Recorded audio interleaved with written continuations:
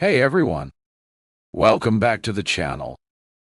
This is your go-to spot for incredible audiobooks and stories that will spark your imagination.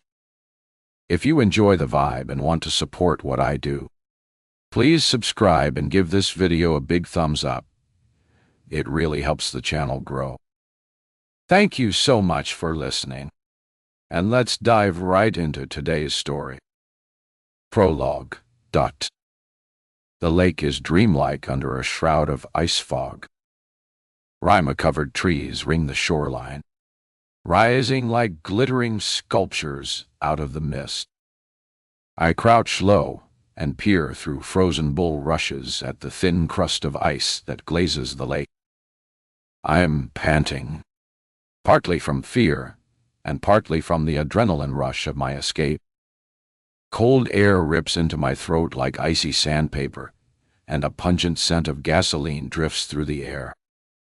My breath puffs out in pale clouds, crystallizing my eyelashes. I cover my mouth. I can't let them see me here. I'm supposed to be drowning, dying a slow, cold death.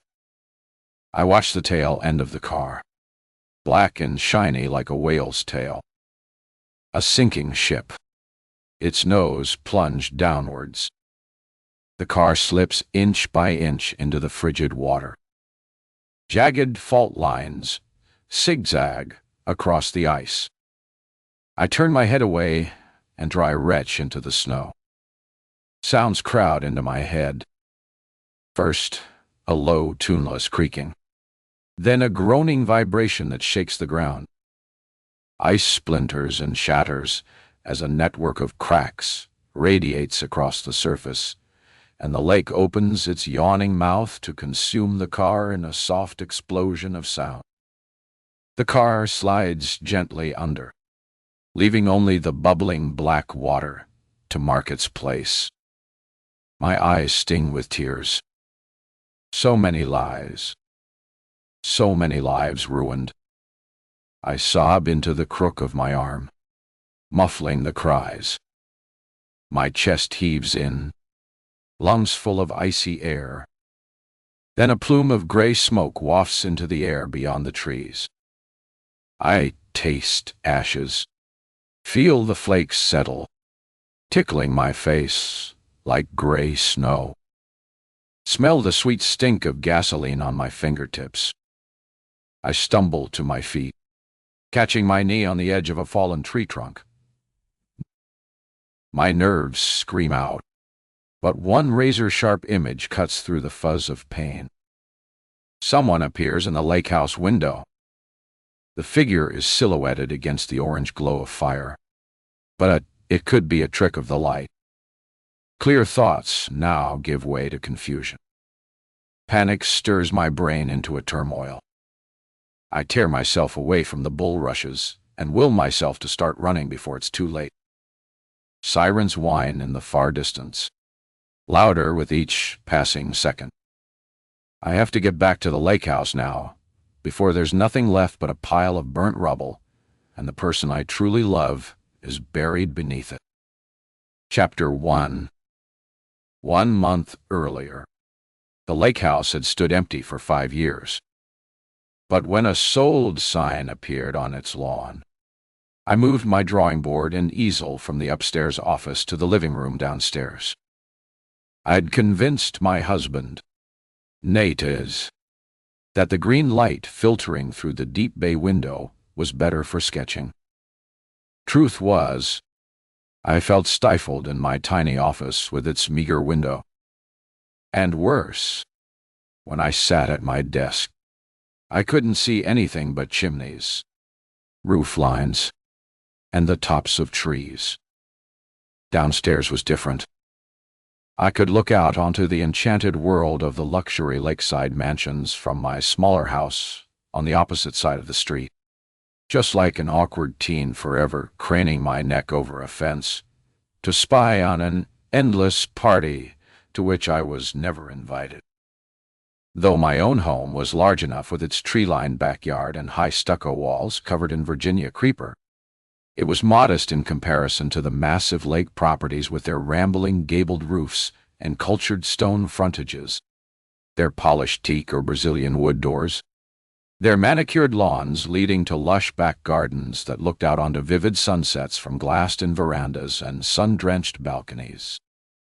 Most of the lake houses had swimming pools, fancy rockeries, and hot tubs nestled in vine-covered arbors. I could only see the front of the houses from my bay window. The back views were only visible in tantalizing glimpses from the top of the hill in the nearby park.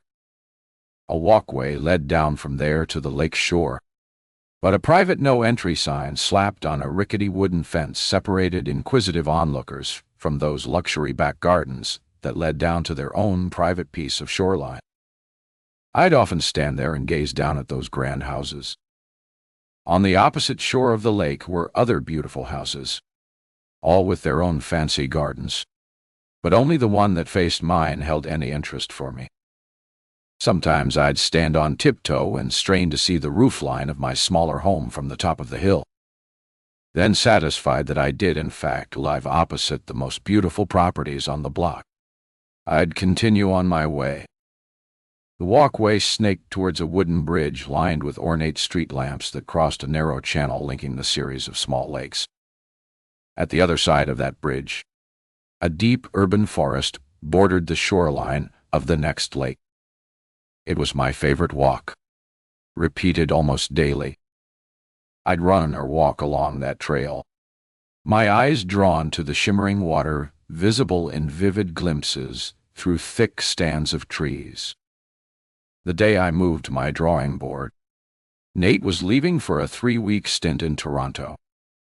Nate, a pharmaceutical salesman, was always heading out on business trips, often 2 or 3 a month, 12 months of the year, including December. Including December. I was just about to arrange my brushes and pencils on the ledge of my easel when he lugged his large suitcase downstairs. He packed a bulging carry-on case and a garment bag stuffed with 3 suits.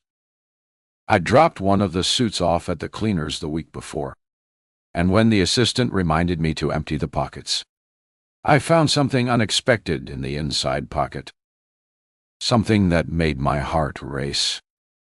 I'd put it in my wallet. Couldn't deal with it until Nate was gone. Couldn't even think about it until he was out of my sight. It was further proof that he was keeping secrets from me again. The thought sickened me. Now he stood under the arch by the front door, twisting his gloves. "I hate to leave you like this. Olivia.Cotton. I mean, are you going to be okay here alone?"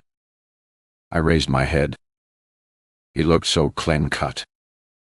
Freshly trimmed black-brown hair immaculate against the pale skin of his stubble-dusted jawline. Ice-blue eyes fringed with dark lashes.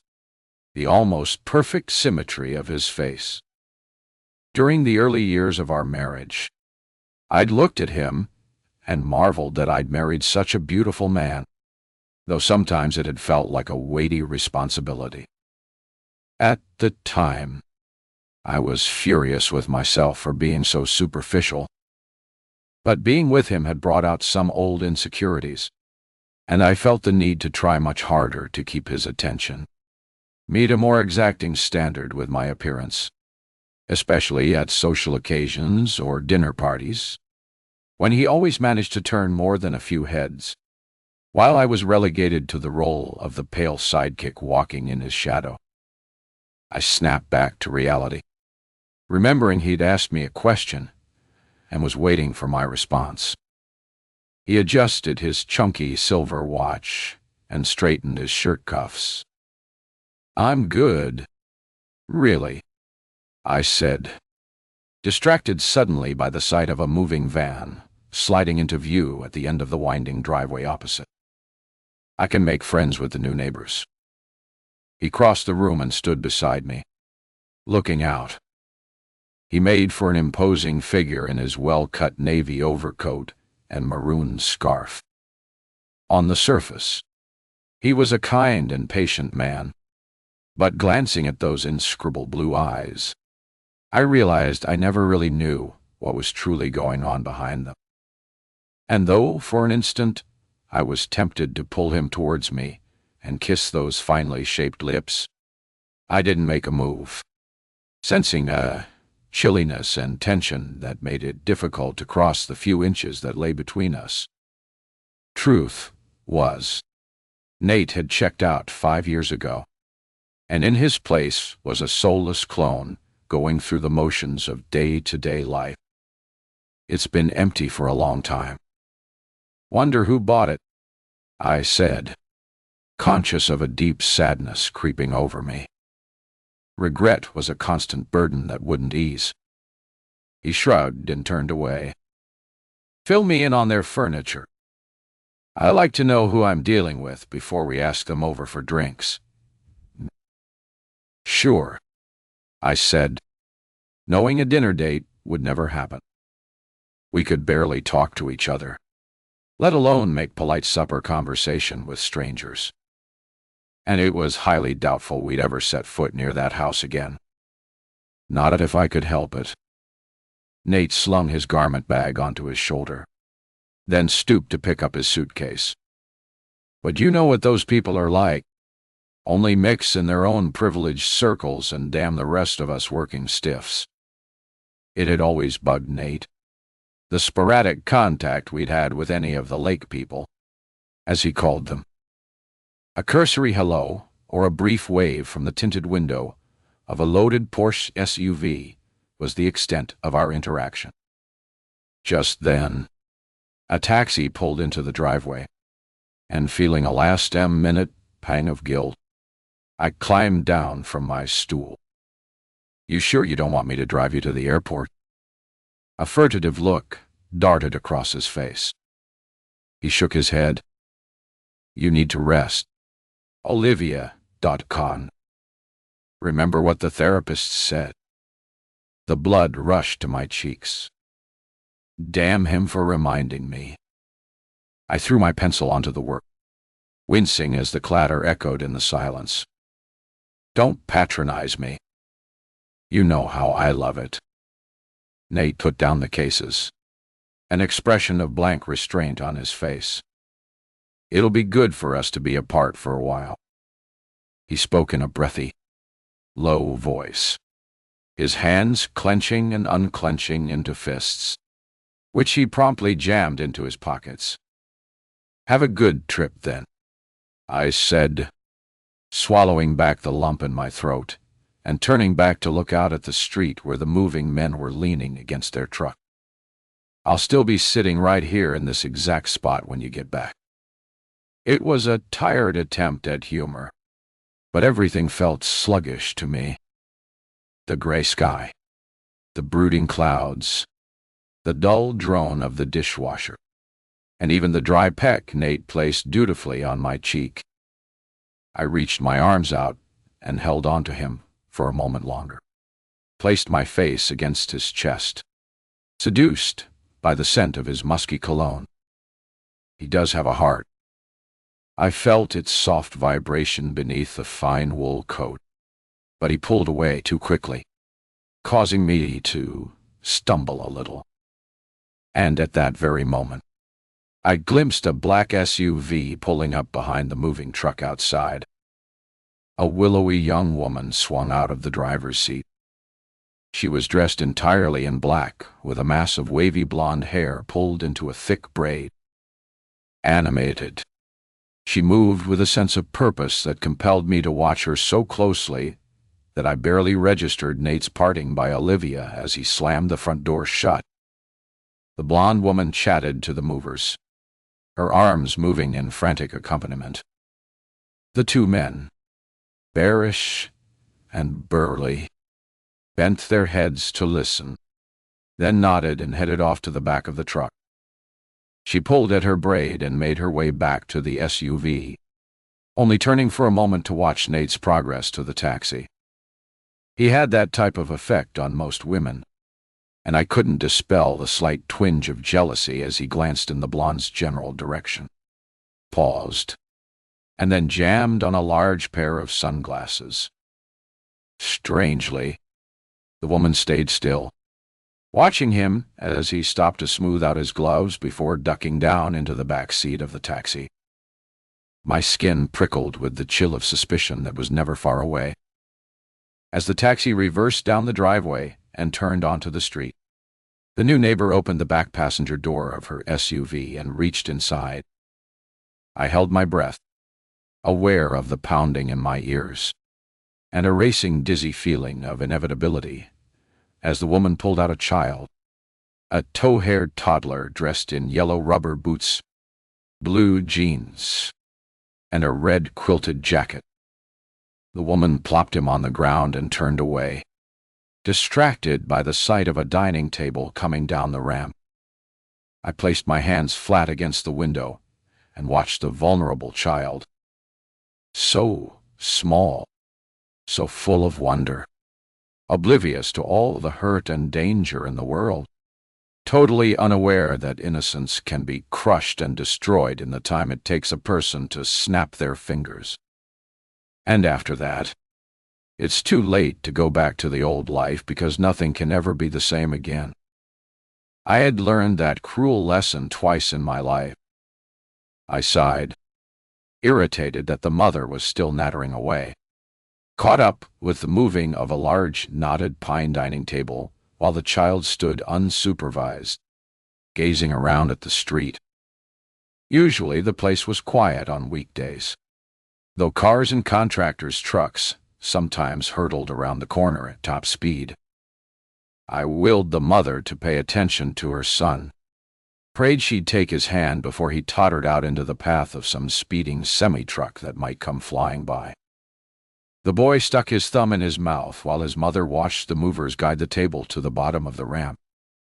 Then his little face lit up when he spotted a rabbit hopping over my lawn.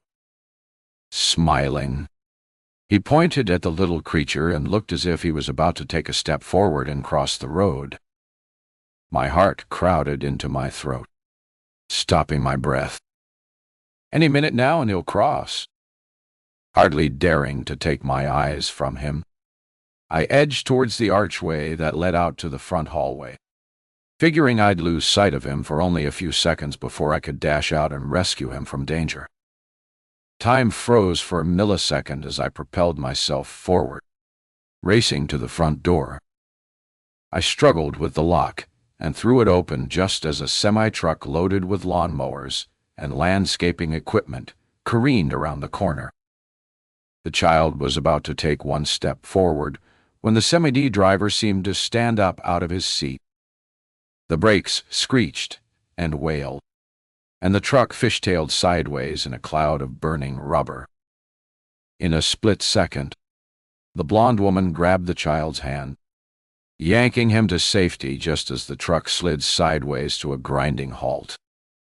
I stood still for a few mind-splitting moments, trying to catch my breath as the truck driver leaned his head out of the window and screamed curses at the woman who picked up the child. The mother turned and hurried towards the front door of her new home, where she disappeared into the shadows.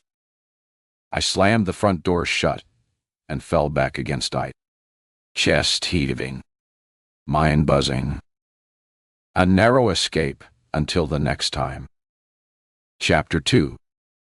I woke up nursing a headache that pounded against the roof of my scalp. After the truck incident, I had binged until 2 in the morning on some true crime series about a missing kid. As always, after an exhaustive search, they never found him. So, the ending was left wide open. I sat there watching the closing credits roll, the words blurring into white fuzz. My mind was fixated on the short reenactment clip of his disappearance. The images played over and over, flickering and nightmarish like an old piece of film stuck in the shutter. The boy throwing his plastic airplane into the air, watching as it sailed far ahead of him, then following it into the dark mouth of the woods. He never reappeared. All the bad things happened in the woods. Everyone who's ever binged on thrillers knows the forest is a pathway to oblivion, a mystic place that preys on innocence, a sanctuary for the worst kind of predators, animal and human. The woods are a portal to some other world, a black hole that sucks in everything you love. And once they're in there, they never come out. That's how our son, Jack, had disappeared 5 years ago. I'd spent 5 years since then living in a semi-comatose state, though I'd finally managed to make some semblance of a life for myself. The memory of Jack stayed foremost in my mind, ready to emerge in all its horror and lay me prostrate with grief again. It didn't matter that I'd packed up all his photos and clothes and toys and asked Nate to take them to the Goodwill store. Any random event could trigger the memories of that day, reawaken the terror and send me reeling into mental oblivion. And seeing the neighbor's little boy in that moment of danger had brought it all rushing back. I'd read somewhere that one of the reasons people cut or self-harm themselves is to get rid of emotional numbness and actually feel something. That's how it was with me. Remembering Jack reopened the wound and brought back the agony. It made me feel alive, but it was also a secret form of self-punishment for the guilt that surrounded his disappearance. Guilt that had never left me. I pressed my sore eyelids into their aching sockets, then lay against my pillow, watching the morning light filter through the white and gray drapes. I willed myself to think about Jack. He wasn't the kind of kid who fell asleep in his stroller while I browsed the racks at the mall. He was the kid who wriggled and squirmed until he escaped his seatbelt, then crawled under clothes racks, or if I actually made it to the changing room with something to try on, he was the kid who lay on the floor, peeking through the gap at the woman undressing herself in the next stall. Another memory floated into my mind, as it always did when I dared to think about him. I'd been pushing him through the crowds on the first floor of a department store. As I approached the elevator to get to the second floor, Jack suddenly dove out of his stroller and flew towards the open elevator door. He slipped inside before I could maneuver the stroller in. The doors swished shut on his grinning face, and my heart just about left my body as the elevator traveled up to the next floor. Without wasting a second, I parked the stroller and tore towards the escalator, praying he hadn't arrived on the next floor yet. I sprinted up the moving stairs, shoving past the people that stood in my way. I ran past the mixers and the coffee makers and the toasters until I arrived at the elevator just as the door opened. Up. Jack stood there smiling and saying, "Ride. Mommy, ride." I swept him up into my arms and kissed him all over, too relieved to even think of being angry at him. I turned over and pressed my face against the pillow, trying to block out the morning light. A heavy paw of guilt engulfed me. I told myself for the 1,000th time that I, and not just Nate, had to share the blame for Jack's disappearance. I'd known Jack was a hyper and inquisitive child. I should have kept my eyes on him the entire time we were at the party, never let him out of my sight, never taken him to the party in the first place. I should have hired a babysitter. And for a miserable $40, my life might have taken a whole different direction. Chapter 3. 5 years before it was hot. Sunny Labor Day. We'd been invited to one of those swanky corporate parties Nate absolutely lived for. He was a man who appreciated fine food and clothing, so he'd organized his side of the walk-in closet in carefully color-coordinated blocks of outfits wrapped in plastic garment bags. When we first met, I'd admired his sense of style and even found his attention to detail endearing. As a self-confessed slob who often used the floor as a dumping ground for cast-off clothing, I'd even hoped some of Nate's orderliness might rub off on me. The day of the party, he insisted on helping me pick something to wear, which removed one more headache from my day. Because at that particular time, I viewed fashion as simply a chore. I selected clothes based on their comfort and washability. And with an active 2-year-old, I barely had time to shop for new things. I tried on 4 dresses, parading like a model in front of him before settling on a pale green silk shift dress I'd never worn before. He planted a soft kiss on my lips and told me it matched my eyes. I remember looking in the mirror before we left and thinking that we really did look like a happy, attractive couple. And with our beautiful little boy, we were the picture of the perfect family. We walked across the street towards the grand house with its polished teak doors, cedar siding, and ornamental stone frontage. Polished brass lamps hung above the imposing front door and all 3 doors of the triple-car garage. Cultured stone planters displayed a riot of red and cream canales studded with ivy and ferns. A stone statue of a deer and fawn stood at the center of a manicured flower bed. The host was some hotshot lawyer with a Maserati and 2 gleaming seeds strapped to a monster truck in the driveway. It seemed an obvious display of ostentatiousness, left there for all the guests to envy and admire. I'd torn my gaze away from all the grandeur to focus on Jack's head resting against Nate's shoulder. His downy auburn curls gleamed like burnished copper. His eyelids drooped heavy with sleep. "Bring your kids," the host had urged. But Jack was tired. He should have been tucked up in bed for an afternoon nap instead of going to a party. Nate persuaded me a bunch of other kids were going, and Jack would have a whole lot of fun because the host, some guy I'd never met, named Jude, had hired a clown to entertain them with magic tricks, face paint, and balloon sculptures. Like a spineless coward, I gave in. Afterwards, I'd tortured myself for my weakness. The back of Jude's magnificent home consisted mainly of massive floor-to-ceiling windows that looked out onto the lake, bordered on its left shore by a wild forest inhabited by deer, foxes, and a multitude of squirrels, and other tiny creatures. I sat on the tiled patio, marveling at the intricately landscaped pool area, fenced in and closed down for the fall.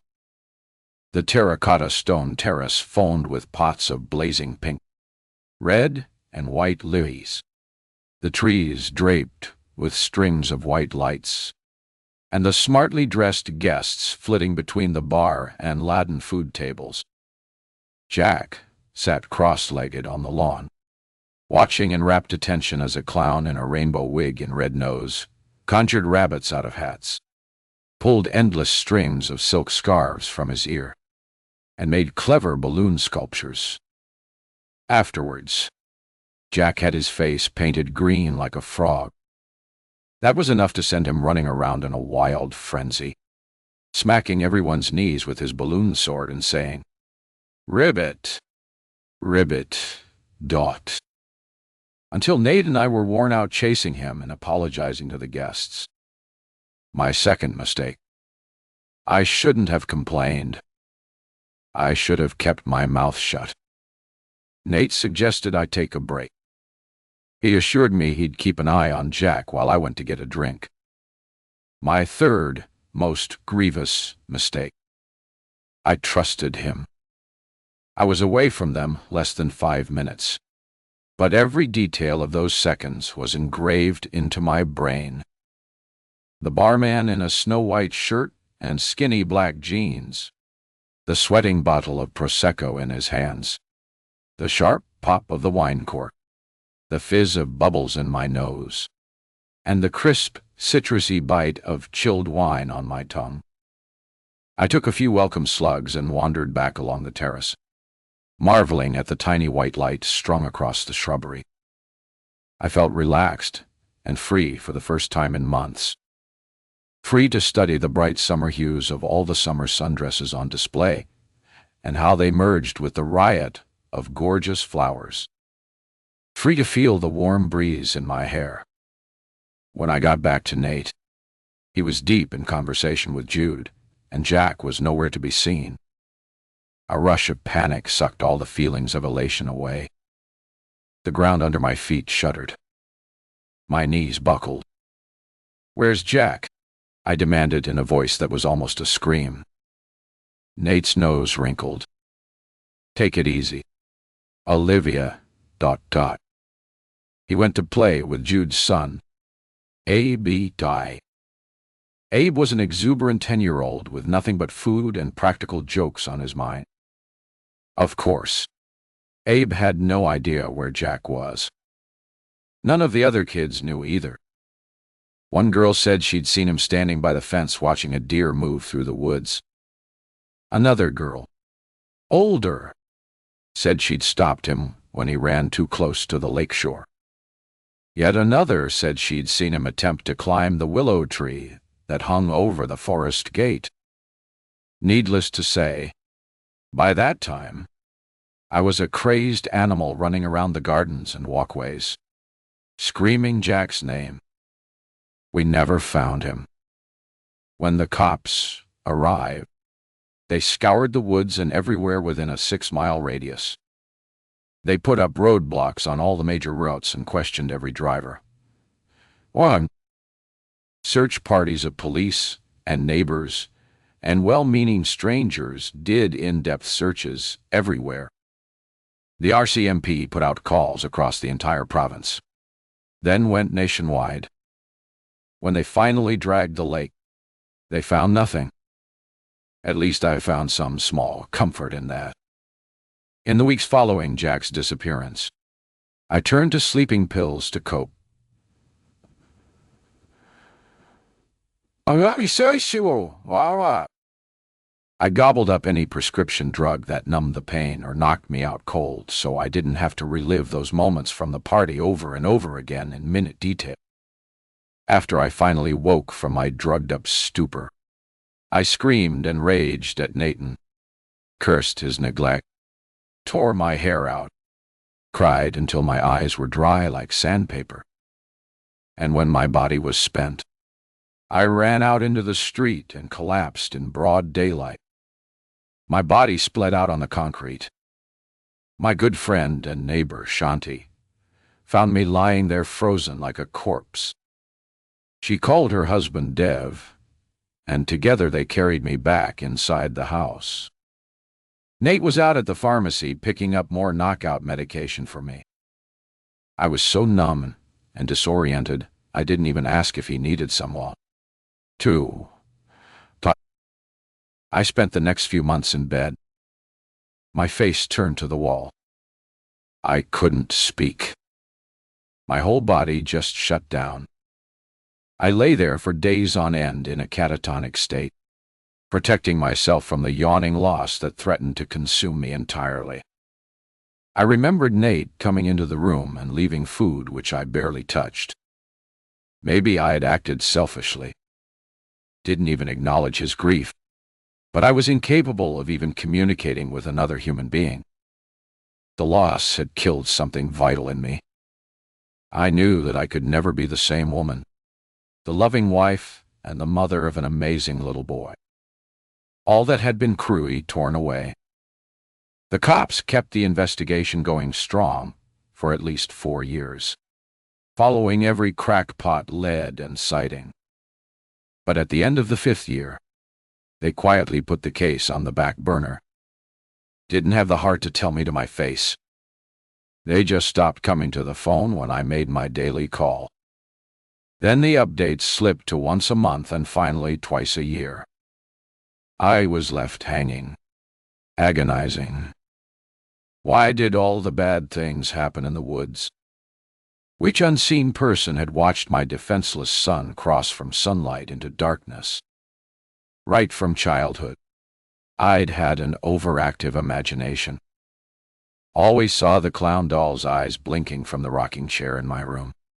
or felt the unseen hand grasp my ankles as I ran up the basement stairs, or sensed the shower curtain parting behind my naked back to reveal the glint of sharp steel.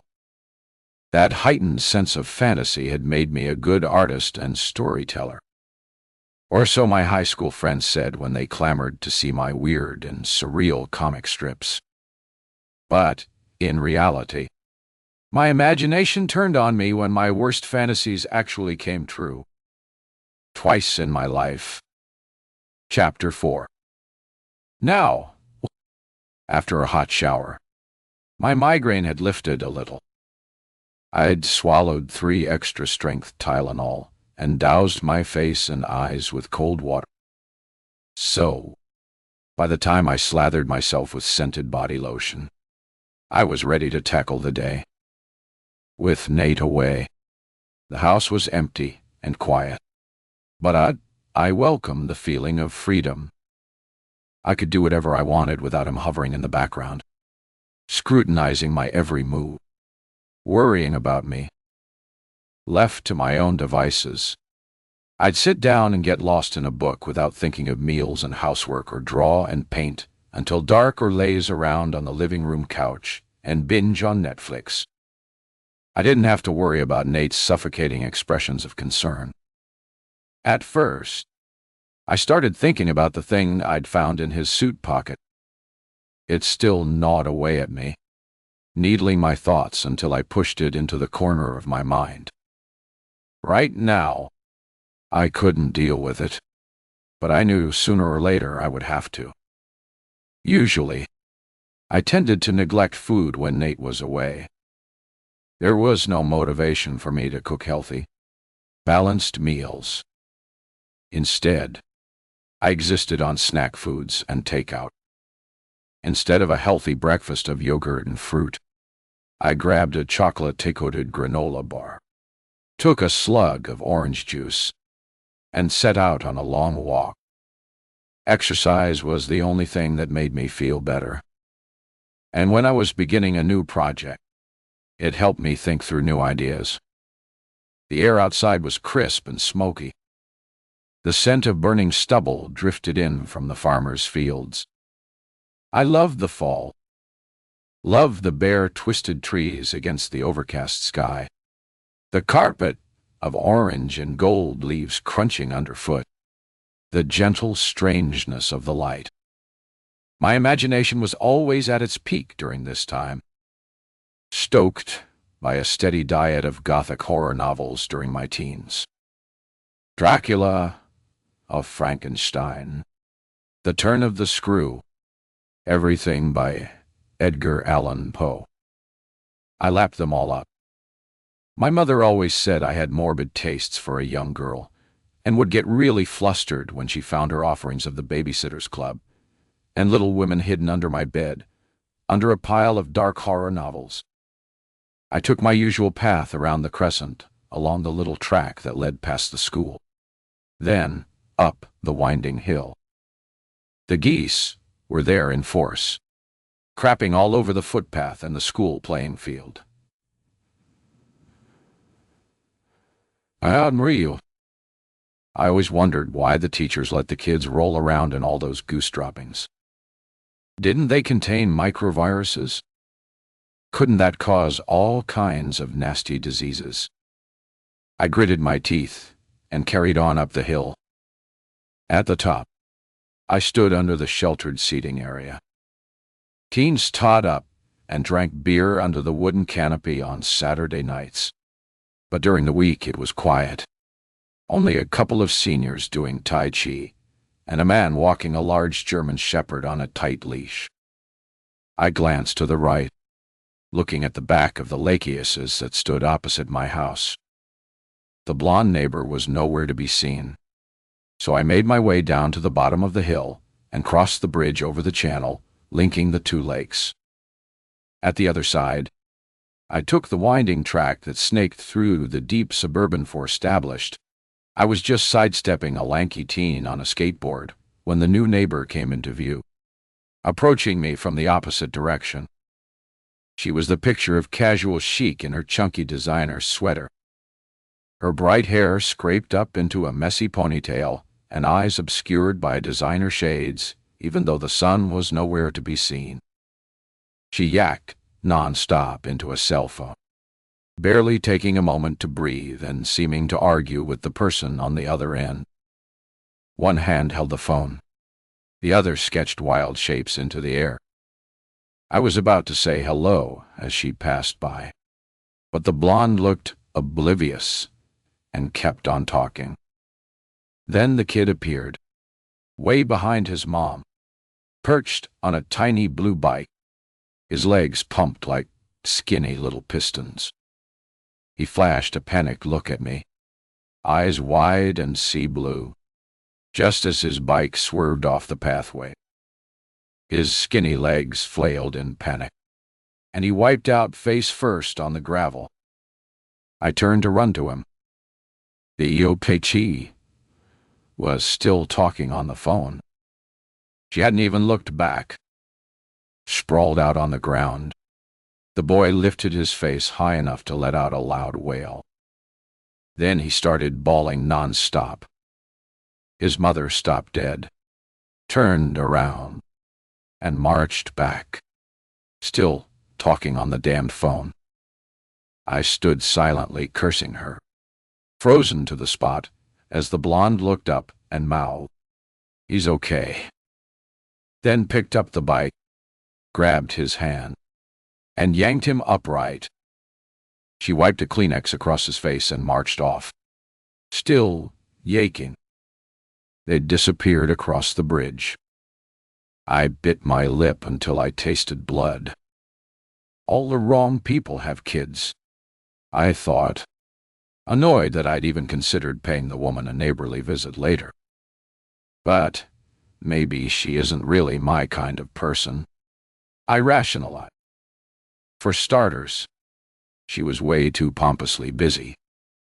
I had met her type before, people who measured their importance by their lack of personal time, always complaining about how they just got off the phone and needed a few private moments to themselves, away from all the people craving just one more moment of their precious time. The geese were squawking too loudly, and a faint ache pulsed across my chest. I pushed on along the trail, putting off the inevitability of going home and starting the project I was supposed to have started 3 days ago. Started 3 days ago. A debut author's picture book about a magic lunch bag. I'd already done some research, checked out the local stores for the perfect lunch bag, marveled at the many variations. C-pound bags that opened out into intricate compartments, click-down plastic boxes, baggy types with fold-down flaps, even vintage metal suitcases or weathered-looking treasure chests. But one in particular stood out. It was a simple design, a brown and yellow plastic zip bag with a bright yellow spotted dinosaur on the front, holding a chicken drumstick in its mouth. The words, "Feed me," were splashed across the top in bold white letters, and the dinosaur gazed at me with such pleading eyes. I held on to the bag and let the words sink in. "Feed me! Feed me!" It reminded me of Jack. He would hold out his red and white plastic bowl for more Cheerios, more rings. "Mommy," he'd beg, fixing those earnest blue eyes on me. I remembered standing in a busy bookstore holding the dinosaur bag, tears streaming down my face. People were staring, nudging each other, probably wondering if they should step in and steer the crazy lady to the customer service department. But I pulled myself together and grabbed another lunch bag, a red one with a ladybug saying, "Yum, yum." Then headed to the checkout and bought both.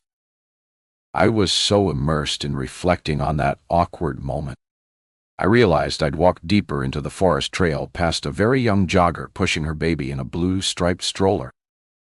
He was fair and chubby, and his hands made windmills in the sunlight. My heart swelled as I visualized my fingers crushing the throat of an imaginary attacker. I checked myself at the violence of the image. Was this maternal instinct? Unfulfilled urges still lingering in my brain cells. On the lake, the geese bobbed like small boats, resting before taking off on their journey south. I stood motionless, hearing nothing but my heart beating against the whisper of the geese and the trickling of water from the concrete fountain. Had Jack wandered this far on his own? And if he had, where on earth had he gone? Which heartless monster had taken him by the hand and led him away? Then time suddenly shifted. The recess buzzer sounded in the nearby school, and 3 kids hurtled down the hill screaming. A sharp pebble zinged past my ear, sending the geese into a flapping, threshing panic like wild bats at midnight. In the distance, the baby was crying so loudly his mother couldn't comfort him. I clambered back to the pathway and took an alternate way home. I stopped on the opposite side of the street from the house I grew up in. The same house that almost burned to the ground all those years ago. Turning away, I swallowed a sob and walked away from the forest trail. I'd vowed to stay away from there. I'd spent 14 years trying to put that event behind me. And when Jack went missing, abject grief over his disappearance buried the memory of that terrible fire.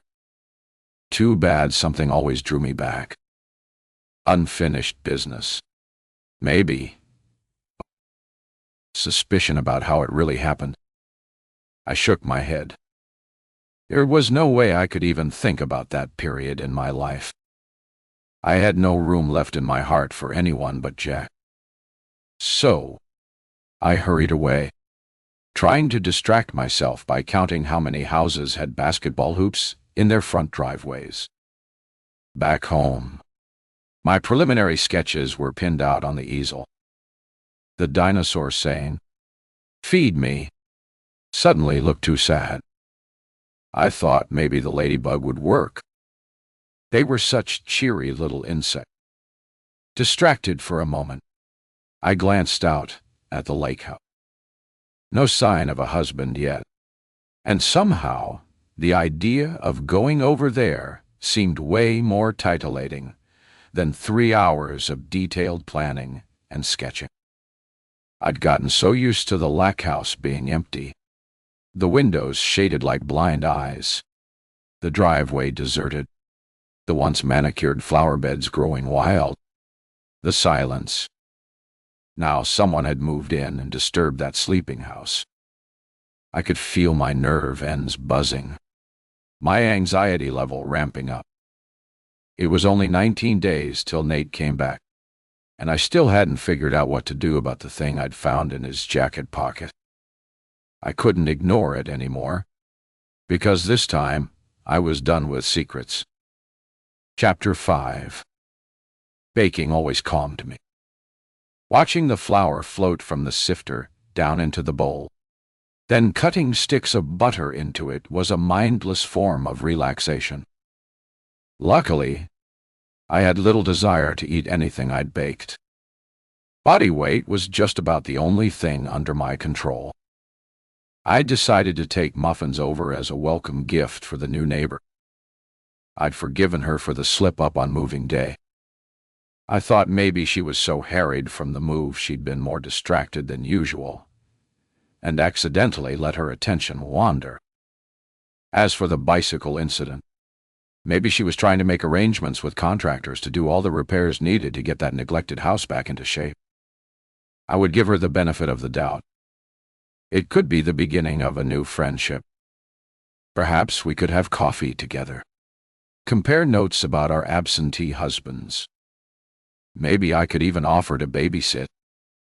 Besides, nobody else on the street would do the welcome to the neighborhood thing.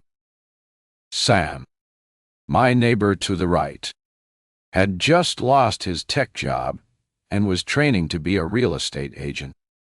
while his wife waited tables at a fancy steakhouse. On the other side was Vera, a widow whose abusive alcoholic husband had died a year previously, leaving her free to live the rest of her life as she wanted to. Now her days of conflict and self-sacrifice were over. She was always out at the casino or playing bingo, so it was unlikely she'd be dropping over for a friendly visit, unless it involved a game of poker and a couple of cold gin and tonics. An hour later, I had arranged 6 golden blueberry muffins into a cloth-lined basket and was wondering how this still nameless neighbor would receive me. Whether she'd simply dismissed me as the pushy neighborhood busybody, vying to be the first to get an invite into the house to get the lowdown on her taste in home decor. I stood by the bay window in an agony of indecision, wondering if I should actually sling the basket over my arm and walk like an overgrown Red Riding Hood across the street. My phone vibrated, shocking me out of my inertia. It was Min, my editor, probably wanting an update on how the illustrations were going. I ignored the insistent buzzing, vowing to call back in the morning after cramming in at least 4 hours of work that night. Then a text arrived from Nate. "How are you feeling today?" Impersonal. A chore. As if he'd checked off another item on the list of things he had to do today. Now he could cross out, "Call the wife." I texted back, "Okay. What are you up to?" "Not much. Work. Okay. Got to go. Talk later." I clicked the phone off. What a complete waste of 30 seconds. In a fit of guilt, I snapped a picture of the muffins and texted it to Nate with a message. "New neighbors, welcome basket. This LOL. His reply came back quickly. "Are you sure you should intrude?" Nate had always encouraged me to reach out to our neighbors. I stared at his text for a moment, unsettled. I thought I was just being sociable. I thought for a moment longer, then texted back. Got to break the ice somehow. I waited, but he didn't respond to that one. So, duty done. I headed out onto my front steps just as the blonde neighbor's garage door opened and her SUV pulled out. The driver's side window was down, and though the woman turned away before spotting the basket, I caught a glimpse of her teared face as she zoomed by. The kid was fastened into his car seat in the back, howling and crying. He'd been crying ever since he'd arrived on the street. My heart went out to him, so vulnerable and probably missing his old familiar home. Just before the overhead door closed, I noticed the garage was empty. Obviously, she was still alone, dealing with all the demands of a toddler and a move to a big new house that probably needed a whole lot of work. Feeling a stab of sympathy, I thought about leaving the basket at the front door, but the fat tabby that crept around the top of all the fences would probably get into them. Deciding against it, I turned to go back to the solitude of my house, only to stop after taking a couple of steps. If no one was at the lake house, what was the harm in taking a look around the back? Seeing how it looked now? Why not? I've done it many times before. Force myself to take that same walk over the street that Nate and I had taken 5 years before. Only then we were 3. A family. Afterwards, only 2 of us walked away from that place, our hearts torn apart. I'd slipped through the side gate many times after the owners moved out.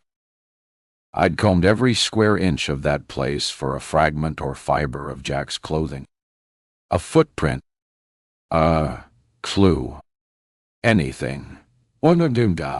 Wire, or do cow. Then I'd sat and wept by the empty pool, broken by the futility of a ritual that produced nothing. All I had left was hope. And that's why I stayed, living opposite the house that killed me inside. Every time I looked over at it, I'd convinced myself that if Jack came back from wherever he was, I had to be here, waiting for him. The street was eerily quiet for a weekday, the silence interrupted only by the occasional raucous screech of the crows that inhabited the towering choke cherry trees. No cars driving by or people out walking. Scanning my neighbors' houses, I saw only empty windows. The coast was as clear as it would ever be. I hooked the basket of muffins over my arm and hugged it close to me so I could move more easily into the cover of the cedars that lined the broad pathway to the back of the lake house. The gate latch was a single fraying rope. I pulled it gently until I heard the familiar click, then let myself into the massive garden where elm and linen trees rose like giants surrounding the wide lawn. Beyond the trees was the lake. Sunlight reflected from the surface of the water, gilding the skeletal branches of the weeping willows. Weeds grew out of cracks in the rough stone patio, and the long cedar deck appeared tilted, needing to be leveled. The graying planks had warped and dried. The rockeries and shrubs were choked with a profusion of twisting, twining weeds. The entire effect was desolate and gothic, a dark memorial to a glamorous past. I gazed hard at it, pictured that same place on a warm, sunny day, saw people in bright summer clothes mingling among the rock gardens and around the pool. Imagined the sound of muffled voices coming from the nearby balcony, the sudden pop of a cork and the gurgling of wine into glasses. Now the garden was wild and unkempt, filled with dried autumn shrubbery and damp piles of leaves. At its center was the drained pool. I walked towards it and leaned over the cracked concrete edge. The pool was empty, except for a shallow slurry of dirty water and slimy autumn leaves. A clock chimed somewhere as the sun broke through a cloud. My reflection shifted in the muddy puddle. I heard a rustling sound and looked up. A little boy appeared between the trees, his back to me. He walked towards the broken fence that led to the forestablished. I blinked my eyes again, and he was gone. I ran towards the place I'd spotted him. Find him. Find him. That boy. Was it the neighbor's boy or my boy? But he was nowhere in sight. I felt the heat of tears on my face, the same hollow clawing of emptiness in my gut. I turned to look back at the house. That, too, was deserted. Dust furred its smudged windows. A storm door flapped on rusted hinges. Or maybe it was the sound of the garage door opening. Maybe she'd come back. Maybe she'd forgotten something. I realized then how I would look to her. A disoriented, neurotic, busy body carrying a basket of muffins and snooping around in her backyard. Just then, a light went on in the back window by the screened-in veranda. I retreated into the cover of the trees. There was no way out except over the broken fence and into the forest, the same way Jack had wandered. I turned and fought my way through the clotted branches and twisted vines, scratching my hands in the process. The small gate was padlocked. Had the lock been there on that day 5 years ago when Jack slipped through? Or had Jude, the owner, been so overwhelmed by guilt he'd installed it afterwards to protect his kids? I heard the swish of a patio door, and my heart began to race. I had no other option but to balance the basket on the top of the fence. step up onto the bottom rung, then hitch my leg over the broken part. The basket tipped over, sending the muffins tumbling onto the grass. I got my other leg over just as I heard the sound of voices in the garden behind me. Jumping down onto the other side, I heard a rip as my jacket caught on a jagged piece of wood. I crouched under the cover of a spruce tree and watched as the blonde walked out into the garden, accompanied by 3 men with pruning machines and chainsaws. They'd come to start work on restoring the beauty and order back to that glorious garden, to rebuild it back to its former splendor. Only then did it dawn on me that the house and its gardens were probably closed to me for good. Worse still, I'd lost access to something precious I'd clung to for 5 years. The last link to my son, Jack. Chapter 6. I sipped my tea, enjoying the spicy scent of cardamom and ginger. From my seat on my front porch, I could see the school kids running by, happy to finally be out in the fresh air. Usually, I tried not to think about what it might have been like walking Jack home, but I couldn't help myself imagining his little hand in mine, asking him about his day at school. I'd have a plate of sliced fruit, cheese strings, and animal crackers waiting on the kitchen counter for him. Then, we'd cuddle up and watch cartoons or do some drawing or read a book together.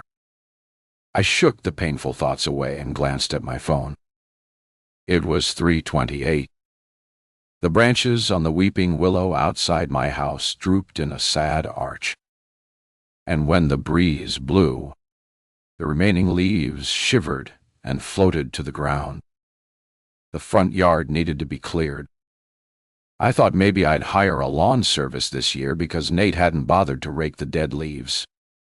It was just like him to shirk the practical stuff, or complain that a lawn and snow clearing service was too expensive.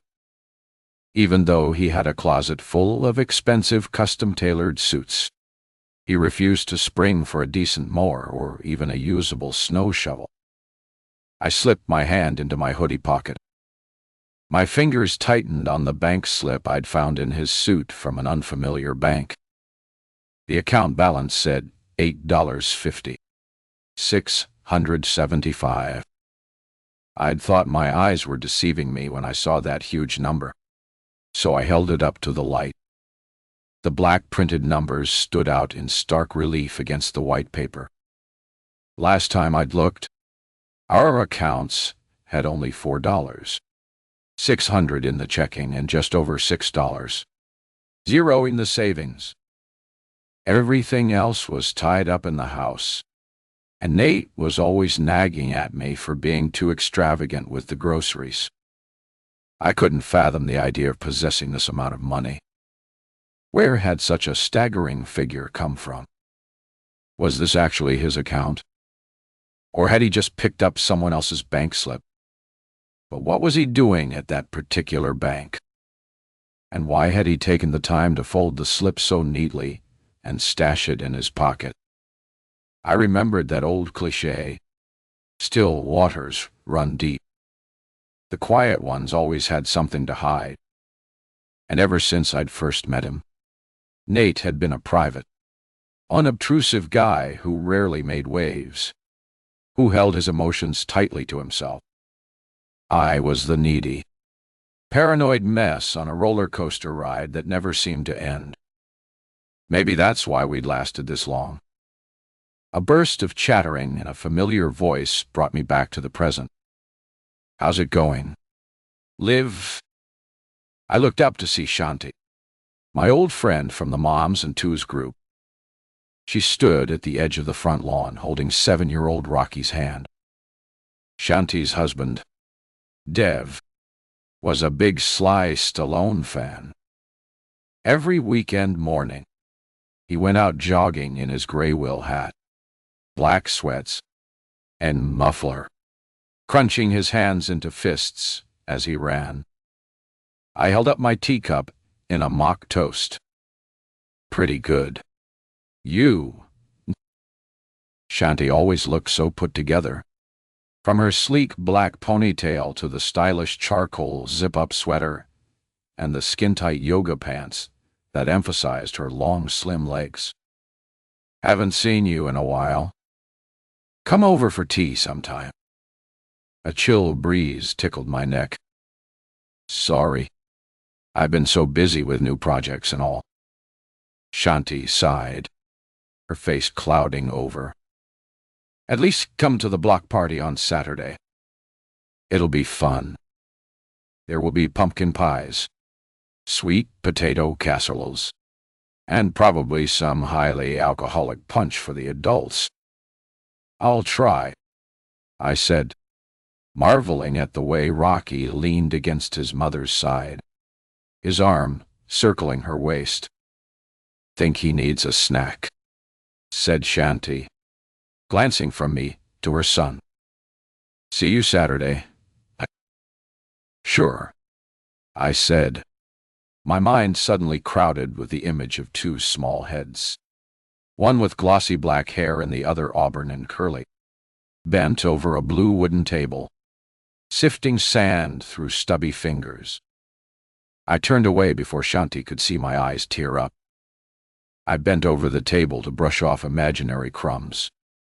When I looked up again, she was gone. I fell back against the chair, a sudden rush of sadness choking the breath from me. It subsided at the sight of a massive pickup truck with glittering wheel rims and red flames painted across its shiny black sides. With one last blast of exhaust from the chrome tailpipes, the truck stopped in front of the lake house. The doors swung open, and two boot-clad feet emerged, revealing a tall, husky man who resembled a caricature I might have drawn for one of my middle-grade books. A cross between a biker and a wrestler. He sported a gray ponytail, a luxuriant black beard, and was decked out in a black Aussie Osborne t-shirt, faded denim vest, and a Hulk Hogan-type bandana that peeked out from under a black baseball cap. His bulging biceps were covered with vivid tattoos of green and blue snakes coiling around scarlet flowers. I leaned back into the shelter of the cedars to watch as the garage door opened and the blond neighbor strode down the driveway. The little boy padded along behind. The man held his arms out toward the child, who sucked his thumb and clung to his mother's leg. They were too far away for me to hear anything, but the man became agitated as the woman shrugged and folded her arms, facing him with an air of blank defiance. He turned and took a large blue gift bag from inside the truck and held it out to the boy, who peeked around his mother's legs to look. Like a magician pulling a rabbit from a hat, the man lifted out a plush Mickey Mouse, almost as big as the kid who skirted around his mother's legs, grabbed it, and retreated to shelter again. She looked angry, one hand on her hip. She waved the other in his face, spitting out a barrage of words I couldn't decipher. The man tensed up, a pit bull poised to strike. The woman backed off, almost treading on the child's feet. Then the man turned and glanced towards me just as the sun beamed into my eyes. I shifted sideways to dodge the rays, then picked up my notebook and pretended to flip through the pages, trying to keep my eyes lowered. By then, he'd started yelling as the woman swept the boy into her arms. The kid screeched as he dropped the giant furry toy on the street, then carried on screaming and waving his arms as she retreated up the driveway and into the garage. The door slammed shut, leaving the man staring down at the Mickey Mouse toy that lay face down in the roadside gravel. His face was lift red as he kicked the toy further along the road, then climbed back into his truck. He revved up the engine, spewing noxious exhaust into the air, then reversed over the toy, back and forth at least 3 times. crushing it under the weight of the heavy tires before he screeched off, leaving the stench of burning rubber hanging in the air. My heart jumped when I saw the woman standing in her front bay window staring right at me, oblivious to the little boy at her feet, who screamed and cried as he pointed to the crushed Mickey Mouse lying in the dirt. Chapter 7. Nate's Mystery Bank was situated in the heart of the downtown business district, occupying the expansive ground floor of a charcoal glass skyscraper. And a long, gleaming security desk greeted me as I walked into the airy reception area the following morning.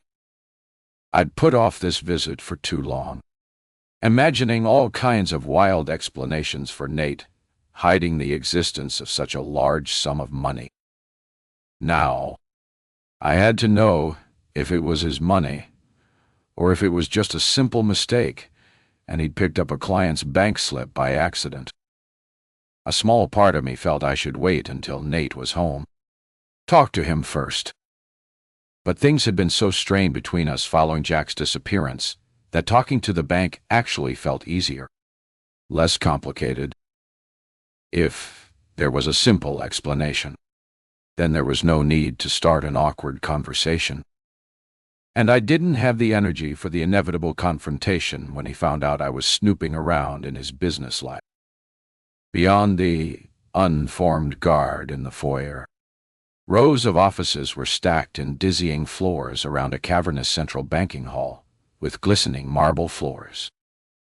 Water trickled down a slate wall fountain, and subtle artwork was dotted around the walls. It looked like an international investment headquarters, not your average neighborhood branch. The teller, a doll-faced girl with shiny black hair and thick eyelash extensions, would neither confirm nor deny the existence of Nate's account. She tapped on her computer keys with talon-like nails, then stopped and scanned the screen. If it's not a joint account, we can't give out any information. I leaned closer. Even if I'm the spouse, I can prove it. I have my marriage certificate. I held out the document, but the girl stared at it unfazed. That proves nothing. Separations and divorces can get nasty when one partner is trying to access the other's private assets and empty the accounts. You wouldn't believe what I've seen in my time here. I'm afraid those kinds of cases have to be left to the lawyers to sort out. But I'm not getting divorced. The girl sucked at her teeth. You're not listed as a customer of this bank. Is my husband? I can't tell you that either. I felt a smirk coming on. You already did when you told me it wasn't a joint account. What if I did? It's not a crime, said the girl, looking beyond me at the growing line of customers.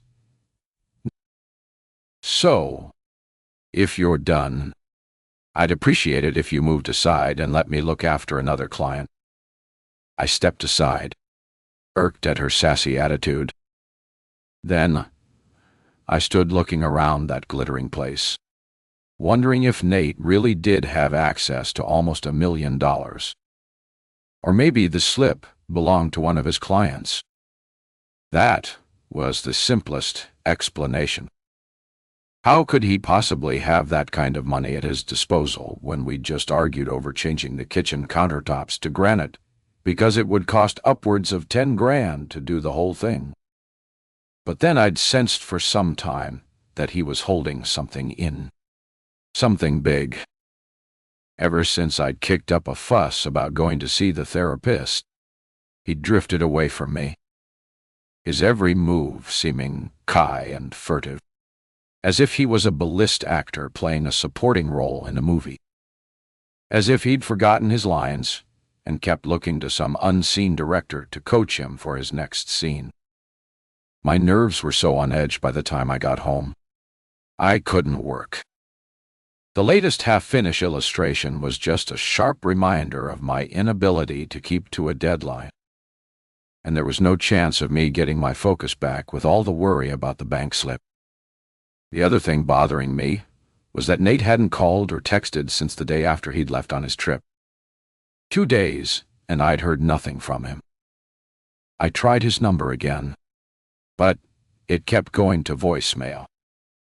Finally, I threw on my quilted jacket and runners, grabbed my sketchbook, and headed out for a walk, vainly hoping the creative juices would start to flow again.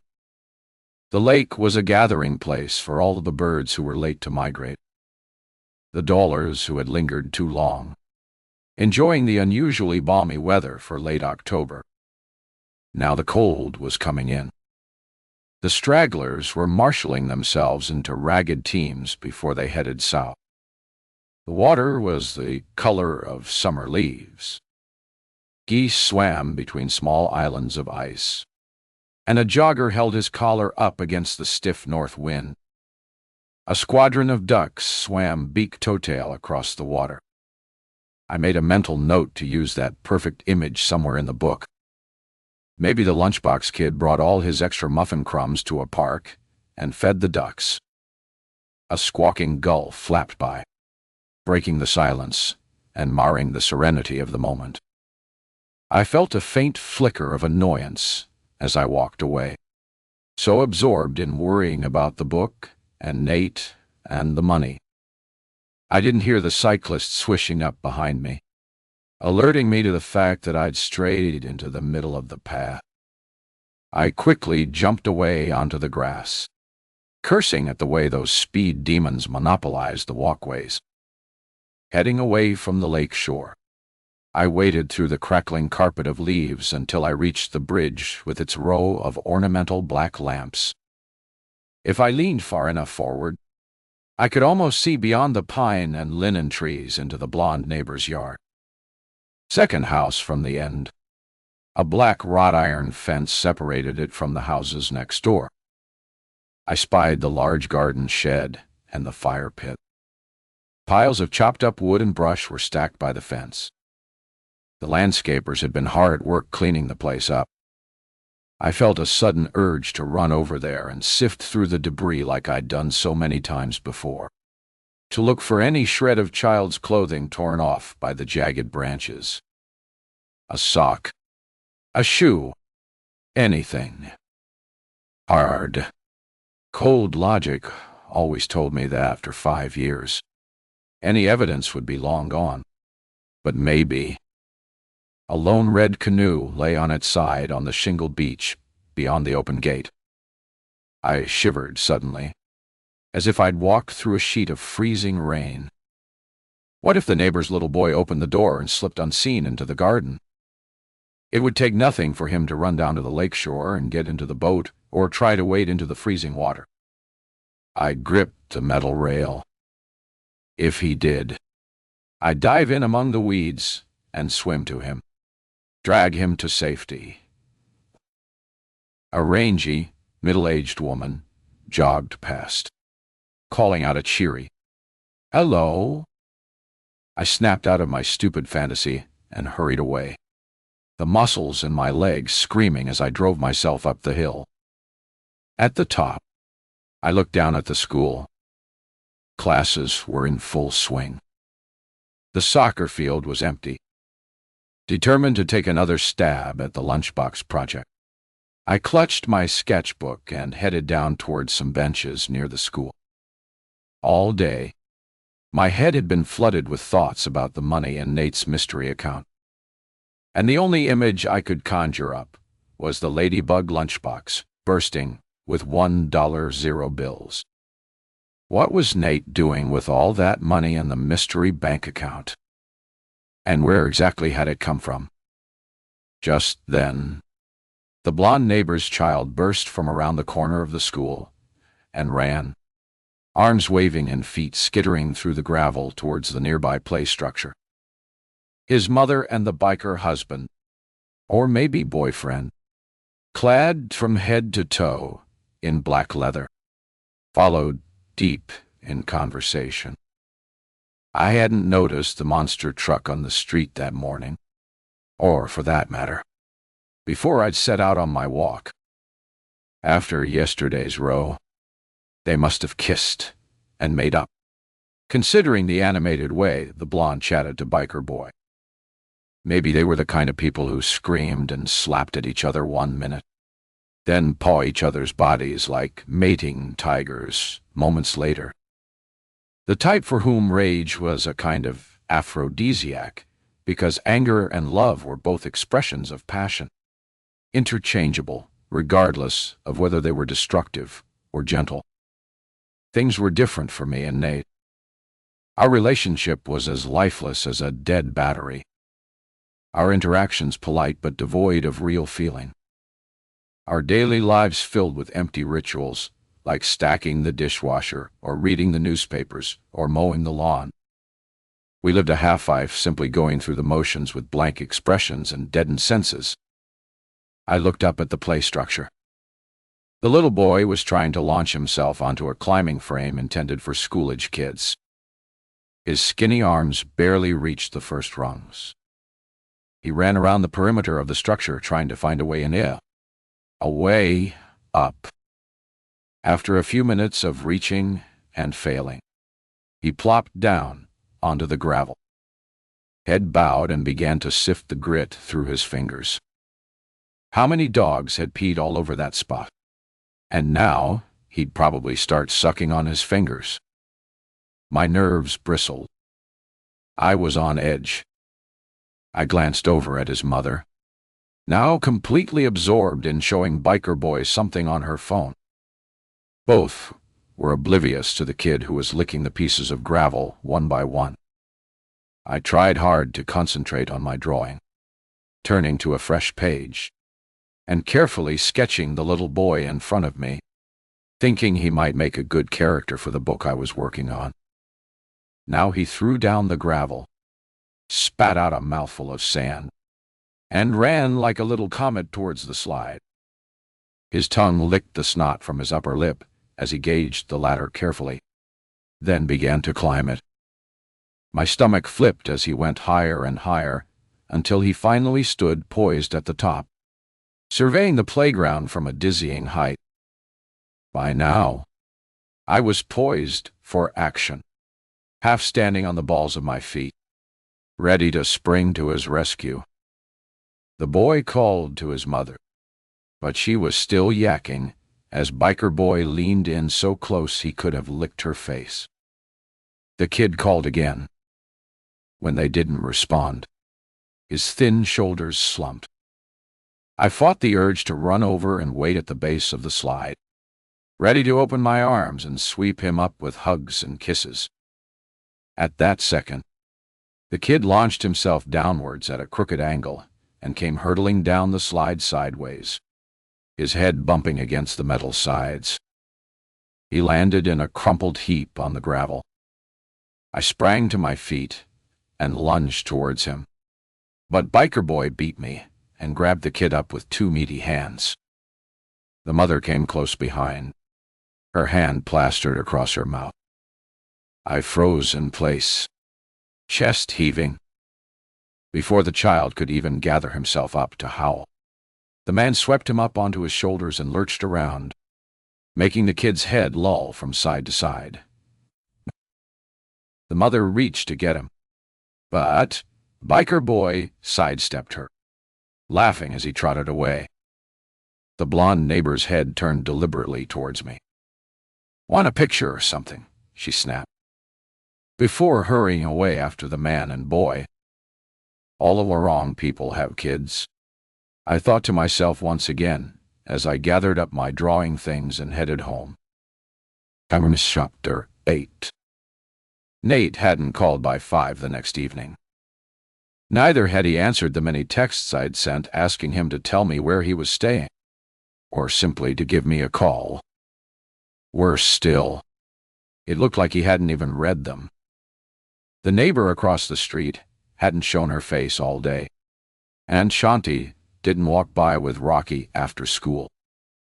I figured she was probably busy chauffeuring a van full of kids to swimming classes, kung fu, or soccer practice.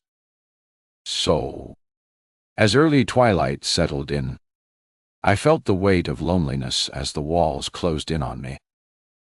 The silence was messing with my head, deprived of the sounds, sights, and scent of human contact for an entire day. I knew it was only a matter of time before the mosaic of shadows on the living room wall would become creeping, shifting creatures, and the quiet, a dull thrumming in my ears. I gathered up my coat, packed my sketchbook into the new maroon leather valise Nate had brought back from Chicago last spring, and drove to the local bookstore just to be around people. Even the company of strangers was preferable to another night spent alone. The nearest bookstore was one of those airy two-story places with overpriced knickknacks on the lower floor next to the bargain books. Scented candles, vegan purses, printed silk scarves, and whiskey sets no one ever used took up a whole lot of space that, in my opinion, should have been used for books. Upstairs, a white baby grand piano stood next to the escalator, and a busy coffee bar lay beyond the long rows of books. I settled at a balcony table that looked down on the sales floor below. The steady bustle and flow of customers felt comforting after a week of solitary confinement. But after one sip of the cinnamon confection masquerading as coffee, I cursed that I hadn't asked the barista to hold the syrup. A slice of yellow cake topped with thick white icing lay untouched on the plate in front of me. Knowing anxiety had robbed me of any desire to eat. Lunch had been coffee and a piece of bagel. Supper, a bite of leftover pizza d'Aglio. It wasn't like Nate to ignore texts or calls for this long. He always replied with some kind of acknowledgement. Usually something brief and polite, but each time I'd tried his number, it had gone straight to voicemail. And then the bank slip was an ominous specter looming in the background. Such a shocking sum at his fingertips. Was it actually his? If so, what was he doing with that amount of money? How did he get it? I thought about trying the number of his hotel, asking him point blank about the money, but I couldn't because I had no idea where he was staying, and that was out of character. Usually, he'd either text the name of the place or an itinerary of his trip. But this time, I'd been so preoccupied with the arrival of the new neighbors, I hadn't noticed his vagueness about where he was going. I'd let him slip away free and clear.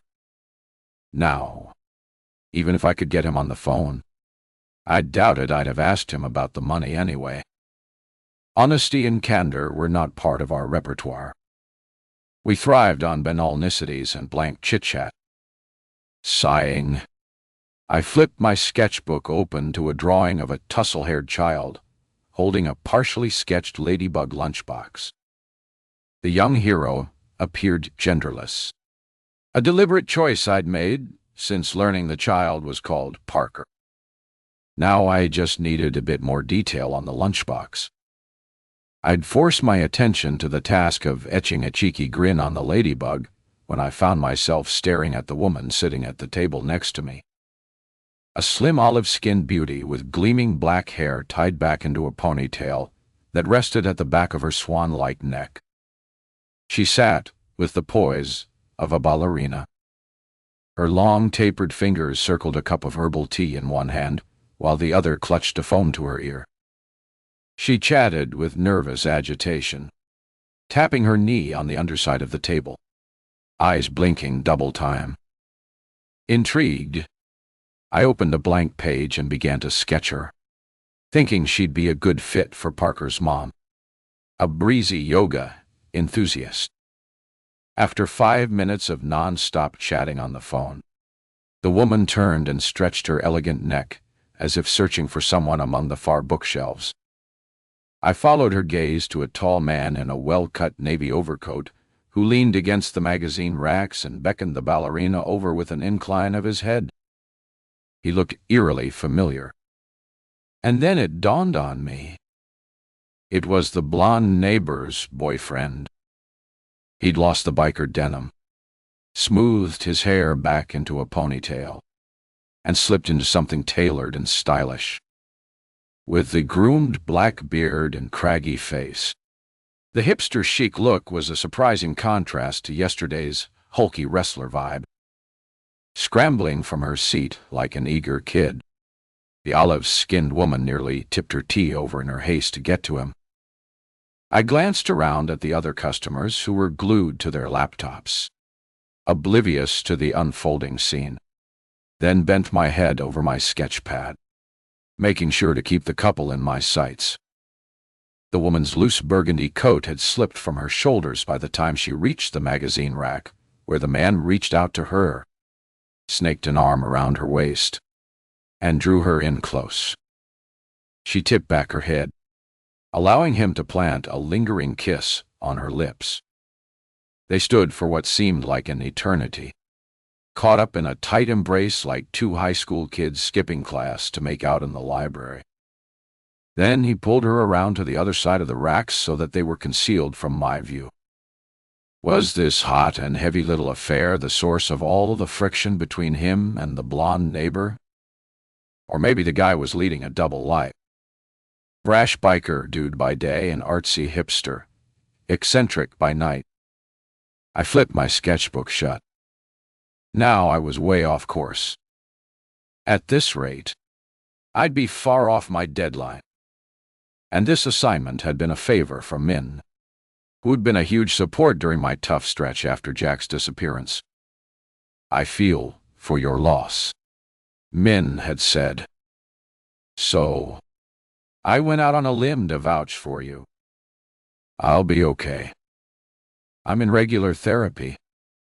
It's really helping. I'd lied without blinking. I hadn't set foot inside the therapist's cinnamon-walled office for at least a year.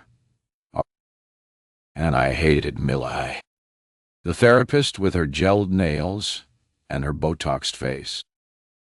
All through our sessions, my attention would drift to the woman's rigid cheeks and the two little grooves that appeared each side of her mouth every time she pasted on the fake, empathetic smile meant to win my confidence. She reminded me of a ventriloquist's doll whose mouth was the only feature that actually moved in that porcelain face. Nate hadn't a clue that each time I set out for a therapy appointment, all I did was go to the park and sit by the pond in the sculpture garden to read or sketch. But I had found some solace in work. Men had been delighted with the early sketches. Now all I had to do was come up with a few more pages of finished pieces to keep her believing in me. There was nothing for it but to go home to the darkness and quiet again. It was my only chance of getting anything done. Poised at the top of the escalator, I glanced down and saw biker guy and ballerina already heading towards the front door. They must have sneaked through the warren of bookshelves and slipped out without me seeing. They held hands in a way that suggested raw passion, tangling their fingers together and rubbing at each other's fingertips, as if the touch of skin on skin was an addiction, a craving. My own skin ocd with the absence of touch. Nate hadn't touched me that way in months, even years if I was honest with myself. The few times we'd come together since Jack had gone, sex had been preceded by half a bottle of rye that Nate poured liberally into a can of Coke, as if he was trying to hide the fact of his drinking from me. Reeking of stale booze, he'd reach for me wordlessly in the darkness, and then roll over on top of me, his half-shut eyes gazing at some undefined point on the wall. When it was over, he'd slump over to his side of the bed, his back a brick wall.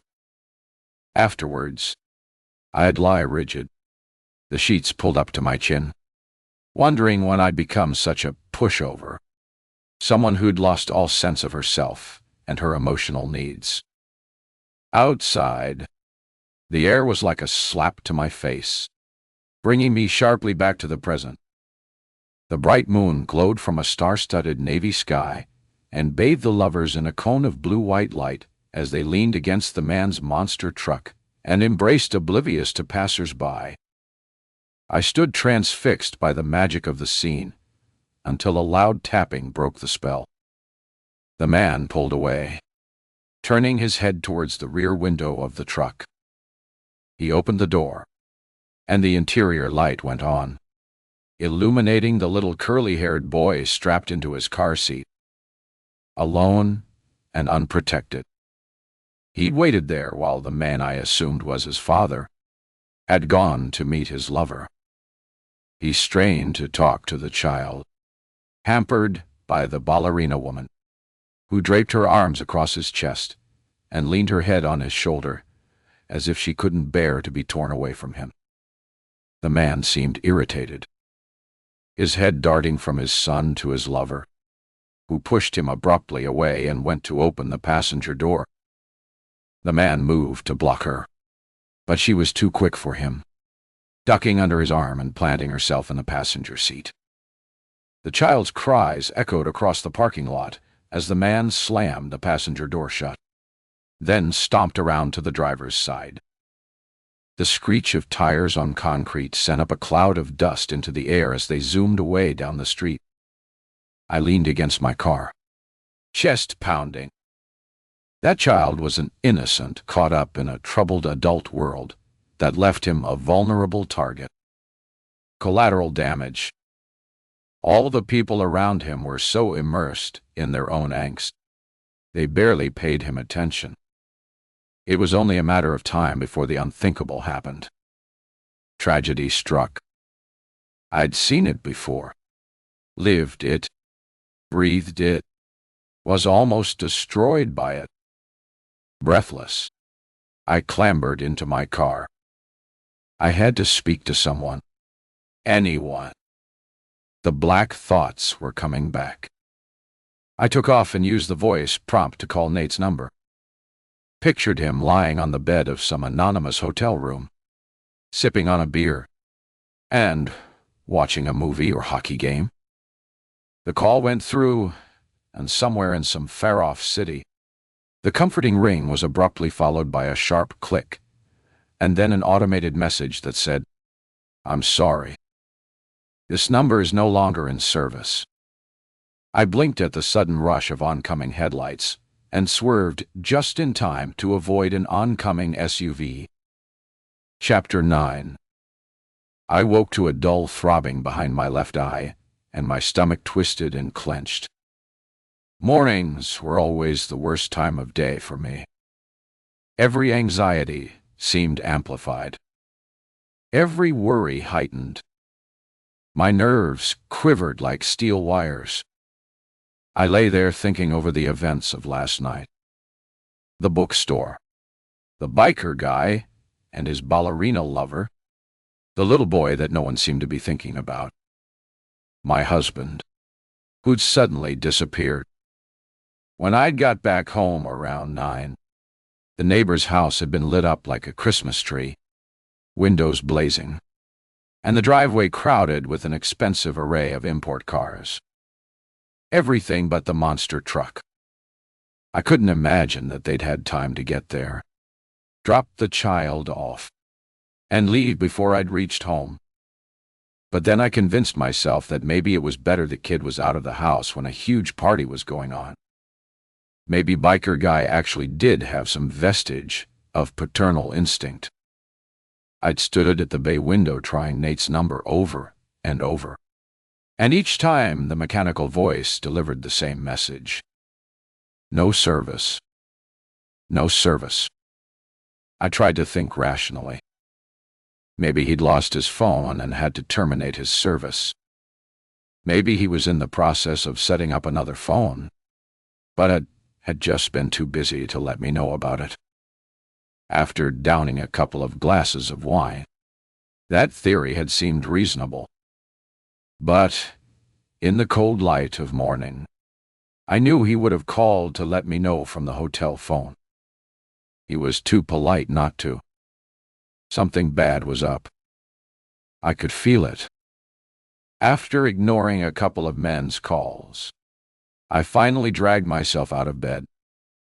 Min was tenacious, and the ringing sound seemed to escalate in intensity the longer it went on. A sure sign of her desperation. There was nothing else for it but to make a concerted effort to put all the worry aside, take a long shower, try to force some food down, and do an 8-hour stint to catch up to my deadline. There was also the promise of the block party Shanti had mentioned. Something to kill the long, lonely hours. Another night spent alone was unthinkable. I toweled off my hair and decided to forego the tedious blow-drying ritual. My auburn curls had once been a source of insecurity, but eventually I came to see them as something to be proud of, something that marked me out from the other girls with their silky, flat-ironed hair. At one time I had cultivated a romantic pre-Raphaelite image after reading about Elizabeth Sadal and the thread of tragedy woven through her life. So I pulled on a loose green sweater and fluffed the curls around my shoulders. Nate preferred my hair swept up in a bun or tamed with the flat iron, but now I didn't have to please him. The after effects of the sleeping pills and wine made me feel light and disembodied as I padded down the stairs, the curls swaying like a soft veil. I went straight to the window. 3 or 4 cars from the previous night were still parked opposite it, but still no monster truck, and all the blinds were drawn. No sign of life there. I put on a massive pot of coffee, did a few warm-up exercises for my arms, and moved my easel away from the bay window. I was determined not to look outside at all today. That night, when I set out for the block party, clutching a plate of spiced pumpkin bars, I felt better than I had in weeks.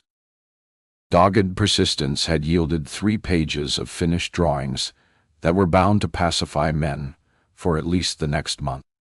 And it was so mild outside for late October. The air soft with moisture that dripped from the bare branches. Thin ribs of clouds stretched across the moon, creating a perfect pre-Halloween backdrop for witches on gnarled broomsticks to swoop across the sky. Bats hung from black, twisted tree branches. The glow of illuminated pumpkins burnished concrete doorsteps, and massive blow-up ghosts and spiders billowed out on lawns and driveways. It had been liberating in a way not to worry about talking to Nate. And as the day had worn on, I'd felt an unfamiliar thrill of freedom. Found my mind drifting back to my single days in my tiny bachelor pad in Toronto. That place had been a refuge from the empty husk that was my family. Its heart gouged out after my brother Alex's death, leaving all that sadness behind. I'd felt truly carefree for the first time in years, and able to flit between concerts and openings and crowded house parties without feeling a nagging sense of guilt. Immersed in those giddy memories, I walked straight into a wispy sheet draped like a ghost over someone's tree. The more I tried to unravel it, the more it became tangled in my hair. And as I swatted and cursed to free myself, I heard a voice that sent a tingle of recognition across my skin. "Need help there?" the voice said in a light but rich tone. Then someone flipped one side of the sheet up and loosened it from my neck. In the soft beam of the street light, I made out a tall man with a pale heart-shaped face, cat-like eyes with thick lashes, light stubble above full lips, and a tiny tattoo above his left temple in the shape of a sun. His dark eyes gleamed. Libby, Carol, Stefan Tangente. My mind flew back to high school. The first time I met him was when he joined my English class. Miss Glow, our teacher, had turned to the class and announced, "So, Everybody, I want you to meet Stefan Tang. He's just moved here from Toronto, and I have to say, it's pretty tough coming into a new school in 12th grade. I hope you'll all welcome him into your community. Show him around. Give him a good Stony Oaks welcome. A young guy walked in, eyes downcast. He wore a short black leather jacket, a plain black t-shirt, with a most unusual bead and chain necklace hanging down his front. His short black hair was cropped at the sides, with a thick burgundy crest on top. "Dot Oldie, hey." Black bone earrings stuck out of his earlobes. His hands were stuffed in his jean pockets. The final touch was a pair of gold runners. It was hard to see his face, but his lowered eyes had a sleepy look, like a young Keanu Reeves, who'd just stepped off the set of The Matrix. "So, how'd you get a name like Stefan Tang?" said Corey, the class clown, as Stefan took the seat next to him and just in front of me. I was wondering the same thing. "My dad's from Hong Kong and my mom's Polish," he whispered without averting his eyes from the teacher. I had hardly been able to take my eyes off him back then, and it was even harder to do so now. "God, you've changed," I said, looking up at the well-groomed man now standing in front of me. "Lost the burgundy hair and crazy earrings." "You mean?" He smiled with that familiar twitch at the corner of his lips. "You look the same, the hair and all." "Sure, only I'm 14 years older." I took in his slim black puffer jacket and dark jeans. "And he grew up, too." Toned down the style. He swatted away the muslin sheet that fluttered against his hair. "Steel chains and gold shoes don't exactly work in my particular field." "You still have those shoes?" He grinned. "Actually, yes. Shoved somewhere in the back of my closet. You never know when they might come in handy. Never know when I might get an invite to a dress-up Halloween party." "You still have the tattoo?" I said, searching the familiar lines of his face. He touched the tiny sun. "Haven't summoned up the courage to get it removed. I use a lot of concealer." "Good. I always liked it." A sudden whoosh of air inflated a massive Beetlejuice figure on the lawn beside us. I stumbled sideways. Stefan reached out and steadied me, his touch sending an unfamiliar thrill down my arm. A sudden heat warmed the back of my neck. "That's Halloween for you. Strange apparitions in the night." "You headed to the block party?" I nodded. "You too?" "Yeah. I just moved into a bungalow on the other side of the crescent. Short-term rental until I find something more permanent."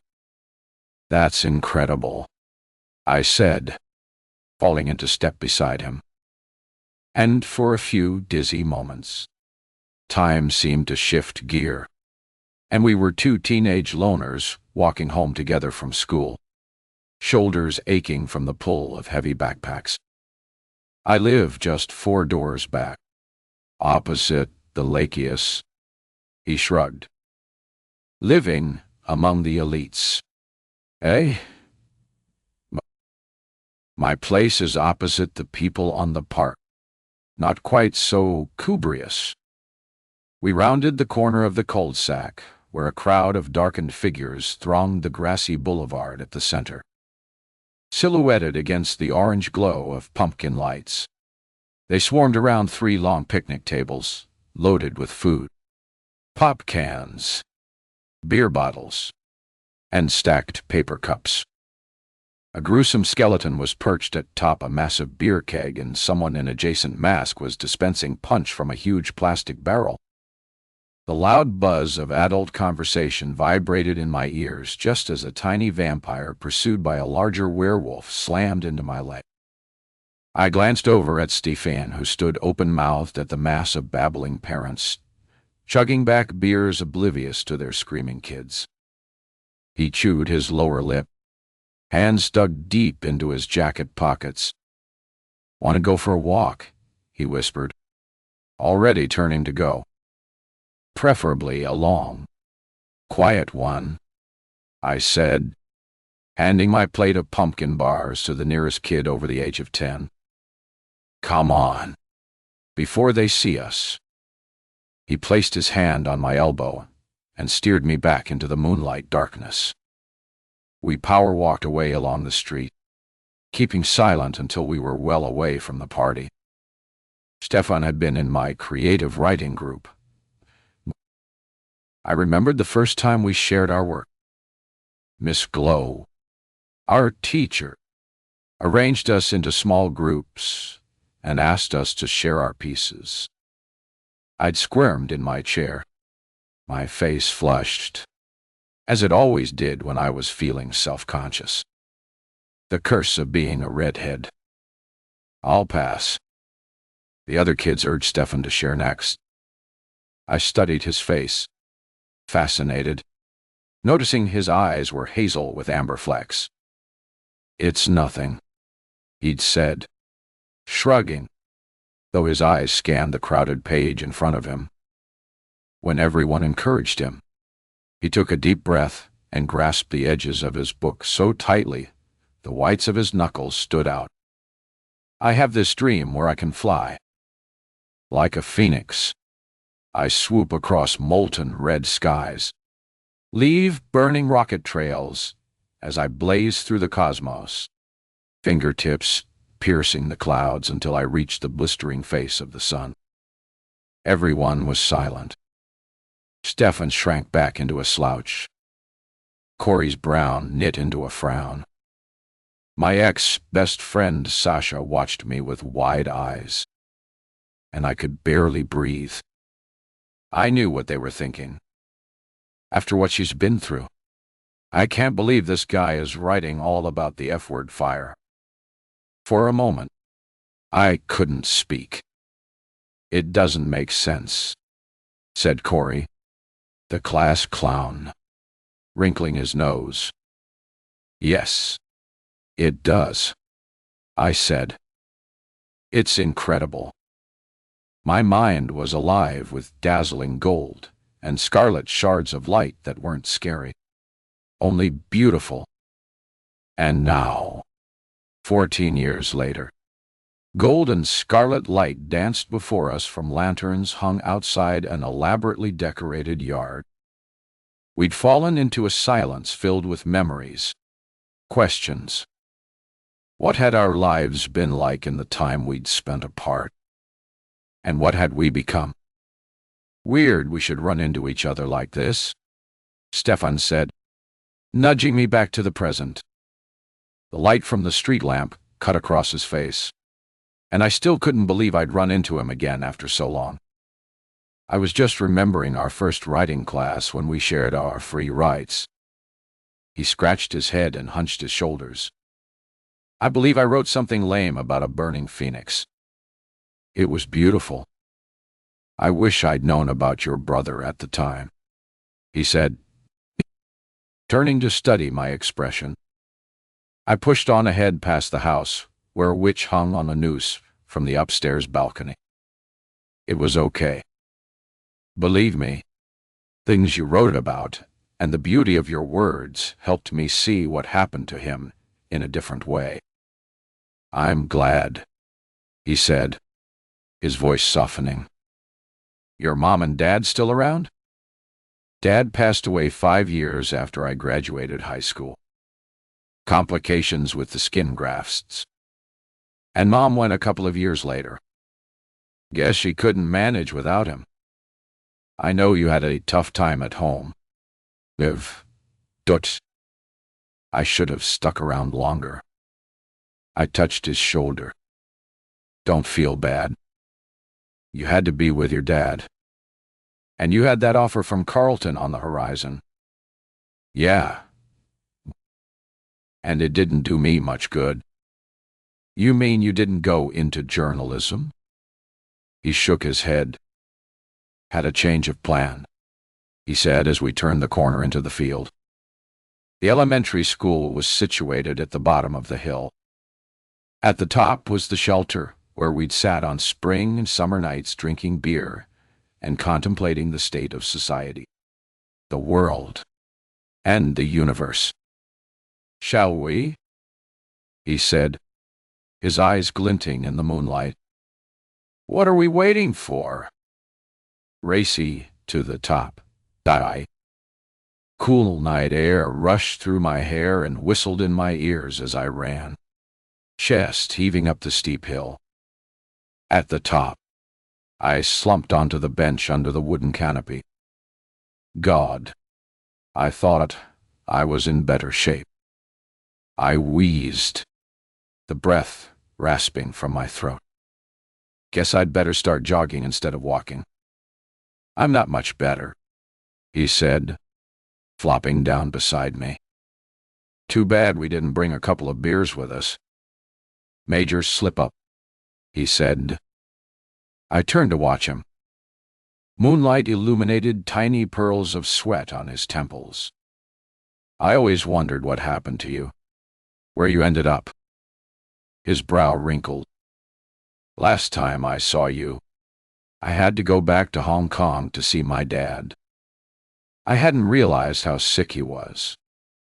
I stayed there until he passed. I had no idea. I'm so sorry. I should have stayed in contact. Should have called you, but I didn't know if I was ever coming back. Guess I hadn't realized how much his death would affect me. Mom decided to stay in Hong Kong. She convinced me to take the scholarship to Carlton, but I guess I just couldn't fit in. I tried for 2 years. Then I missed my granny so much, I came back here to live with her. It really helped her get over Dad's death to have me around. Gave her some closure because she hadn't been well enough to take the journey back to Hong Kong when he was sick. She's still alive. He grinned. She'll be 96 this year, and she's the unofficial leader of the bridge club at her senior's home. I felt the comforting dig of the bench into the back of my neck as I gazed up at the stars. My heart ached. If only I could go back 14 years before. Jack. I swallowed and tried to remember the vigorous old lady. The memory of her made me smile. I remember your gran so well. Tiny, energetic woman, but she was always larger than life, and sometimes a real pain in the ass. She was real old-school Chinese, suspicious of strangers, especially females. She used to tell me all the girls were out to cast love spells on me. And did they? None that lasted any length of time. How about you? Are you married? I nodded. It's been 8 years. He's away on business. Kids. The lightness slipped away, and a cold, dead weight settled on me. I shook my head and picked up my thumbnail. His eyebrows rose. Sorry. I'm being too personal. It's a long story. I blinked back the pressure of tears behind my eyes. Maybe some other time. The dull vibration of a phone broke the silence. He reached into his pocket, checked the screen, then held up a finger. I watched him, marveling at how much he'd changed.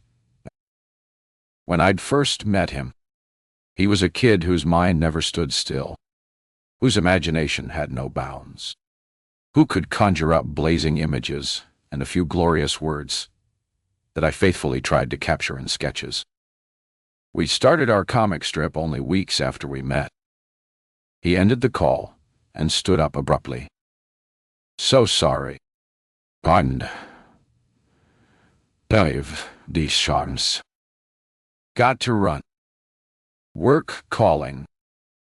I felt a new awkwardness between us as we walked back down the hill. Of course. The mention of Nate had put up a barrier. How could I expect it not to? And yet, I'd chatted more with Stefan in 30 minutes than I had in days with Nate. "How did you end up using all your talents?" he said as we stood outside his small slate-trimmed bungalow. "I went to art school in Toronto. Thought I'd write graphic novels and get a major deal. Too bad reality hit. Now I illustrate children's books." "That's incredible," he said, his face lighting up. "Really not as glamorous as it sounds. And you?"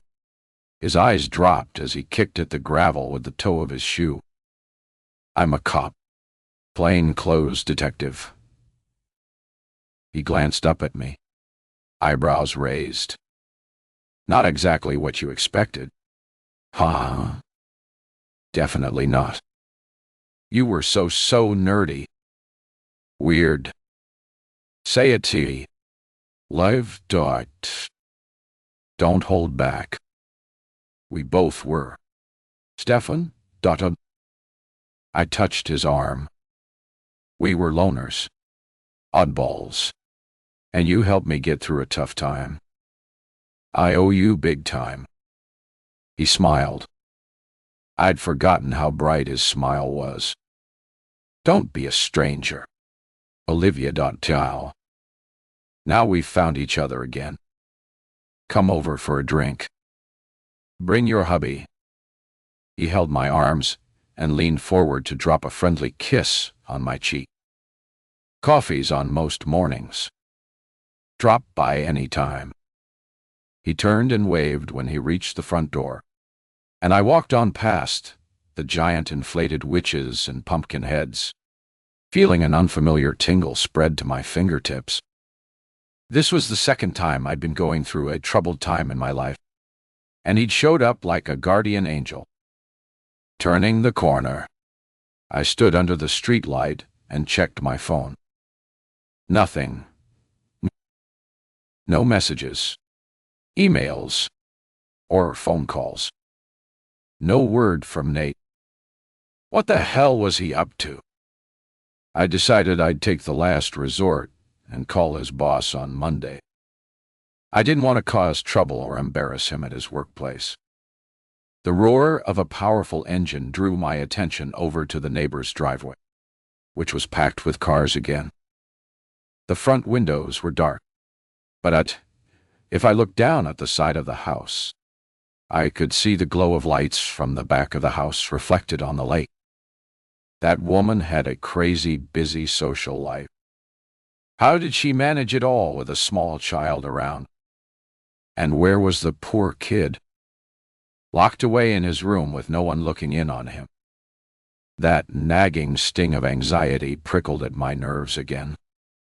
I sided up my driveway, keeping an eye on the big house opposite, watching to see if anyone of interest came out to give at least some clue about what was going on in there.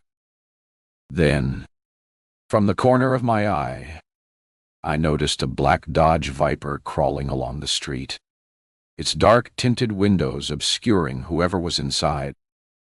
It stopped, idling at the foot of my drive, the red brake lights bleeding onto the weeping willow tree.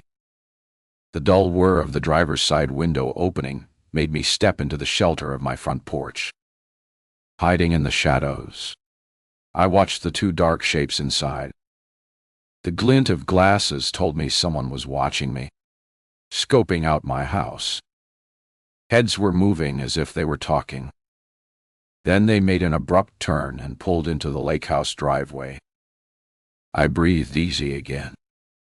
Maybe it was good to have a friendly cop living nearby. I decided not to return to the block party. A good thing, because the cop assigned to keep Jack's case alive called me just as I poured my first glass of wine for the evening. It was a brief conversation intended to deliver just another gut-wrenching assurance that they were still keeping the case open, but had no new leads. I took my drink and sat in the big easy chair by the bay window. I needed to collect myself, stop my mind careening down an endless tunnel of hopelessness and futility. Think instead of the one bright spot of the day, seeing Stefan again. I always wondered if and when he'd come back into my life.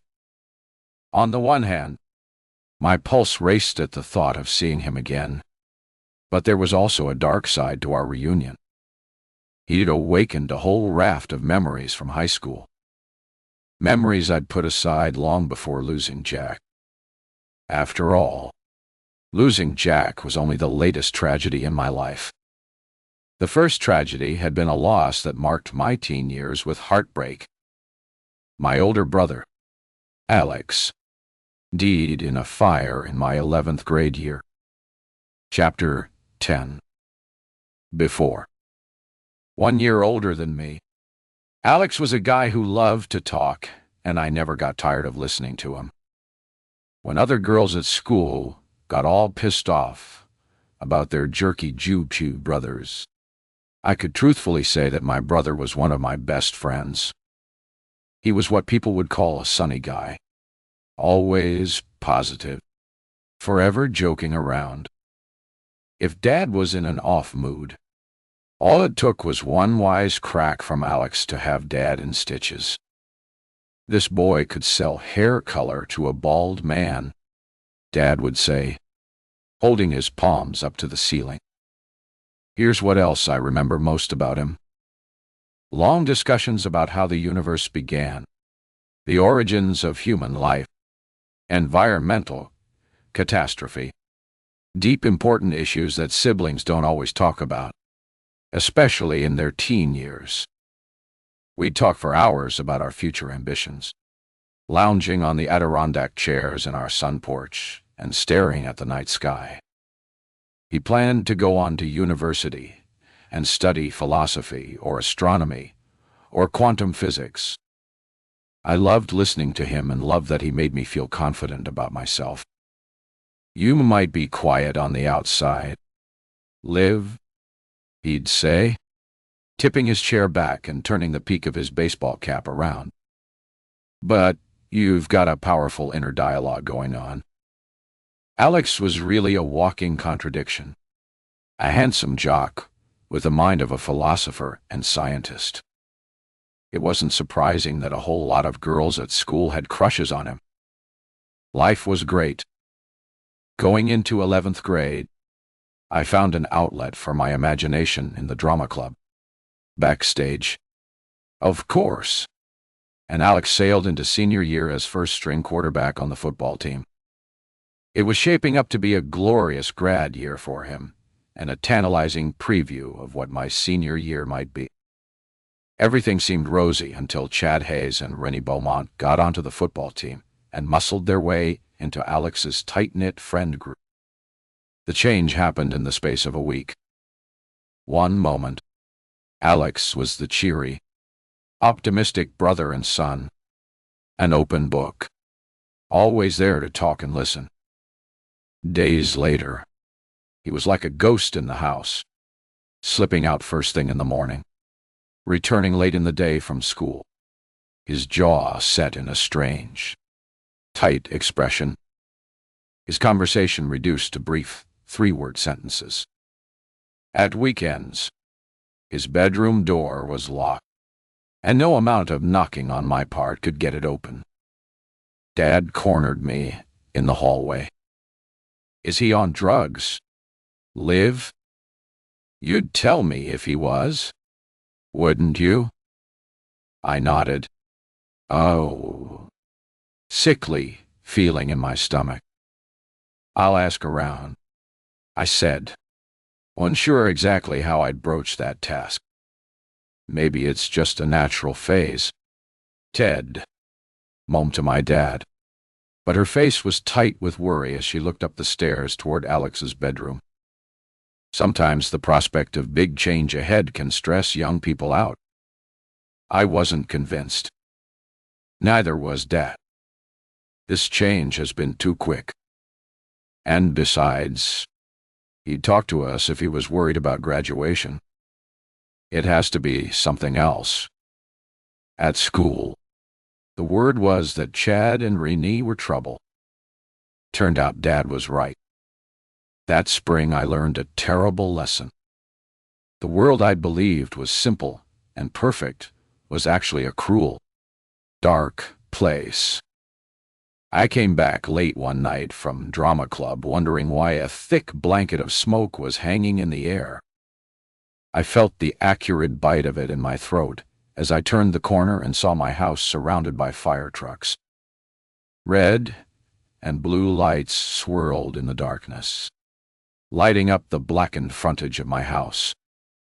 I ran screaming towards it, dropping my backpack on the ground, straight into the burly arms of a paramedic who caught me as I fell forward, screaming my lungs out. Strong arms held me back and pulled me away when a stretcher emerged from the house carrying my dad, who was moaning and bellowing in a way I couldn't comprehend. His face and arms charred and blackened. Mom was nowhere to be seen. I thought the body bag that came out next was her, and I started up my howling again as my legs gave out from under me. But when I spotted her lying propped up on another stretcher, tranquilized and semi-comatose, I knew the awful truth. After the fire, we moved to live with Gran. Mom couldn't stay another night in the burned house. Said every space, every corner, every doorway and window reminded her of Alex. For months after, she was drugged up with heavy knockout stuff. Slept all day as if she'd checked out from being Mom because the pain was too much to bear. When Dad finally came home from the hospital, he'd changed both mentally and physically. Shiny scales and raised wheels of scar tissue crept up from under his collar to the soft places in front of his ears. The skin on his arms had transformed, too. Knotted, twisted skin stretching from the backs of his hands to his elbows. But he always tried to keep them covered, even though to me they were badges of bravery. The indelible marks of his ultimate sacrifice for his beloved son. He got those burns when he tried to rescue Alex from the fire that started in the basement. He'd reached his bare hands into the flames and pulled Alex out, but it was too late.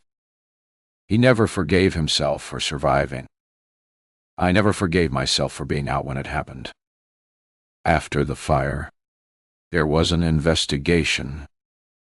The fire commissioner's findings reported evidence of drugs among the basement rubble, shreds of tinfoil and traces of crystal meth among the scorched pieces of glass from the bowl of a glass pipe. When Dad found out about the drugs, it was like he'd lost Alex all over again. Only this time, it was not just a death, but a betrayal of everything he treasured about his beloved son. I knew deep in my heart that Alex wouldn't try that poison. I refused to believe it possible. Someone else had brought those drugs to our house, and that someone started the fire, and was too cowardly to take the blame. I carried that doubt with me for years, vowing to find out who was responsible, until Jack disappeared, and a new fiercer kind of pain consumed me. Chapter 11. Now a light snow was falling Monday morning, the first snowfall of the year, transforming all the drab muddiness of fall into a pristine wonderland. Trees sparkled with frost, and a thin white blanket was spread over everything. I bundled up in a parka, wool hat, and scarf, and went for a long walk. I'd always loved the milky muted light that came with the snow. The ornamental lamps were still lit on the bridge, and the creamy pink sky created a melancholy magic that sparked my imagination. As I walked through the frozen landscape, The watery scent of fresh snow brought my brain to life, and I planned a bunch of eye-catching winter pictures for the lunchbox project. By the time I got back home, I was so focused on thinking about the pictures I was going to draw. I only gave a sideways glance at the lake house, but stopped in my tracks when I saw the driveway was empty for the first time in a week. I hadn't seen the blonde neighbors since the day at the playground, and wondered how her little son was surviving the endless parties and the constant coming and going all night. The air was so fresh, I felt reluctant to go inside. I opened the garage to get the shovel out and do some clearing before the snow got too thick. But as soon as the overhead door whirred open, the sight of Nate's empty car set my nerves on edge. A sharp reminder of his absence. It swept away all my newfound serenity. I tried the passenger door. Locked. But I thought maybe he'd left a spare set of keys in the house. I'd look for them later. Maybe something in his glove compartment might hint at where he'd gone. While I scraped away at the driveway, pushing the snow onto the lawn, I decided I'd waited long enough to act. It was time to call Nate's work. I just had to come up with a good excuse that wouldn't get them wondering what the hell was going on. I was about to go back into the garage to hang up the shovel when a loud screeching noise cut into the silence. Biker Boy's monster truck rounded the corner with a thunderous roar, its rear wheels fishtailing on the slick road surface. The truck skidded to a halt. The driver's door flew open, and the guy slid out, just taking a second to pull up the fleece collar of his denim jacket before he stomped up the driveway. I moved into the shadowy corner of the garage so I could watch events unfold. He stood at the massive front door, ringing the doorbell nonstop. Then he waited for a while. No answer. After about a minute of constant ringing, he began to pound the door with his fist. I moved closer to the entrance of my garage. "I know you're in there. Heidi Dodawa. You damn well better open up." So, she was called Heidi. The name seemed to suit her cool blonde looks. By now, he was pounding like a maniac, and nobody had answered. The thought of that innocent little kid listening to this sudden, deafening noise tugged at my heart. In troubled relationships, it was inevitably the kids who suffered, the vulnerable ones. And Jack was always somewhere in the depths of my consciousness, a faint little figure urging me to watch out. Take care. Don't forget me. Never. I'll never forget. The guy bent down and scooped up a handful of snow. He fashioned it into a snowball and hurled it at the side window, then turned to go, yelling, "I'll be back." Oh. And this time with the cops. I thought I saw a faint smudge of a face at the window. Maybe. Maybe not. Could have been a trick of the light, but I was so intent on figuring it out, I hadn't noticed the biker was standing at the foot of the lake house driveway, watching me, hands planted on his hips. I pulled back into the shadows, but it was too late. He was already stomping up my drive, reaching my hand up towards the pin pad. I was about to close the garage door when he waved and called out to me. "Wait! Don't close it." His desperate tone told me he wasn't coming to ream me out. So, I paused, aware of the steady thud of my heart. But then, I remembered Stefan lived just around the corner, and that was enough to give me a comforting sense of security. "How can I help you?" I said, stepping out into the daylight and blinking in the sudden glare. He reached out a hand towards me. "Mawodzeo. Rick. Rick Dubo." He crushed my hand inside his huge one. Olivia Barnett, I said, trying not to at the pressure on my fingers. Pleased to meet you. Olivia. Guess we didn't exactly get off on the best foot. I pulled my hand away. Not sure what you mean. He grinned.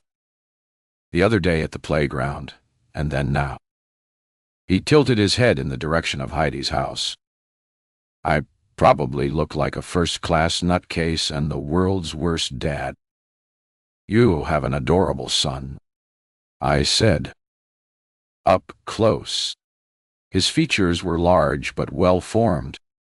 Smooth, fair skin, prominent brow bone above pale gray eyes, and a well-shaped mouth hidden partly behind the full dark hipster beard. One ear was pierced with 3 gold rings, and a colorful riot of tattooed hearts and flowers was visible at the neckline of his faded black t-shirt. You mean Toby? Yaha! He's cute, but he can be a bossy little tea cake if you cut him too much slack. I've seen him in the park with your ex-wife, Heidi Dord. Goodbye. Tiria. Tio legit dirty. Kati. I nodded. He fell off his bike the other day. I went to help him. But you, to take a hike, he said, putting a hand to his forehead. Typical Heidi. She was probably on the phone. When I nodded again, he kicked at the snow with the toe of his boot. Damn it. He's going to get hurt someday, and she'll be responsible. Panic stabbed at my heart. It just takes a second, and then you live with the consequences your whole life. His brows knit above narrowed eyes. Say what?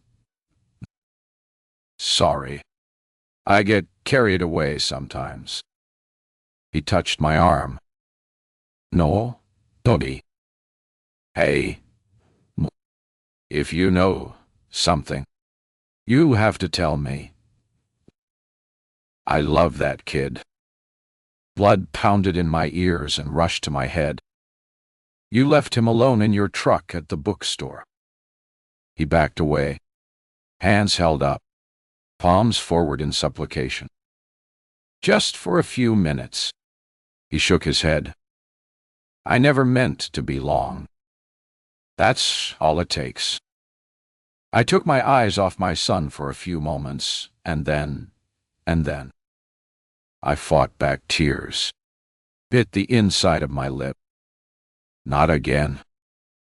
I couldn't cry in front of this stranger. I'm so sorry. Olivia. His voice softened.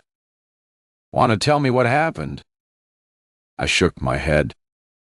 I can't. Not right now. Okay.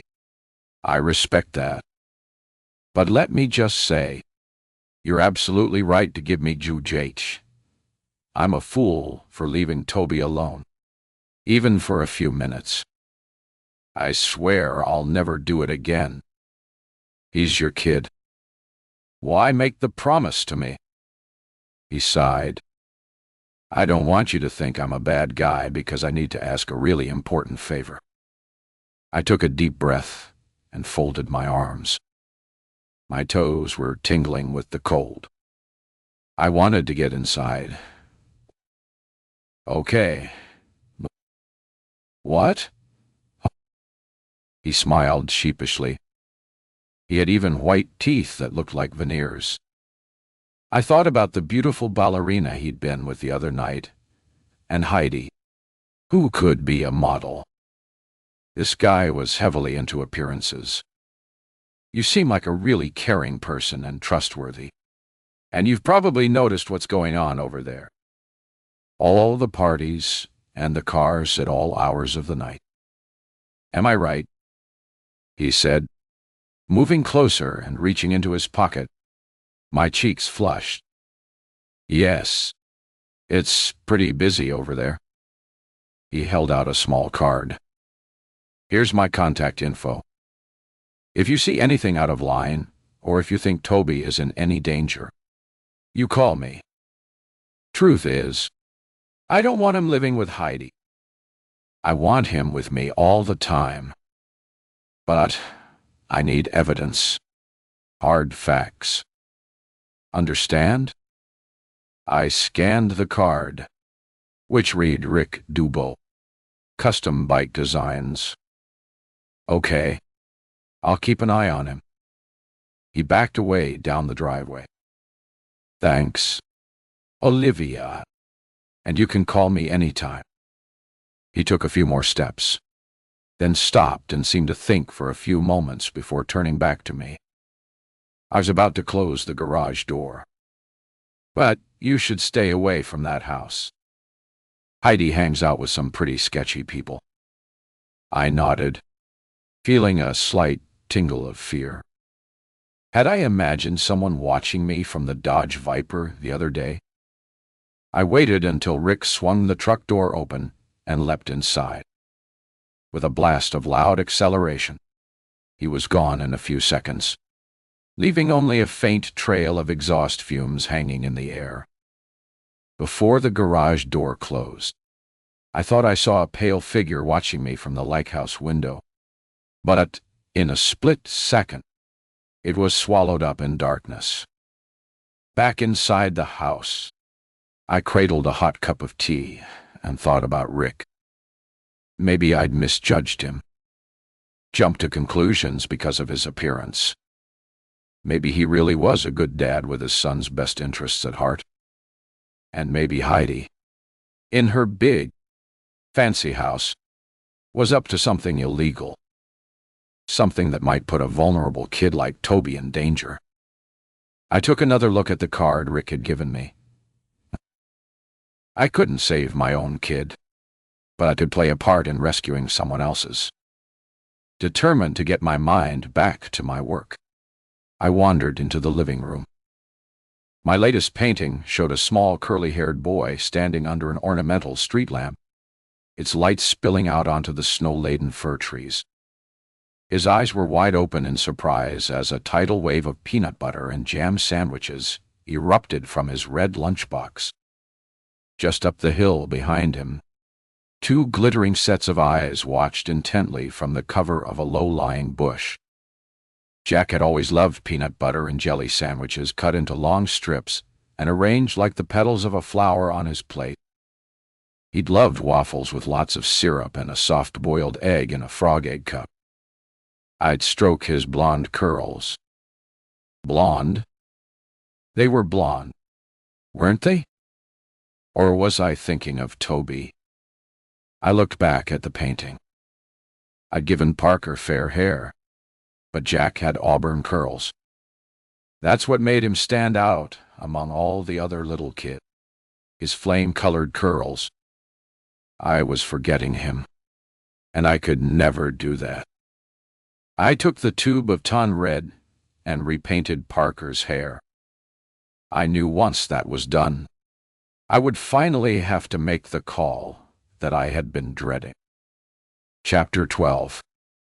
By lunchtime, I'd seen no movement from the lake house, so I had nothing new to report to Rick. I hadn't heard anything from Nathan, either. Oh. My self-imposed deadline had arrived. It was time to call his work. Pacing back and forth, I rehearsed what I would say, how to seem nonchalant, unconcerned, but everything sounded lame or fake. I decided spontaneity was the best course. So, I scrolled through my contacts and found Alec's number. Alec was the area sales manager and had been Nate's boss for more than 10 years. His secretary put me straight through to him. Alec was loud, the life and soul of every office party I had been to with his quips and one-liners. I turned down the volume on my phone to save my ears. Libby B. Long time no hear. How are you? Good. And you? You know what they say. If you can count your money. You don't have $1 billion. So, I'm still here plodding away. And Jenny, she's on so many boards. I have to make an appointment for an audience with her these days. You should have been a stand-up comedian. Alec, Dut. They wouldn't be able to afford my hourly rate. Libby, died day. So, what can I help you with? I swallowed. It's about Nate.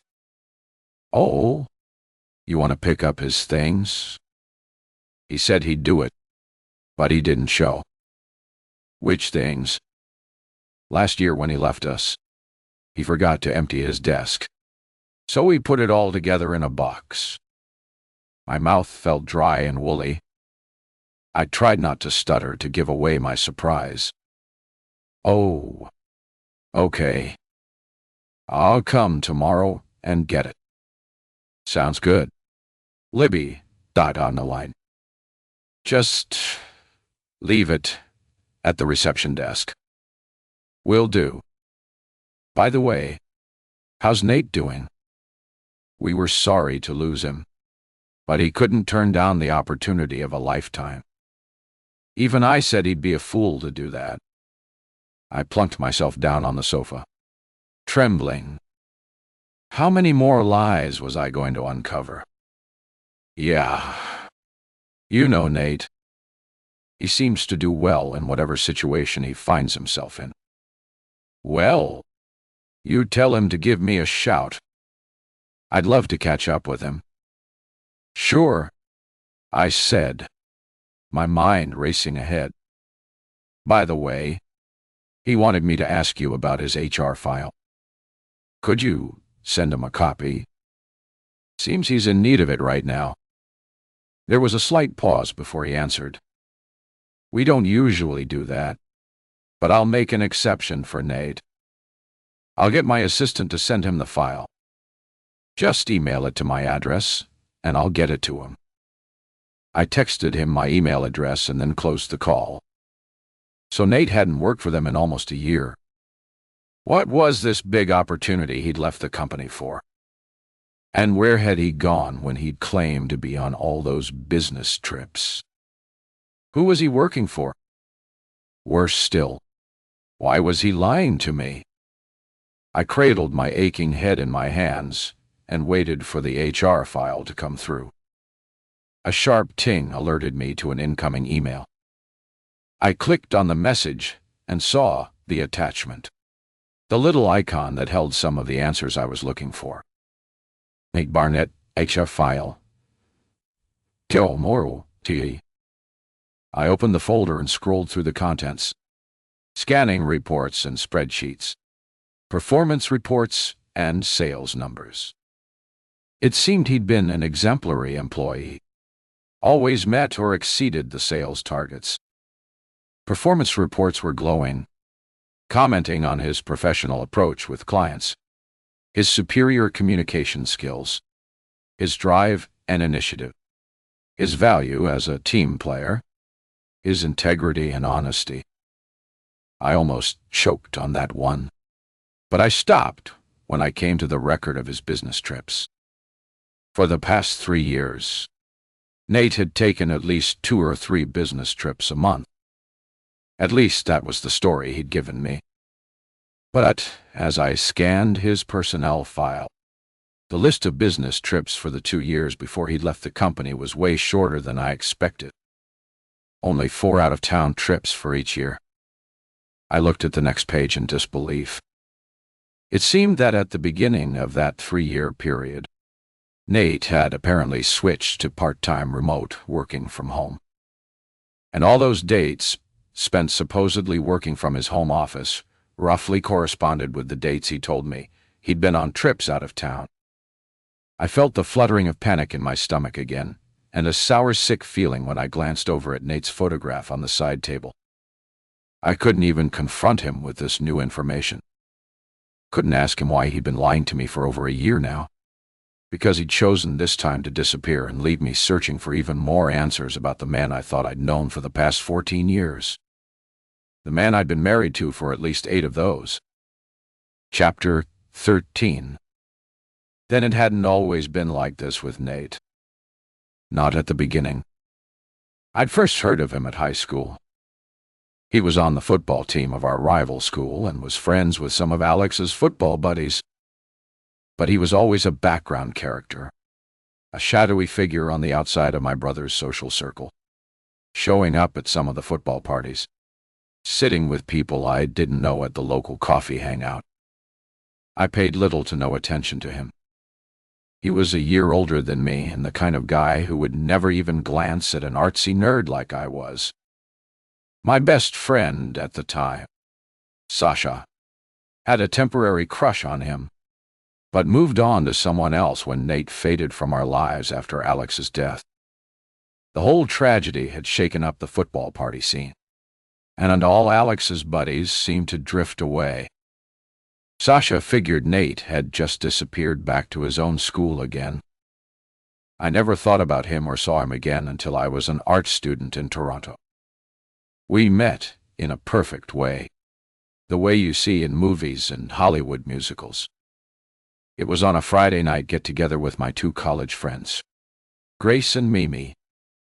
We'd stocked up on munchies, tacos and guacamole, lime and black pepper chips, buffalo chicken pieces, hot pickled eggplant, olives, and a selection of sinful cheeses. On top of that, we'd each brought a bottle of wine. We sat back sipping wine, nibbling on our favorite snacks, and watching old movies. Mimi chose All About Eve while Grace had raided her DVD cupboard and come back with the original Superman movie. After a couple of hours of Betty Davis and her rosebud lips, we were ready for some escapism. So, we plugged in Superman and drooled over Christopher Reeves's tight pecs and sky-blue eyes. We were almost bawling when we got to the part where Superman lands on Lois's balcony, then whisks her into the air in a cosmic piggyback for an intimate flight above the towers of Metropolis. I swear I could claw Margot Kidder's eyes out, said Mimi, mopping at her eyes. I mean, why doesn't anything like that ever happen to me? You're afraid of heights, for one thing, said Grace. Maybe you could do a helicopter ride, I suggested. Hey, I'd take a faking elevator ride to the stars if Superman was pushing the right button, said Grace, finishing off the guacamole. After Superman had flown off into the sunset and all of the salsa was gone, we drained our glasses and decided it was a good time to head to an art exhibition our professor had recommended. The exhibit was at a dingy downtown gallery, a warehouse-type place with a real urban industrial vibe. Stained brick walls, concrete floors, and wide metal pipes spanning the ceiling. The whole thing consisted of grotesque, twisted metal sculptures that looked like tortured lizard bodies. The after-party was set up in an adjoining room where an 80s-style disco had been set up. It was magic. A spinning disco ball scattered white flakes of light across the floor, dappling the walls with stars. Lovers snuggled together in plush blue velvet booths, and I floated into the room, feeling like a fairy tale princess, flying high on almost an entire bottle of cheap Pinot Grigio. Dariguji. Mimi grabbed us a booth right near the dance floor, and we ordered more drinks. Together, we raised our glasses to toast the approaching summer holidays. At that moment, I almost chewed off the end of my cocktail stick when I glanced across the dance floor and saw a man gazing right at me. I'm hallucinating, I said, rubbing my eyes before fixing them yet again on the 6-foot-plus vision with black-brown hair, chiseled face, and ultra-white smile, who was not only staring but walking towards me with purpose. "What the hell?" said Grace. It's, it's, it's Superman." "No, it's it. It's Nate Barnett from my high school days." "My God, I think he's coming this way," said Mimi, nudging me. "He's actually looking at you." "Ide, dord, dede." "It's your lucky night," said Grace's voice from somewhere far above the stratosphere. And before I could blink, those blue-violet eyes were looking down at me, melting my insides with their cool intensity. "Would you like to dance?" "Live," said the vision. And the next minute, I was walking on air towards the dance floor, holding Nate's hand. We were Maria and Tony in West Side Story, our eyes locked in an electric gaze. All the other dancers faded into a blur when I heard him say, "I knew it was you as soon as I walked in." That night, he took me for coffee at a chic French pastry cafe. We shared so many memories about home and mutual friends. It almost seemed as if we were two old friends reminiscing about our school days. At first, I was so flattered he remembered me. But he seemed like a changed person, humbler, and more accessible than he had ever been at high school. At the time, I thought it a little strange considering we barely said 2 words to each other during those years. And now, he was acting like we'd been best buddies. But I put his easy, intimate manner down to the idea that maybe he was just relieved to see a familiar face in a big anonymous city. After that night, whenever he was in Toronto, he'd call me up and take me out to the ritziest restaurants, buy the best wine, and shower me with small but expensive gifts: a sleek Scandinavian watch, a pricey watercolor set, a leather portfolio, and many other trinkets. He was so attractive and so persuasive. I couldn't help myself from drifting into a physical relationship with him. He was a gentle lover, and our sex life was incredible. But before long, I discovered I was pregnant. I got the news just around the time my father passed away.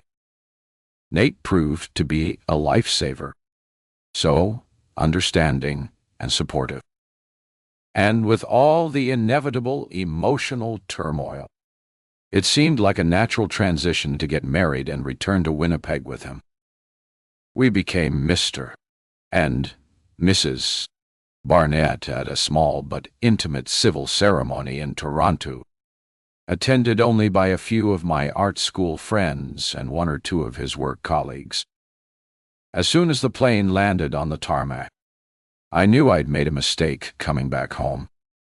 The familiar pall of gloom descended on me when I scanned the vast flat expanse of the prairies, and I had the strongest feeling that I'd be sucked back into the dark spiral of memories I'd escaped when I left for art school.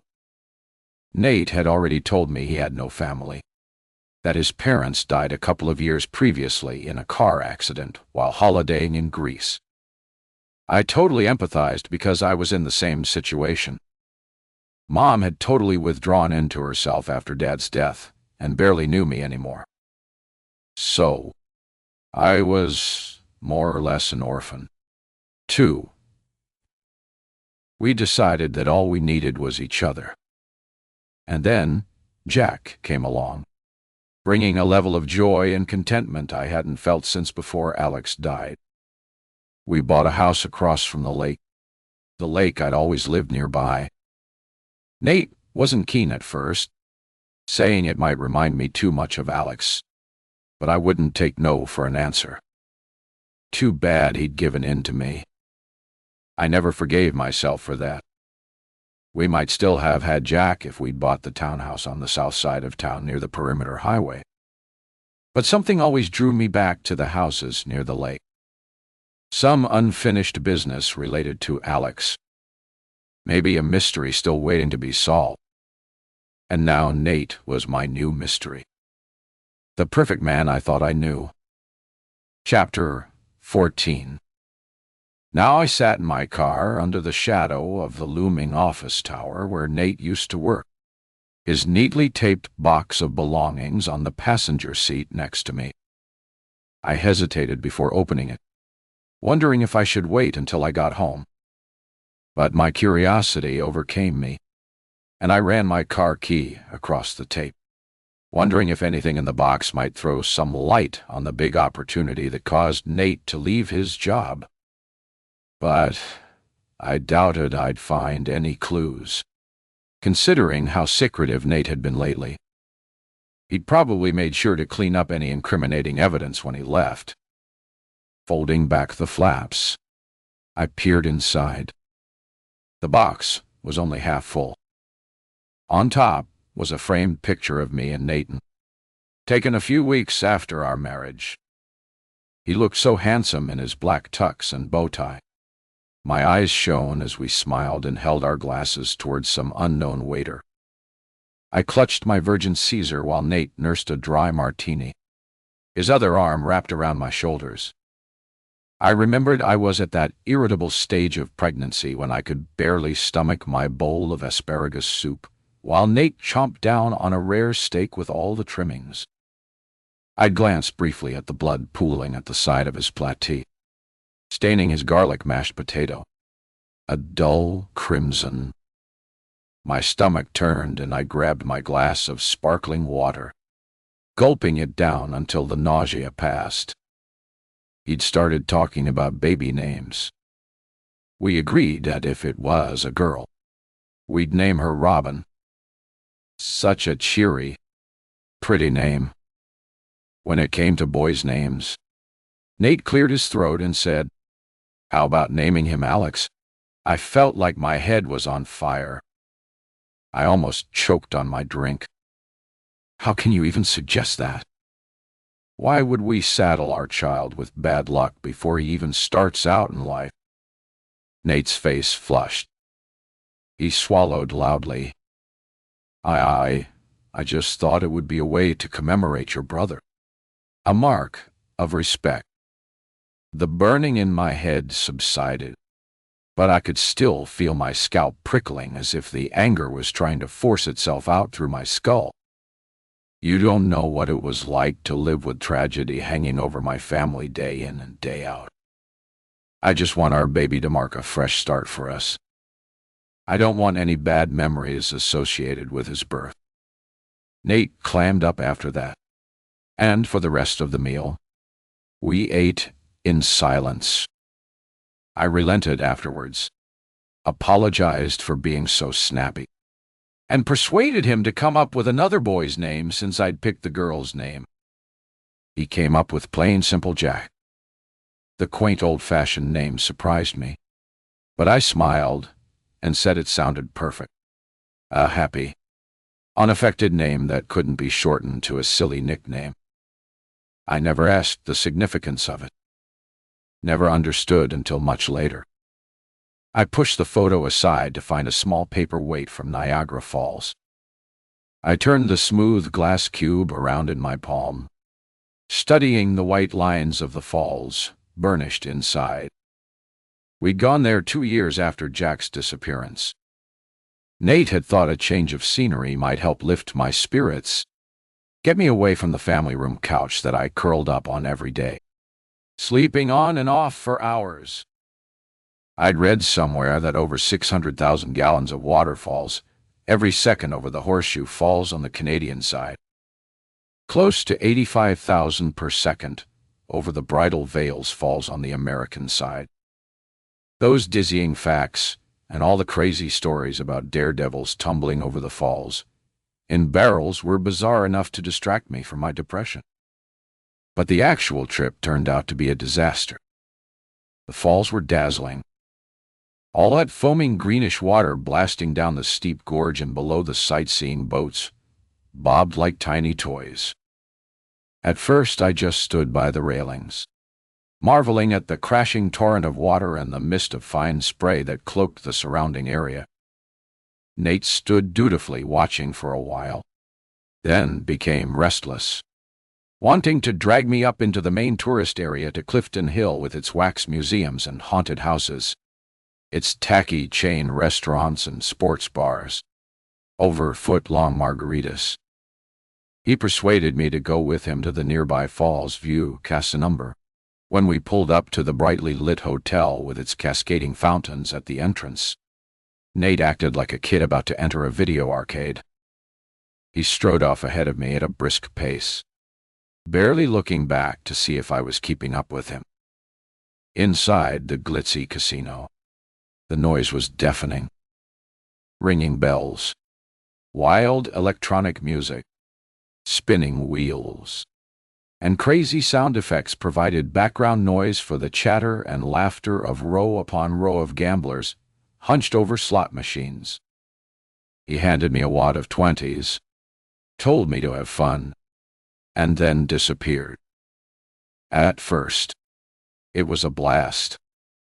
All the mechanical button pressing and flashing lights, and the occasional win. But soon, the machine swallowed up every penny I had. So I set off to find Nate. When I caught up to him, he barely acknowledged me. Perched on the high stool, he appeared hypnotized by the slot machine. His blank, expressionless eyes reflected the bright electronic lights and whirring columns of shapes and symbols and pictures. His hand kept darting out towards the button, pressing it mindlessly as if he were a monkey in a lab experiment. Distracted, he handed me another 100 and told me to keep playing. After an hour and a half nursing a couple of mojitos at the bar, I set off to look for him again. I felt a chill inside when I found him at the cash machine withdrawing more money from our checking account. $5.00, to be exact. I lost everything, he said, a wild look of panic in his eyes. I took his arm. Let's just walk away. Cut our losses. Go get something to eat. His eyes blazed and he shook my hand away, then clutched at my arm so hard his fingers dug into my flesh. You don't understand. I have to win it back. I couldn't say anything to convince him otherwise. 3 hours later, after I'd sipped the dregs of my fourth cocktail, he appeared with a huge grin on his face and waved a bunch of money at me. I'm up 400. Had a lucky break. I spent the rest of the weekend trying to persuade him not to go back to the casino. Instead, he grudgingly went on a visit to a winery. But on our final night, I woke to find his side of the bed empty. He came back at 4 a.m, his face pale and drawn. Turned out he'd lost everything he'd won the previous day, and another 600 he'd withdrawn in the hopes of chasing a win. We never spoke about that night again. Ever. Though it showed a side of Nate I hadn't seen before. An uncharacteristic loss of control. For a long time afterwards, I thought he'd learned a valuable lesson that night, and he never went back. But as I rustled through his belongings under the small stack of papers at the bottom of the box, I pulled out a club card from a local casa. One of those plastic cards you insert into the slot machines to accumulate reward points. I tried to reason that maybe he'd gone once or twice with some guys from work, but there was always the chance he'd started going regularly and allowed it to become part of a bigger problem. One he'd kept secret. A crazy thought flashed through my mind. Was the large sum of money somehow tied up with his gambling? Surely he couldn't have won such a staggering amount at a casino. A further search revealed some business cards and more bank slips, all showing different 6-figure amounts of money. Outside, the snow was falling more steadily. It was time to head home before the roads got too bad. I thought maybe I could take another look through the box back at my place, but the corner of a bright photograph caught my eye. I pulled it out, and my heart sank. It was a photo of Jack, He stood in the middle of our back lawn. It must have been summertime because the trees were in full leaf. He held both arms up in the air, and his face was a picture of pure joy, frozen in a precious moment of time. His blue eyes gleamed at the cloud of bubbles floating above his head. The pain of seeing was like a knife stabbing into my gut. I doubled forward, rested my forehead on the steering wheel, and howled. Great body-racking sobs that shook the car. I cried until there were no tears left. Nate must have kept a picture at work, because I had banned all pictures of our son at home. I'd packed up all of Jack's clothes, furniture, and toys into boxes that Nate took to the Goodwill store. I couldn't bear to see his things. Unlike those people in the true crime shows that keep their missing kids' rooms all intact and untouched like shrines to their grief, I wanted no reminder of my terrible loss. I couldn't bear it. Except I remembered that in the top shelf of Jack's old bedroom closet, I'd kept two things that he'd loved.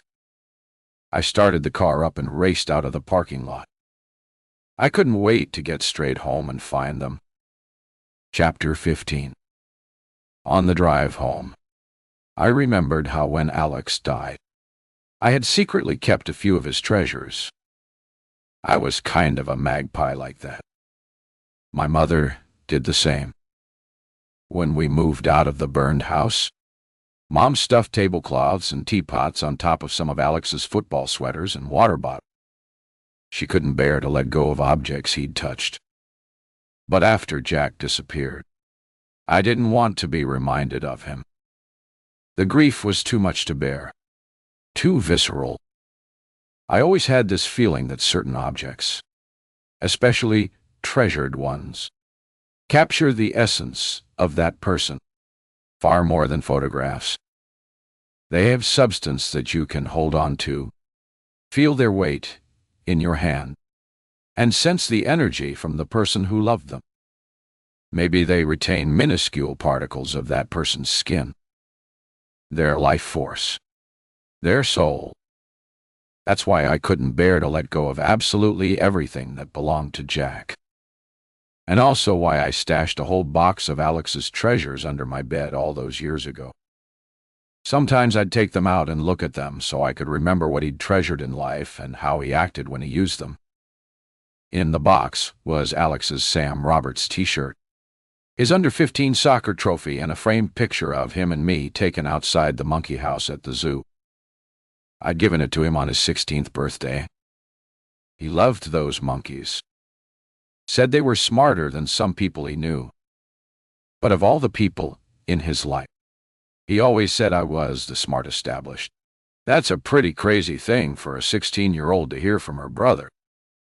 And it was that kind of respect that drew us closer, made us seek out each other's company. Back home, I carried Nate's box into the house and set it down in the back coat closet. I wanted nothing to do with the old memories those objects had stirred up. Even the photo of Jack would set me back 4 years. I'd be incapable of going on with my everyday life if I took another look at it. So, slamming the door shut, I took a deep breath and headed upstairs to the second bedroom, Jack's old room. I'd convinced Nate to hire someone to repaint the walls. Neutral cream replaced mint green. We donated Jack's bed to the Goodwill store. In its place, a queen-sized guest bed with a gray striped cover stood, dominating the room. Pictures of anonymous wooded landscapes replaced at the hand-drawn pastels I'd created during my pregnancy, and the alphabet curtains had been stripped off, leaving plain white blinds in their place. My heart slowed as I opened the closet, empty except for one white box on the upper shelf.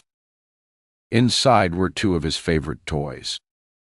I hadn't been able to bring myself to part with them. I remembered one was a red and yellow Hatchimal. I pictured its furry body, blue beak, and green glass eyes. Jack thought it was a penguin. He'd laughed and said, "No feed. No feed." Nate and I had both cracked up over the weird little footless creature with its tiny flippers, and to Jack's delight, we'd christened him Noi. The other was a brown furry puppy with a pink tongue and a big lolling head. Jack had wanted to call him Rory, and we'd written that on the star medallion that hung around his neck. I pulled the box down, thinking how light it felt, how little was left of my only son. Placing it on the bed, I pulled off the lid, moved the tissue paper aside, and took a deep breath. Tiny pinpricks of light sparked in front of my eyes. Only the red and yellow penguin toy was there. The puppy was gone. I looked back into the empty closet, my head reeling with uncertainty. I hadn't taken the box down since I'd put it there 4 years ago. Had I sleepwalked and taken it out without knowing? I stood there for a moment trying to search for some memory of taking the box down and removing the puppy. Nothing. I raced back into our bedroom and searched my closet, pulling down boxes and rooting through them. I reached into the far back corner to see if I'd stuffed it away somewhere, but came up empty-handed. Nate's closet was on the other side of the floor-length mirror.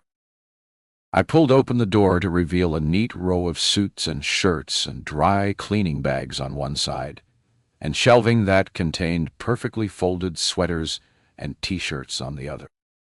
His closet was Spartan compared to mine, while the floor of my closet was cluttered with boxes that overflowed with scarves on, purses, and shoes. Nate's closet floor was clear, with only a long shoe rack holding a selection of well-polished shoes. But the number of empty hangers and spaces on the shoe rack took me aback. It was as if he'd known he wasn't coming back, and had actually planned to disappear for a good long time. The closet was a perfect reflection of Nathan. Ordered, anonymous, and impersonal. In the last few years since Jack had gone, I'd searched my mind, wondering where the charming, empathetic man I'd married had disappeared to. The romantic who'd won me over in Toronto with all the dinners and excursions and declarations of love.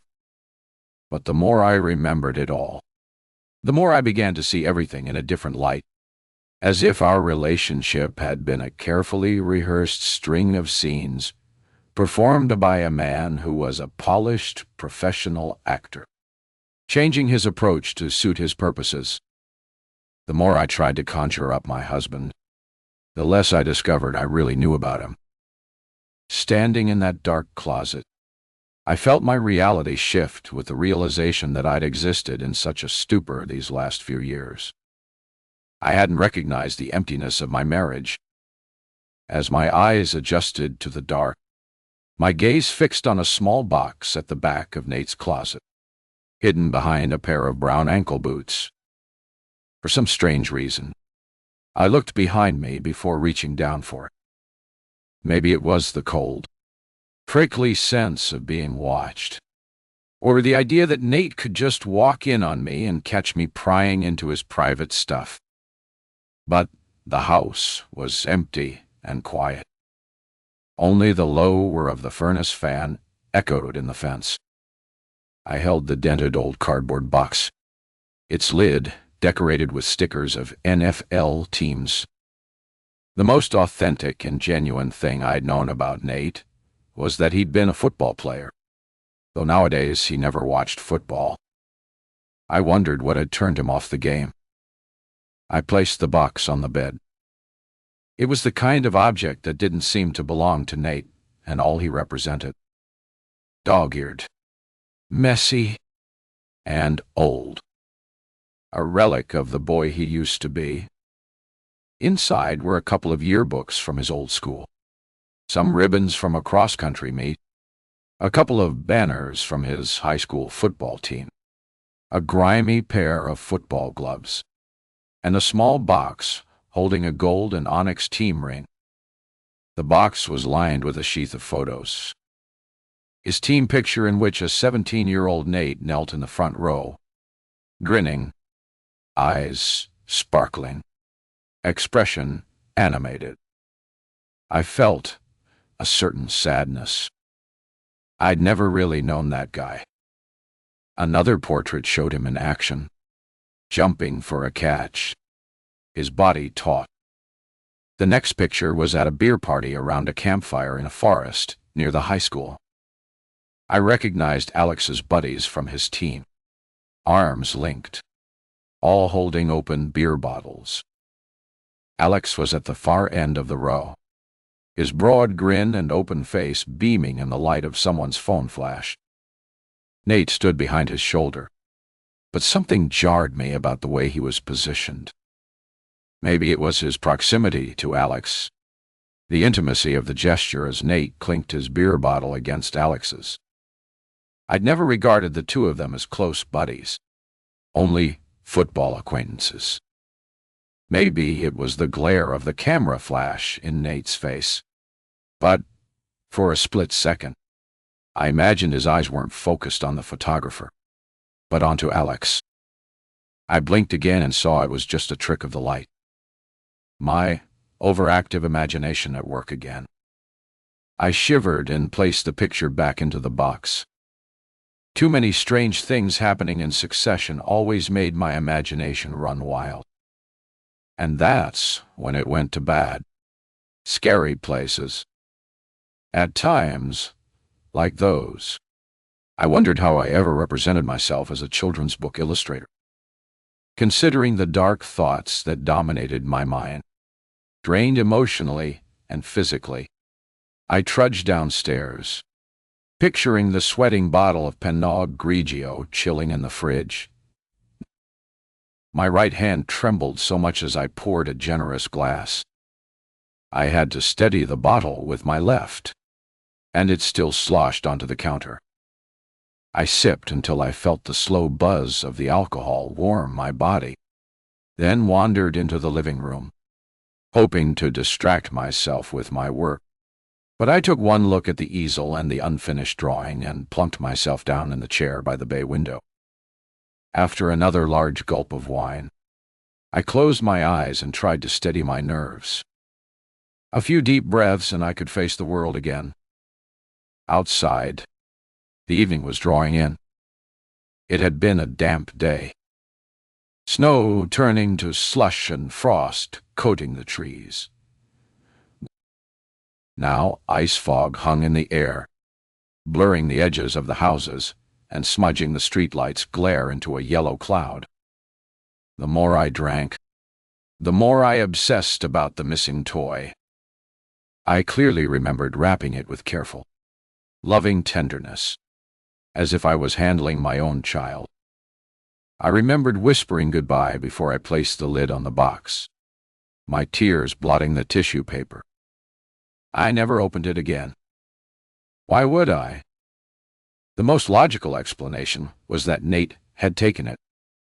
He'd kept a photo of Jack, so maybe he wanted his own memento. Maybe I'd been so immersed in my own pain, I hadn't considered his feelings. Maybe I'd acted like a selfish, cold-hearted G-po. But Nate and I didn't talk about difficult subjects like emotions.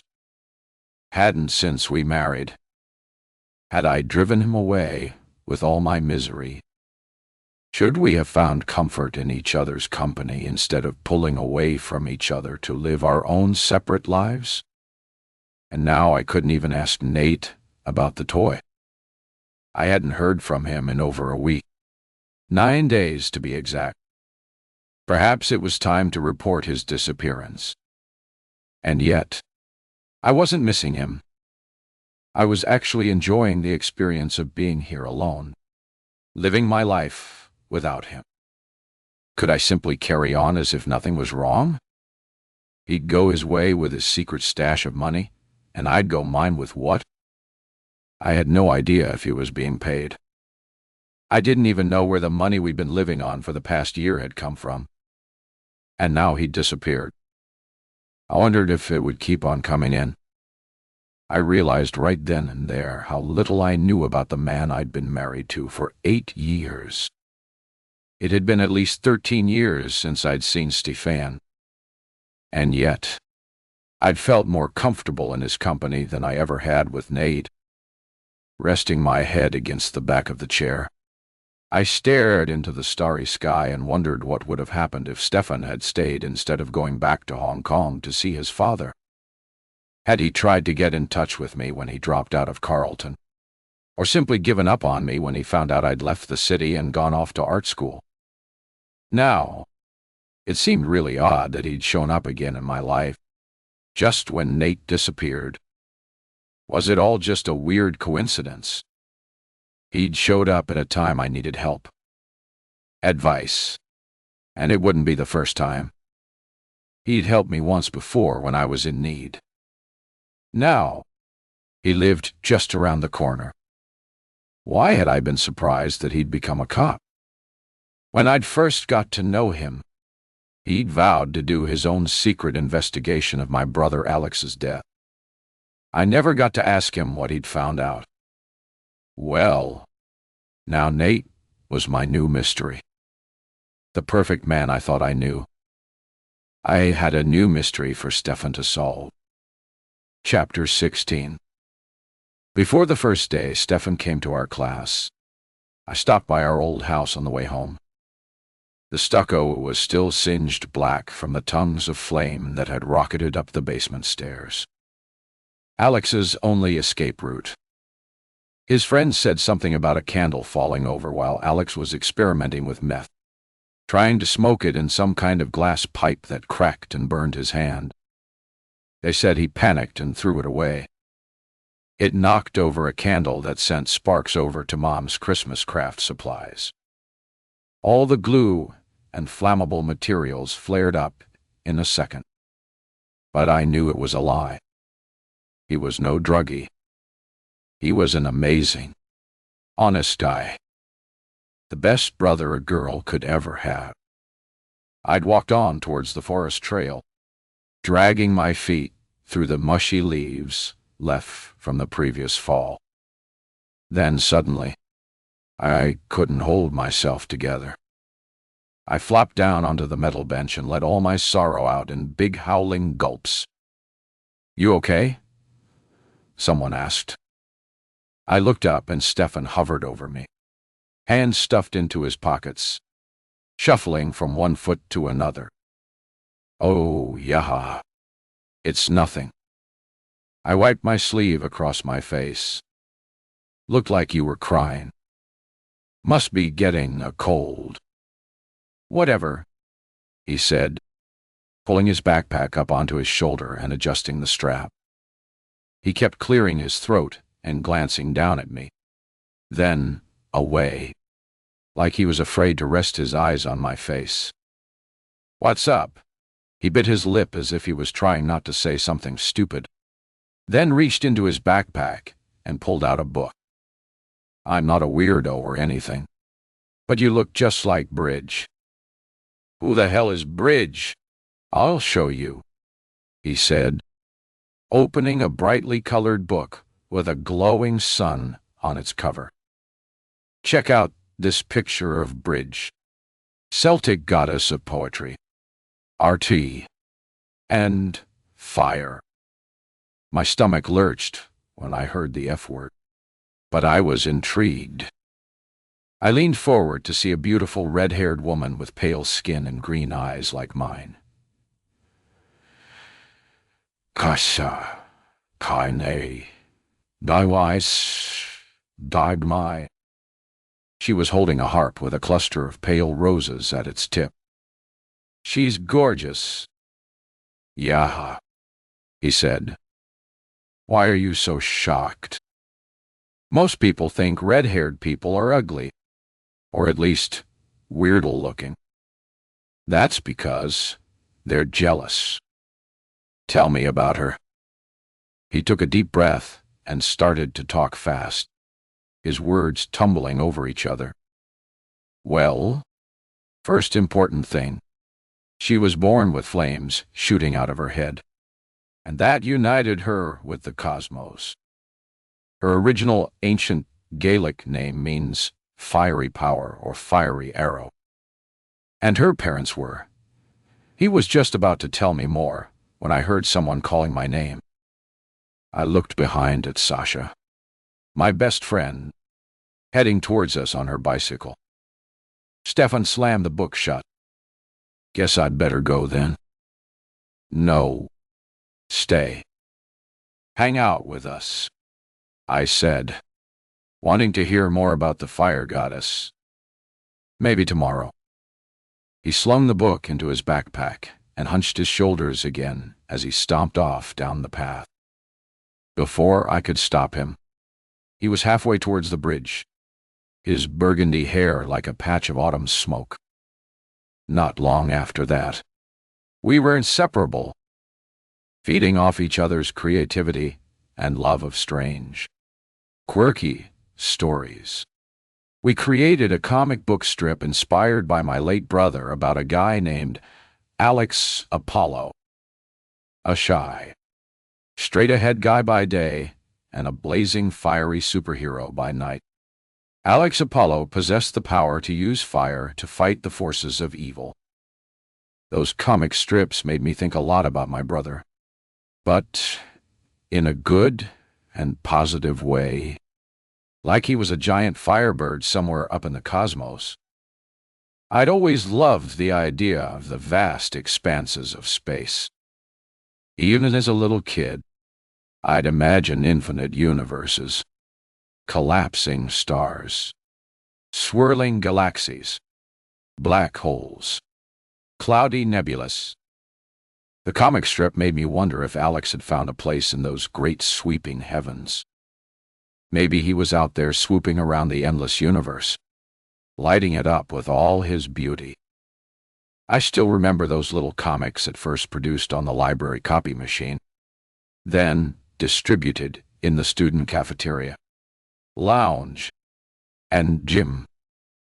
We gained quite a following until the librarian complained about the amount of paper we were using, and we had to go online. Then, towards the end of the year, Stefan got bad news. His dad, a successful businessman in Hong Kong, had fallen seriously ill with cancer and wanted to spend his last days with the son he'd neglected for so long. When the airline ticket arrived, Stefan had to leave with only a day's notice. I remember the night before he left. We were both so stunned we could barely speak to each other. For 10 months, we'd spent the better part of every day in each other's company. He was ingrained in my daily routine. We'd walk to school together, take English together, eat lunch at the same table, walk home side by side, hang out at each other's home, message and Skype when we were apart. I'd often fall asleep talking to him at 1 or 2 in the morning. I didn't need any sleeping pills. That final night, we stood on the front veranda of my house. It was a warm summer evening, moist air, rich with the scent of leaves and flowers, a chorus of chirping crickets in the background, and the occasional mournful cry of a lawn on the lake. I guess that's it for the comic strip, I said, feeling a cold fist pressing at my heart. We can still keep it up even if I'm in Hong Kong, he said, placing his hands on my shoulders. I remember marveling at the shadow of his thick eyelashes on his cheek, the bluish shadow of stubble above his upper lip that I hadn't noticed before, the aching realization that we were both growing up and moving on. Not the same, I said, my lower lip trembling. Why not? He said, dipping his face close to mine. So close, I felt the prickle of static electricity. If we're apart, we can't shoot the yuch-chi-che, you know, confer on ideas.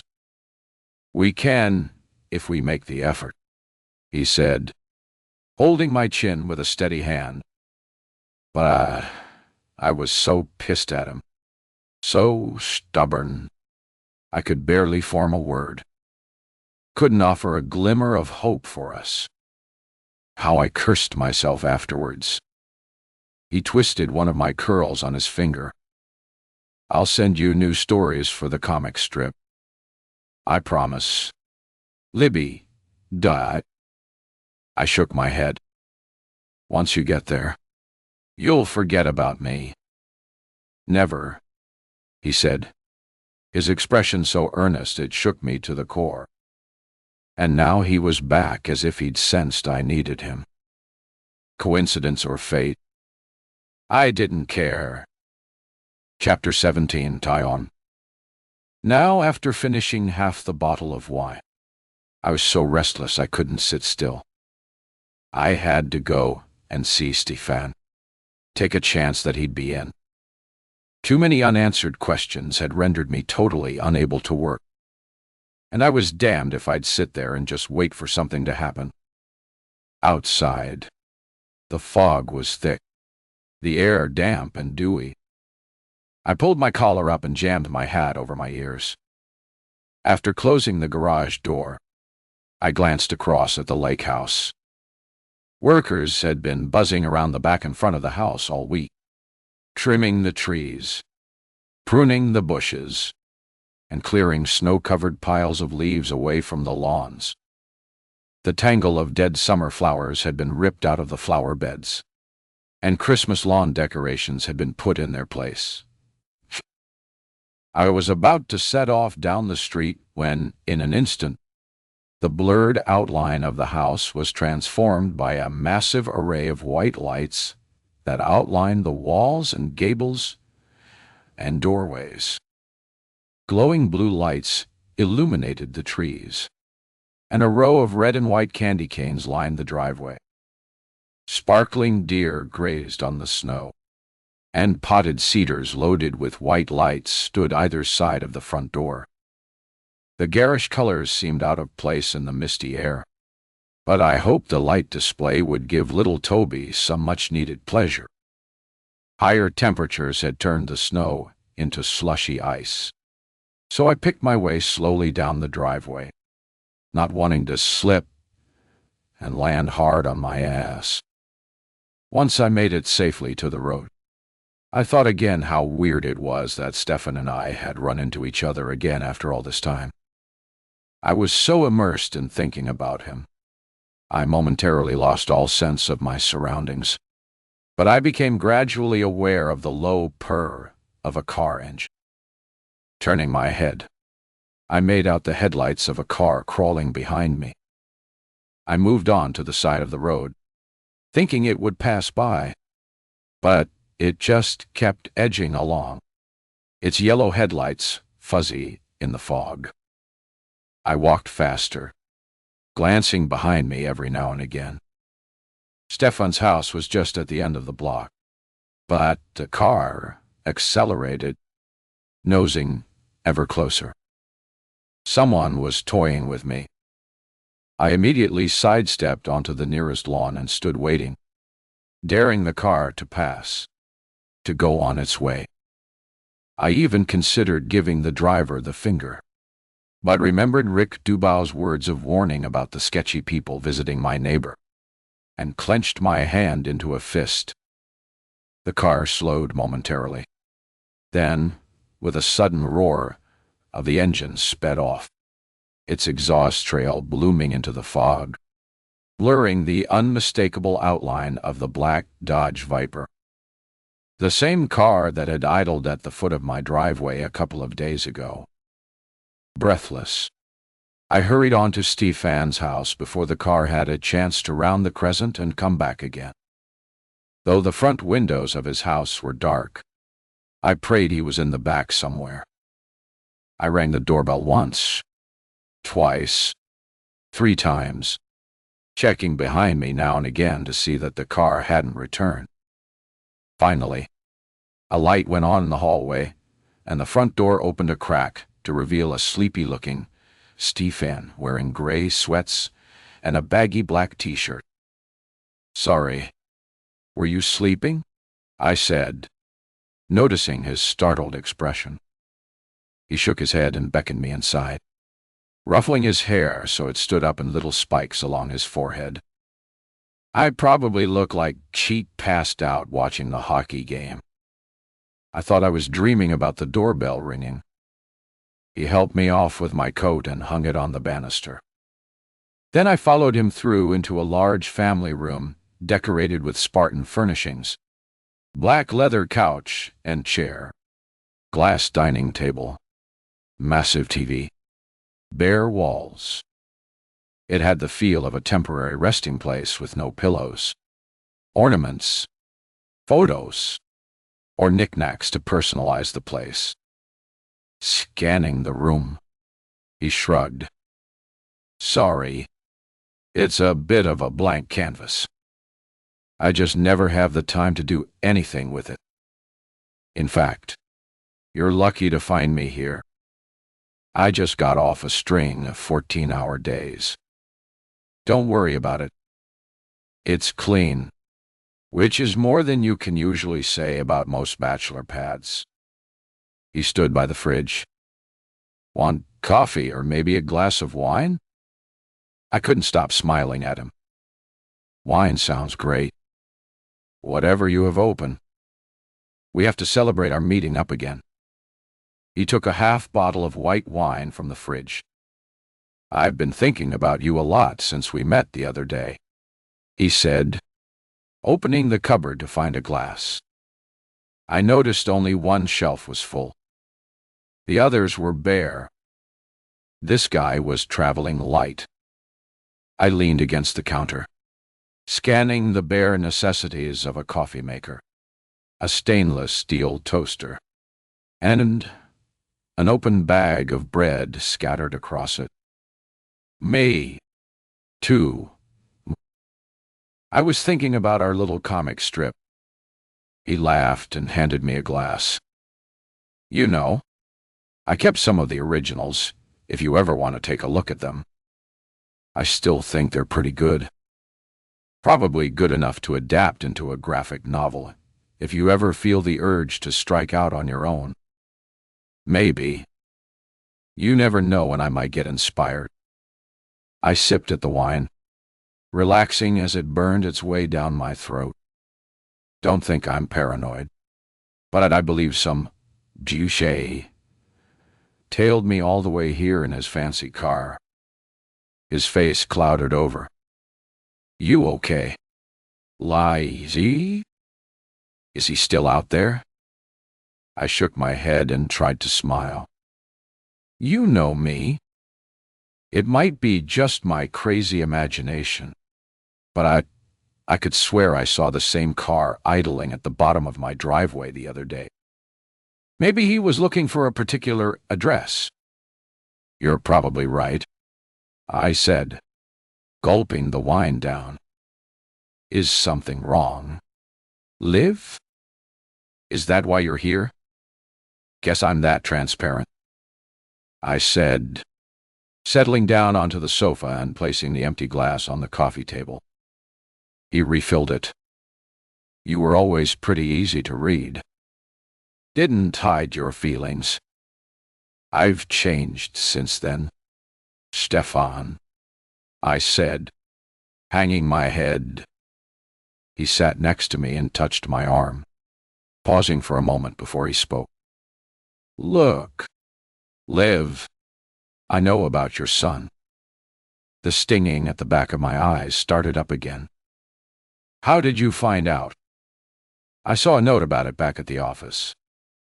A buddy of mine was reassigned to keep the case open. I don't think they're doing anything. Stefan die. They've given up. I gotta be honest with you. Live die.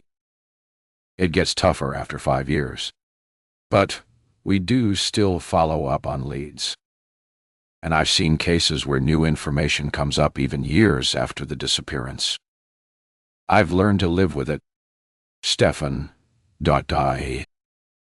After a whole lot of stupidly expensive therapy, I've managed to make some kind of life for myself. You're a strong woman. Live dot, dot. With all the grief you've gone through in your life, you still manage to hold things together. I'm in awe of you. Always have been. Remember, I was your greatest fan 14 years ago. I punched his shoulder. You always knew how to boost me up. I'm just an all-around nice guy, he said, clinking his glass against mine. So, tell me how I can help you live. I settled back onto the sofa. This may sound crazy, but I think my husband has gone missing. His brows knit. What exactly do you mean missing? I thought you said he goes off on regular business trips. He does. But well, we haven't been getting along for a few years now. Not since it's only natural life. Many marriages can't survive a tragedy like you went through. But this time, I haven't heard from him in well over a week. No texts, no calls, no emails, and I don't know where he's staying. He's usually religious about keeping in contact when he's away. Have called his boss? I nodded. I'm embarrassed to admit it, but he's been lying to me. He left his job last year. Didn't even think to tell me about it. Weird. Maybe he was afraid to tell you. Maybe he didn't want to get you stressed out and worried again. He wasn't fired. He left voluntarily to pursue a big new opportunity. According to his boss, he reached for a small green notebook on the side table. Sounds odd. I could do a little digging around if you know what city he was going to. Maybe check with some hotels. That'd be great. He said he was going to Toronto, but I was so distracted by the new neighbors moving in across the street, I forgot to ask him the name of the hotel. Guess I thought he'd text the details to me, but he never did. That doesn't narrow things down a whole lot. Sorry. It's all I can give you. What's his name? He said, his hand hovering above the page. Nate.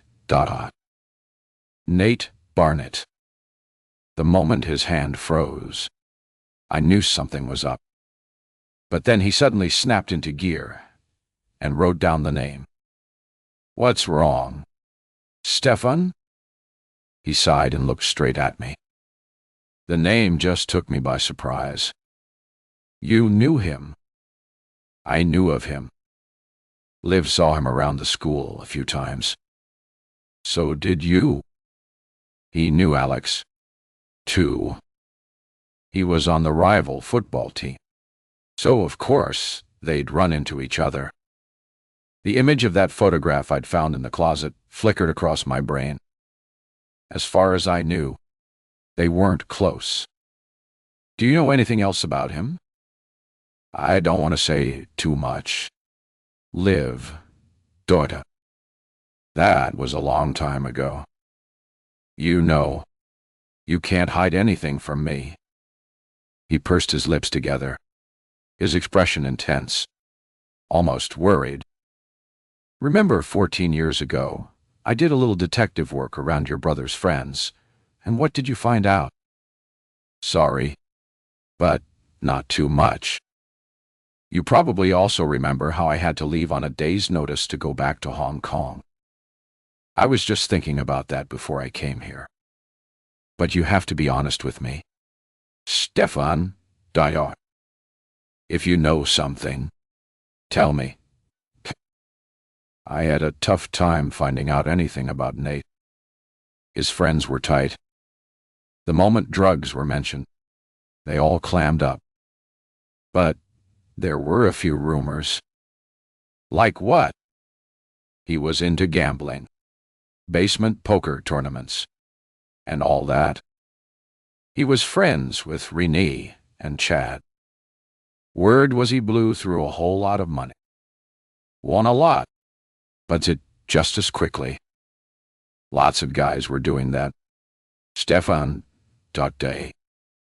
You'd see them playing poker in the stairwells as well as in everyone's basement. I also heard a rumor that his parents were dead beats, that he didn't want anything to do with them. I sensed that prickly cold feeling across my skin. Parents? When we married, he told me they were dead. Remember, that was a long time ago. A lot could have happened in that time. And if he was estranged from them then, it's unlikely he'd have wanted them as wedding guests, even if they were alive. I took a deep breath, steadied my heartbeat. Could you do me a favor? Stefan? Look them up. See if they're dead or alive. I don't care who they are. I want to know all Nate's secrets. Sure. I'll check it out for you. I closed my eyes and pressed my hand against my forehead. Sometimes I curse the day I ever ran into that guy. My life could have been a whole lot different if I'd stayed here. Stefan's eyes softened. But you wouldn't have had your son. Yeah? And I wouldn't have lost him, I said, covering my face with my hands and trying to hold back the tears. I stood up abruptly. I have to go. Stefan, before I say something I shouldn't. Immediately, he was up and following me as I stomped into the hallway and grabbed my coat. I promise I'll do a search on Nate's parents. Live. See what I can find out. I'll come by your place if anything turns up. I nodded. I couldn't speak. If I'd opened my mouth, I would have broken down like a blubbering child. I held on to the front door knob, realizing that my life was a mess of my own making and there was nothing I could do about it. He caught my shoulder. Whoa. I hate to let you go like this. At least let me walk you home. I threw the door open. The fresh air will be good for me. I'll be okay. Call me. I strode out into the night without a backward glance. I knew he was standing in the doorway watching because the door hadn't slammed. I walked away cursing myself. Fate had delivered me some hefty blows. But then I'd made some stupid choices in my life. Now the thoughts ran over and over in my head. What if Stefan hadn't gone away? What if I'd waited for him to come back instead of running away to Toronto? What if I hadn't fallen for all Nate's sweet talk? Why had I been such a pushover, falling for the first guy to shower me with gifts and attention and flattery? As if I couldn't believe that someone thought me worth all the effort. I'd betrayed Stefan, taken up with Nate in his polished act. Nate's, the shadow with no substance, the chameleon who could be anyone you wanted him to be. And now he'd been lying to me for so long, I didn't even know who he was. Chapter 18. I was glued to my phone the next day, waiting for a message from Stefan. Sure, it wouldn't take him long to find some information regarding Nate's whereabouts. In the meantime, I drank 4 cups of strong coffee and finished 3 more pictures for the book. I was on a roll, flying on blind energy, driven by an urge to finish the damn project so I could concentrate on everything else that was going on in my life. A few hours later, my work was looking great, and I'd opened a bottle of Nate's best Pen Noir. I was coasting on an alcohol-fueled high and figured, since my own husband didn't even give a damn about me now, why should I care? At around 4, the action in the lake house began. I hadn't seen Heidi for a few days, but I put down my wine glass when the front door swung wide open, and she strode outside in a skimpy, hugging black sheath dress. It was well below 0, outside, so she must have been freezing. 3 black SUVs were parked in the driveway. A Lincoln, a Lexus, and a Mercedes. By now, I'd realized Heidi loved big spenders. The guys with the luxury rides, the hot shots, and high riders. It was too bad Nate was away. They'd probably have found a whole lot in common. She sashed down the driveway, waving her arms in the air.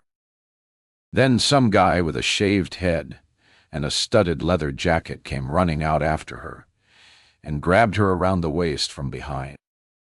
Swaying her hips against him, she pulled his head onto her shoulder, her eyes vacant, her mouth fixed in a slack grin.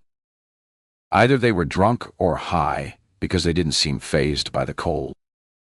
Then another long-haired guy in a Metallica t-shirt came jogging out of the house with Toby perched on his shoulders.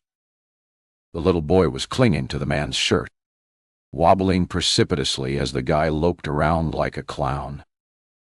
Leather Jacket pulled himself away from Heidi and started grabbing handfuls of snow and flinging it at her. She quickly retaliated by scooping up even bigger armfuls and throwing it up in the air in a cascading shower. The long-haired guy caught a whole whack of it in his face and stopped dead, letting go of Toby's feet and allowing him to fall off his shoulders and tumbled sideways into a big mound of snow. I stood up, almost knocking my easel down in my haste to see if the boy was hurt. It took Heidi a few seconds to register what had happened, but then she raced over to the mound where Toby lay. I held my breath, but within seconds, the welcome sound of a child's piercing wail burst out into the silence. Heidi scooped him up in one arm, shoved bald head and long hair away with the other, and stalked off back into the house. Toby's little legs were scissor-kicking with fury.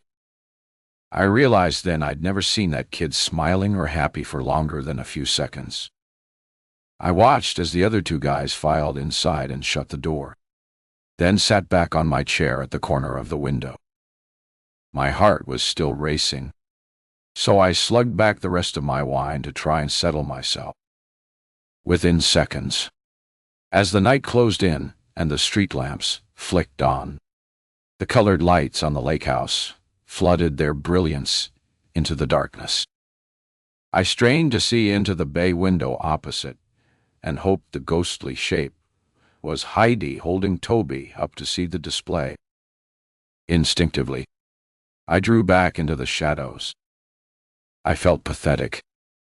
The lonely, crazy woman at the window, living vicariously through the neighbors. But that poor kid over there was at the mercy of his party animal mother and a whole string of dubious-looking guys who didn't really give a damn about him. Not to mention the alcohol and drugs that were probably lying around the place. What would happen if they were all too drunk or high to hear him if he was in distress or something? What if he fell down the stairs or got into the cleaning cupboard or found laundry detergent pods and tried to eat them? My brain was alive with all the terrible possibilities. It seemed clear then that I had only one option. I'd failed Jack, but I wouldn't fail this innocent kid. He wouldn't be a victim. Not on my watch. I sprang up from my chair, almost knocking the wine bottle over. Strange that there wasn't much left in it. I could have sworn I'd only had 1 glass. I tottered to the kitchen, feeling wobbly, and found Rick's card propped up against the coffee machine. Then it was only a matter of dialing and waiting to tell him exactly what I'd seen. After I finished, there was a long silence on the other end. Someone else was there with him. I heard muffled whispering in the background as if his hand was covering the phone. It was probably his ballerina girlfriend. "Are those other cars still there, Olivia?" he asked. I glanced outside. "I see at least 3 of them." A pause. "Okay." Thanks for the tip-off, Olivia.und. I really appreciate you looking out for Toby. You're his guardian angel. I don't want to be too nosy, but can you do anything about the situation? I said, the whine emboldening me. I'm going to come around tomorrow morning. I hope those guys will be gone. Can you tell me what's going on in that house? Rick? I mean, it's right opposite me. Is there anything I need to be concerned about? Another pause. I heard his quick intake of breath. I can't really say anything about that. Olivia.co. Just don't get friendly with Heidi. Like I said, it's probably best if you stay away from her. I felt a sudden chill prickles over my skin. Why? Rick?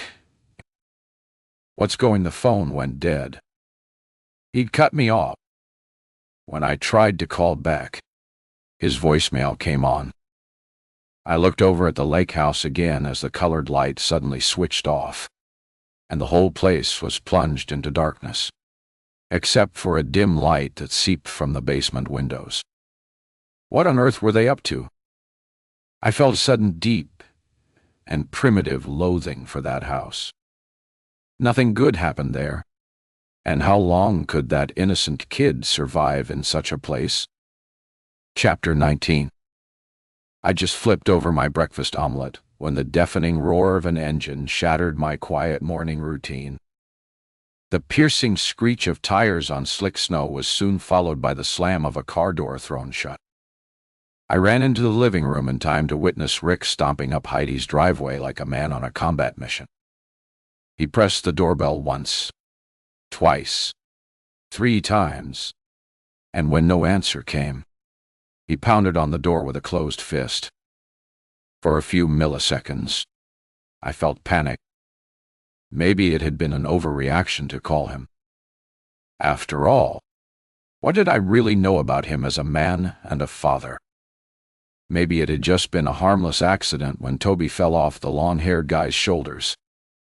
He'd fallen into a big snowdrift, so he probably wasn't hurt.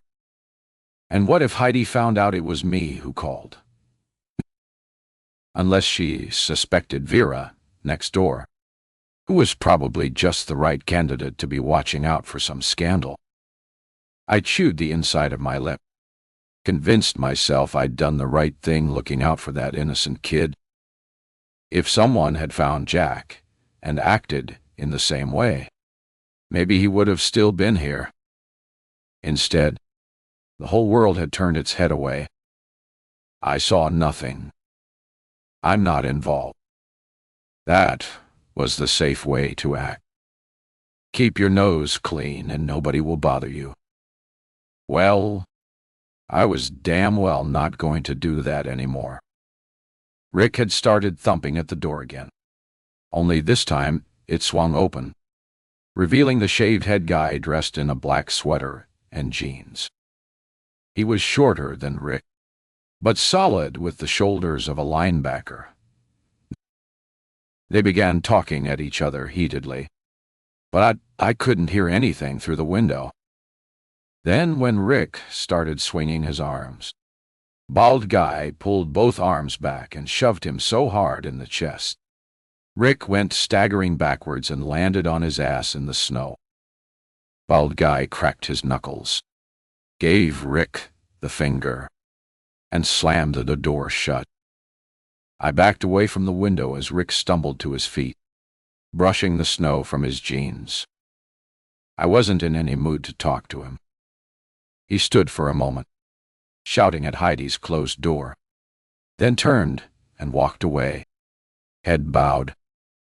He glanced over at my house before swinging himself up into his truck and gunning the engine so hard, the spinning tires sent a shower of snow into the air. All that effort and nothing to show for it, except for a snow-covered rear. My omelet was tough as leather by the time I got back to it, so I tipped it into the garbage and toasted a bagel instead. So much for the high-protein breakfast. I sat at my kitchen counter, sipping coffee and gazing out at the trees that lined my backyard. The grinding in my stomach had subsided a bit after the Rick and Heidi incident. But I decided to keep a low profile today. Didn't want to run into Heidi and risk her grilling me about Rick. In his fit of anger, he may have let it out that someone called and snitched on her. Hopefully, he kept his mouth shut, since I was the person who had to live steps away from that house and all its crazy goings-on. The dull ache began to spread across my forehead again. I didn't need all this new worry. I just wanted to live a quiet life with my drawing and my stories and my family. That's all I'd ever wanted. Now that seemed so far away, so out of reach. A rustle in the trees out back distracted me. Those huge 50-foot trees were havens for an army of squirrels, and I watched in awe as a cheeky red squirrel sat on a mid-level branch and shook a shower of snow onto an unsuspecting rabbit below. The rabbit's nose was twitching like crazy, trying to figure out where that pesky snow was coming from. For once, I started to laugh. Surely, I could capture this perfect moment for the lunchbox story. Suddenly, the day seemed brighter. Strange that the dark cloud over my life had gradually been lifting since Nate was out of the picture and Stefan reappeared. Did that make me a cold-hearted jucha? That I wasn't worried for his safety. Maybe he was ill or injured, lying on some remote country road. Hell, I hadn't even called around any hospitals. But I wouldn't have known where to start. I was just considering the next layout for the lunchbox project when the doorbell went. Not once, but several times, as if someone was pressing it continuously. Surely Stefan would have called first. Hurrying over to the front door, I made out a tall, willowy shape through the frosted glass. Blonde hair, one hand on her hip. Heidi, oh. I swung the door open just as she was about to pound on it with a clenched fist. Up close, her face was flawless. Ivory skin, full pouty lips, and a slim, sculpted nose. Bold, well-groomed eyebrows knit into a twisted frown, and ice-blue eyes blazed at me. She opened her mouth to speak, but I cut her off, reaching my hand out to her. Hi, I'm Olivia. Great to finally meet you. Her lovely mouth drooped, and the wide eyes narrowed as she seemed to calculate me carefully. She gave a slight laugh. You can cut the girl next door happy neighbor act, and you can also keep your damn nose out of my business. I glanced to my left, hearing Vera's garage door slide upwards. I looked back at Heidi. I'm not sure what you're talking about. Maybe you'd care to explain. You're always watching me, showing up everywhere, smirking, judging, getting in my face, nosing around. How? Don't you have a life of your own? She glanced beyond me at the empty hallway. Guess you don't have kids. That figures. The sudden swell of anger was bitter in my throat. I stepped towards her in an attempt to assert myself. First of all, I'm an artist. My studio is in my living room. My easel is placed in the bay window to get the best light, so it might seem like I'm always watching. But I'm really just working. Sure, she smirked. You think I believe all that BS? You called my ex. Told him something happened to my kid. I tried hard not to look away. A sure sign of a lie. Who told you that? I saw him talking to you the other day. He probably asked you to spy on me. He's always sounding me. Won't leave me alone. And you? You probably can't keep your eyes off other people's kids. Creep. Dottie. You're pathetic. I clenched my fists. Her comment was a sucker punch to my gut. I was about to snap back at her when my neighbor Vera stepped out onto her driveway. She was snappily dressed in a black wool coat, fur hat, and tan leather boots. She waved at me and walked towards us over the grass. Heidi took a few steps back. What's this? The neighborhood watch meeting. Everything okay here? Girls? She said, smoothing her gloves out. I glared at Heidi. It's okay. Vera.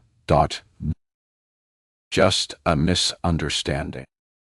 Her new neighbor was just about to leave, but Vera persisted, standing at my side. No, she can wait. I need to tell her something. It's shameful what that little boy of yours has to put up with. Whoever called your husband or boyfriend, or whoever the hell he is, was doing that innocent child a favor. I saw those hoodlums throwing him around yesterday.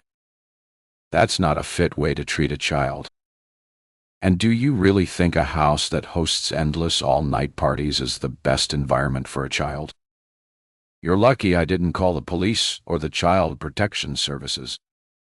Heidi was looking from me to Vera, her mouth gaping open. I'll get a restraining order on both of you if you ever think of interfering in my life again. I happen to know a lot of well-connected people, so I'd advise you to keep your juicy noses out of what I do and when I do it. With that, she turned and stomped away, her long braids swinging from side to side like a heavy pendulum. Vera made a tutting sound. She's a real piece of work. Thinks she's a cut above the rest of us. I liked it better when the house was empty. I sighed. It had been such a good start to the day. And now, the cloud of conflict was hovering, threatening to quash my new enthusiasm. May. Too. Kanon. And she doesn't seem to give a damn about her little boy. Vera touched my arm.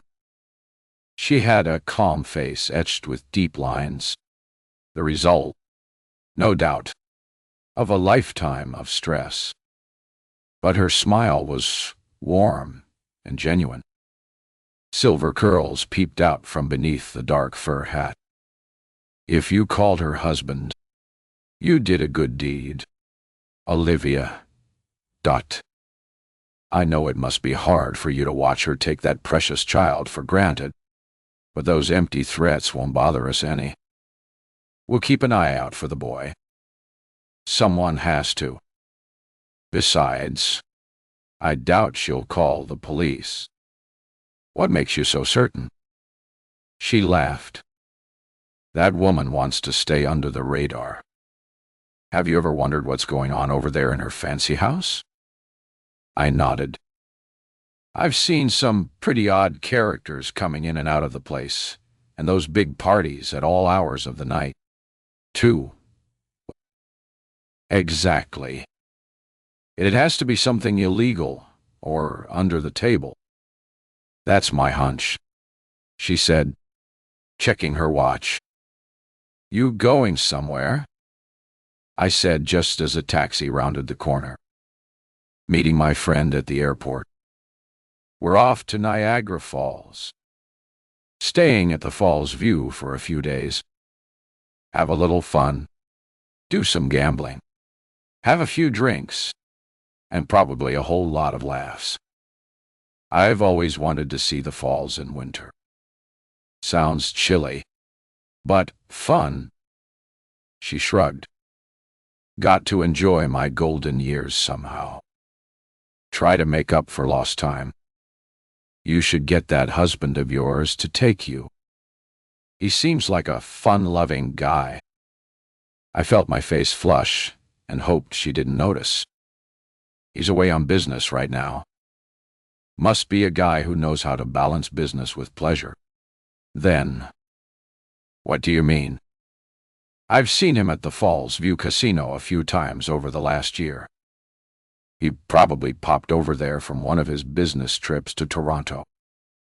Hell, one night, maybe 3 or 4 months ago, I was there with Carol. We played the slots until almost midnight, then called it a night. I passed the poker tables, and your husband was there on the high-stakes table. I was starting to get that breathless feeling again. I swallowed and tried to look politely interested. Keith does like to gamble. I know that. She leaned in closer. The thing is, when Carol and I got up next morning to go to the breakfast buffet, he was still there at the same table. Had a few stacks of chips in front of him, and he was still drinking. Didn't look in any shape to go to work. And I'd been at home imagining him sitting in boardrooms or conference rooms for tedious meetings or traveling to meet clients. He'd been lying all the time playing games with me. Why didn't you tell me about this before? Vera? She backed away. I thought about it. Dear Dot. I've been around the casinos enough to know that some people just can't control themselves when it comes to the slot machines or the roulette table. Maybe your husband has that problem, but I usually draw the line at getting involved in other people's marital troubles. I've had enough of my own. Your husband seems like a nice man. I'm sure you two can work things out. If I thought he was abusing you, it would be different. Don't forget, I know the signs. She glanced around at the taxi. Well, I must dash. I have to get to the airport. I hope I haven't upset you, dear Dot. I shook my head. We'll deal with it, Fra Dotto. Don't worry. I'll talk to him when he gets back. You do that. In the meantime, keep an eye on our little prince over there. She winked, then walked back over to her driveway to retrieve a leopard print weekend case before clunking it along behind her. I will. I called, wondering if this further evidence of Nate's gambling was connected to the big opportunity that caused him to leave his job, and whether it had anything to do with his disappearance. Now, maybe it was time to do some digging of my own, to peel away the layers of lies before he came back, if he came back. Chapter 20.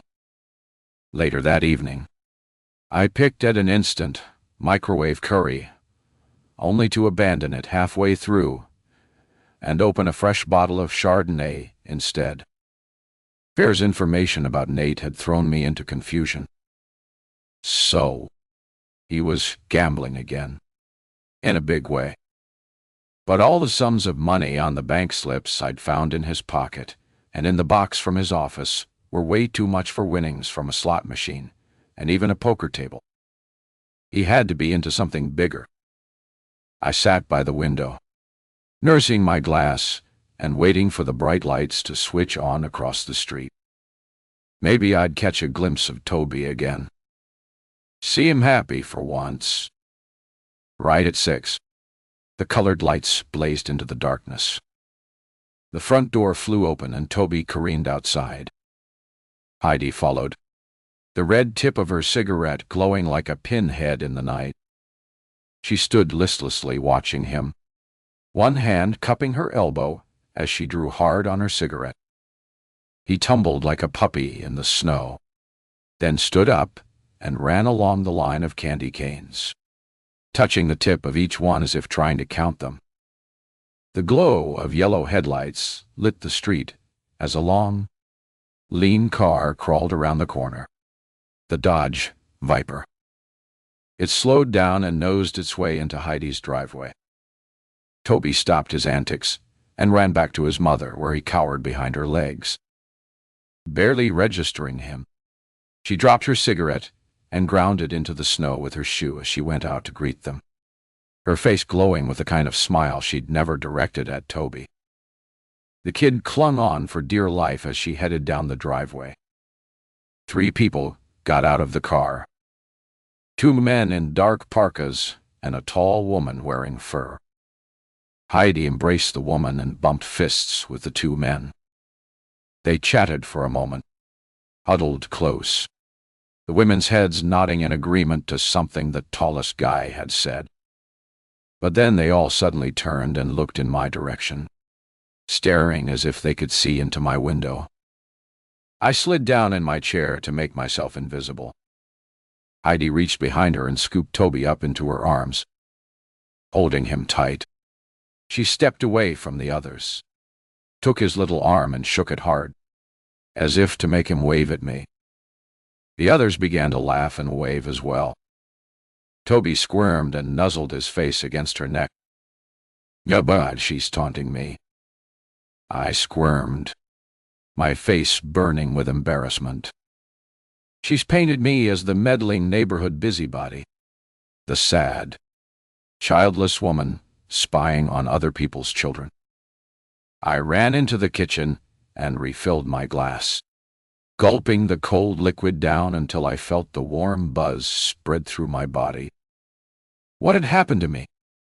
In my teens, my future had been filled with promise. I dealt with the tragedy of Alex's death, forged ahead with Stefan's help, and used the grief to create something, to give myself a purpose in life. As the wine slipped down and blurred the edge of my frustration, I tried to redirect myself towards something positive.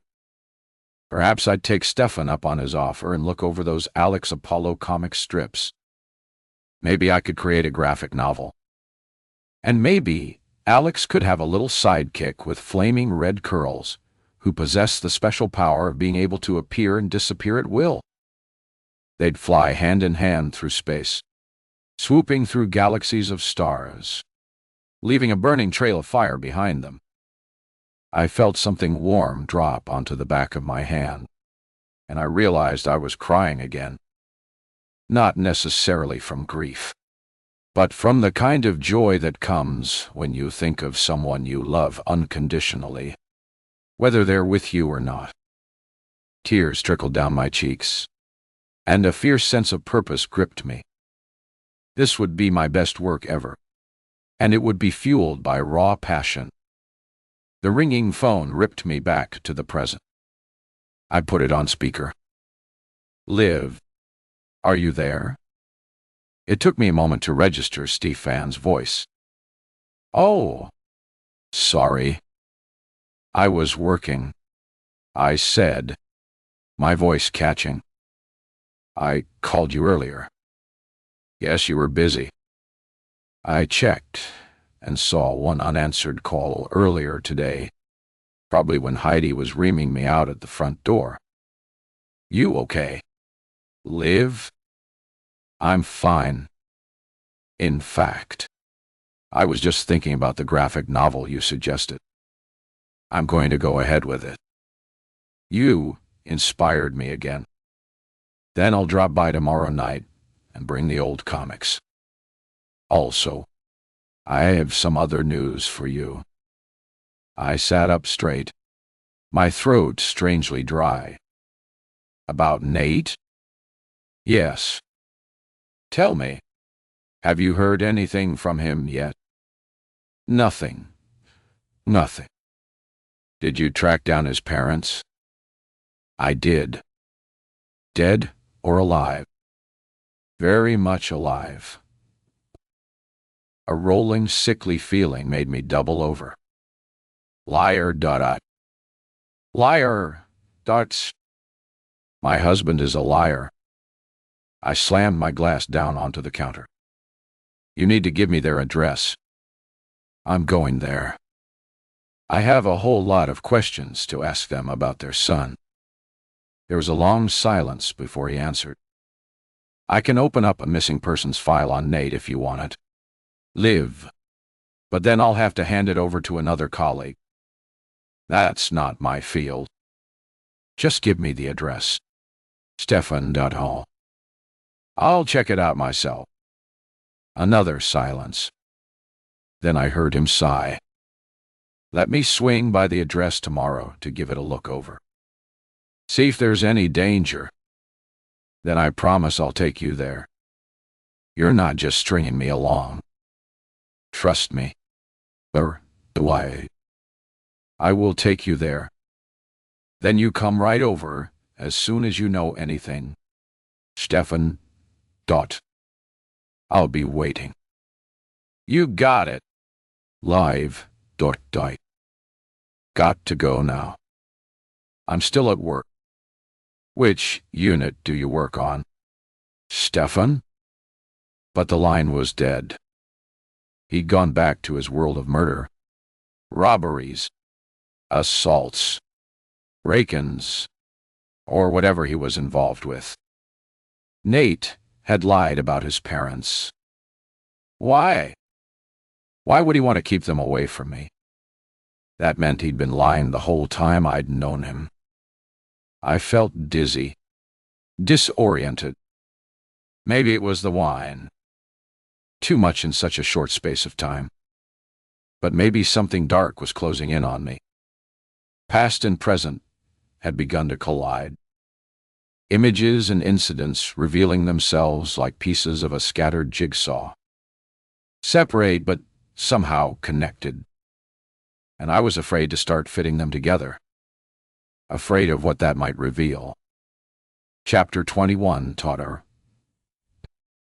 Around 4 the next day, I watched from my window as all the kids filed home from school. My heart ached when they stopped for impromptu snow fights or rolled in the snow to make snow angels, laughing and screeching, limbs flailing. They seemed oblivious to their raw red faces or their runny noses and probably glad to get out of the classroom with its musty stink of damp coats and boots. I remembered that smell from the Moms and Twos group.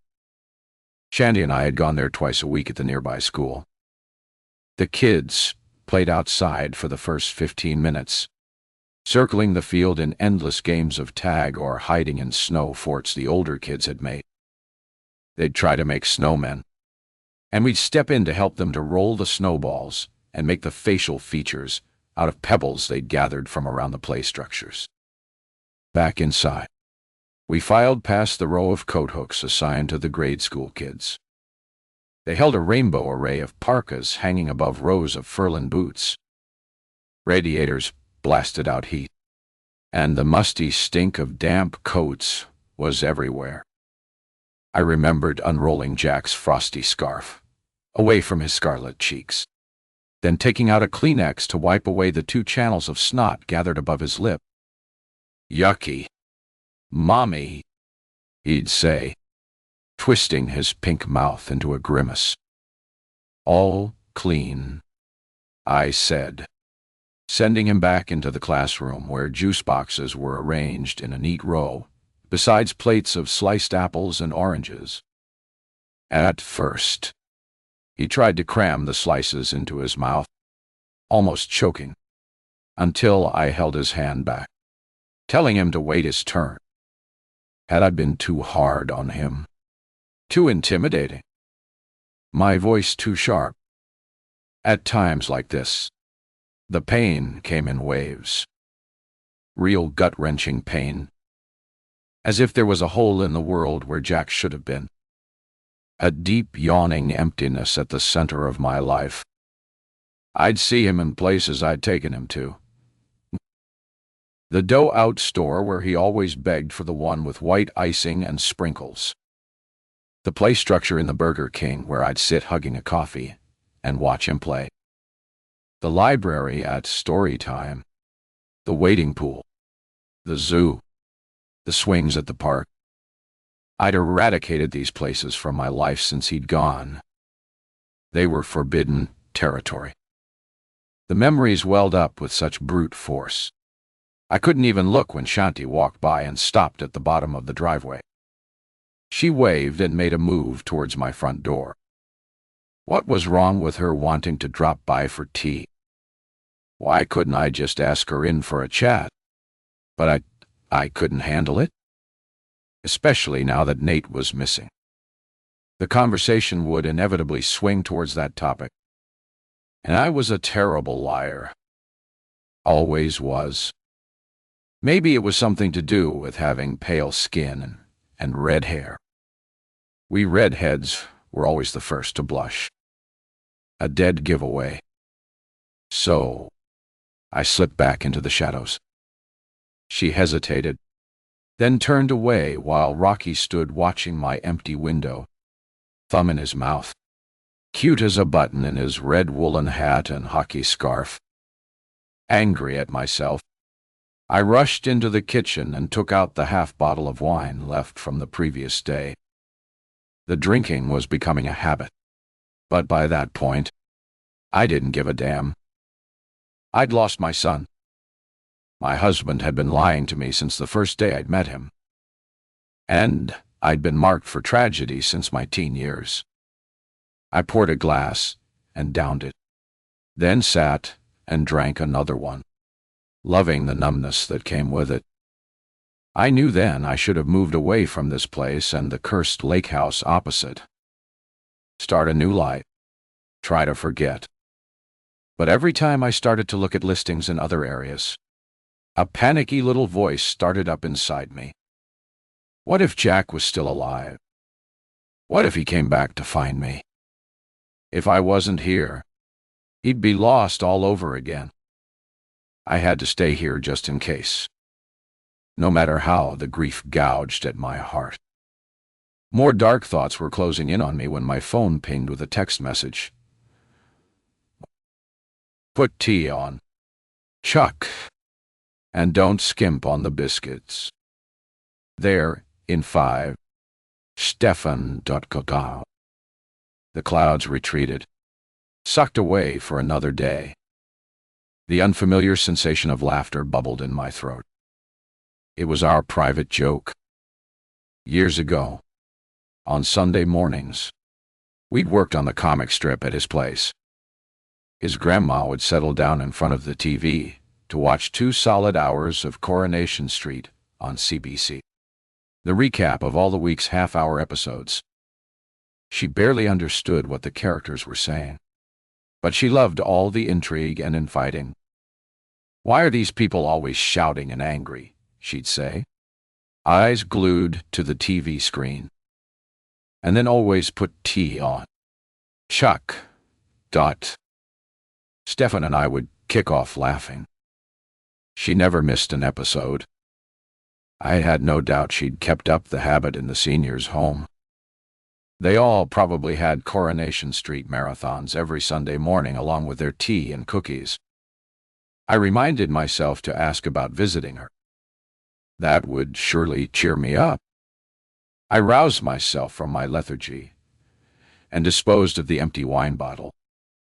It wouldn't do for Stefan to see me at my lowest point, lying in self-pity and guzzling back wine in the early afternoon. After combing my pantry shelves, I came up with half a pack of ginger snaps and an unopened box of chocolate chip cookies. I quickly arranged some on a plate and poured the boiling water into my rarely used teapot. 2 cups and saucers and a sugar and milk jug completed the arrangement just in time for the sound of the doorbell. Seeing Stefan still took me aback. He hadn't always had the broad open smile that he greeted me with at the door when I'd first met him. He tended to slouch around, his eyes trained on the floor. But as our friendship grew, so had his confidence. And now the fresh-faced, self-assured man who strode breezily into my front hallway was such a welcome sight.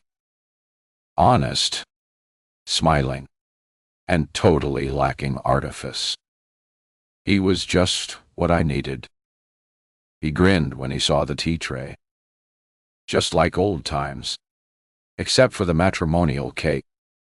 I shrugged. Sorry, haven't baked that one in ages.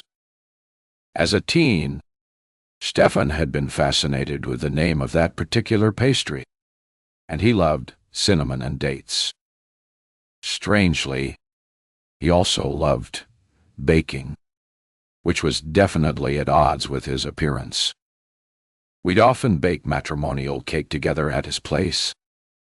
He'd be bent over a mixing bowl measuring butter sticks into flour, and with his burgundy-crested hair, multiple piercings, and his dude with the food chef's apron, I'd imagine him as a quirky cooking show host.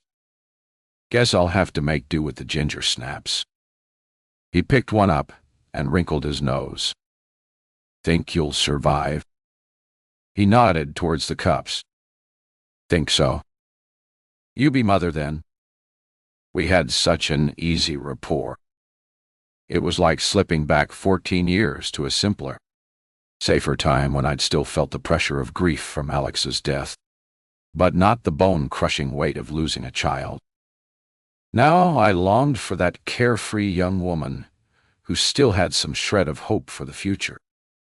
I turned away to pour the tea. He settled down on the family room couch and took out his notebook. I'll get right to it. Live rounds about Nate's parents. I leaned against the counter, shaken. A tingly feeling settled on my skin as if everything was about to dissolve into a shifting mirage. They don't live together. I followed Mrs. Barnett from her home in the north end of the city to a nursing home about 10 minutes away.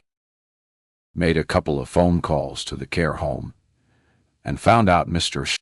Barnett's been there for years. But he can't be that old. Why would he be in a place like that?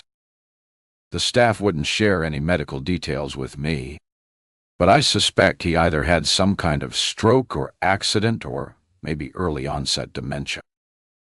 I was still trying hard to accept the reality that Nate's parents actually existed when he'd lied about them for at least 10 years. What was she like? Stefan? Nate's mother.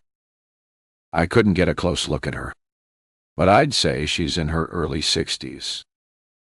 Tall, thin, gray hair. Nothing that stands out, really. And what about their house? Small bungalow. Run down. Siding. And roof look like they needed repairs. And it's not in a great neighborhood. Looks like they don't have a lot of money. I slumped down onto the couch. But why would Nate keep this from me after all these years? Why would he lie to me? Stefan sighed and put down his cup. I know it must be a shock to find this out now, but I have to ask if there's anything else that you're suspicious about. Any other lies you're aware of? I found out Nate's still gambling. The neighbor saw him at a casino in Niagara Falls just a few months ago. I thought he'd given it up. He promised me years back. Stefan chewed his lip and gave me a pensive look. Sorry to say. Live. In my experience. Once a gambler. Always a gambler. It's an addiction that's next to impossible to beat. Sounds like you're an expert. Stefan Dotte. I'm on the vice squad.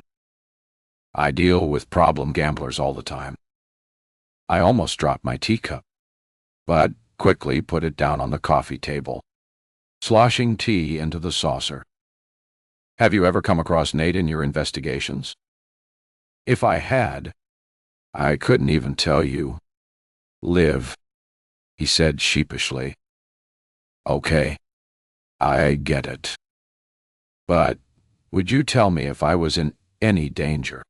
He looked away from me, clearly uncomfortable. At the question. I hope it never gets to that. Avid, duck. But I'm sure I'd find some way to keep you safe. I sighed. I suppose that's some comfort. Then. But I do want to see Nate's mom. And I don't think that's a conflict of interest for you. I probably could have tracked her down myself. I have to talk to her. Can you take me there? The idea scared me, but I felt compelled to follow any lead. He shifted in his chair. There's nothing to stop you as a private citizen from going to her house and telling her who you are. I can't approach her in an official capacity, but I can stay in the car and give you some moral support. I leaned forward. Tomorrow?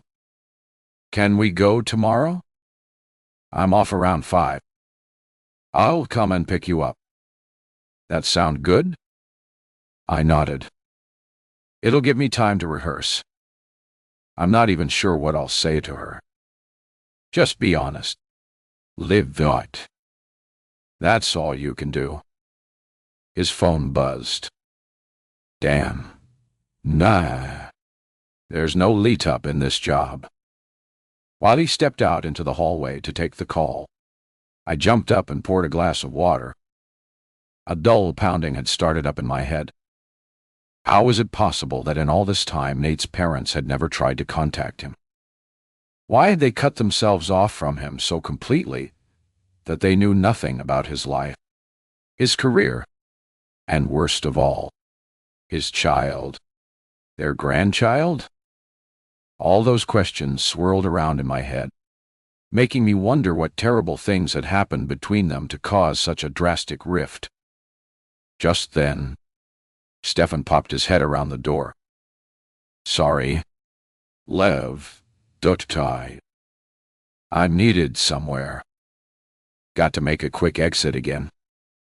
When do you ever get longer than 20 minutes to yourself? I felt the dreaded imminence of another lonely night. He zipped up his parka. They own me body and soul, it seems, but I like to be busy. I'm not great with downtime. My door's always open, I said, my heart skipping a little. Anytime. He stopped at the front door and smiled. It's so great to see you again. Live. ... I thought about you a whole lot since I left here all those years ago. I pressed my lips tightly together and nodded. What to say? Everything seemed utterly pointless. Tomorrow, then? He swung the door open. I'll text you ahead of time. And oh, I left the comic strips in your hallway. Can't wait to look at them, I said as a frigid gust of wind blew in through the open door. His car, a black SUV, was parked in the driveway. I stood watching as he pulled away, my mind turning over and over. I wanted to see Nate's parents, but hadn't a clue how to approach them or what to tell them. I could just imagine their reaction when I, a complete stranger, appeared on their doorstep and announced, Hey, I'm married to your estranged son, Nate. But unfortunately, he's recently disappeared without a trace. 5 years after the same thing happened to the grandson you never met, and I have no idea how to find either of them. I pushed the door shut against the stiff wind that rustled around the trees and blew the snow into drifts. How on earth was I going to break this terrible news to someone I'd never met? Someone whose relationship to my husband had already been broken for years. Chapter 22. The garbage truck rolled by the window, stopping at the lake house, where 2 giant containers stood, piled so full of junk the lids wouldn't close. The recycling bin lid was propped open by a stack of empty pizza boxes and a massive collection of beer, wine, and liquor bottles that tumbled into the hold of the truck with such a clatter the ground vibrated. Despite the momentary distraction of watching Heidi set out for a walk with Toby in a small red sled, my attention kept wandering to the phone. I'd check for missed messages just in case I'd mistakenly slipped the phone onto silent mode. For once, the little boy looked relatively happy. He wasn't crying or whining, And she'd actually dressed him in suitable clothing for the weather. Or I know my needies. A bright red woolen cap and a navy snowsuit. When they disappeared around the corner, I forced myself back to the sketch I was doing. It was a scene where the bullies are in the process of ambushing the protagonist, Parker, on the way to school.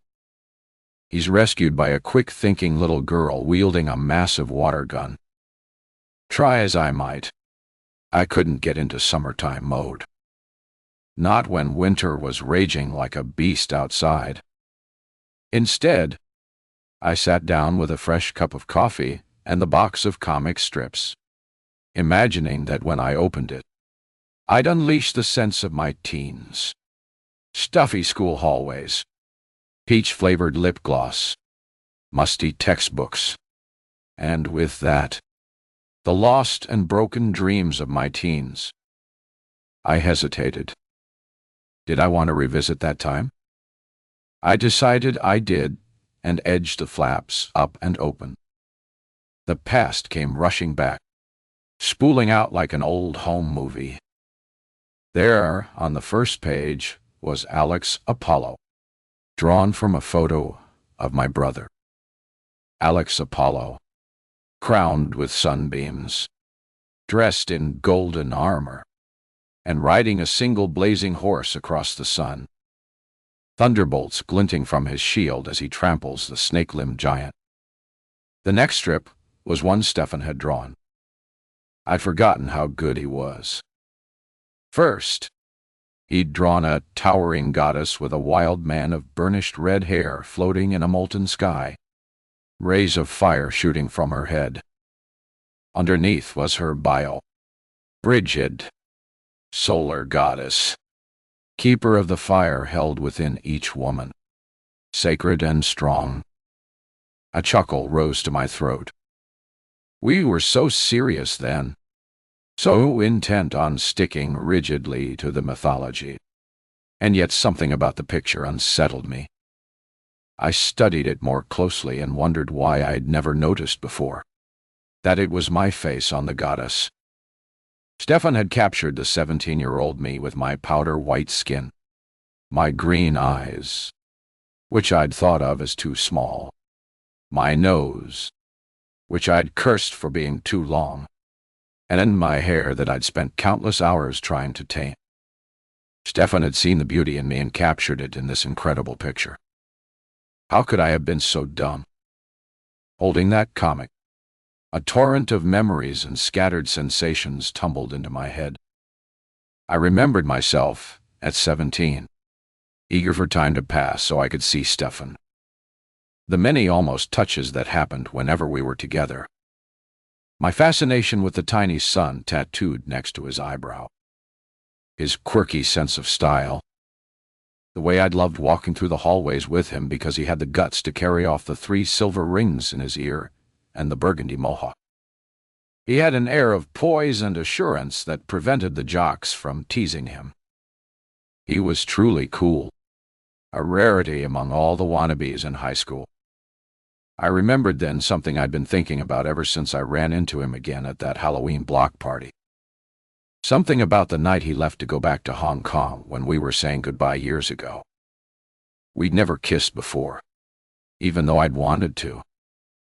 Looking back, I suppose we'd both had this unspoken understanding that it would alter our friendship too much. But that night, I leaned against him, and he tipped my chin up and kissed me full on the mouth. My heart flipped. I could have melted into him at that moment. His lips were so soft, the kiss tender, the scent of his skin so warm and clean. I clung to him as if I could never let go. I didn't want him to leave, but I was too shy to beg him to stay, too timid to tell him exactly how I felt about him. But Stefan was so perceptive, he could almost read my thoughts. I have to go. My mom needs me. She's all alone there. I know. I understand, I said as he pulled himself away and got onto his bike. I remembered it was early summer and still light at 10 in the evening. "Bye," I called again, watching him until he disappeared around the corner. The crickets were chirping loudly, but the racing of blood in my ears drowned them out. All I knew was that my soul was somehow bound irreversibly to this guy. And now he was back. For a few seconds, I felt the faint stirrings of guilt when I realized how glad I was that Nate wasn't around. The idea of Stefan and Nate in the same room was inconceivable. Past and present, in direct collision. I turned back to the comic strip and imagined a tiny boy hero amongst all the bold sun rays and glittering chariots. A small, copper-haired boy with burnished wings. A fantastic trio of characters. Guardians of the sacred fire that holds back the evil, slithering creatures of the darkness. Perfect. All I had to do was think of a name for the new little character. My phone buzzed with an incoming message. "Pick you up in 5. Be outside." I sent back a thumbs up and placed the comics back into the box. My mind raced with the thrill of new ideas. Suddenly, the prospect of seeing Stefan had tamped down my fear of confronting Nate's mystery parents. Chapter 23. Traffic was heavy for early afternoon. The road a messy wash of slush from the milder temperatures. "Damn it, I forgot the window washer fluid," said Stefan as a Halfton truck swished by, spraying the windshield with brown sludge. We just crossed the arch metal bridge that spanned the tangled network of rail yards and plunged into the north end of the city. Past run-down motel and beer vendors and the streets of shabby bungalows and Soot Street apartment blocks. The occasional 7-Eleven store and tattoo parlor. Pawn shops and payday loan places with their bright orange signage. The only shot of color in that bleak, treeless setting. We'd been chatting about my ideas for the comic strip, so the ride passed quickly with no mention of Nate or any of my worries. But when we pulled up at a red light, Stefan turned to me. "You sure you're okay with this?" I nodded. "I have to see her. After all these years, I want to know the truth about Nate." I talked to my buddy Raj at Missing Persons. He ran a check of hospitals all across the country, and Nate's name hasn't shown up. So, we know he wasn't in an accident. Guess we can cross that possibility off. What next? The light turned green and he turned back to the road. "We can't do any license plate checks because you told me he didn't take his car. But if you give me his cell phone number, we could run a trace on that. Maybe I'll text it to you," I said, punching in the numbers and pressing send. Stefan was wearing a gray-ribbed wool hat pulled low over his forehead. I laughed. 14 years ago, you wouldn't have been seen dead in a hat like that. He smiled back. "Yeah, I'd have been too afraid it might crush my spikes." His dark hair contrasted sharply with his pale skin, bold eyebrows, and the strong line of his jaw with its slight bluish trace of stubble. "What did your parents think of your punk hairdo? I mean, when you lived in Toronto, they were cool with it, I think." He glanced sideways at me. Mom was a bit of a bohemian type anyway. She was all for free expression. Didn't want to cramp my personal style. My dad, not so much. He never knew what to make of me. That's why it was so important to spend those last months with him. We came to a greater understanding of each other. Learned to respect each other's choices. Why didn't you go with them when they first went back to Hong Kong? I don't think I ever asked you that. Guess I was so wrapped up in my own problems. He sighed. I was just a self-centered kid. I didn't realize how much it hurt my mom when I told her I didn't want to go with them. But we'd traveled around so much and I'd become used to all the wide open spaces. I could breathe here and still see the forests and lakes. Still drive around the perimeter of the city, park my car, and watch thunderclouds rolling in from miles away across the big prairie sky. That's so poetic and a beautiful tribute to the city. It's home, he said, smiling at me. That's why I dug my heels in and said I wanted to stay and look after Gran, who was living alone at the time. This city was the very first place my parents had settled when they immigrated, and she never moved since she landed here. She must have been so happy you chose to stay. Yep, bye. She was over the moon. And I have to say, even though she could be strict, she was so much fun with all her stories of the old country, and she loved to spoil me. I ate probably better than any high school kid I know. I can vouch for that, I said, remembering the number of times I'd arrived there, starving and tucked into a plate of fresh noodles or steamed dumplings.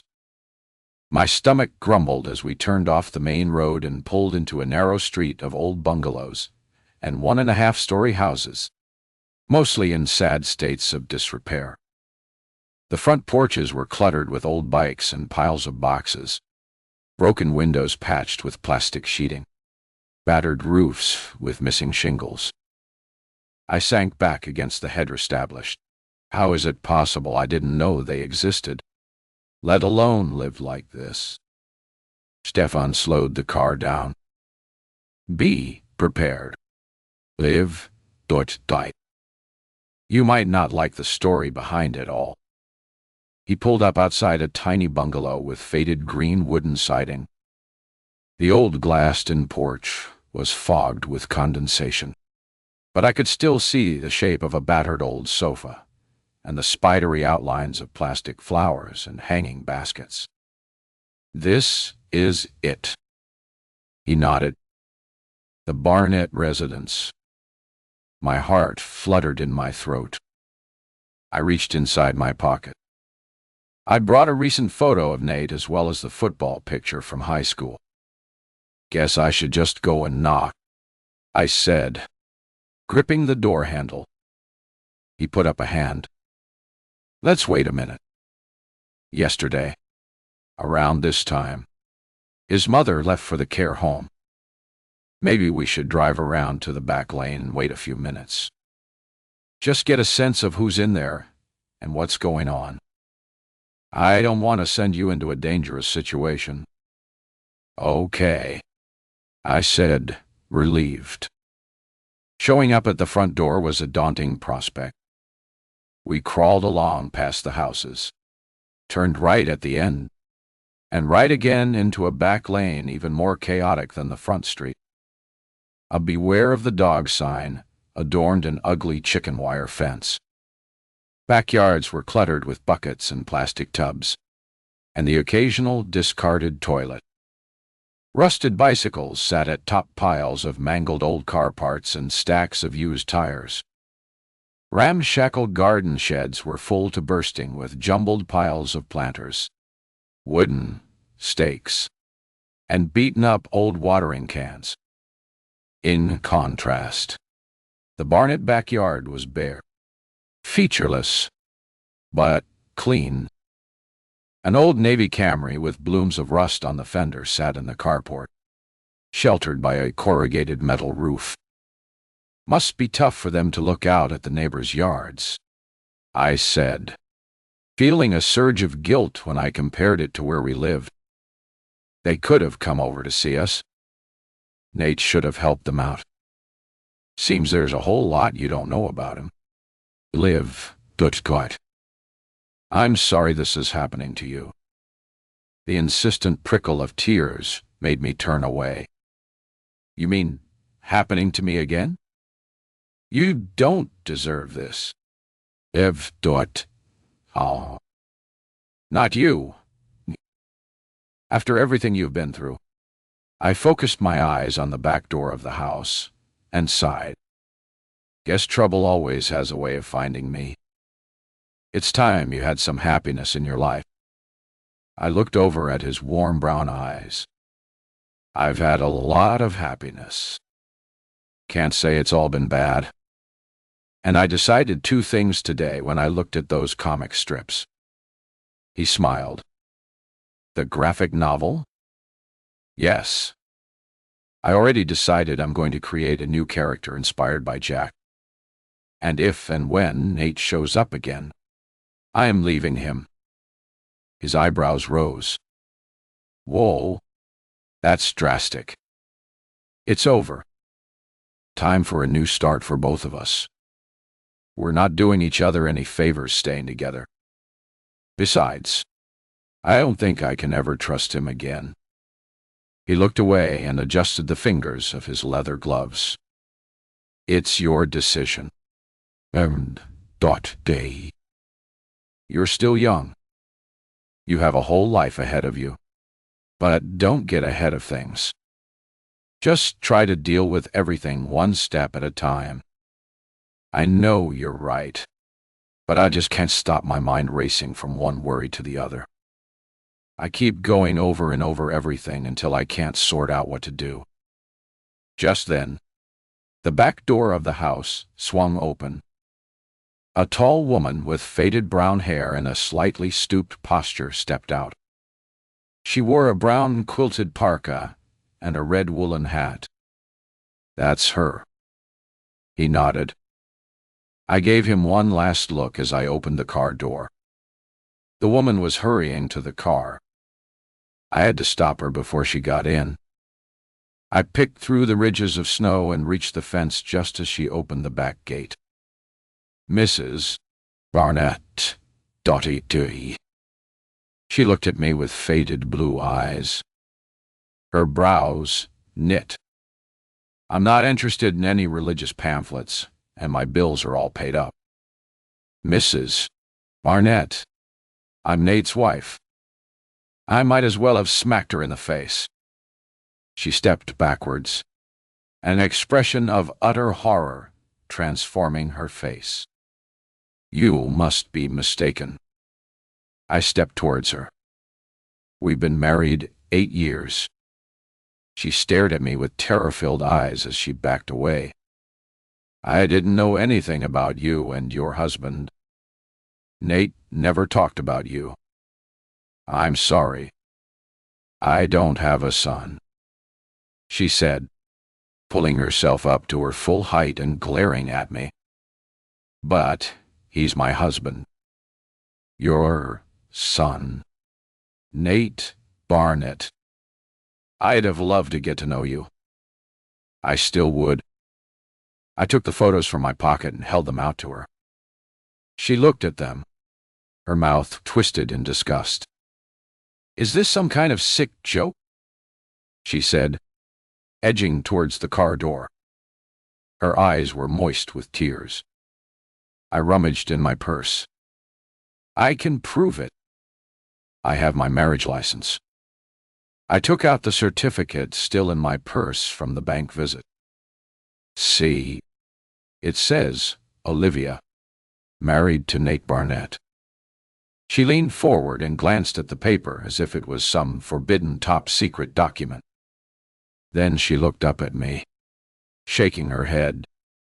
I'm afraid you've made a big mistake.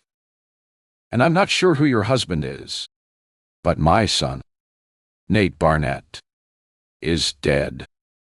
Chapter 24. For a moment, I was dumbstruck. I don't understand how. I barely croaked the words out. She squinted, then looked at me through narrowed eyes. Look, I don't know who you are or who this man is you say you've married, but my son Nate died in a car accident 15 years ago. His father was driving. They were heading north on the perimeter, hit a patch of black ice, and the car flew out of control. It crossed the median into oncoming traffic. My husband was the lucky one, if you can call it that. living with a brain so damaged he can't function independently. The only blessing is he can't remember what happened. My son Nate was another story. His injuries were so serious he was in a coma for 5 weeks. I sat by his bedside the whole time, barely sleeping in case I missed the moment he woke up. At the end of the 5th week, I held him like a baby and watched him fade away. Now I have to live with that truth for the rest of my life. I swear I only keep going because of my husband. My face burned in the chilly air. How is this even possible? I don't know what to say. She'd already started to climb into the car. There must be some explanation, but I'm sorry I couldn't help you. You don't know how much I wish my son was still around to get married. So, I hope you find the answers you're looking for. I have my own life now. I take things day by day. I'm so sorry for your loss, I muttered, my throat seizing up as I spoke. I completely understood her grief, but at the back of my mind, a terrible question lurked. Who exactly was I married to? She barely acknowledged my words as she got into the driver's seat and slammed the door. I had a sudden thought and tapped on the window. Scowling, she rolled it down. Please, one more question. Mrs. Barnett, date. Did your son play football? She turned to me, tears pooling in her eyes. He was about to transfer to a big high school in the south end of the city because he wanted to try out for the football team.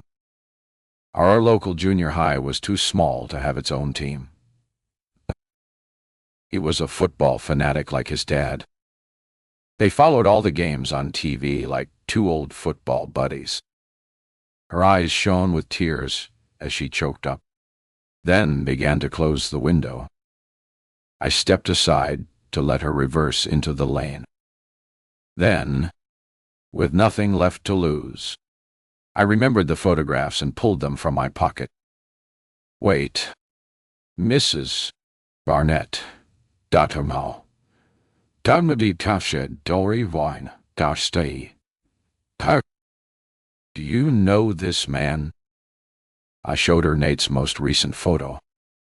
She frowned and shook her head. No, can't say I do. I switched to the old high school photo. Then what about this guy? Tears were pulled at the rims of her eyes. She blinked them away. You really won't give up, will you? Please, Mrs. Barnett. It's so important to me.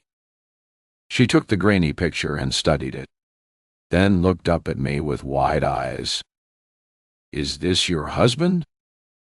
I nodded.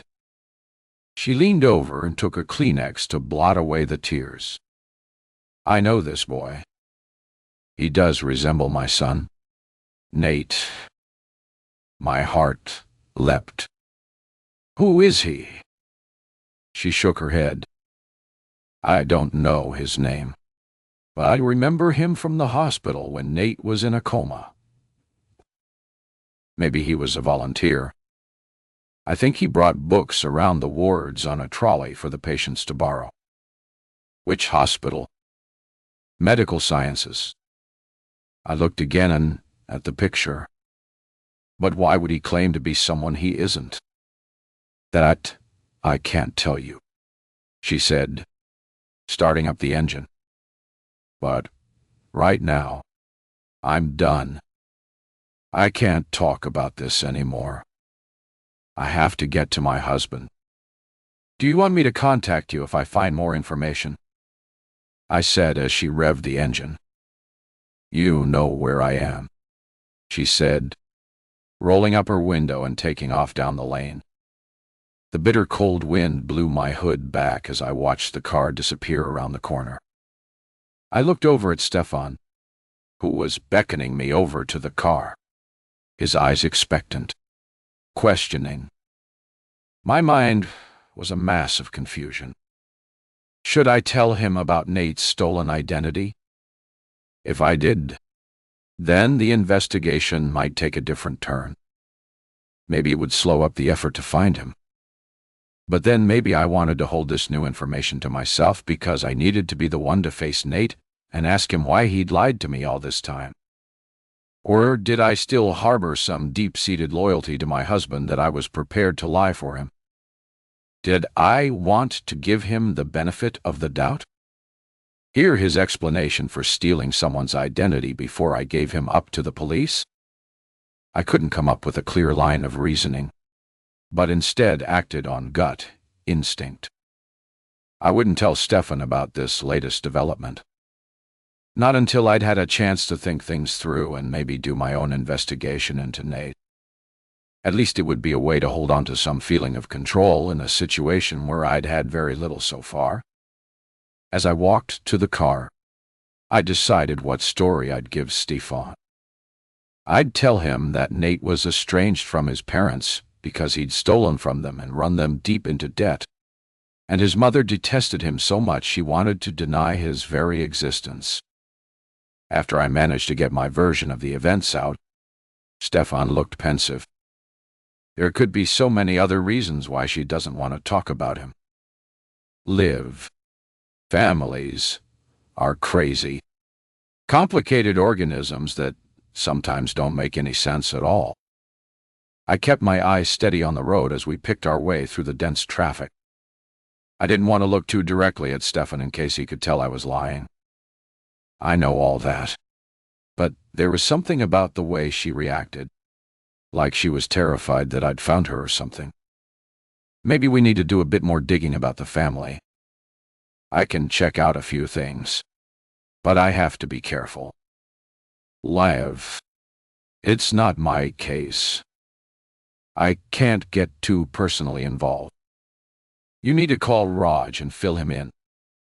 It might be relevant to the missing persons search. I nodded.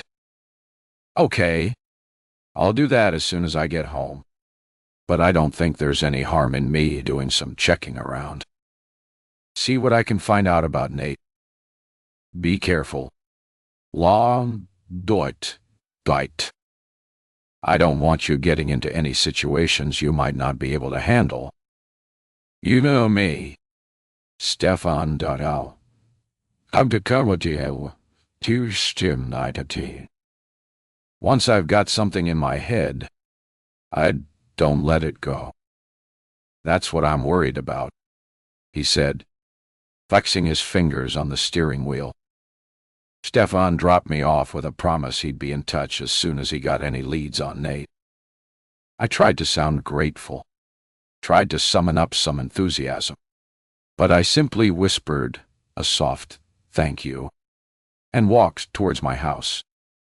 I had the strangest feeling of detachment, disembodiment, that I was really sleepwalking, and at any moment I'd wake up, and Jack would be there playing with his dump truck on the lawn, and Nate would be in the garage cleaning his car, and all the weirdness would simply slip away like a nightmare at sunrise. But when I flicked open the frozen pin pad cover on the garage, my mind jolted back to cold reality. Nate's car sat there empty, a silent reminder. Why was I still kidding myself? My life was a mess. My marriage based on lies. Who was Nate if he wasn't Nate Barnett? And why had he taken on a dead kid's identity? Chapter 25. Fart I Dow. I stood at the open garage door, paralyzed by confusion. My entire life had been marked by disruption. Alex's death, the loss of Jack, and now Nate's unexplained disappearance and endless lies. It was enough to drive a person towards complete disconnection from reality. But I had to hold it all together in case Jack was alive, in case he came looking for me. I turned and looked towards the street. Stefan was still sitting there watching me through his open window. He waved, and in that moment I realized I wasn't really alone. Stefan was there. He'd always had my back. I tried to smile and return the wave. Only then did he drive away, punching in the key code for the garage. I realized I'd only just begun to assemble the puzzle that was Nate's life. He'd deliberately hidden his past, pretending that he was all alone in the world with no family and no old established friends. He'd taken on someone else's identity. Why? And yet, at school, it seemed like he'd been part of a tight group of football buddies. The picture of the football team told me that. Or was all that buddy-buddy stuff a charade just like our marriage? I couldn't even recall running into any of his old friends when we'd gone out shopping. And when Jack was born, only a couple of our neighbors and colleagues from his work came to the baby shower. Admittedly, I was no better off in the friend department. Jack's disappearance had turned me into a recluse. Easier to avoid the pain of constantly having to retell the tragic story, to endure the pity-filled eyes of well-meaning strangers as they struggled for something comforting to say. Perhaps the fact that Nate and I were both loners had drawn us together. Even after Alex's death, I'd pulled away from my friends. I'd become the kid with the dead brother. My best friends gave me furtive, sideways looks like they couldn't be alone with me anymore because they had no idea what to say. How could you joke around with someone whose brother burned to death? I didn't have to be a mind reader to know they were picturing leaping flames, blood, curdling screams, and burning flesh.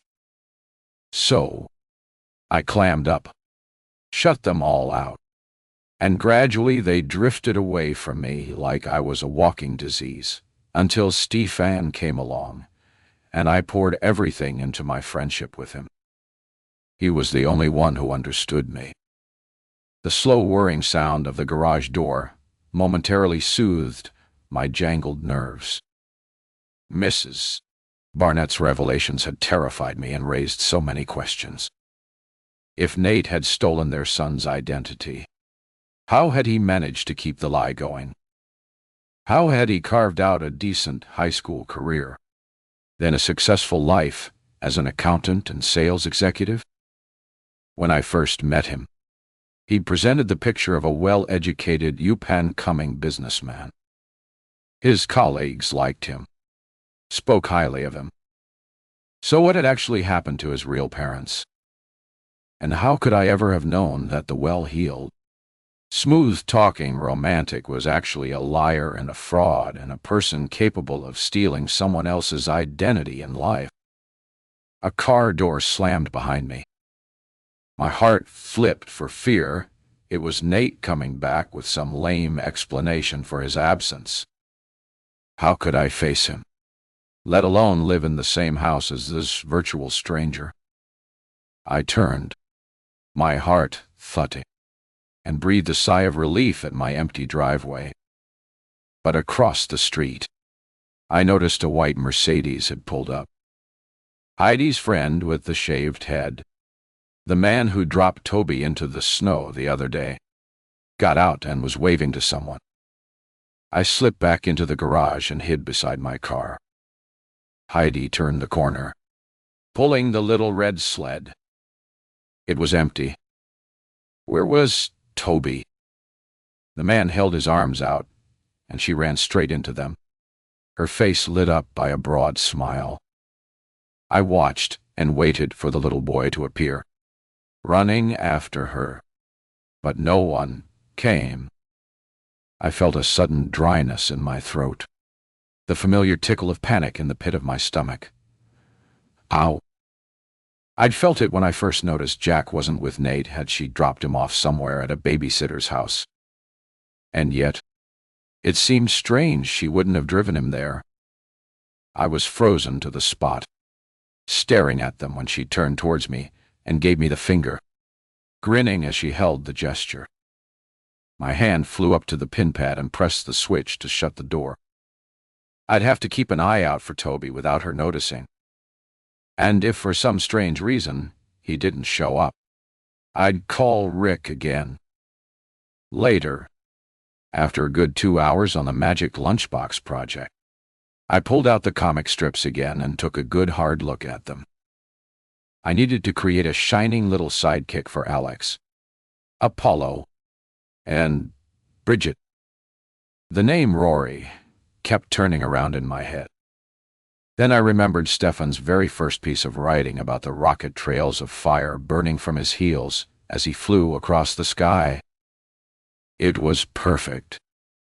Rory Rocket Boy. That would be Jack with his fiery wings, jet-powered boots, and star medallion. Just like Rory, the lost puppy missing from the box in my closet. Had Nate taken it? I had learned today he was capable of anything. But was he capable of causing Jack's disappearance? That niggling thought was like a piece of grit in a shoe. It kept digging at the edge of my consciousness until I pushed it away, only to feel it prickling again a few moments later. He'd been a good, loving father, hadn't he? But what did I really know about him? Was it all an act? How could I sit around here waiting for Stefan to call? I had to do something. I looked at Bridge. Strong, decisive, a fiery force to be reckoned with. How long was I going to play the sad victim?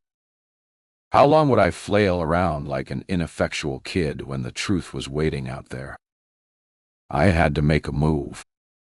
Come up with a plan to piece together all these fragments of Nate's life. Find out who he really was. Because that was the key to discovering what he'd actually been doing all this time. He'd been lying to me. Chapter 26. Then if I was really honest with myself, I'd have to admit that after Nate and I married, I ignored a whole lot of hints and clues that something in our relationship was off. I'd turned my head away, telling myself I was being picky and difficult. Instead, I told myself I was lucky to meet an attractive, successful man like Nate and continued to believe in the perfect illusion that was my new growing family. Looking back, a few odd incidents occurred right after we were married. First, he didn't attend my dad's funeral in Toronto. He'd been so supportive, cradling me while I cried my heart out, helping me pack up boxes of books and art supplies, taping and labeling them more perfectly than I could ever have done, making arrangements to fly back home on the soonest possible flight. I remember him walking into my apartment, waving a plane ticket. It had been pouring all morning, and the shoulders of his navy coat were speckled with rain. Water droplets glistened on his dark hair. I kept thinking, this kind, attentive, gorgeous man is my husband. And I blinked as if the dream would fade away. But he was still there, smiling at me. He was so real. Flesh and blood. Pack your bags. The plane leaves in 3 hours. Excited, I kissed him on the lips and grasped the ticket. Where's yours? He looked away. A shadow fell across his face. The perfect moment suddenly soured. I'm staying back. Live. Do it. I thought you knew. I'm driving back once I've wrapped up everything and bringing your boxes with me. How else did you think we'd get all this back home? So, I went to Dad's funeral alone. It was a somber, quiet event in a sunlit funeral chapel with a few of Dad's old coffee-time buddies there to see him off. Gran had passed away 2 years previously, and Mom had already retreated into herself. Now, Dad wasn't there to look after her. During the eulogies, she gazed off into the distance, as if her mind and body were disengaged.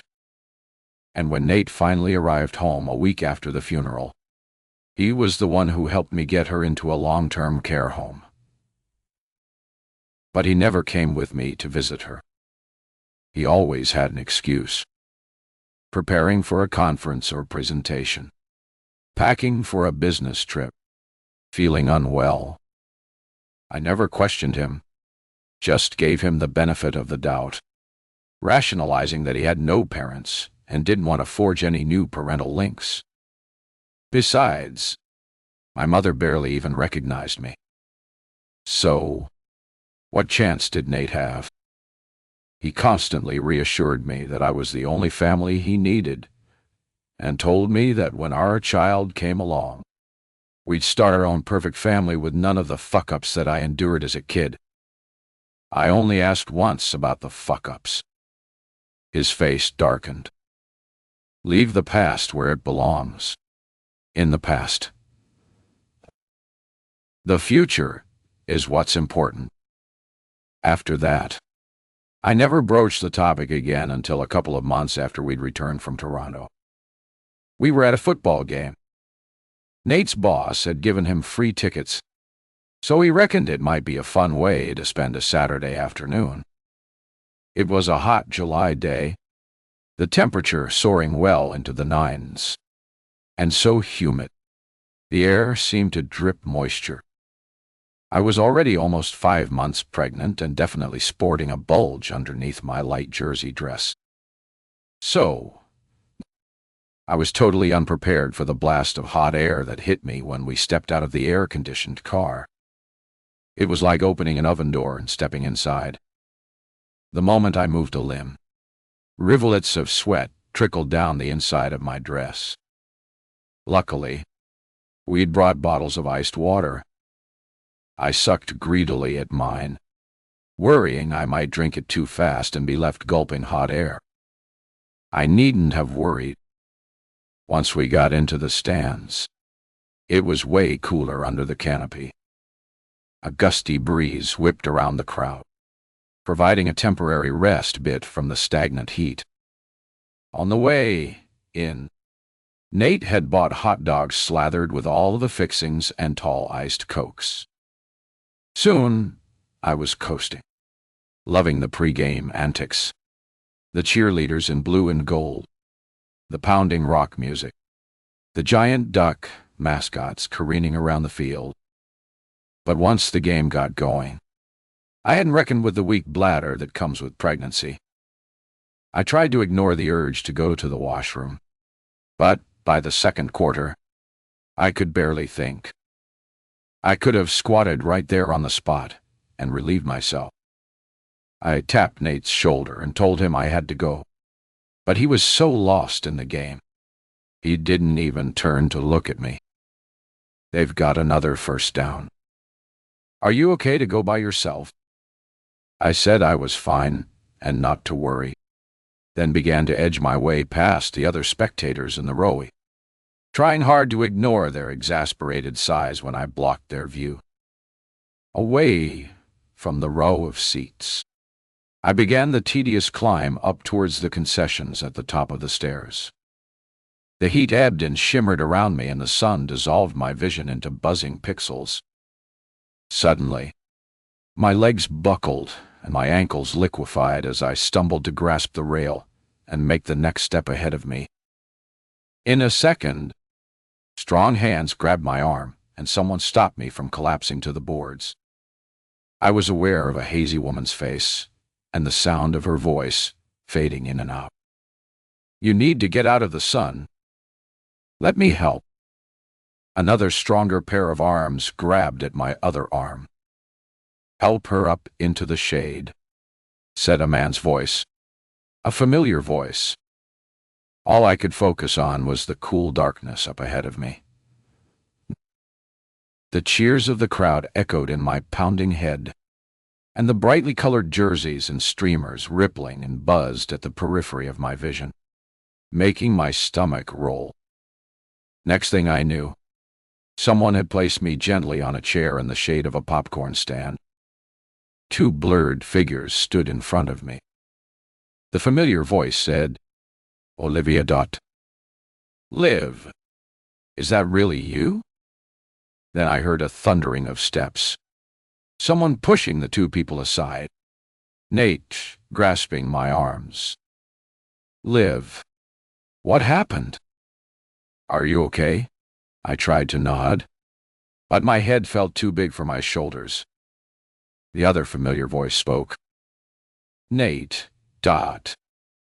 Nate Barnett. What the? Nate pulled at my arm. I'm taking you home. Why, Dortakai? We shouldn't have come here.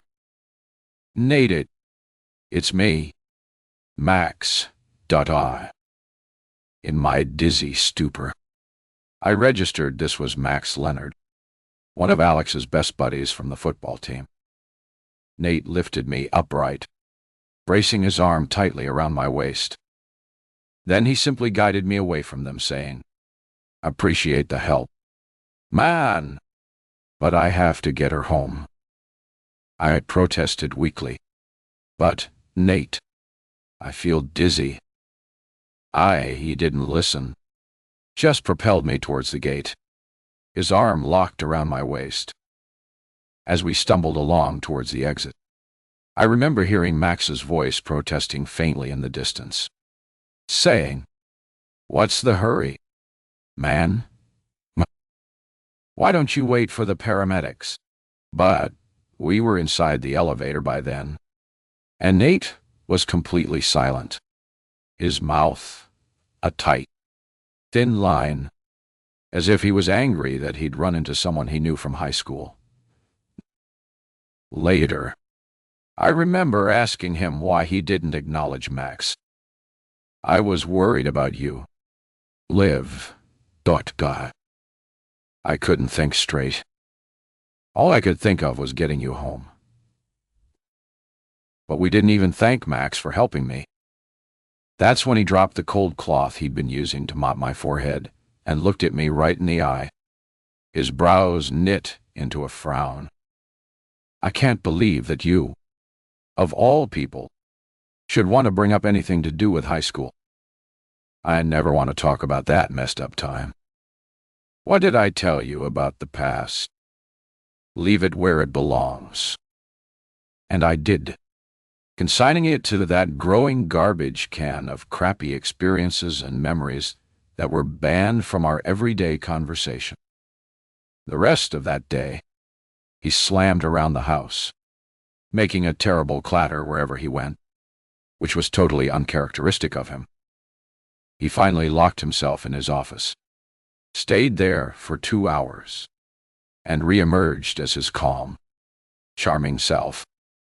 I never did find out what made him act so coldly towards someone who used to be a friend, according to his old football photographs. And yet now, the more I thought about it, I realized Nate had always been on the outside of the group, a shadowy, elusive presence, someone who was rarely around in the weeks before Alex's death. Though Stefan had claimed Nate was friends with Rini and Chad, the two guys who'd brought trouble into Alex's life. Or so it seemed. Because my brother became a different guy once they came into the picture. There had to be bad blood there. Was it the gambling? Did Alex owe money? There had to be some good reason why Nate hadn't wanted to even talk to Max. Max had been in the basement the night my brother died. Did Nate know something about what happened? Something he couldn't tell me? I was so jumpy I could barely get my lunch down. Afterwards, I thought about working, but immediately rejected the idea. I couldn't focus on anything while my mind was fixated on Nate or the man who claimed to be Nate. The only way I could get some answers would be to go right back to the first thing I knew about him, that he'd worked as a volunteer at the hospital before he became someone else. I gathered up my purse and coat. It was time to do a little research on the boy who actually stole Nate Barnett's identity. Chapter 27. Now, the city's main hospital occupied several blocks, and with many research facilities attached. It resembled a small city. At 15, Mrs. Barnett's real son would have been in the children's section. So, I circled the block several times before I could find a parking space. Parking spots were limited here, but the meter guys were like flies crawling on spoiled food. 1 minute late, and they'd pounce with a ticket. I decided to start with the main lobby of the hospital. A glitzy place with its own hotel, a Starbucks, and a vast cafeteria, as well as a pharmacy and gift shop. I reckoned the gift shop would be a good place to start, since it was staffed by volunteers. If they'd been around a while, they might recognize Nate as the boy who brought the books around. Maybe they'd even remember his real name. The gift shop was buzzing with people browsing the flower arrangements and soft toys and candies, trying to find some little knick-knack or keepsake to brighten up a sick person's day. Business was booming. Not surprising, since it was winter and therefore flu season, which always inflated the patient numbers. I picked up a little book titled Dreams of Andalusia, attracted to its bright cover of blossom trees blooming around the Alhambra. 2 women were manning the cash register, so I picked the older one with the silver bob and thrust the book towards her. "My grand loves to read," I remarked as casually as I could. She studied the cover and smiled. "Then she'll love this one. It's been a big seller. Something to do with the exotic locations." "Yes. There's nothing like a good book to take you away from reality," I said, swiping my debit card. "Tell me, do they have a book lending service here for the patients?" She handed me my book, wrapped in a paper bag. "Oh, yes. It's not as popular as it used to be, but some patients still use it. Only I was looking to do some volunteer work, and I thought that might be a good place to start." She laughed and handed me a receipt. "Then you'd have to fight Shirley for a job. She's looked after the book lending for years, and there's barely enough demand to justify having her here. But it wouldn't hurt to chat with her, would it?" "Oh," I said, regretting that I hadn't just gone to the front desk and asked for the person who delivered the books. "You'll find her in the volunteer coordinator's office. 3rd floor. Down by D." I rode the elevator, cursing myself for wasting time and realizing I'd just have to get to the point with Shirley. No more fake offers about volunteering. I'd have to find some other tactic. Though, at that point, I was flying by the seat of my pants. The doors swished open onto a featureless corridor with drab cream walls, totally dissimilar to the flashy lobby. A sign at the far end read, "Volunteer Coordinator." The door opened onto a small reception area where a young woman sat scrolling through her phone. "Can I help you?" "I'm here to see Shirley, or I'm interested in donating some books." She barely registered me and inclined her head towards a small office-cum-storage room in the corner. Behind some antique wooden trolleys loaded with dog-eared paperbacks, a small woman sat at a tiny desk thumbing through a long list. "Surely," I ventured. She looked up, flashing a bright smile at me.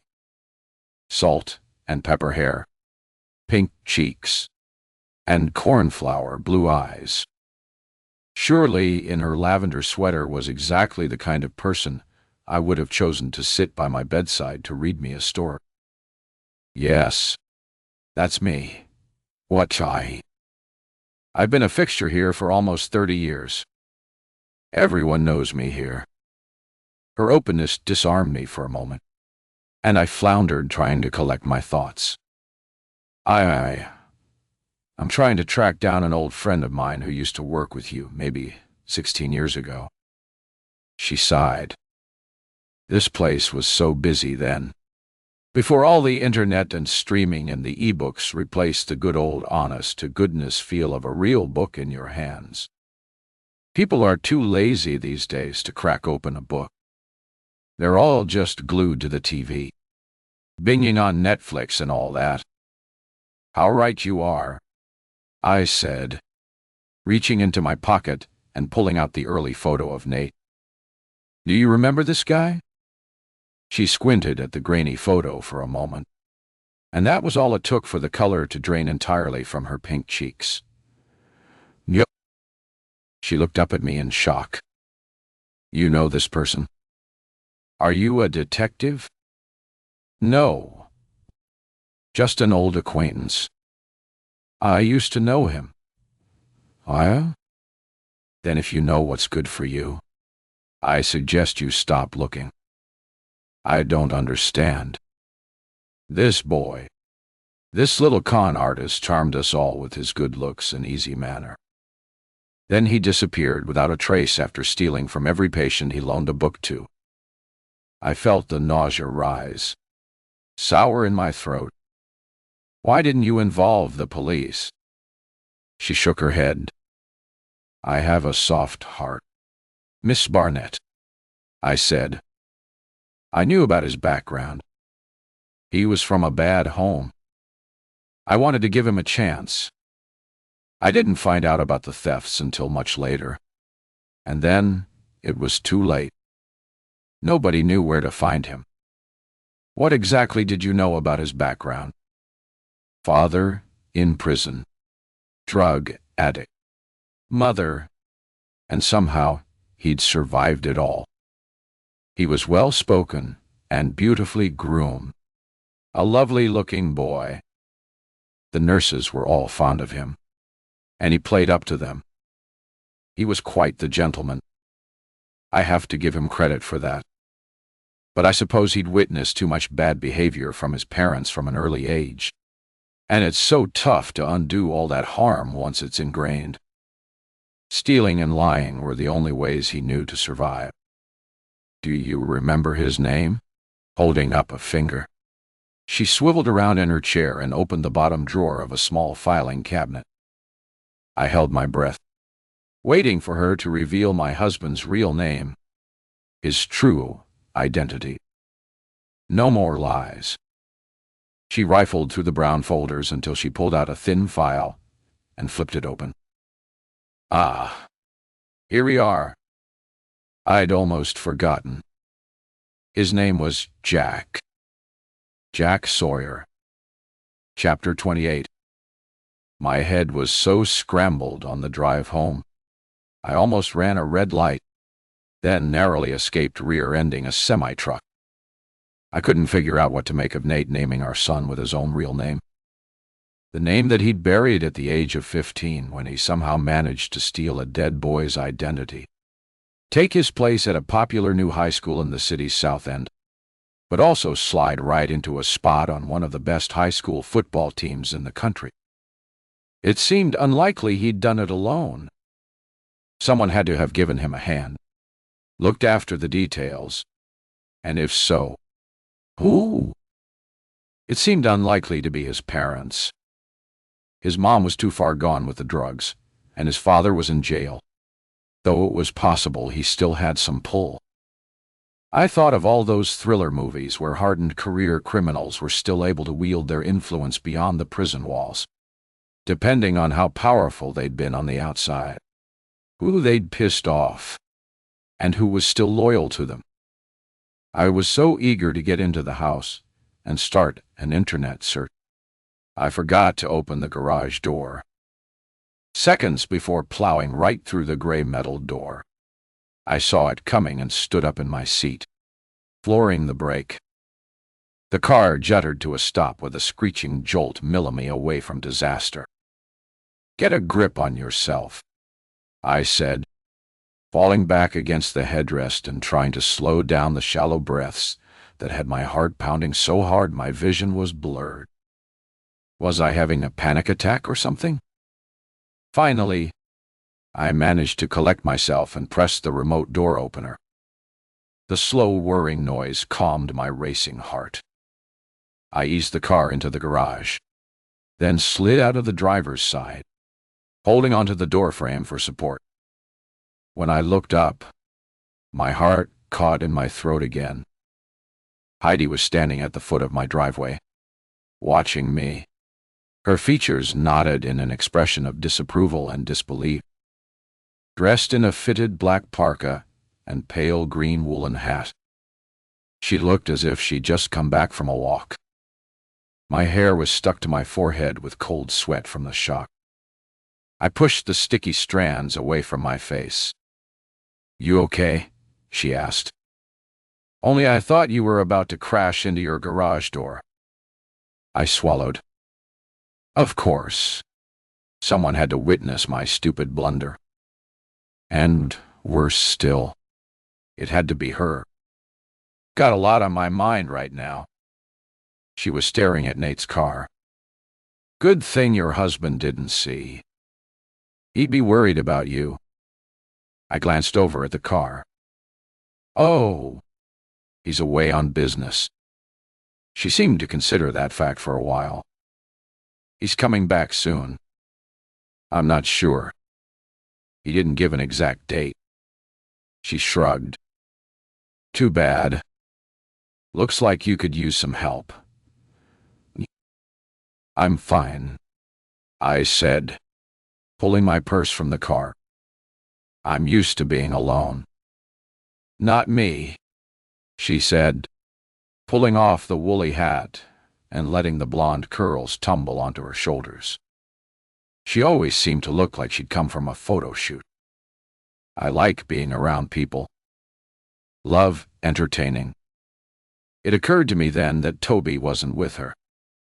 I hadn't seen him since she'd taken him off in the little red sled. "How's Toby?"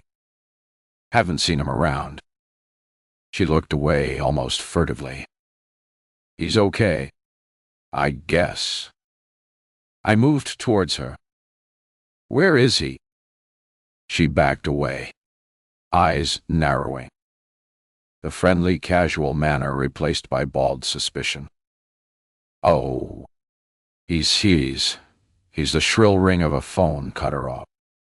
She held up a finger and reached into her pocket, pulled out her phone, and started talking, her eyes flickering towards me. I stood watching, waiting for an answer, not caring that I looked like the resident crazy lady as well as the local busybody. Her face set in a dark look of vexation as she covered the phone. "Got to go," she said, turning away and stomping towards her driveway, only turning to check and see if I was still watching. I stood there until she reached her garage door, where she fumbled with the pin pad and waited for the door to open. Before she went in, she turned again and with her left index finger twirled a little circle by her temple. Crazy cow. I knew that's what she was thinking. But at that point, I was past caring. Inside, I waited for the coffee to brew, then checked my phone. No texts or messages. Nothing from Stefan or Raj, which confirmed that I was indeed doing the right thing. Pushing on with my own investigation instead of driving myself crazy sitting around the house agonizing, chewing my nails down to the quick and waiting for something to happen. I'd hand all of my findings over to Raj in my own good time once I'd pieced everything together. My first search using the name Jack Sawyer revealed nothing except a general manager of a car dealership and a founding member of a bodybuilding association whose first name was actually Jacques. As I had thought, Nate, I still couldn't bear to call him Jack, had somehow buried his identity, which wouldn't have been too difficult 16 years ago.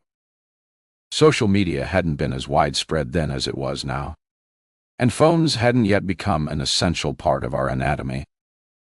I tried another search. Sawyer conviction. A different story. The screen displayed a host of hits related to drug trafficking, and the name Glenn Sawyer was mentioned on every one. I scrolled through, desperate to find a picture of someone who resembled an older version of Nate. By my rough calculations, at the time, Nate changed his identity. His father could have been anywhere from 35 to 50. Soon I came upon a mugshot of a slim tattooed man with a brush cut, a twisted half-smile on his face, and the unmistakable piercing blue eyes I'd stared at across my dining table for the last 8 years. But this man was smoothly shaven except for a thick goatee that sprouted from the tip of his chin. He also had a weird spiderweb tattoo that crept across the left side of his temple and ended at the corner of his lips. His intense eyes seemed to bore into mine with a steely defiance I'd never seen in Nate. This was one scary gangster you wouldn't want to run into alone in the daytime, let alone after dark. I felt a sudden flare of pity for Nate. No wonder he'd wanted to get away from this man who looked like he was bad to the bone. More searches around his name revealed that Nate's dad, Glenn, was indeed a member of the Hells Angels. In and out of jail for minor break-in and assault charges during the 80s. He'd finally graduated to the higher echelons of crime, forging connections with major criminal organizations in Montreal and Toronto. Eventually, he'd been imprisoned for 25 years on drug trafficking, money laundering, and weapons charges.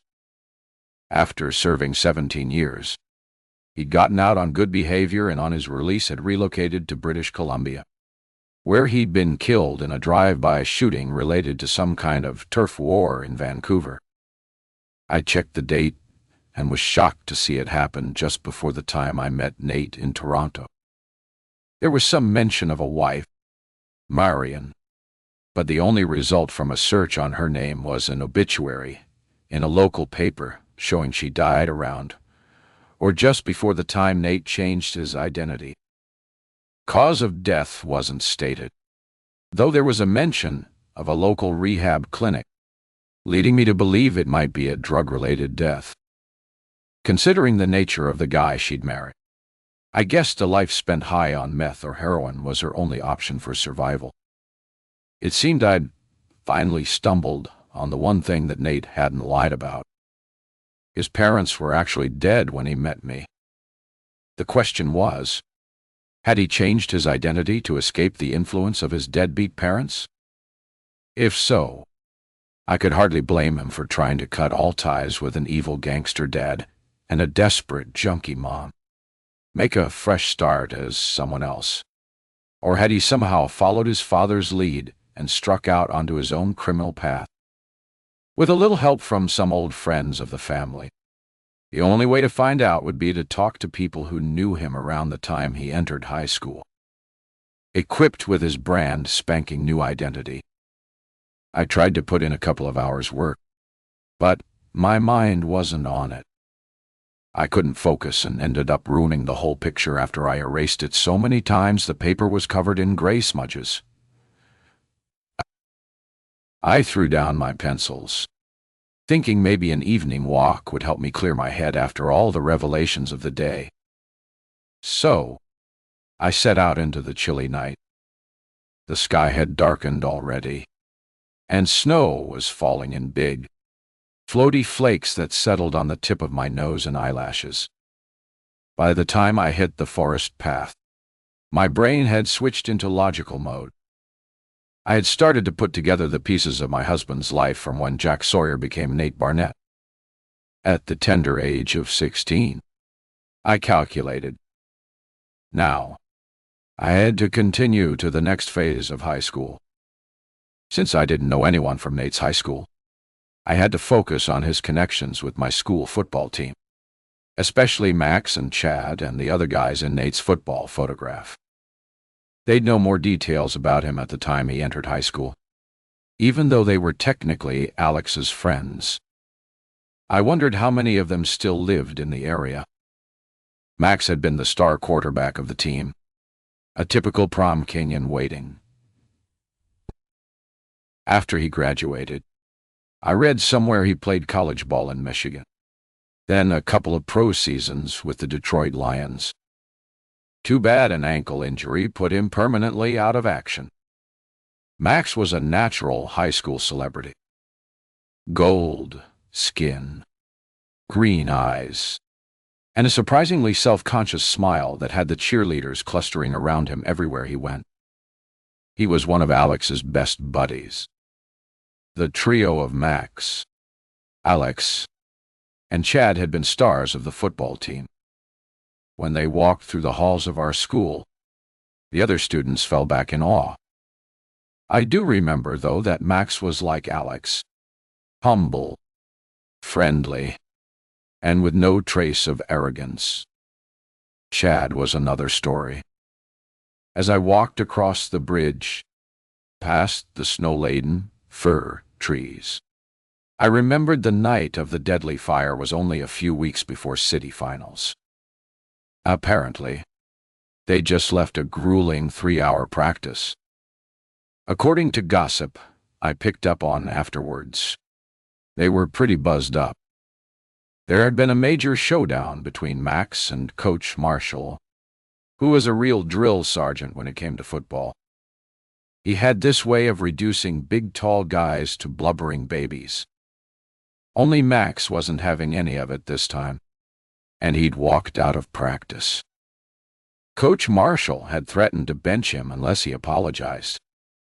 I'm not sure he ever did, because then the fire happened and everything afterwards was a blur. I turned off the track onto the street that backed onto the forestablished. Max had lived on this street with his sister Darla. I kept on walking until I reached their place. A brick and stucco toitore surrounded by giant spruce trees, their branches drooping with heavy snow.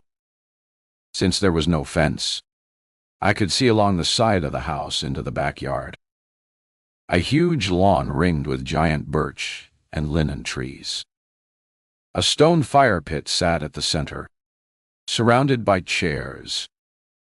The sight gave me quite a jolt, as if I were stepping back in time. One foot in the present and one in a past I badly wanted to leave behind me.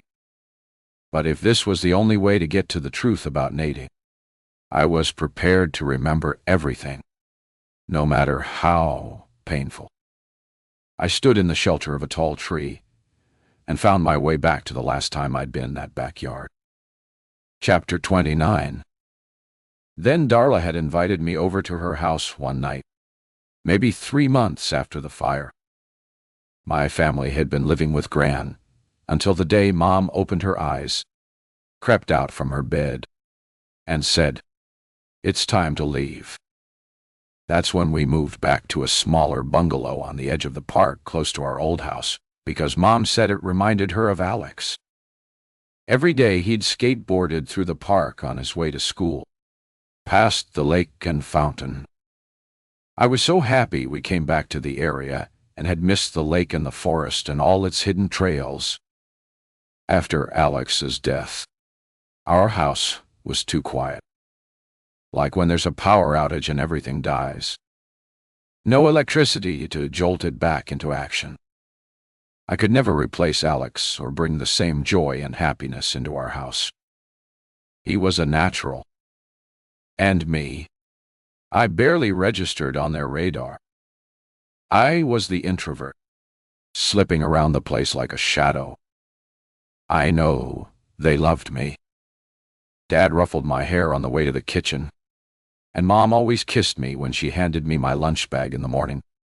But the actions seemed detached, mechanical, with no substance behind them. Our family was like a deflated balloon, collapsed in on itself, and shriveled inside. We were afraid to reach out and comfort each other.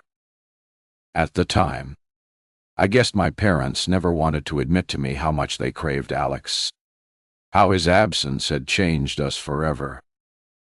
We ate by ourselves. Mom at the kitchen table, her laptop opened in front of her.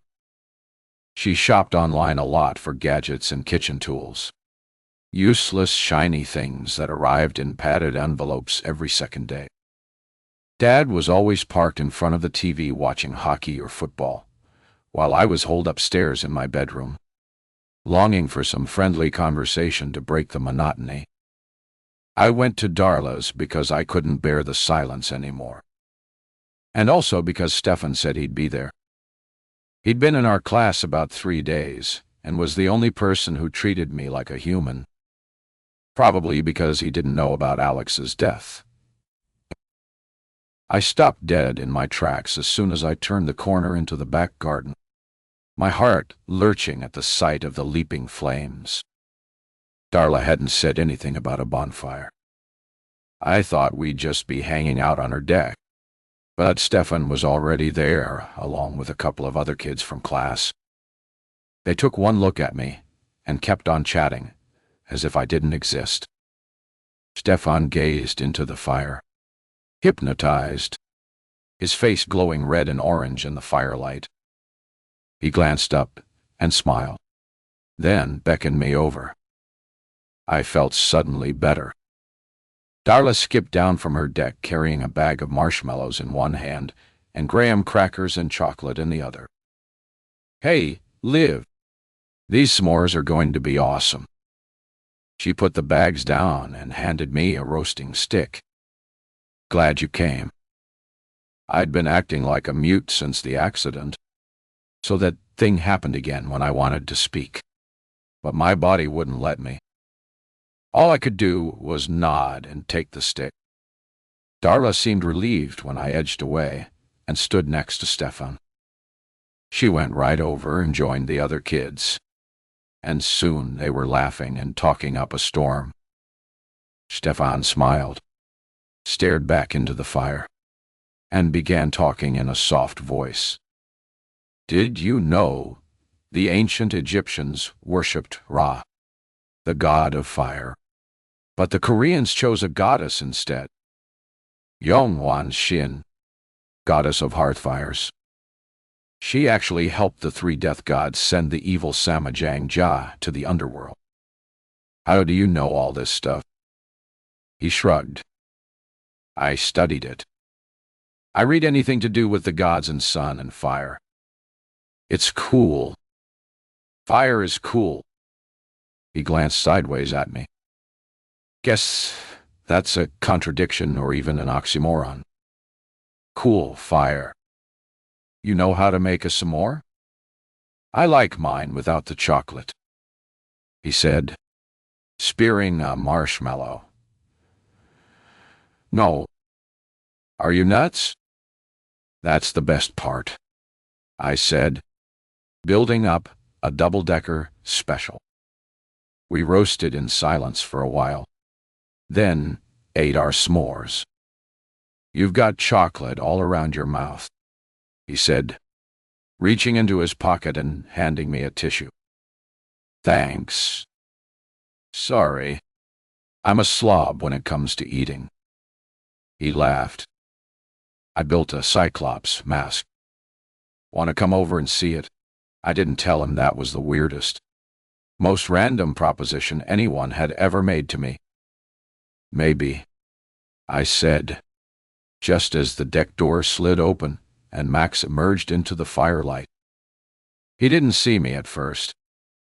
"Hey, save me some of that junk," he yelled, play shoving his sister, Darla, so she dropped the bag of marshmallows on the grass.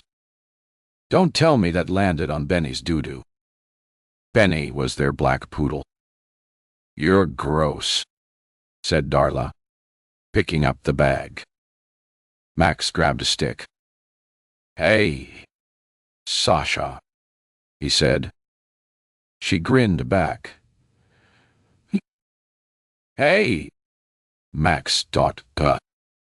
Everyone knew Sasha had a crush on Max. That was why she was so keen to hang out with Darla. Max glanced at Stefan and nodded.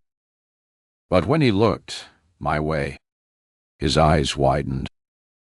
"Liv, he said in a choked kind of voice.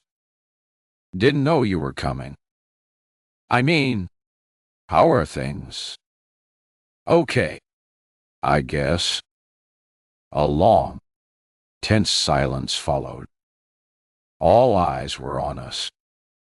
Then Max dropped the stick. "Sorry, guys, day.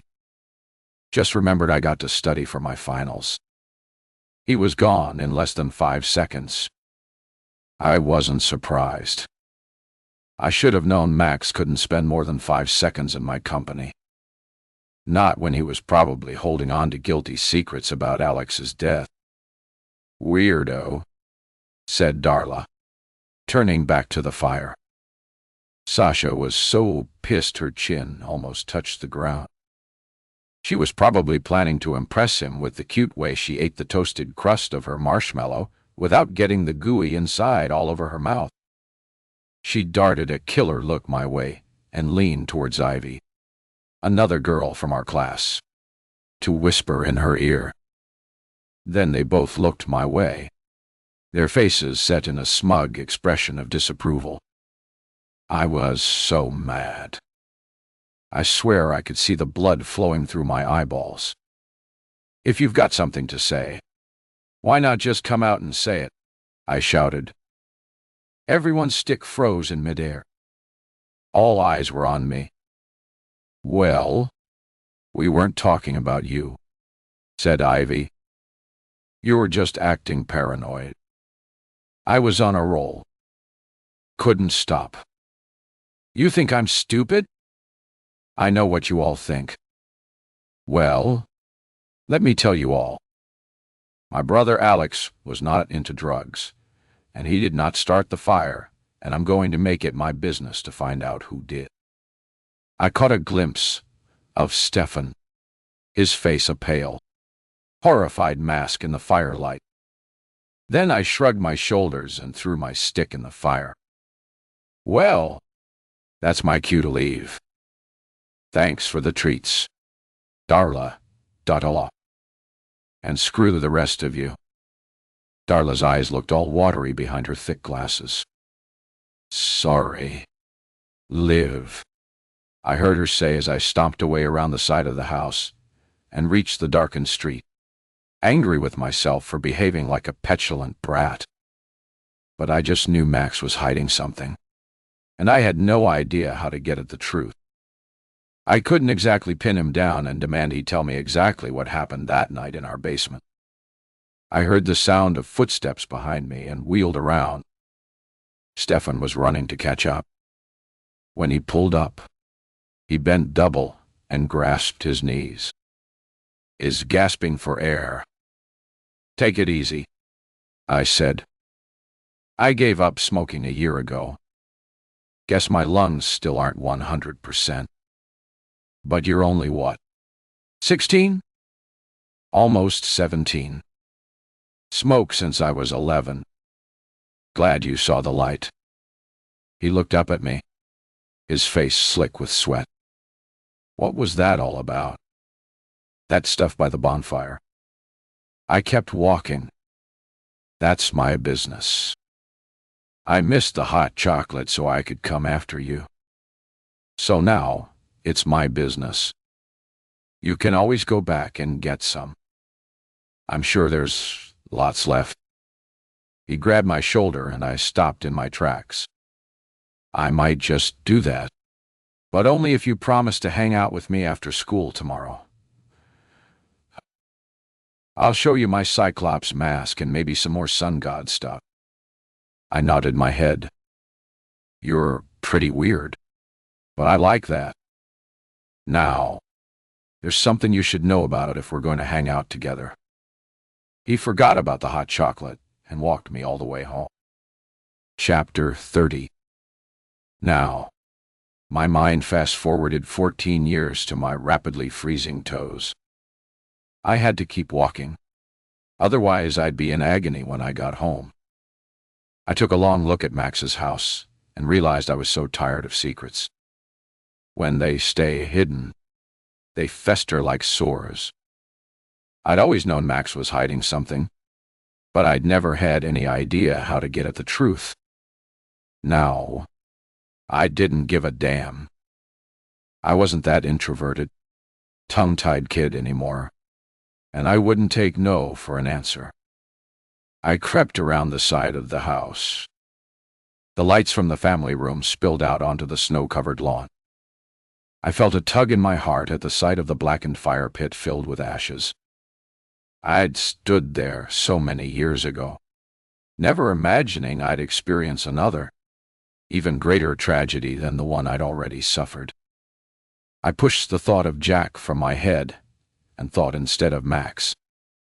I strode back around the side of the house and rang the front doorbell.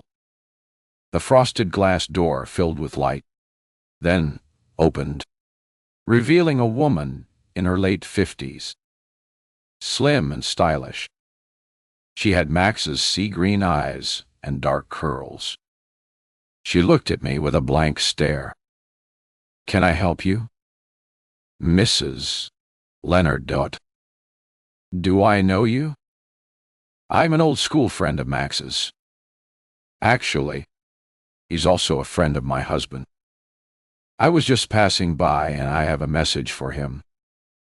She peered outside. "Did you walk here?" I nodded. "I live in the area nearby." Her brows knit. "Okay. He actually doesn't live here, but you're in luck. He's staying with us for a couple of days en route to Calgary. I'll get him." Wings of panic fluttered in my chest as I waited, thinking I could turn around and hightail out of there and no one would be any the wiser. But just as my hand reached for the door handle, the floor creaked and a tall, muscular figure strutted into the hallway. He stood under the light. Max. Still the handsome football player, but now with a slight punch underneath his black t-shirt and lines of hard living edged under his eyes. Sea-green eyes that narrowed at the sight of me. His full lips drooped at the corners. "Live." "Max, why are you here?" he said, his head turning slightly as if to check no one was behind him. Well, I didn't come by to get an update on your football career." One foot tapped nervously on the floor. He chewed at his thumbnail. "Nothing to say about that, as you probably know. I want information. I'll mark her. Max. $. He began to shake his head. "That's old history. Leva. I don't know anything. I told you before. I want info about Nate Barnett." His eyes opened wide in an expression that looked like shock. "Nate is my husband." He stared at me unblinking. "I can't believe you married the cheat that dragged you out of that football game when you could barely stand." I nodded. "We were already married then. So why the look of disbelief?" His shoulders sagged and his foot tapped faster. "Look, I'm not that kind of person talking about people behind their back. It's okay. Max. You don't need to sugarcoat the truth. Nate's gone missing, and I'm trying to figure some things out about him. When you knew him at school, did he ever talk about his family? His parents?" He leaned back against the wall. Okay. Guess I owe you something after all these years. So now I'm going to be out of town for good. I guess I can talk. We all knew Nate, but things were weird with him. He mostly kept to himself. But when we asked him about his family, he always said something bad happened, and that's why he was living on his own. That guy had his own apartment and a car at 17. Don't know how he got them all, but he said they'd left him enough money to put himself through school. So you just assumed they were dead? Max chewed at his thumbnail as if he was really uncomfortable, even talking about that time in his life. Dead, or he'd left them behind because they were dead beats. No one really knew now where he was getting the money from. Max shook his head. Sorry. Lives live. But I still can't believe you'd end up with that guy. Why do you say that? Everyone knew he was into bad stuff. Drugs. Gambling.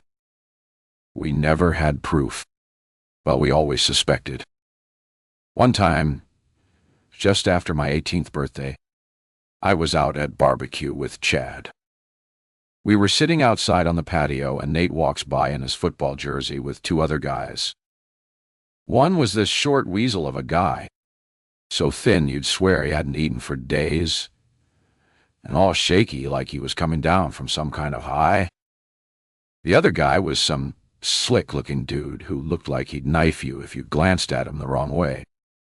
I only went to Nate's apartment once, but those guys were there. Maybe he lived with them. Who knows? But he'd make them leave when he got there. One thing I can tell you, Liv, they're the type of guys you just knew to steer clear away from. That's all you know about him? That's it. After Alex's death, we didn't hang out together anymore. Then I lost touch with everyone when I went to university in Michigan. Did you ever get the names of those two guys?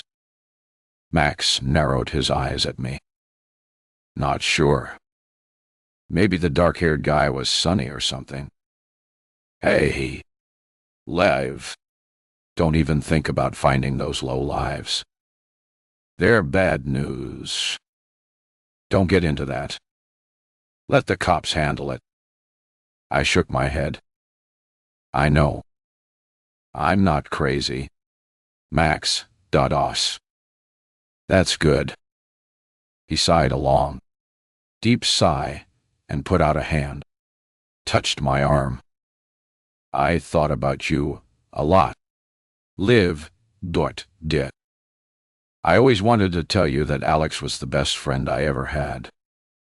I think about him all the time. I have so many regrets. Liv.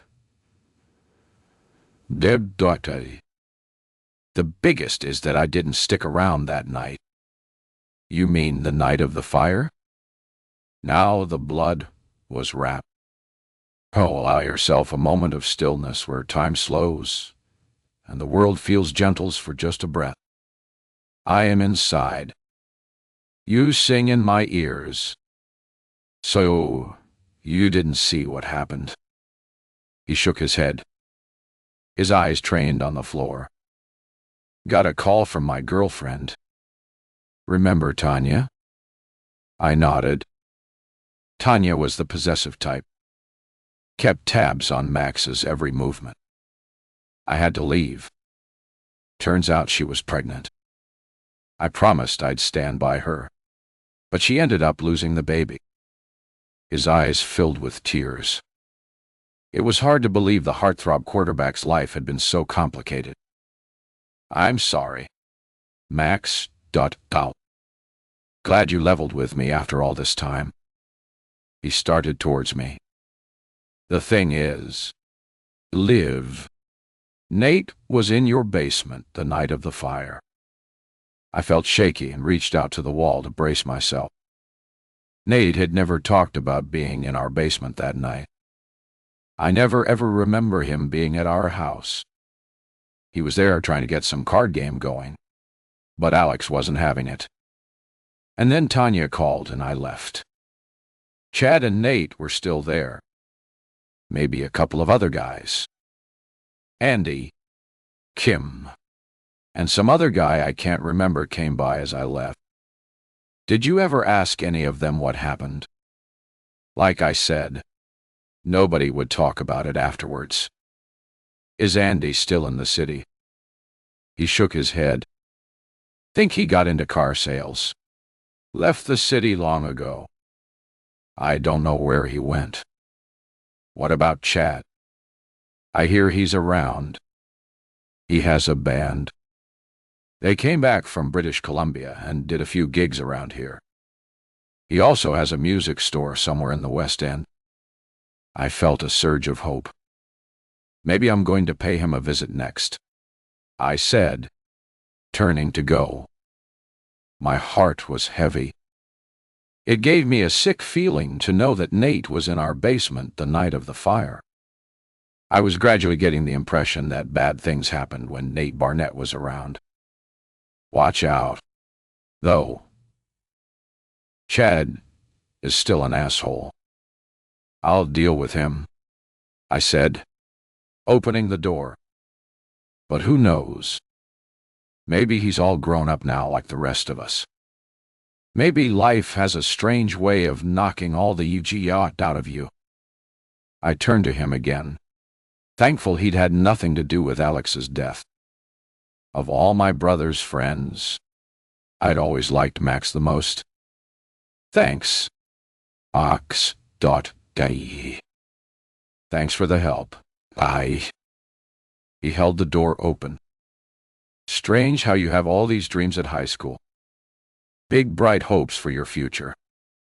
Then life comes and smacks you in the face just to remind you that reality sucks. I know what you mean, but I hope I can find a new reality soon. A smile lit up his face. Me too. Got a coaching offer with the Calgary Stampede-Eaters. It's a new beginning. Hope it works out. Look after yourself. Live, Dotend. I will, I said, stepping out into the starlit night and heading along the crescent. According to Max, maybe Chad or Andy had the answer to what happened to Alex. Perhaps they knew more about the real Nate Barnett and whether he played a part in starting the fire that killed Alex and destroyed my family, just like he'd ruined our marriage. But that same dark thought hovered at the back of my mind.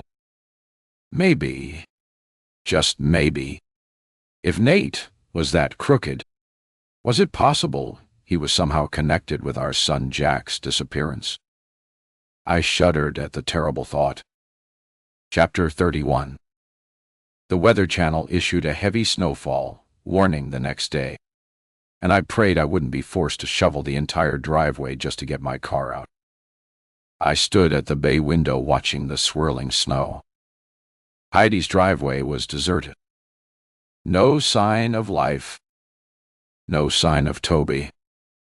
She hadn't surfaced since the previous night when I'd got back home from my walk and saw her standing inside her front doorway in full makeup and a figure skimming blue dress, her hair cascading in carefully styled waves across her shoulders. A line of luxury cars had stretched along the drive, illuminated by the bright display of twinkling lights. She waited, shivering at the door until a glossy black Lincoln pulled in behind a white Mercedes. Two guys and a woman got out. The men in dark suits, and the woman in a fashionable camel coat. After many hugs and stooped air kisses, Heidi ushered them inside, but not before I caught sight of a glittering chandelier. Heard the low buzz of people talking. It seemed a low-voltage party.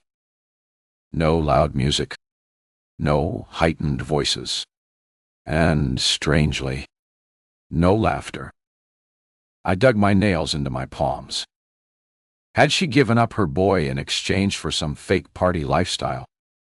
And what on earth was she doing in there that made such a cold-hearted decision worthwhile? Was she tired of being a mother? Maybe all she wanted was to party all night and sleep in all day.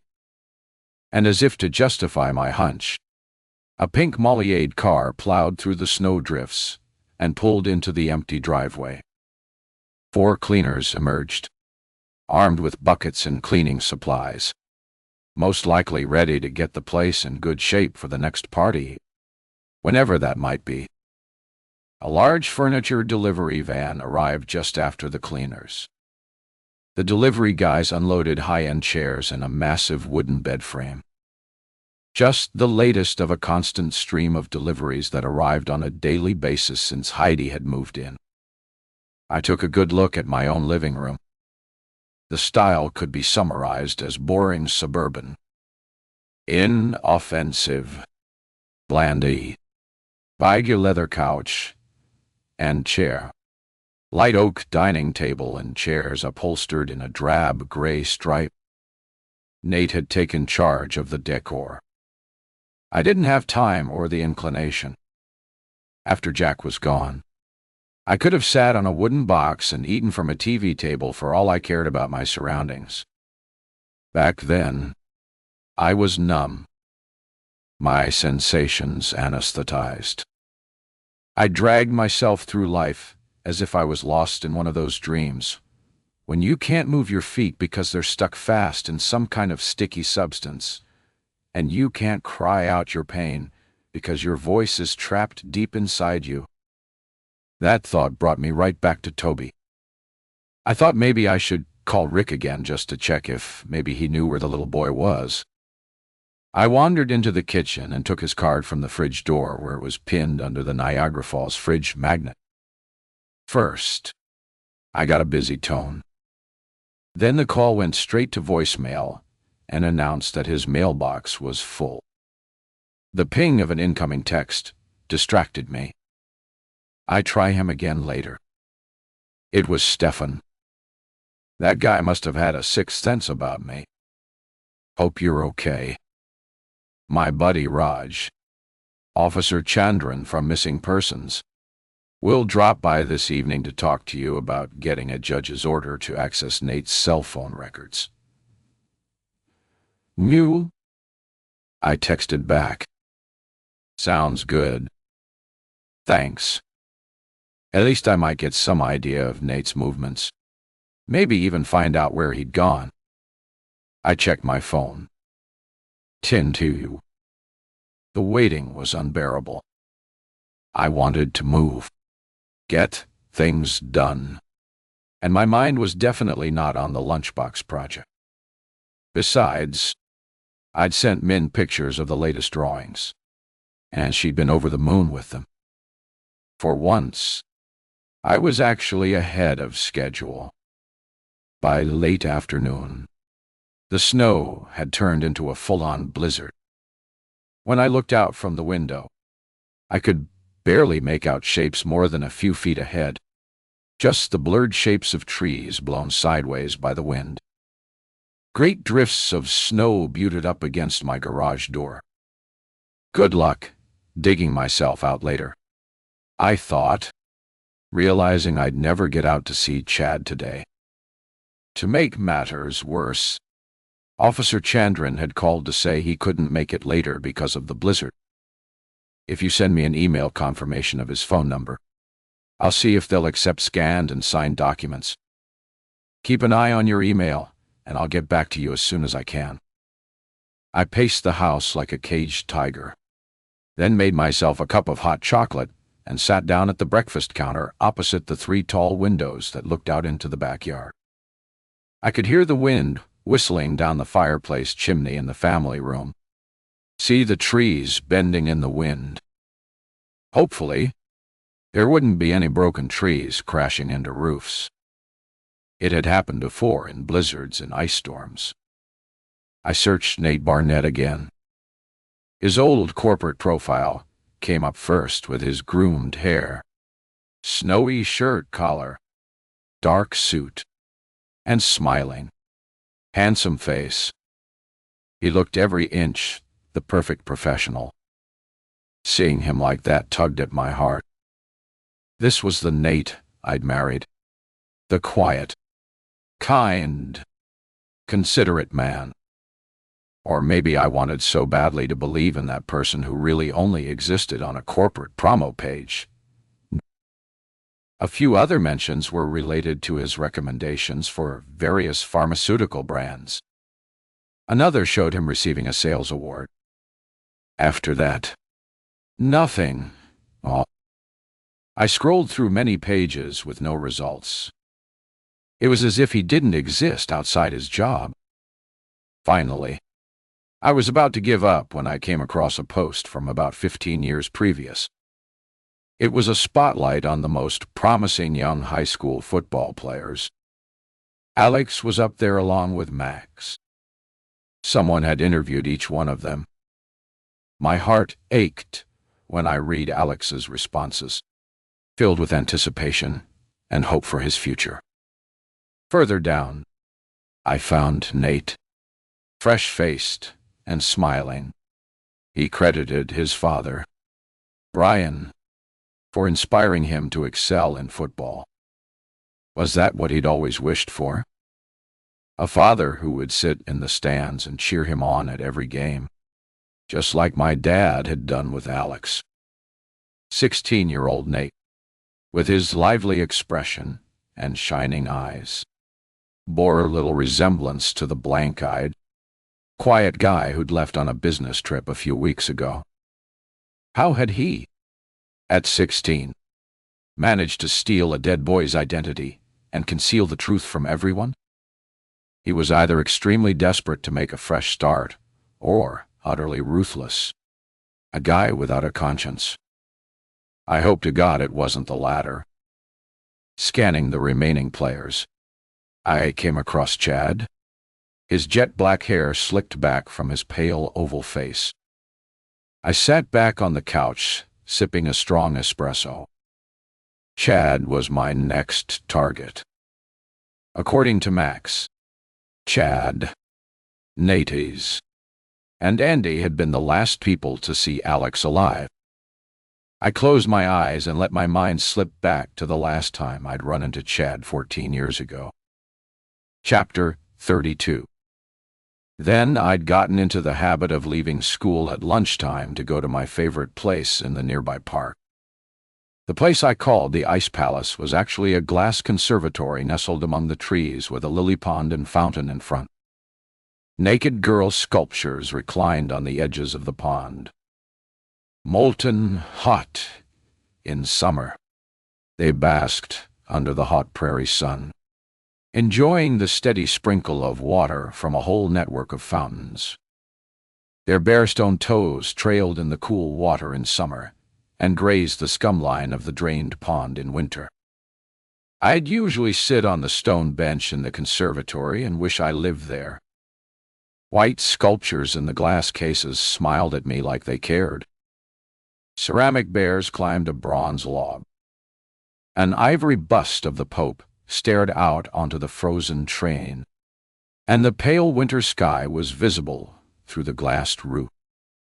That room was so warm in winter and cool in summer. That particular day, I needed to settle my head. Think about my new friend, Stefan. Maybe even do some riding. I had had my bicycle with me, so it was only a 15-minute ride to and from school. Through the gates, past the pavilion, and around the duck pond. On the way there, I'd recognized a few other people from school breaking into the kids' adventure playground to goof around on the play structures. I didn't want them to see me, the loser loner. So, I took the deserted forest trail towards the lily pond.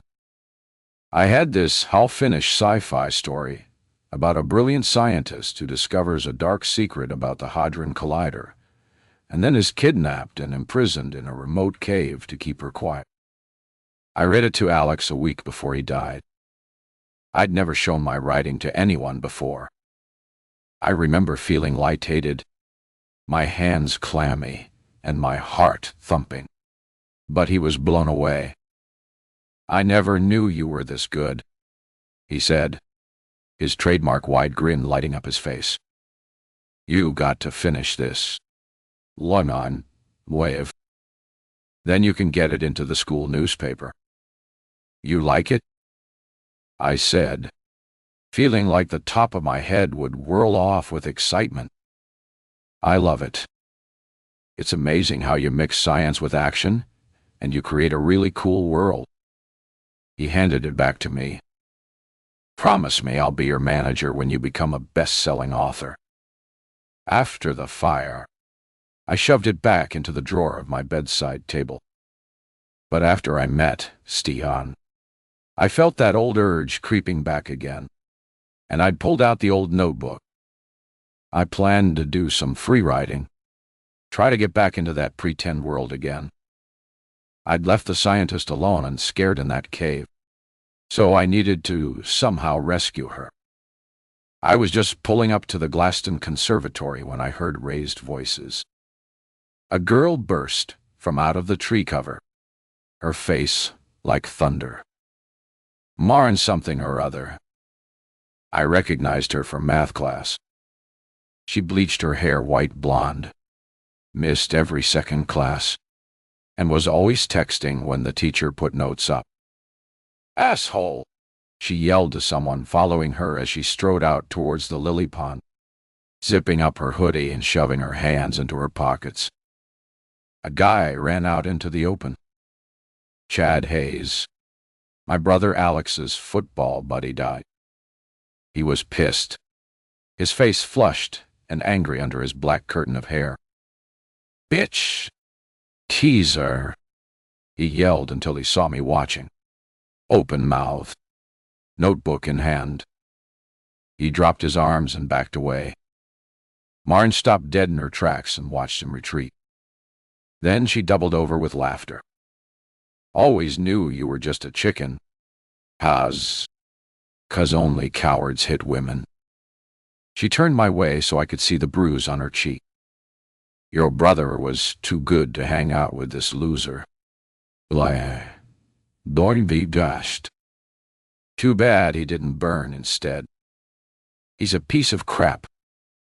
You should ask him what he knows about the fire in your basement. You might be shocked." Then she spat in his direction and headed off towards the children's playground. Chad threw me a look that could kill, then turned tail and ran the other way towards the forest trail, disappearing before I had a chance to reach him and ask what Marn was talking about. I never saw either of them again after that. Marn dropped out of school, and so did Chad. They even skipped their grad. After I met Nate, any conversation about high school was strictly off limits, and I hadn't heard any gossip or rumors about them from anyone until yesterday. Because, according to Max, Chad had emerged from seclusion, gone to British Columbia, and made some kind of name for himself in indie music. I checked him out on Google.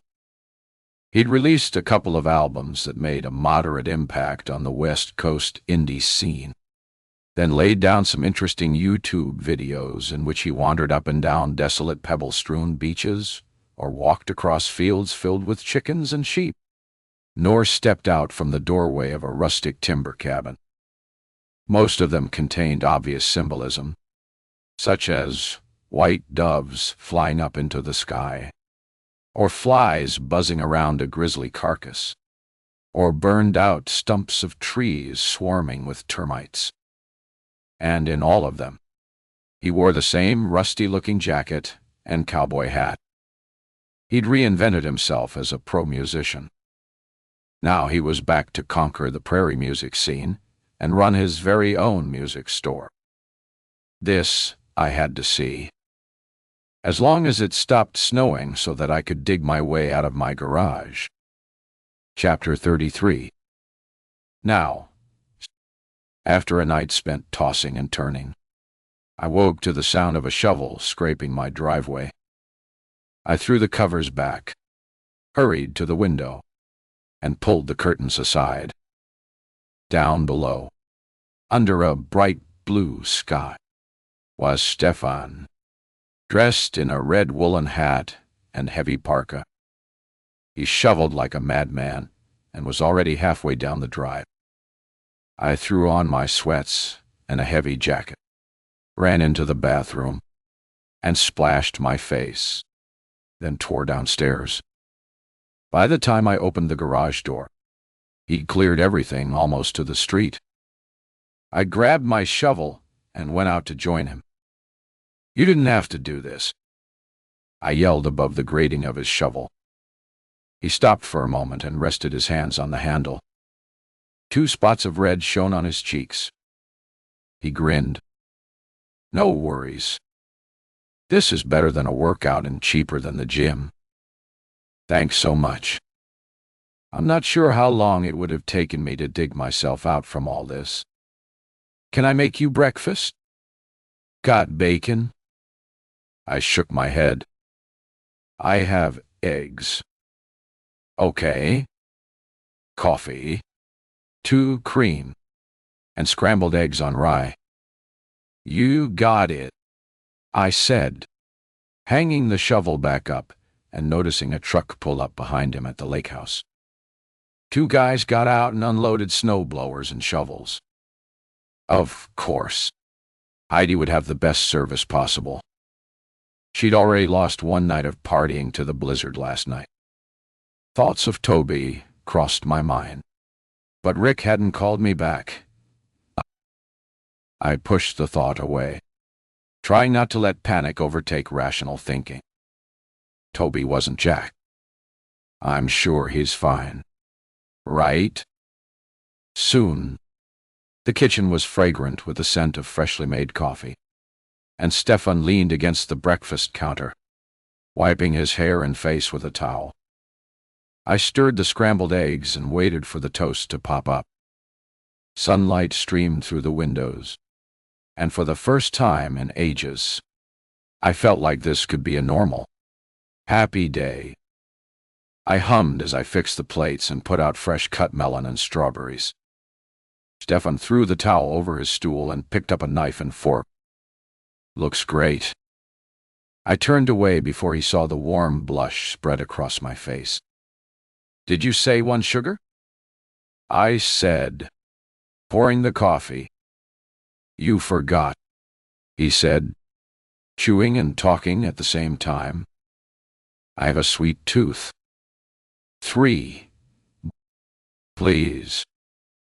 I slid his cup along to him and watched as he finished off the eggs in record time while I nibbled at a single piece of toast. Don't you ever make breakfast? He shook his head and wiped his mouth with a napkin. Don't usually have time. Sometimes I grab a donut, maybe even a breakfast sandwich if I'm ahead of schedule.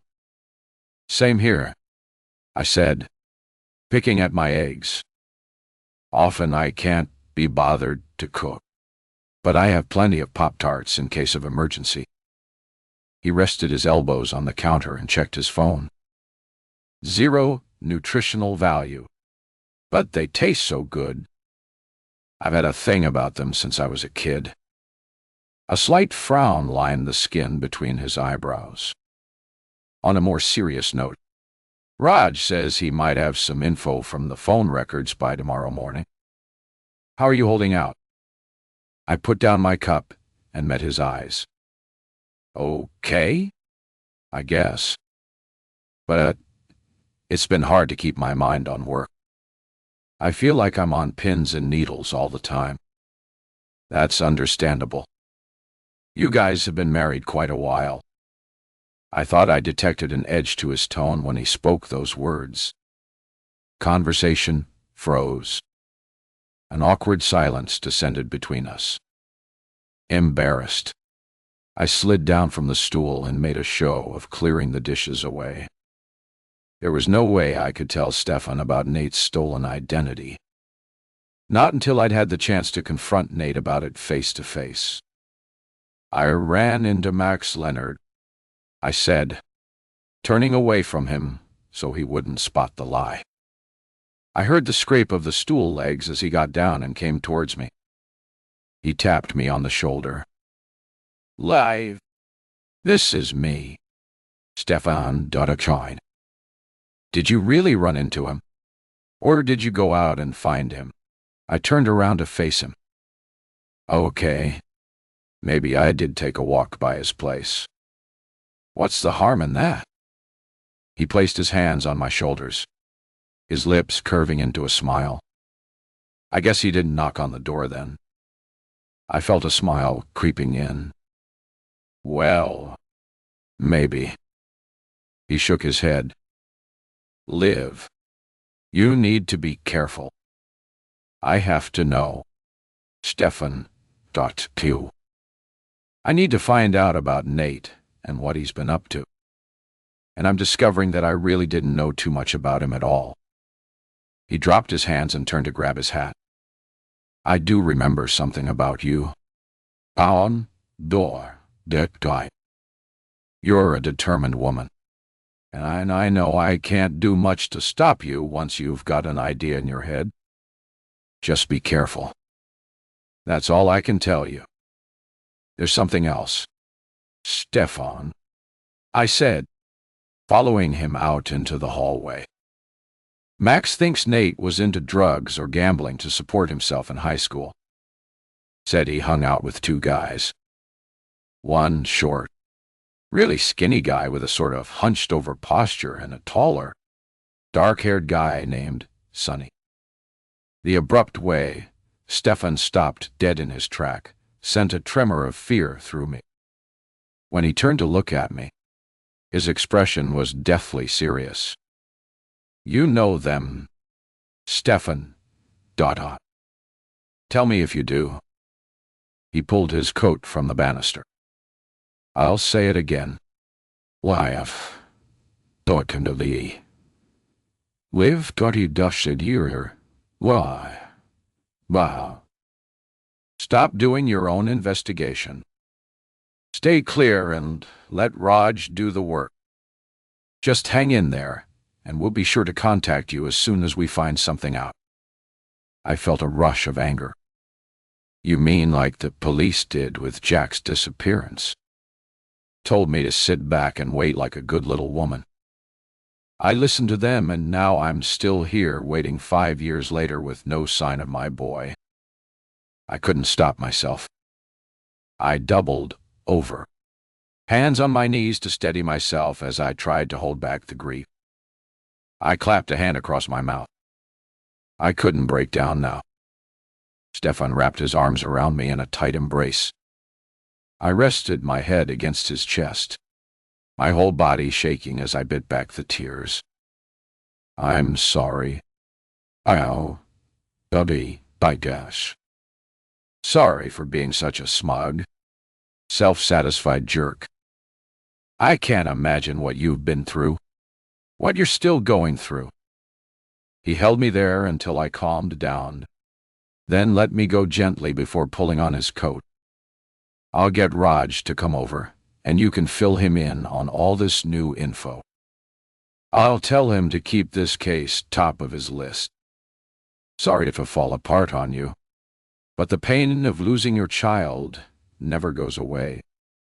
Don't ever hide anything from me. Live, Dr.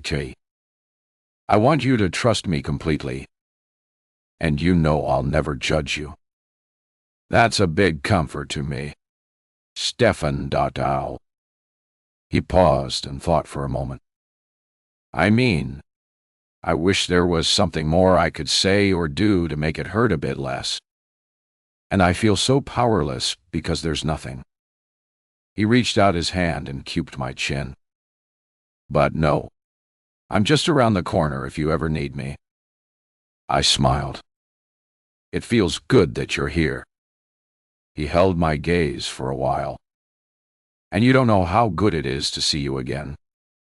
Hey, thanks for shuffling the driveway. You're welcome. Thanks for the breakfast. Just leave the invoice in the mailbox, I said as he stepped out into the daylight. After I'd watched his car pull away, I checked my phone for the address of Chad's music store. Stefan was right about one thing. Once I had something in my head, I wasn't about to let anyone stop me. Not even Steve. Shaw. In fact, his urging me to stop had made me wonder what he was hiding. It seemed clear he recognized Sonny and his sidekick from my description. So, I was even more determined to get to the bottom of this mystery. And now my driveway was clear. The first place I was headed was to see Chad and find out what he knew about mysterious husband, Nate. Or should I say Jack. Chapter 34. Later that afternoon, as I pulled out from my garage, I made a mental note to hire a snow clearing service. I couldn't rely on Stefan to help me out every time there was a heavy snowfall. He was a busy guy, And all this sudden urgency made me realize I had no time to waste if I wanted to find Nate on my terms. The thought of him simply appearing back home, as if nothing was wrong, was almost terrifying. I had no idea how I'd face him without giving everything away. I needed to find out as much as I could about him. Needed to know if I had to pack up and get out of the house because I might actually be in danger. I eased my foot onto the gas and pushed through the heavy covering of snow. The side roads hadn't been plowed yet, but the temperature outside had risen to well above zero, turning the snow to slush, which made for slow going, and the roads were their usual mess after a heavy snowfall. There were smaller cars stuck in heavy drifts and speedsters going way too fast for the road conditions, then spinning off into the ditch when they tried to brake. Doesn't matter what the conditions are. My dad had always said, slow and steady always wins the race. That had been in the good times before the fire, when Dad had been this reliable, sunny guy, always there to cheer me on, to shake me out of my teenage angst, to pep me up when I was down on myself. Alex's accident had changed all that, wiped away all his joy. I was so lost in bitter reflection. I hadn't noticed my speed creeping upwards, swerving just in time to avoid a red SUV that had slowed down for a stoplight. The guy gave me the finger as I slid to a halt beside him, my brakes screeching in protestablished. "Crazy woman driver," he mouthed. I turned away. "Pull yourself together," I told myself, slumping back against the headrest established. For the rest of the ride, I diverted myself by running over Officer Chandran's visit. He'd arrived promptly at noon, a trim man in his 40s with a fatherly manner and the kind of easy humor that put me immediately at ease. After answering the requisite questions about when and where I'd last seen Nate, he questioned me about any other connections or people Nate may have contacted. I told him about everything. The gambling, the lies about his job, the unexplained business trips. Everything except Nate's stolen identity. Finally, he had me sign some forms. Explained he needed them to apply for a warrant to access Nate's cell phone records. There was no guarantee that would help, but he assured me it was the best chance of locating Nate wherever he was hiding, and assured me he'd get back to me by the end of the week. That went a long way to easing my mind just a little, though I was starting to get jumpy every time the doorbell rang or there was a sudden noise outside.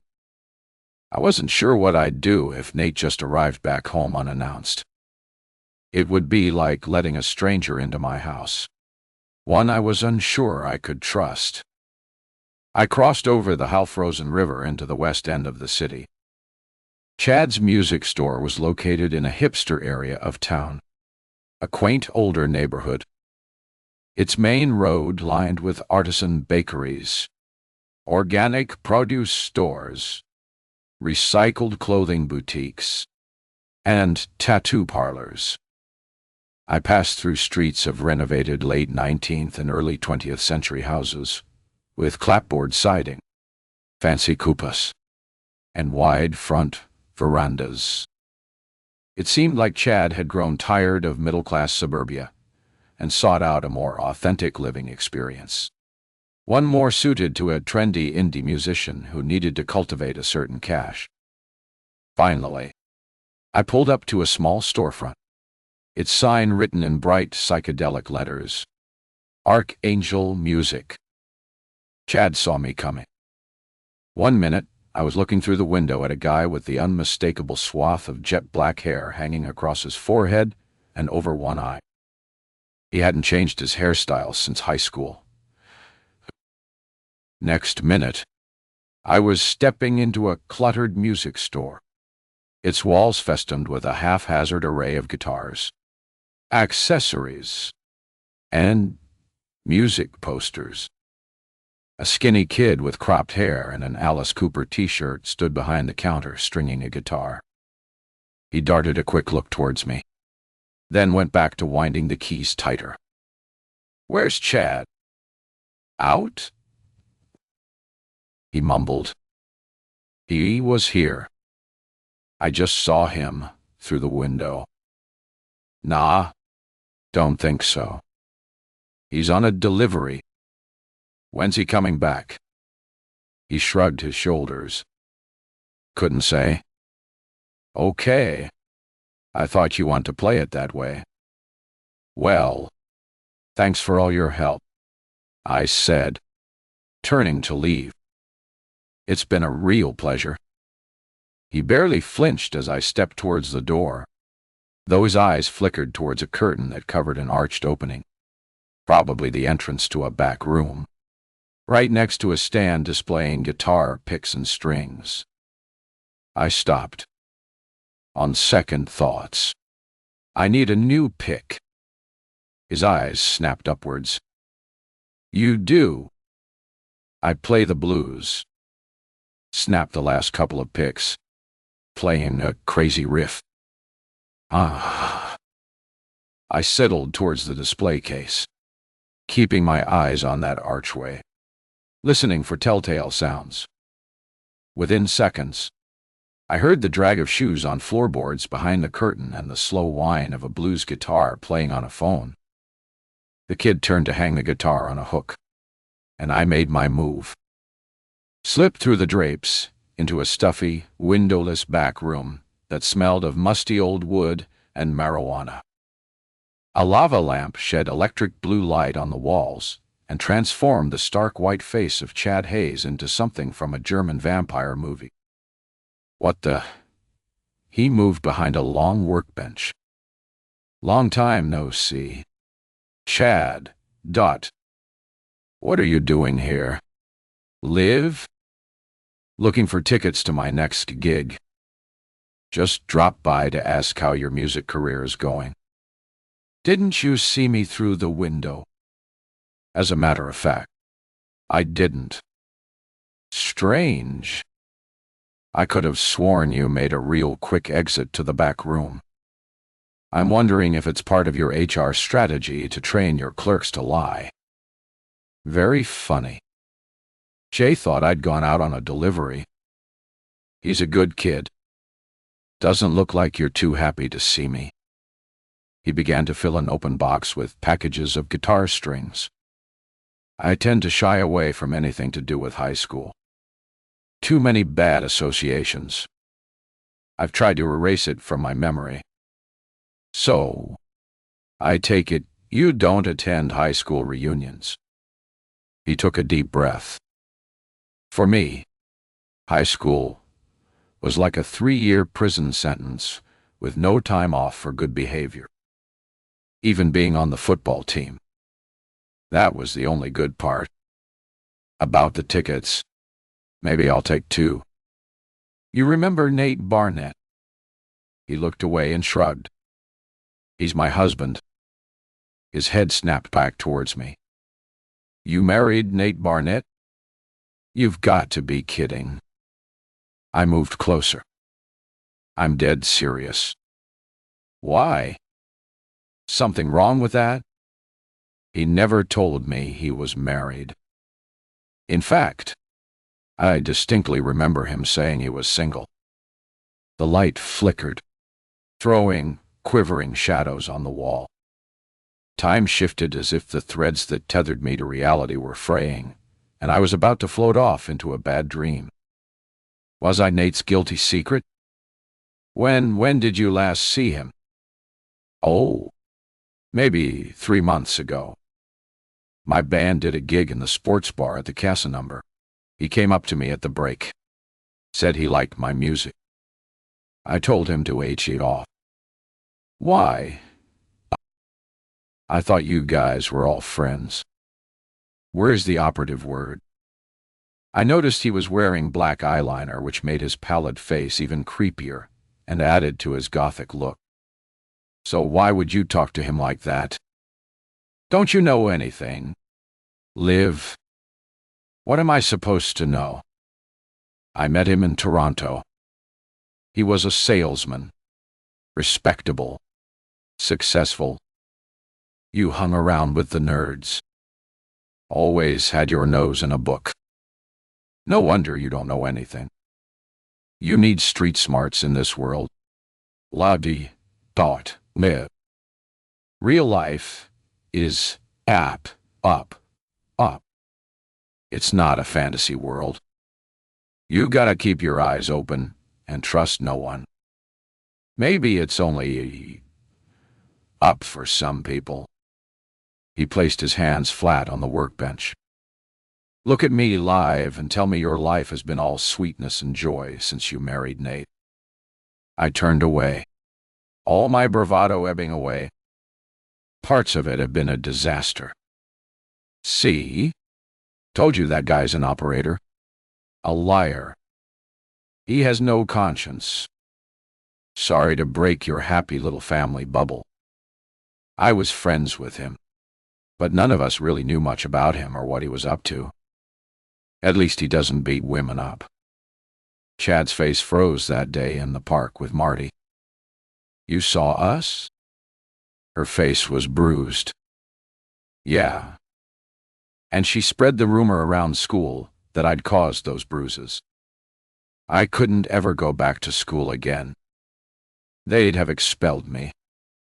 And you'd have deserved it. I never hit her. You got to believe me. Live, dot, de. I'm not that kind of guy. Her dad did it.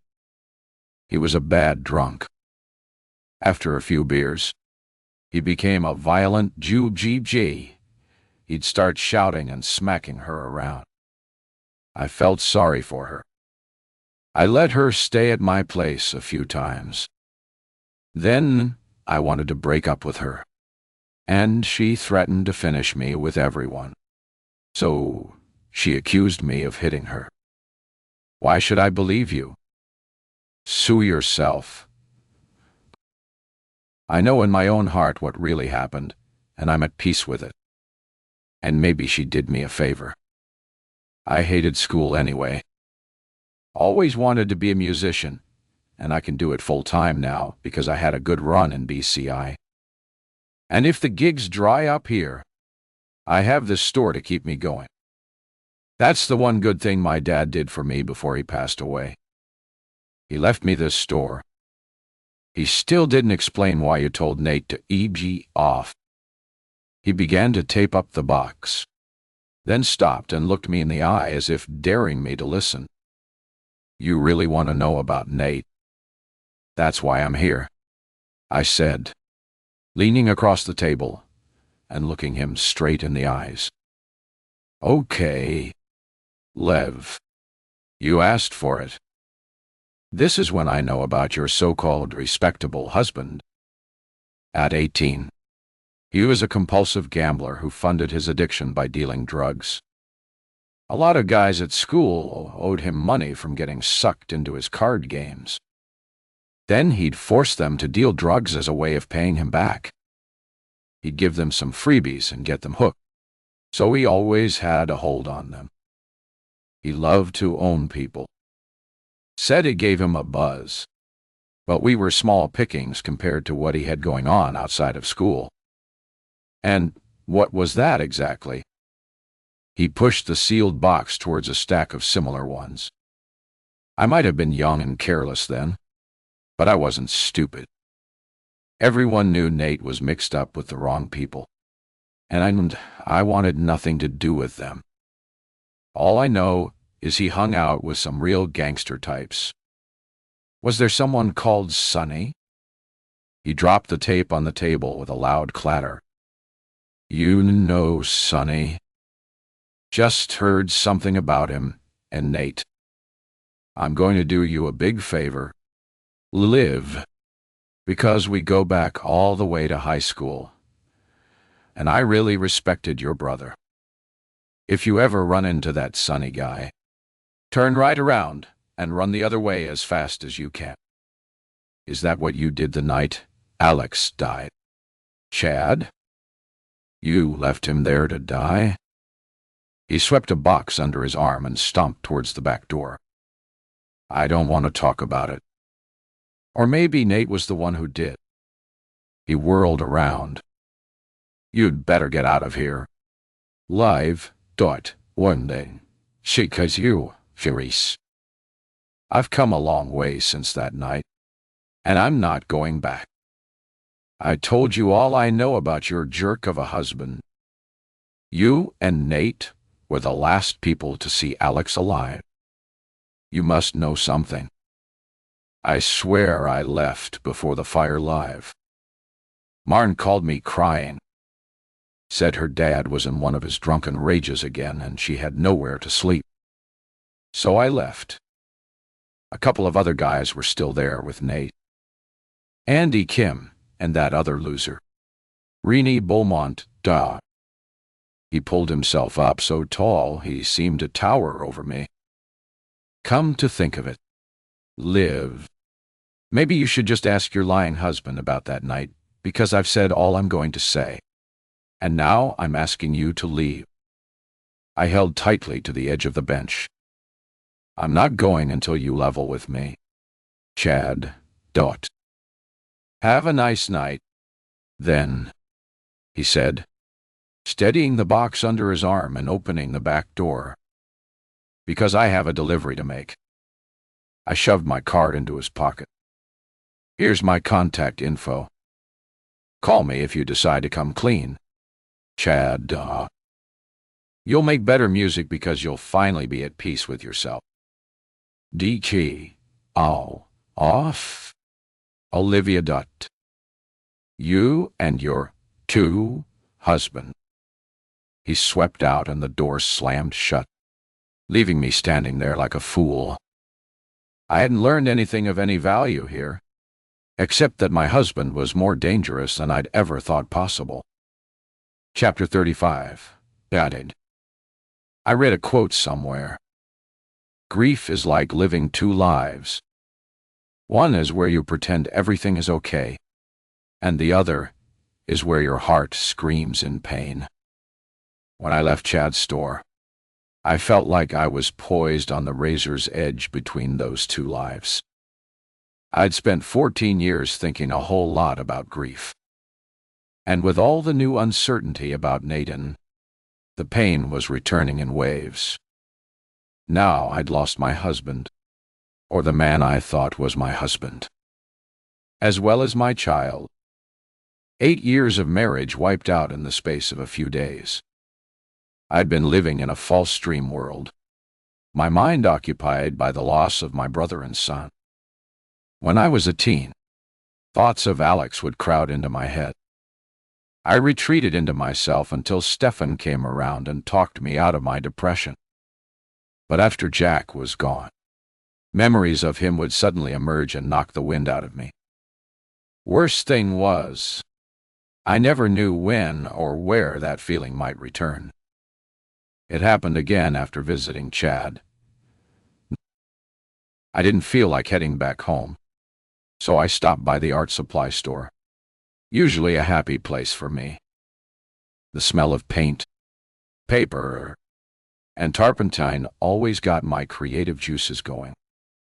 I love discovering new paint colors with exotic names. Caput mortuum, a dark violet, reddish brown. Tourmaline green. Fumato, a fine gray misty color like smoke. I'd say the names out loud, relishing the delectable sound of the words, but I needed brushes and was sorting through a display case, picking ones with fine tips, perfect for intricate details. The snaps on a parka, the Star Wars sticker on a lunchbox, the texture of a blueberry muffin, the shine on Parker's bright auburn curls. Then I saw the kid, about 7 years old, hair a cap of glorious red curls, his slight narrow shoulders hunched under a navy parka, the hood lined with bright green silky material. He was sorting through piles of sketchbooks. Jack would have been the same age as this boy. Would he have inherited my artistic streak? Or would he have been more like Nate, Good with numbers and patterns, with an eye for logic and symmetry. A battle started raging in my head. How could I hate everything about Nate? How could I reconcile the Nate I knew with the Nate that Chad and Max had described? He'd been so patient and kind with me when we first met, and we'd had a wondrous child together. Maybe going back to gambling was his way of dealing with the grief of losing Jack. Heaven knows we hadn't been much of a comfort to each other, turning away rather than towards one another. And yet, Chad said Nate had denied my existence. So, how could I trust him? Unless Chad was lying.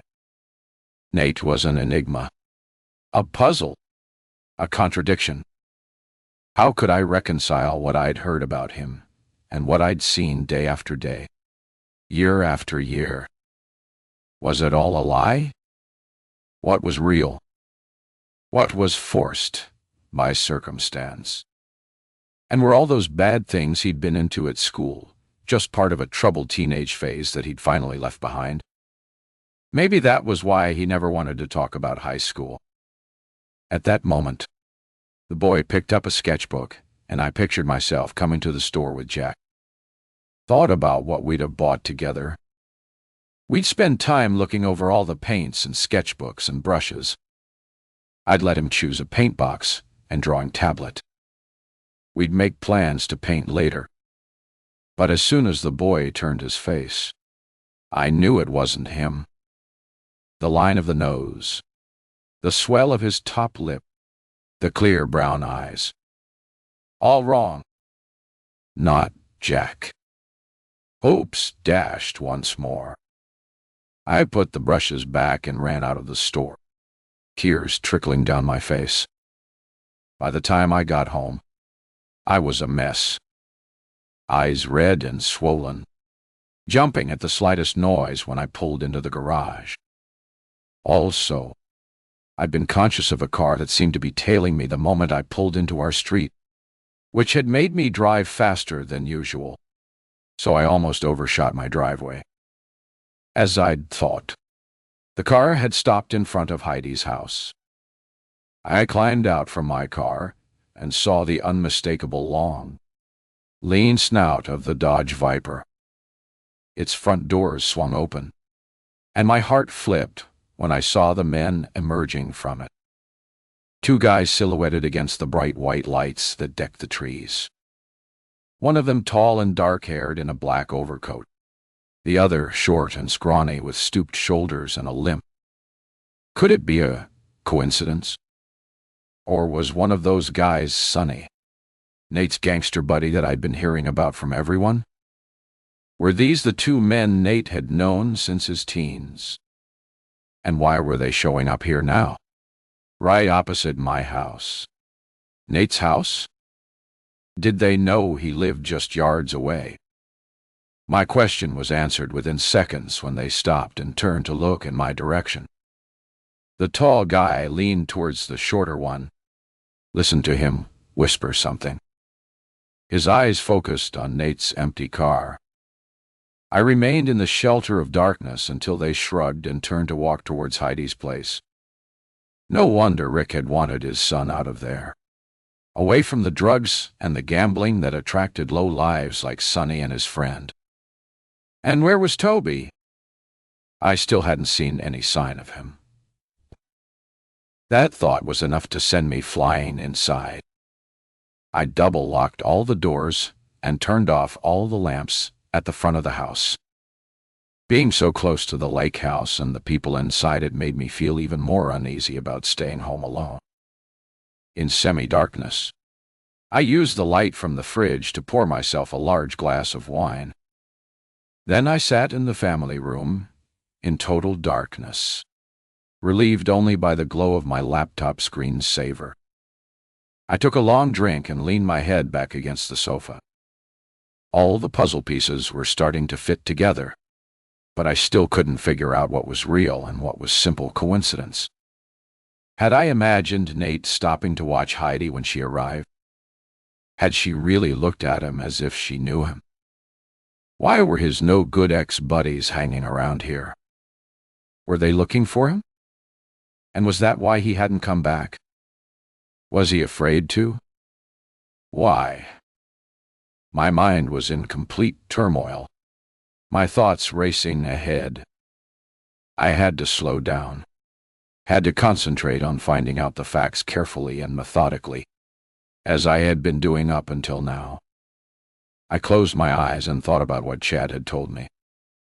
He'd said 2 other guys were with Nate and Alex the night of the fire. Andy Kim and Renee Beaumont. Maybe they could shed some light on what went on that night. Because for some strange reason, I had this feeling that everything, every tragedy in my life had somehow started with that one.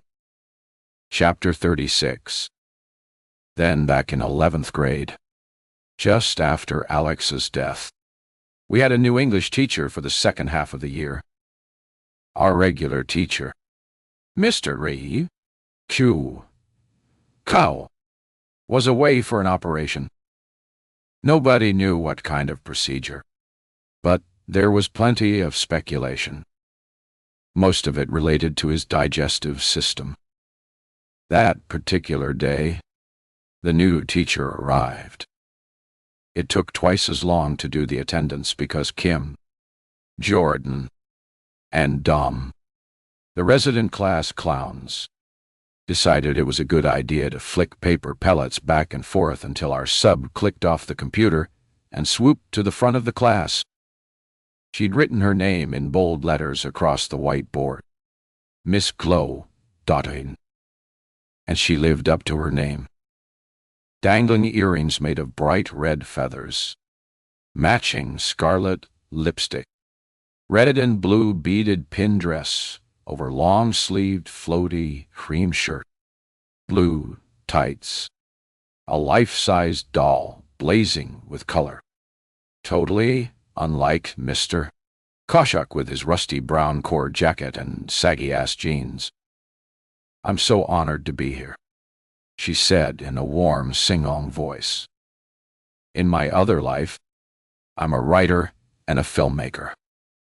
I'm dying to share some fun ways to get you all writing because, after all, if you understand how literature is created, you'll have an easier time interpreting it." I couldn't believe what I was hearing. And as she continued, I realized no teacher had ever talked with such understanding about the creative process. By the time she'd finished urging us to unlock our imagination and be bold and fearless when using language, I was ready to try out anything she suggested. Later that day, I decided to take out my writer's notebook and make some observations. I was usually a bit nervous when going into the park at dusk, but that evening, I felt like I had extra high-def vision. Miss Glow had talked about looking at the world with a writer's eyes and ears and senses, meaning you study every aspect of your surroundings, textures, shades of color, and sound, shapes, movement, background noise, sense, tastes, touch, cut. She explained that most people just glance over the surface of everything without ever really seeing what they're looking at because their minds are bogged down with mindless crap and trivialities. They don't really look, so they never actually see the truth of what's around them. I always remembered that lesson. I guess it helped me become a better artist. So that evening, after her first class, I made my way through the park and tried to do exactly what she said. Put on your pretend writer's glasses and really look beyond the superficial. It took me a few minutes, but soon it was like pulling a film away from my eyes. I began to truly see the way a spider's web spanned the inside corner of the first step outside my front door. The yellow and gold leaves on the maple tree. A large hump on our front lawn alive with marching black ants. The slight bald man that held his growling German shepherd on a braided leather leash, the scent of wild sage by the lake, a sugar-pink front door on a house. It became easier the more I practiced. By the time I reached the soccer field at the bottom of the hill, my mind was alive. I marveled at the red-gold sky splashed with violet clouds and the soft call of the lawn on the lake. I started the climb up the hill, feeling more relaxed than I had for months. A light breeze played across my face, and the gentle trickling of the fountain in the middle of the lake lulled me into a deep sense of contentment. I was so into the whole writer thing. I didn't notice the sweet skunk smell wafting down the hill until it was too late, and I stumbled upon 3 figures huddled around the covered seating area at the top of the hill, passing a fat cigarette around. I went to turn tail and run, but stepped on the gravel and made such a loud crunching sound. They all turned around. My heart did a downward swing when I realized it was Rinnie, Max, and Andy. I shrank back against a nearby bush. "You stalking us or something?" said Rinnie, standing up and walking towards me. He was the smallest of the 3 guys and was the kicker on the football team. He dug the toe of his runner into the gravel and glared at me, his eyes moist and sad-looking. He and Alex were old video game buddies. "Leave her alone, douche," Max said, grabbing Rennie's arm. Rennie shook his arm free. "I want to know why she keeps watching us. Like we've done something bad to her. She keeps staring at us every time we walk down the hallway at school." I stood still, curling and uncurling my hands into fists, digging my nails into my palm. I wanted to scream at them right there and then, grab them by the throat, and squeeze the truth out of them. Instead, I stood there like a wuss, tongue-tied, silent, a coward. I didn't have the guts to demand the truth about what happened to my own brother. He would have done it for me. I know he would. Max pulled at Rennie's arm. "Come on. Don't cause any more trouble." I was tongue-tied, mute, couldn't summon up a word. I set off down the hill, but when I was halfway down, I heard Rennie yell after me. "Nobody could save your junkie brother. He deserved everything he got. He gambled with the wrong people, and he lost." It was like a bolt of lightning seared my scalp, and my whole body was electrified. I whirled around and screamed for all the world to hear. "Lying creeps. Oh, he was the best, the bravest brother a girl could wish for." Then I ran so fast I almost took a tumble at the bottom of the hill.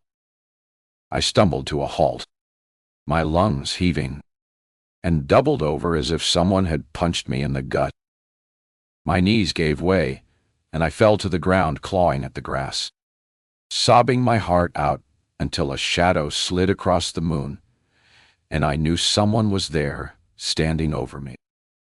I snuck a look at a white, wrinkled face with rubbery folds of flesh folding into a black cave of a mouth, jagged white fangs, and one bulging, bloodshot blue eyes staring right at me. I fell back against the picnic bench, screaming like a kid until a pale hand pulled down the mask. Stefan's face was a pale blob in the moonlight. His mouth moved, but no sound came out. We looked at each other for a few long moments. Then he offered a hand to pull me up. "I wanted to surprise you with my Cyclops mask, but I scared you." "No, it's okay." "Oh," I heard shouting. "It was nothing." "Not nothing," he said, patting the picnic bench. "Tell me." I sat beside him, my whole body aching inside and out. I couldn't hold it in anymore, so I told him everything I hadn't yet properly explained. About my lovely, shining brother who burned away like a dying star and sucked the life from our family. About Mom and Dad who walked like shadows around the house. Not talking, not touching, not living.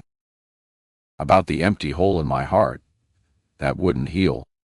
About the guys who ran out on my burning brother, let him die, and now called him a junkie. When I was done, he stayed silent. I cringed, waiting for the cheesy words of sympathy, the scared, empty sentiments. But Stefan was calm and quiet, waiting until I was all talked out. Then he waited some more, stroking his chin and thinking. Finally, when I'd calmed down, he nodded his head and turned to me. Seems we've got 2 projects now. What do you mean? Well, there's our comic strip, and then the more important one where we find out who killed your brother. He said it without blinking, as if it was the most natural thing in the world. How will we do it? He tapped his forehead. The way I see it, we both have more brain power than all those goons put together. We're going to be spending a whole lot of time with each other, so we'll come up with a plan. What kind of plan? That's what you're going to help me come up with. Where would you start? His eyes appeared dark and glittered with flecks of gold. Suddenly, it came to me. Everyone has secrets. You agree? He blinked and looked away. True. What? You don't know much about me.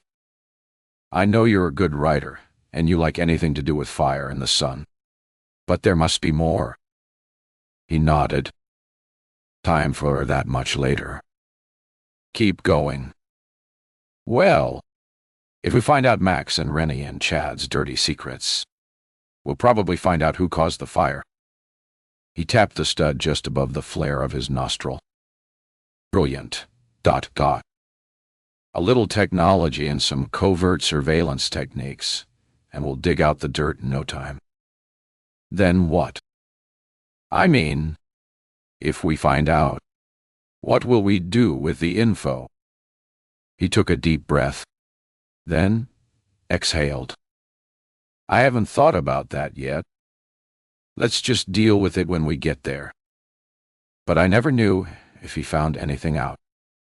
We became consumed with the comic strip, which made me so happy the investigation just fell by the wayside. Now, 14 years later, I felt as if I'd picked up where we had left off that night at the bottom of the hill, though I was determined to find out if Stefan knew something else that he was holding back from me. I remembered Reni's words. He gambled with the wrong people, and he lost. Were Nate and his 2 gangster buddies the wrong people? I had this strange feeling I was running out of time, as if I had to gather all of the pieces together before it was too late, before my husband came back and I wasn't ready for him. Chapter 37. Now, I never even made it up to bed. Mental exhaustion and worry finally wore me down, and I passed out on the family room sofa. I woke up half covered with a quilt, just as the sun's orange light flooded the sky. My laptop was still open beside me. The battery leaked down to 0.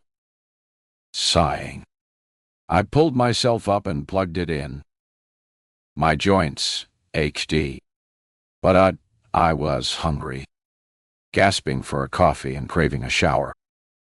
On the way upstairs, I checked Heidi's place and felt an immediate rush of relief when I saw the Dodge Viper was gone. Only 1 car remained in the driveway. By the time I was back downstairs, dressed and installed at the kitchen counter with a mug of coffee and a couple of Pop-Tarts sauce, the sun was up, blazing through the family room windows. I sipped the coffee and started a search on Andy Kim. After a few false starts, I tracked the Andy Kim I knew down to a tech company in California that specialized in interactive video games. But the post was a few years old. Seems he'd found some success as a game designer and entrepreneur. But after that date, there was nothing. No mention of Andy Kim anywhere on any social media platform. He'd vanished into thin air. I took note of his last contact info and went on to search for Rennie Beaumont. It didn't take long to find him, or rather read the news articles about his murder.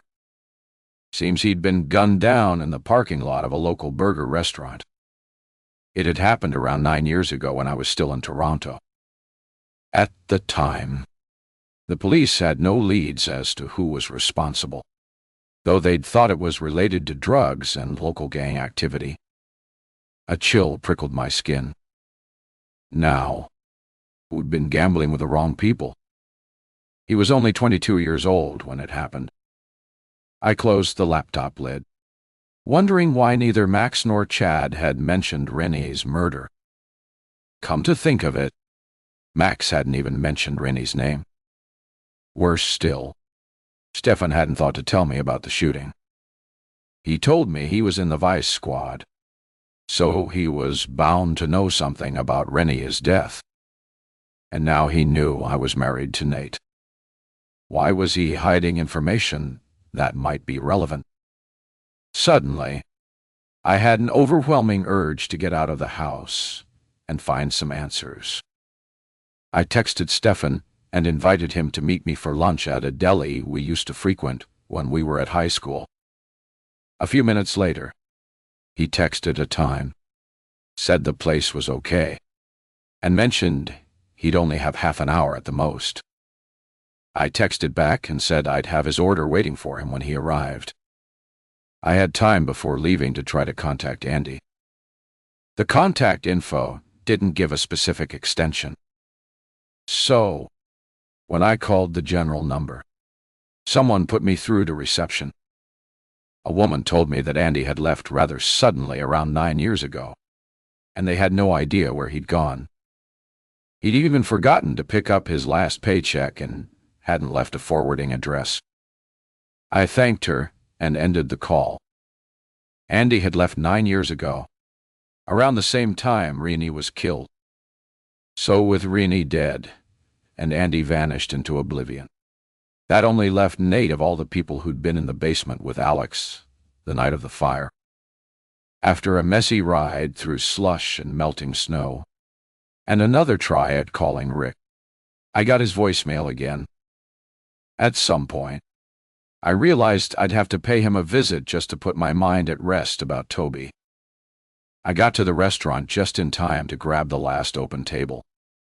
Cohen's Deli was a small, stuffy place with an open kitchen counter and rough wooden benches. A perfect hangout in the dead of winter. It sold the best comfort food. Hearty soup,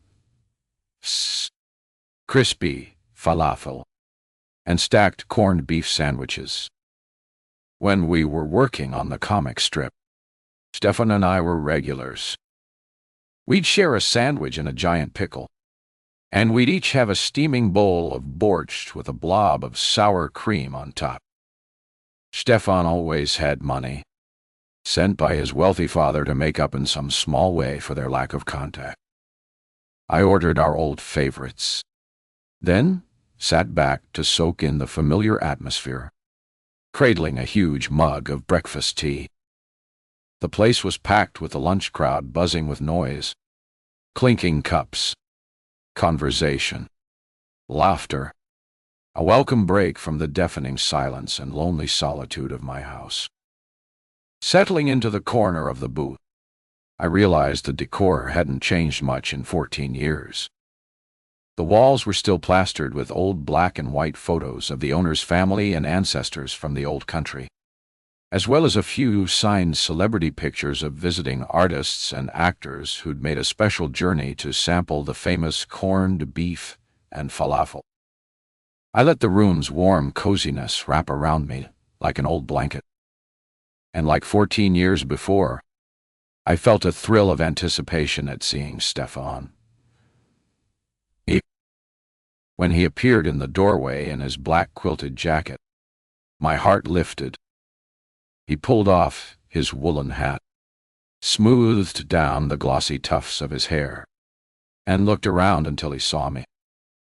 His face lit up with a smile, and suddenly all those silly night fears were sucked away. I could have been any average woman meeting her boyfriend for lunch hall, not someone weakened by tragedy and stuck in a dysfunctional marriage with a mystery man. Brushing those thoughts away, I beckoned him over. He squeezed by the crowded tables and plunked down in the booth opposite me, bringing the scent of fresh air and sandalwood with him. "Hasn't changed a bit, eh?" he said, glancing around just as the waiter placed 2 bowls of borscht on the table. I unfolded my napkin. "I was just thinking that." "Food looks great," he said, lifting his spoon. "Just like old times." "I know. Makes me feel so old." He stirred the sour cream into the deep maroon-colored broth. 31 hardly qualifies as old live. 32 next month. His spoon hovered halfway to his mouth. Of course. How could I forget? "Remember your 18th? We bought a whole ice cream cake at Dairy Queen and ate it between us while watching the director's cut of Bladunner. Your gran kept coming and checking in on us because we had the surround sound turned up too high. It was pretty memorable, I have to say." He ladled the soup into his mouth. "Sorry, I got to eat. I've been working since 6 this morning. What? I have more time on my hands, so I'll do the talking first." He grinned. "Don't mind me if I slurp a bit too loudly." Already forgiven. When I began to fill him in, starting with my visit to Chad, he dropped his spoon with a loud clink. "Live. I told you not to keep digging around on your own." I placed my hands flat on the table. I can't exactly sit there alone in my house waiting for something to happen, especially if I could be in danger. Danger. What danger? He leaned in close, his voice lowered to a whisper. I told him exactly what Chad had told me about Nate's early involvement with gambling and drugs, and his association with the 2 guys, Sonny and the nameless short guy. Stefan sat back against the bench, watching me with a new level of intensity. "You know about those guys, don't you, Stefan?" He sighed and looked away as if he was trying hard to think of something to say. "Do wow. Chodao, bon dia, al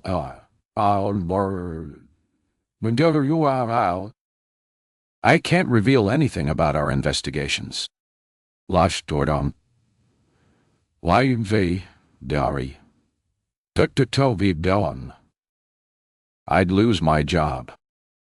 I felt a flicker of anger in my throat. "Even if you know they're regular visitors at the lake house right opposite me." "Not only that, but they followed me a couple of times when I've been out walking.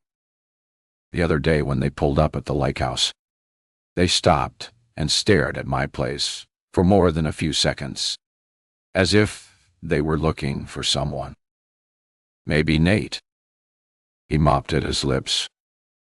His left knee was knocking the underside of the table, a sure sign he was uncomfortable.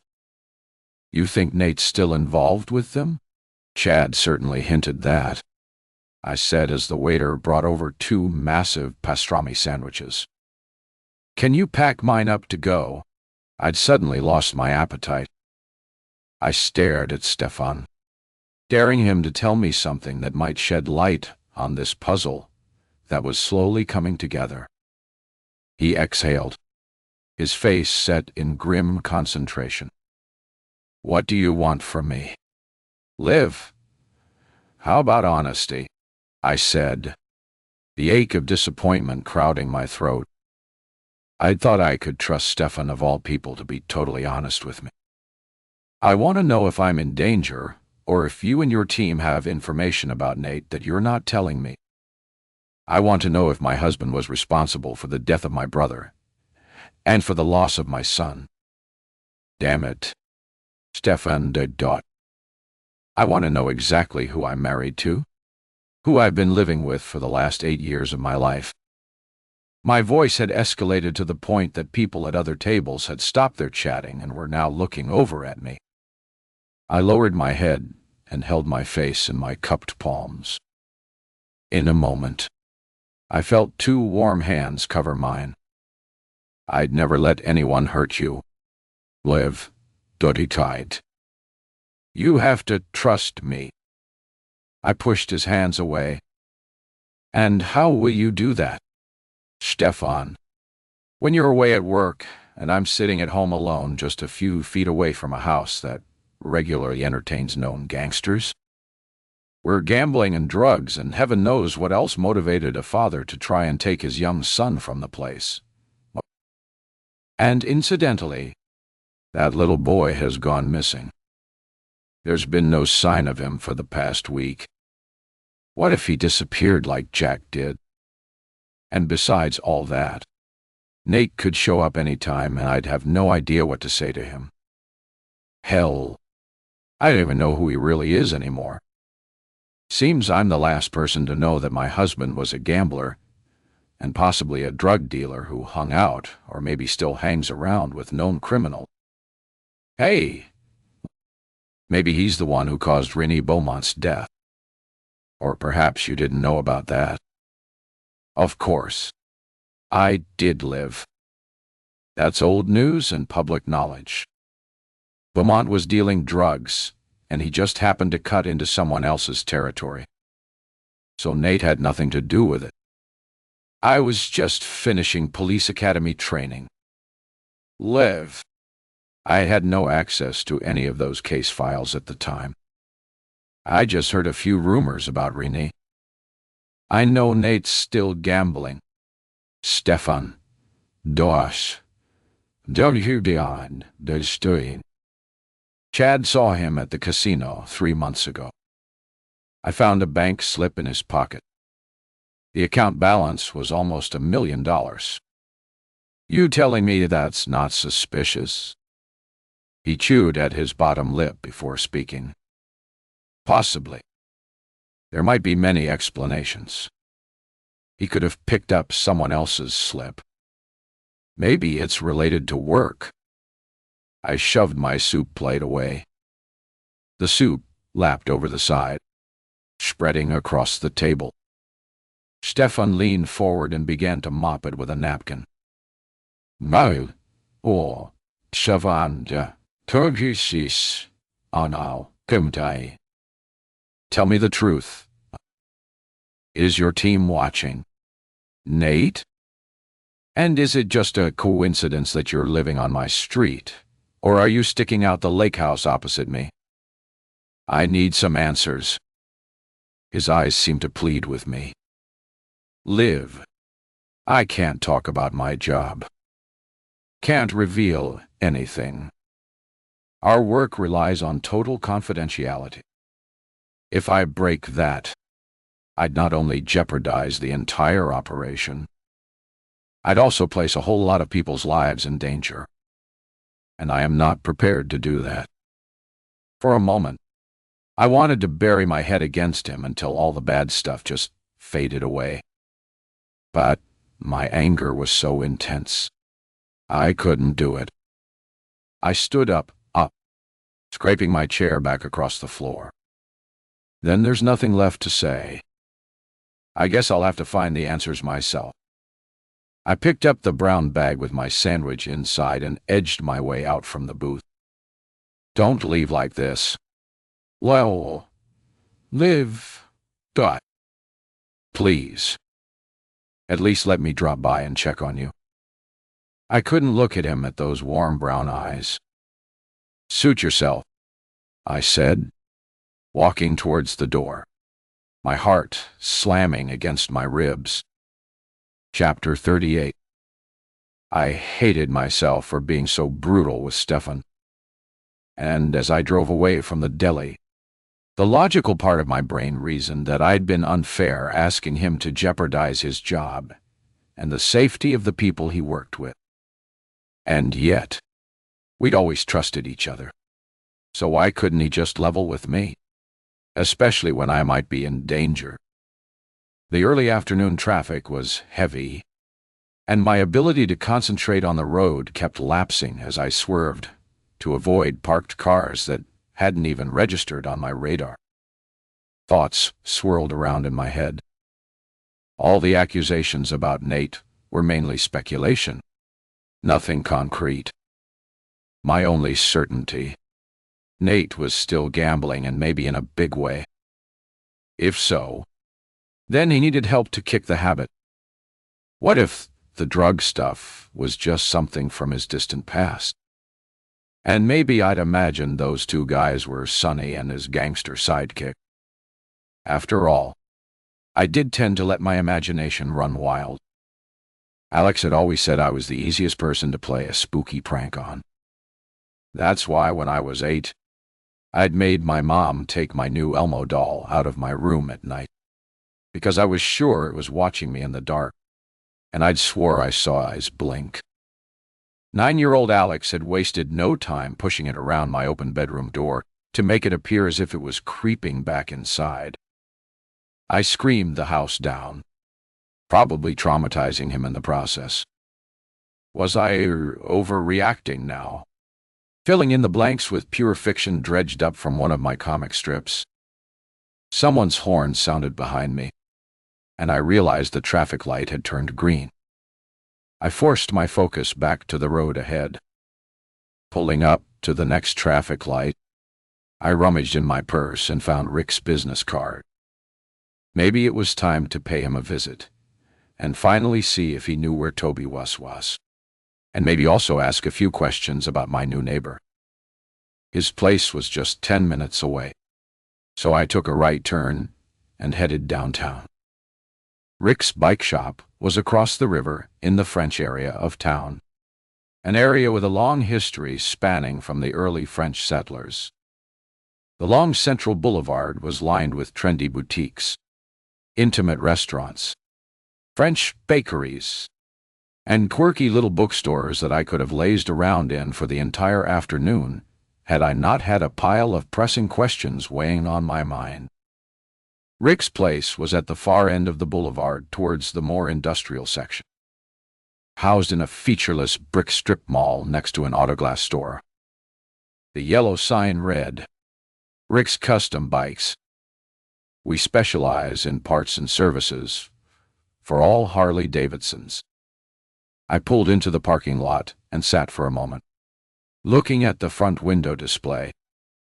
A long, lean Harley painted inky black with cobalt blue accents occupied the entire window.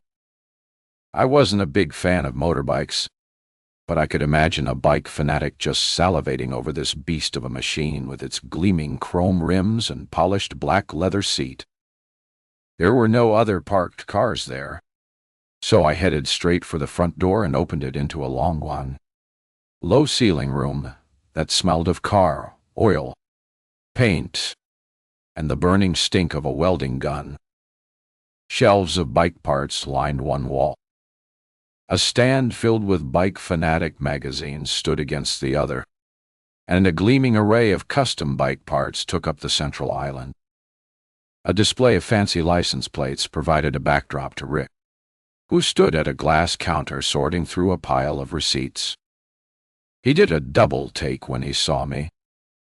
"Hey, Olivia, did you get lost or something? Or maybe you're interested in a bike." He grinned, revealing even white teeth. "Why?" I shook my head. "I'd rather ride a horse any day than get onto a bike. Don't know what you're missing. The wind in your hair, the open road. There's nothing like it," he said, stacking the receipts and stapling them together. I'll get a convertible. Same experience. So, what can I do for you? I averted my gaze, afraid to meet his eyes. Okay, I guess I'll get right to the point. Toby's gone. I haven't seen him around for a few days now. Heidi took him out for a walk in his sled and came back without him. I'm worried. Rick, and I was on a roll. When I glanced at him again, he was smiling, his hand raised, palm facing me. You know about this. He nodded. I met Heidi in the school parking lot. Rosa, my girlfriend, came with me. Heidi called her at QG and asked if she was going to try and play mother. I said she'd do a damn sight better than Heidi ever has. Then I told her if she didn't hand Toby over right then and there, I'd call the cops to come and pay her a random visit to see how an innocent toddler is living in a place with cocaine lying around in candy dishes, just waiting for a vulnerable kid to taste it. I also reminded her that her so-called friends would soon drop her if the cops came nosing around her party house. So, she had no choice. She handed him over to me and Rosa. And how is he?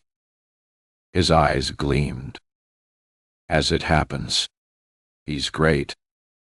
Tearing up a storm at nursery school and eating through my pantry as if he never ate a square meal in his life, which he probably didn't. Living with his mother.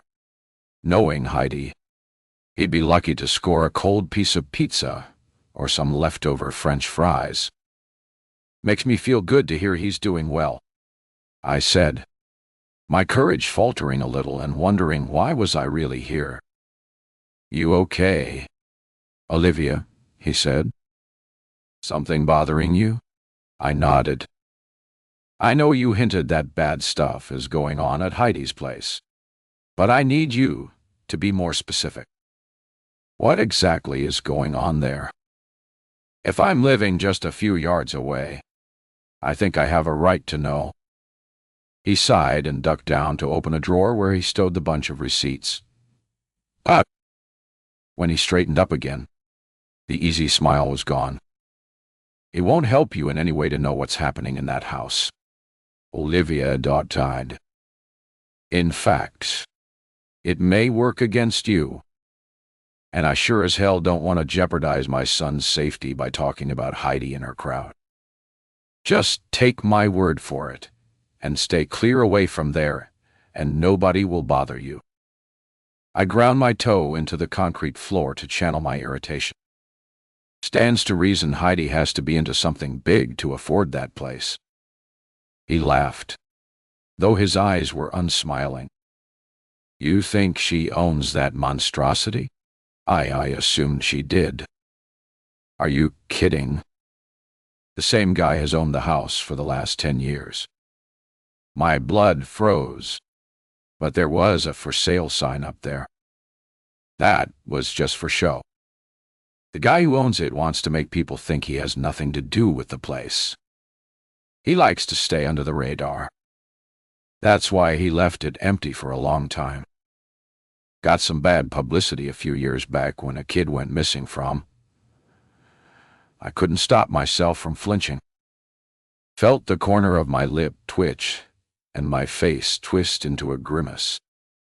He saw it all, and his eyes fixed on me wide with disbelief. Was that your eye? I nodded, biting my lip to stem the tears. Always the tears.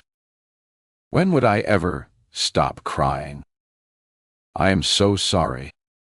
Olivia. What? I had no idea. God. I can't imagine losing Toby. Is Heidi a friend of the owner? I asked, trying not to break down on the spot, trying to extract a coherent thought from the swarm of possibilities buzzing around in my head. He nodded. She rented the house from him. They go back a long way. And are they in the same line of work? I asked in a voice that sounded disconnected from me. I dreaded his answer. I told you, Olivia, I feel sorry for your loss and everything. But that's all I can tell you. I've said enough already. But if I was you, I'd think about selling your place and getting the hell out of that street. You have no idea who or what has just moved in across from you. I'm not stupid.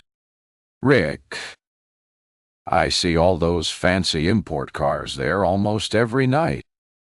They're not dropping over for a glass of wine and a book chat. He twirled the end of his beard inside. That's Heidi all over. Loves the party life. Always drawn to the hot shots and big spenders. I should have realized earlier on in our marriage how shallow and materialistic she was. She could never settle for the quiet life. We'd be doing something together with Toby, like going to the zoo, and she was already thinking about what we could do next or where we could go for drinks that night. She never lived in the moment. Something better was always just on the horizon, and she couldn't stop herself from running towards it, grasping everything she could get her hands on. Sounds a lot like my husband. He always wanted more and wanted it faster. I'd talk to him and he'd be somewhere else, like he was planning his next big move. It got to be so lonely. Rick's eyes softened when he looked at me. Oh, I know that feeling. Olivia Dotschta. I was so lucky to meet Rosa. She's a dancer, and she's really in tune with herself, and especially with Toby. He loves her already. I hope you can move on and find someone like that. Find some happiness. I sighed. Actually, I just met up with an old friend. We were kind of soulmates at high school. He grinned. There you go. Sometimes old and dear friends become something deeper and more meaningful to us. You'll see. I hope so.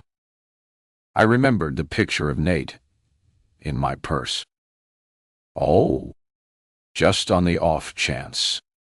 Do you or Heidi know this man? Rick squinted as I passed him the photograph, then suddenly dropped it and shoved it across the counter towards me. Who is this guy? The fear in his voice sent a tremor through my body. My husband. Suddenly, his entire body stiffened. The easy, friendly manner wiped away. He glanced beyond me at the parking lot, his eyes darting left, then right. You need to leave now.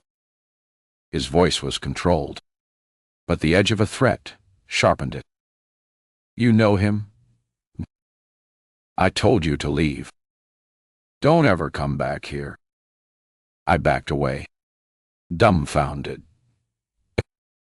How could seeing my husband have had this effect on him? I reached behind my back and opened the door. At that moment, he killed the lights, and when I was finally outside, he rushed over, locked the door, and pulled the shutters down. His face a white blob in the darkness. I'm not sure how I staggered out to my car without stopping to press my hands against my ears and scream. Nate knew Heidi. Rick was afraid of Nate. It was obvious.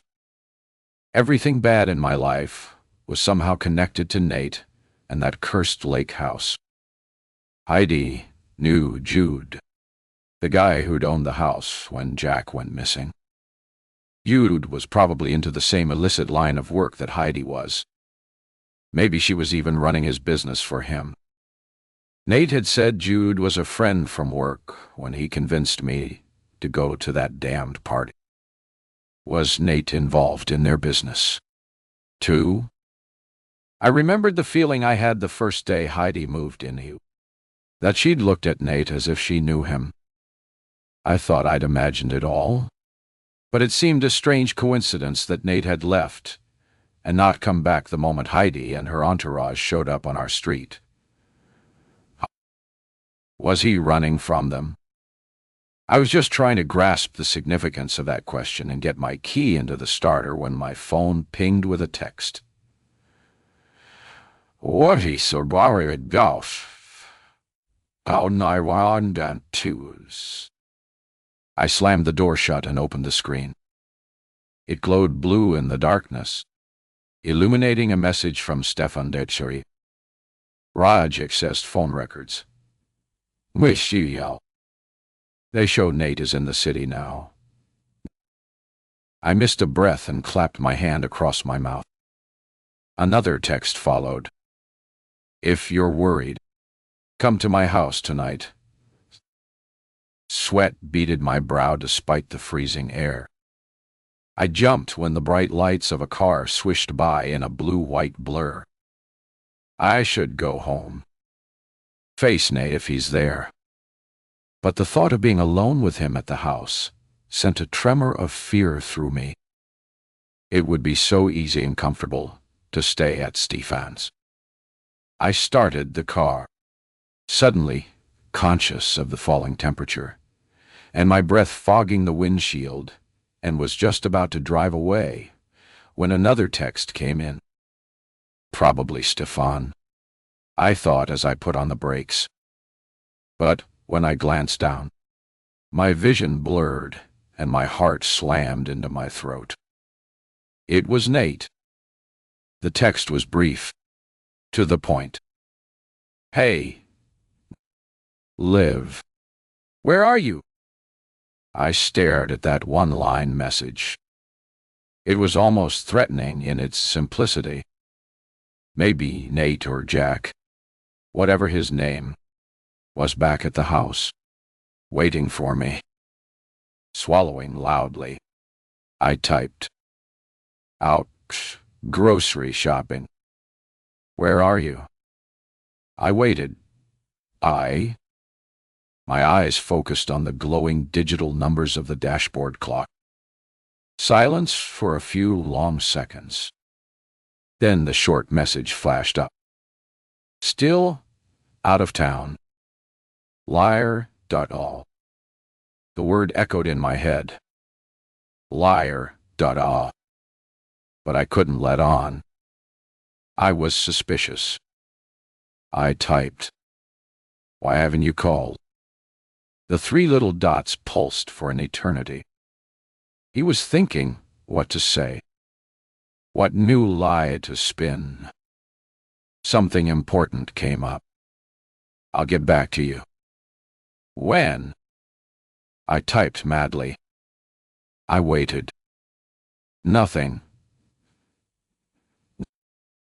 I tried his new cell number.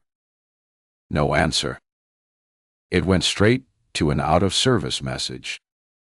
What was he up to? Was he trying to find out if I was at the house? Suddenly, the fear was replaced by frustration, even anger. At that moment, I decided I would not sit at home like a helpless victim. I had to do something.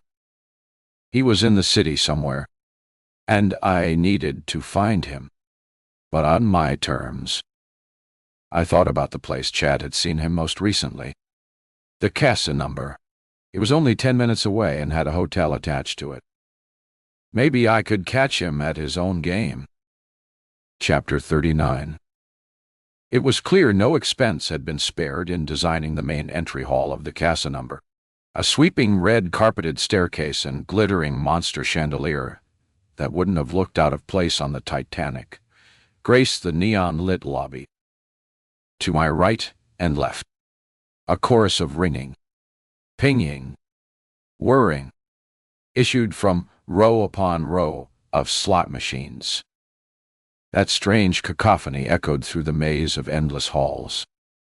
Lights flashed, jingles played, and illuminated wheels spun, adding to the frenzy of excitement when the clink of electronic coins cascading across a screen followed the occasional whoop of someone winning a jackpot.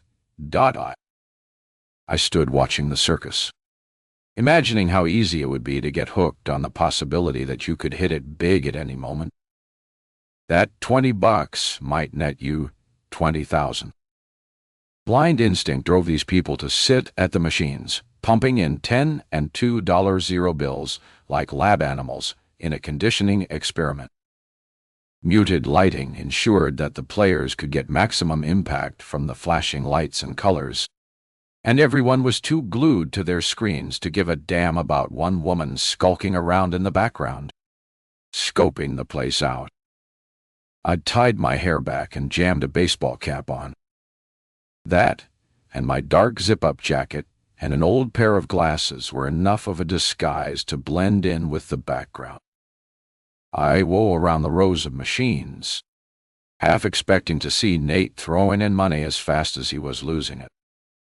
But my instincts told me he'd probably graduated long ago to the gaming tables. Roulette, blackjack, or poker were probably more his style.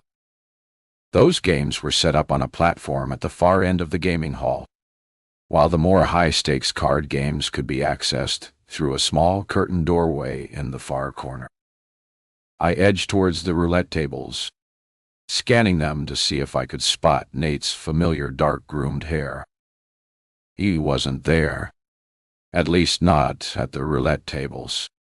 But my gaze soon settled on a tall blonde woman sitting with a bald-headed guy in a leather jacket, Heidi and her boyfriend.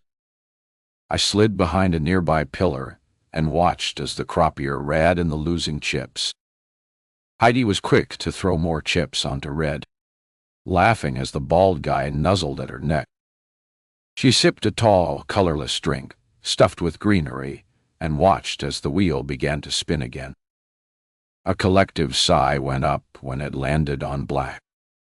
Heidi stood up, cursing under her breath, and scooped a still sizable pile of chips into a black and gold embroidered bag. Bald guy took her arm and they made their way around the tables, stopping to whisper in the ear of at least one player from each table. Those exchanges were followed by a cursory nod and sometimes the quick exchange of a business card. I was intrigued and wondered if this was how she recruited people for her parties. I followed them to the cashier's counter and hovered behind a coffee machine, watching as the girl behind the plexiglass screen dumped the chips and counted them. Heidi tapped the toe of her crocodile skin boots on the tiled floor and inspected her manicured nails until the girl came back with a cashier's check, which Heidi slipped into her designer bag.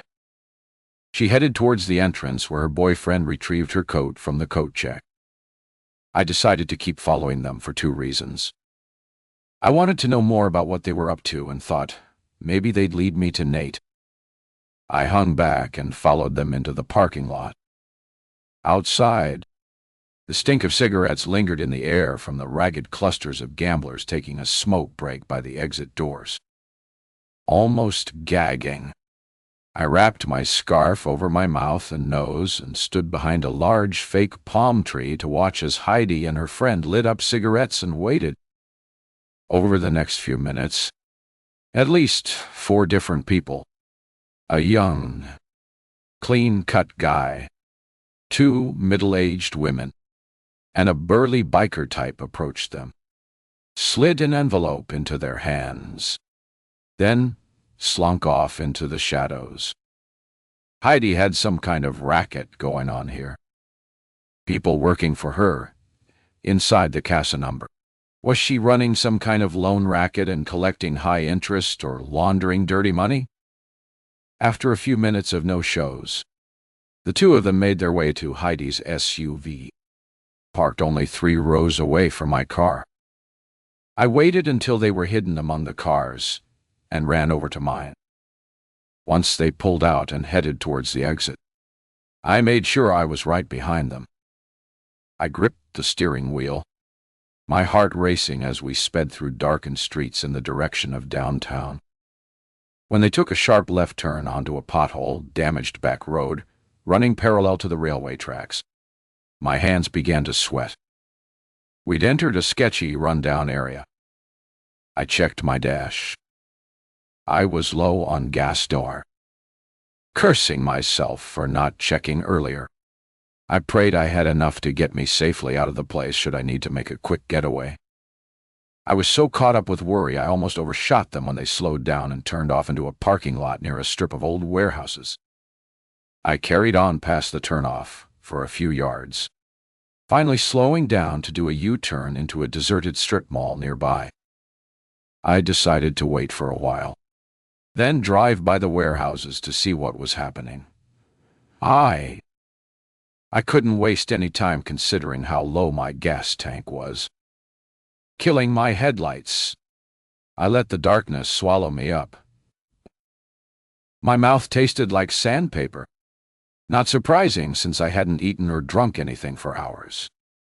My eyelids felt heavy, so I let myself sink back into the seat for just a moment.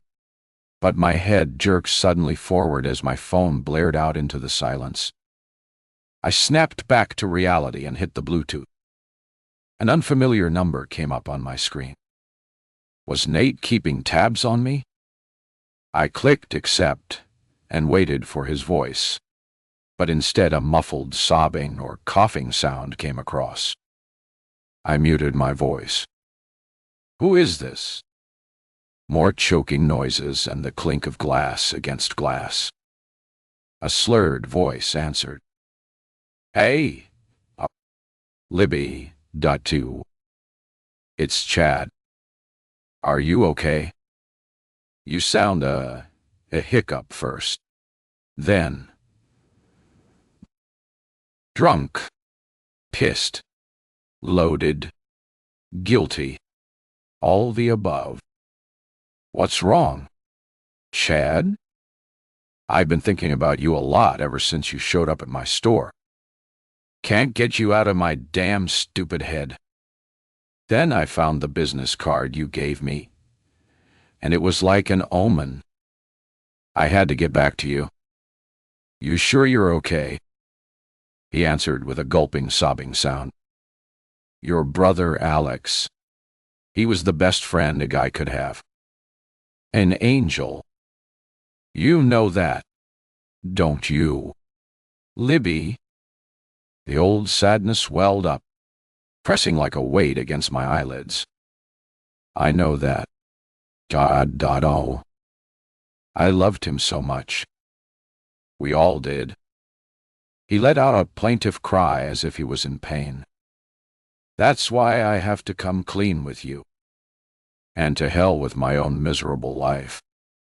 Are you in danger, Chad? Just shut up and listen. I have to get this out because I can't look myself in the eye until I do. I waited, barely breathing in case I missed what he was going to say. From the corner of my eye, I noticed another car approaching from the opposite direction. I watched as it turned and entered the same parking lot Heidi had parked in. Chad's voice continued, dry and raspy with emotion. Guess I just have to get right to it. Here it goes. There's a good reason Andy Kim left the country just after Rennie Beaumont was shot. A long pause. My stomach rolled. Your husband Nate arranged the hit, and Andy knew it. Prickly fingers of dread clutched at my throat. What are you saying? I don't. I didn't know about it at the time. But once Andy got somewhere safe, he called me from some payphone in the middle of God knows where. Told me to be real careful. Said that Nate was into something scary big. Some drug thing. And they'd ordered him to tie up any loose ends, as they called it. Otherwise he'd be in big trouble. Too bad Rennie was a loose end. My mind darted from one thought to another. You mean Riney knew what happened in the basement with Alex? Chad seemed to be sobering up the longer he talked. Nate couldn't risk anyone opening that whole thing up again. He wanted to stay under the radar. A respectable, hard-working guy with a squeaky clean past. I tried to swallow, but my mouth was completely dry. happily married with a wife and kid living in the suburbs. You got it. Live Victory. Suddenly, I had the feeling that everything real and solid was slipping away from me, like I couldn't grasp onto anything tangible. Guess I was a loose end. That's why he married me. The choking sobs started again as Chad tried to talk. We should have warned you. I told Max. But you were away in Toronto. We had no idea he'd go and look for you there. Look for me. He searched for me, tracked me down, married me, and kept me right where he wanted me so I'd never suspect him. I wanted to vomit. I pushed the door open and heaved, dry, retching, then spitting out sour-tasting bile because I had nothing inside me to throw up. I heard Chad's voice. You okay? Lie. I croaked something to let him know I was still there. He started to talk again. Andy never told me what happened that night. Guess he was too scared to explain it all. So, I don't actually know if Nate caused the fire. I just know he was there when it started, and then he disappeared, leaving Rennie and Andy to face the cops. I swung back into the car and wiped my sleeve across my mouth. How could I ever find out what happened? Chad? There was a long silence then. Whatever you do, don't ask your husband. Andy's the only other person that knows the truth, and he's disappeared. He called from a payphone. I have no way to get back to him. I have to know. Chad. Chad's voice ratcheted up a few notches. Live. Forget about finding out. You need to get away from Nate. But don't let on why. That's why he came to see me 3 months ago at the Casa number. It was no accident.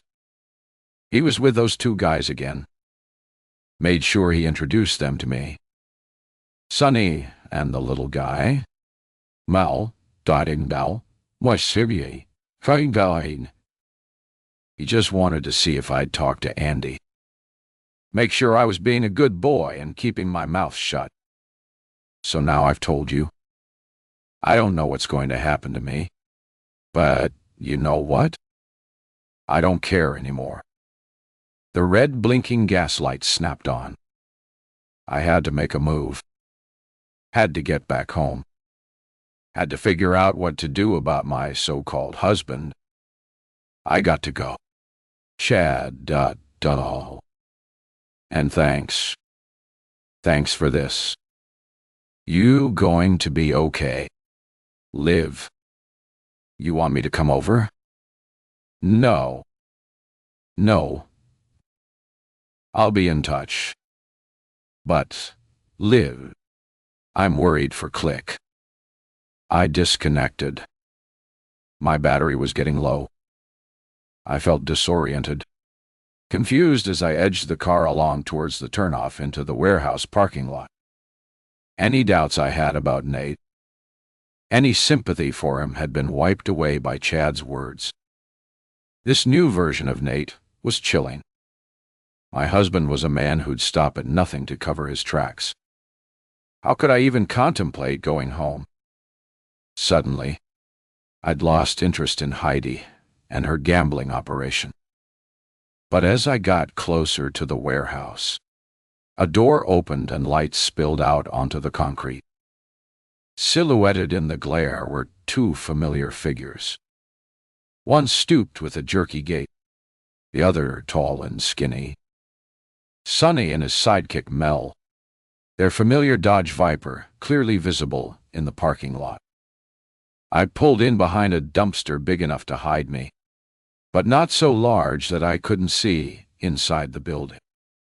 The door was open, revealing a brightly lit storehouse with small tables scattered around the room. At least 3 were occupied by people hunched over hands of cards. I remembered watching a movie starring Jessica Chastain about an illegal gaming operation. The secret high-stakes games that happened in hotel rooms, abandoned storehouses, private homes, and all run by a woman who recruited her clients by word of mouth. Sonny and his friend Mel moved into the shadows at the side of the building as two other men emerged, dragging Heidi's bald-headed friend with them.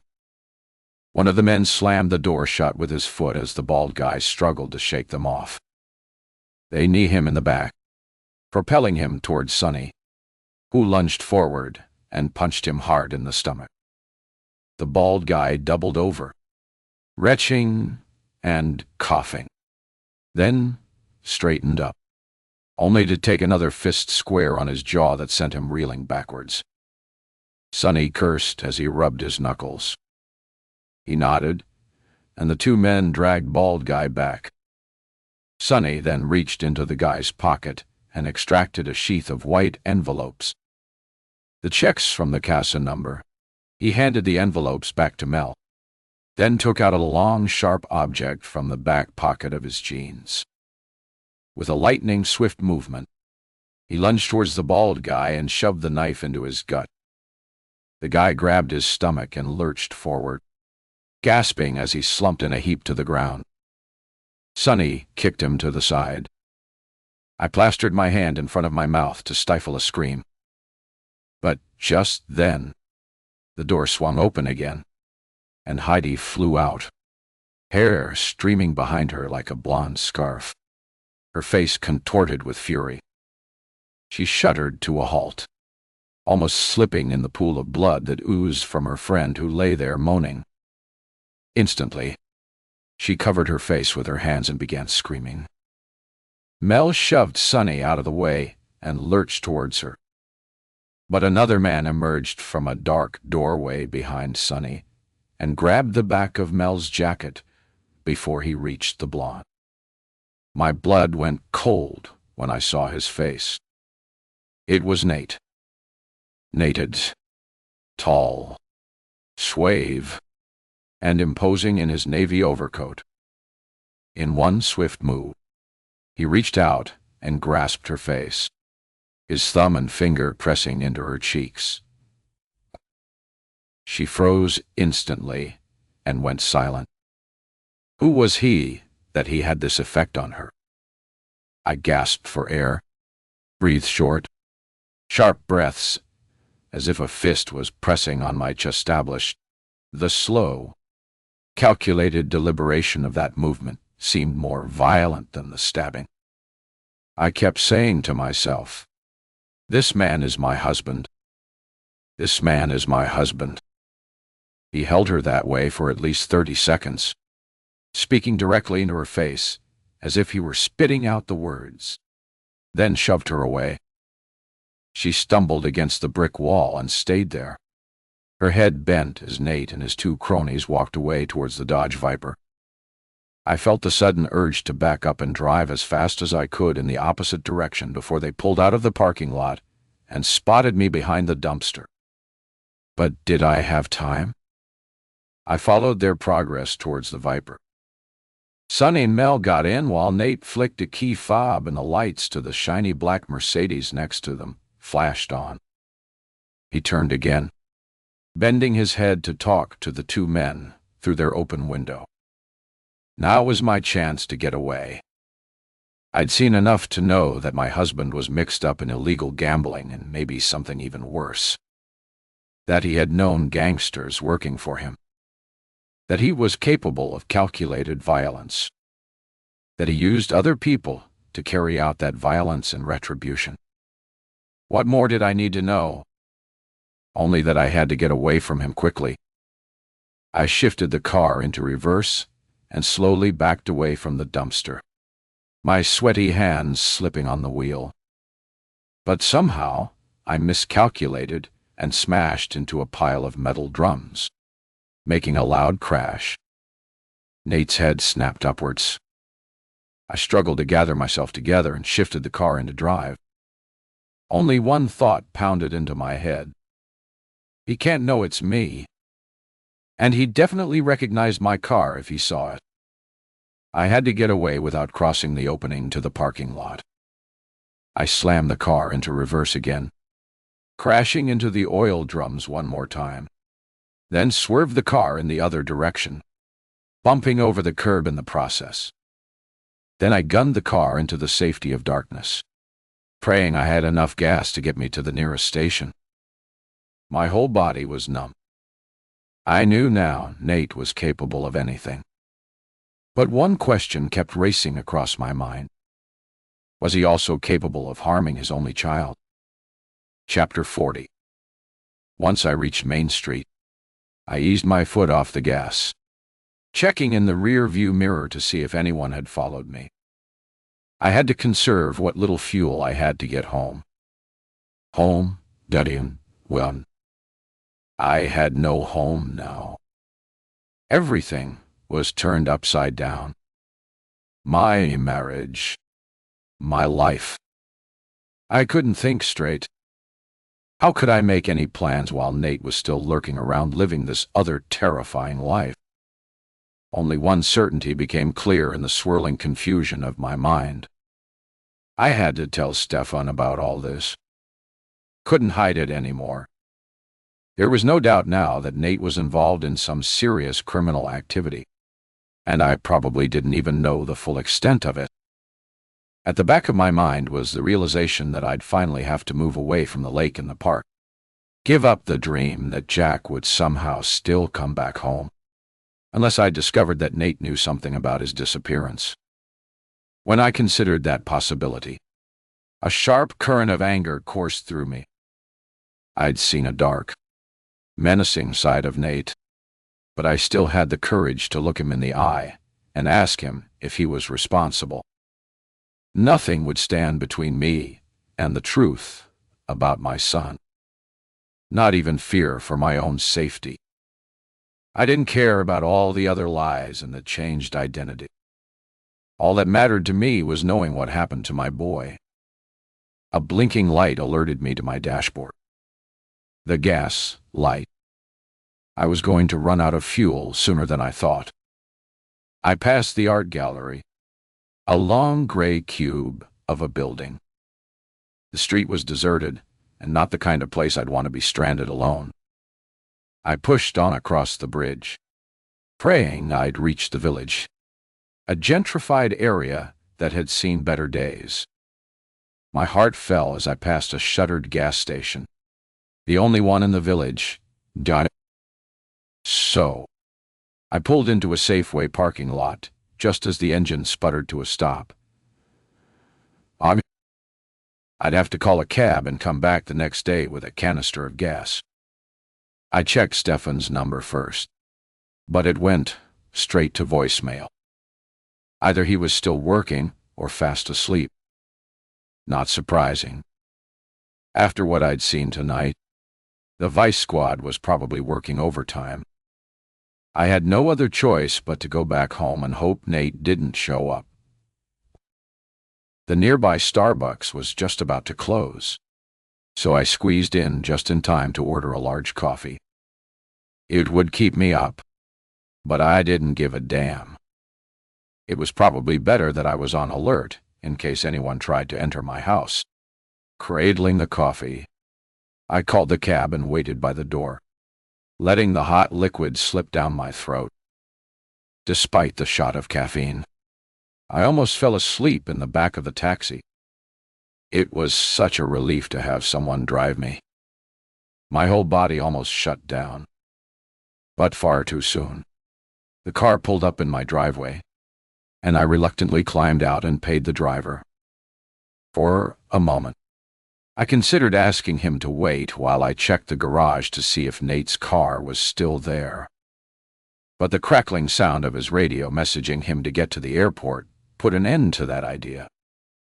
He reversed quickly out of the driveway, leaving me alone in almost total darkness. The lone street lamp at the corner spilled pale light onto the street. Heidi's house was dark. I wondered if she'd called an ambulance. If so, she'd have a whole lot of explaining to do when they saw her injured boyfriend.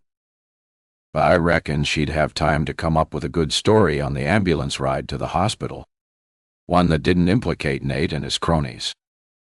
My heart leapt as the garage door swished upwards. Nate's car was still there. I could breathe. He hadn't been here. But why would he want to drive a dull Toyota Camry when he had a fancy Mercedes at his disposal? A car that was much more suited to his extravagant tastes. I let myself into the house and immediately took a kitchen chair and wedged it under the back door knob. If someone tried to get in, they'd make a whole lot of noise, which would give me plenty of time to make a swift exit from the front door.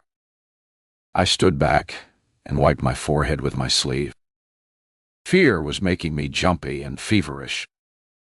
I told myself I had to stay calm until I could get in touch with Stefan and tell him everything, rather than sleep upstairs in my bedroom.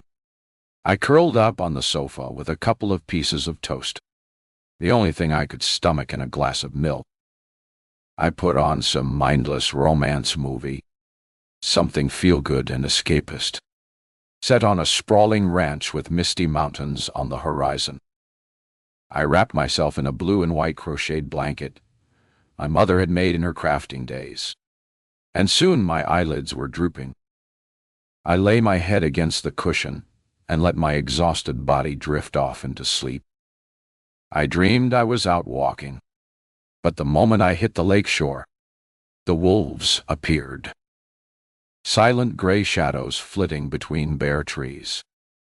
Drawn by the scent of human fear, they padded like phantoms over the snow, gathering ahead, their blood-scented breath crystallizing in the air, waiting like frozen ghosts until I was separate, apart, alone.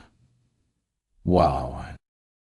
Then they pounced with a rush, tearing along the narrow track, their claws gripping the icy crust.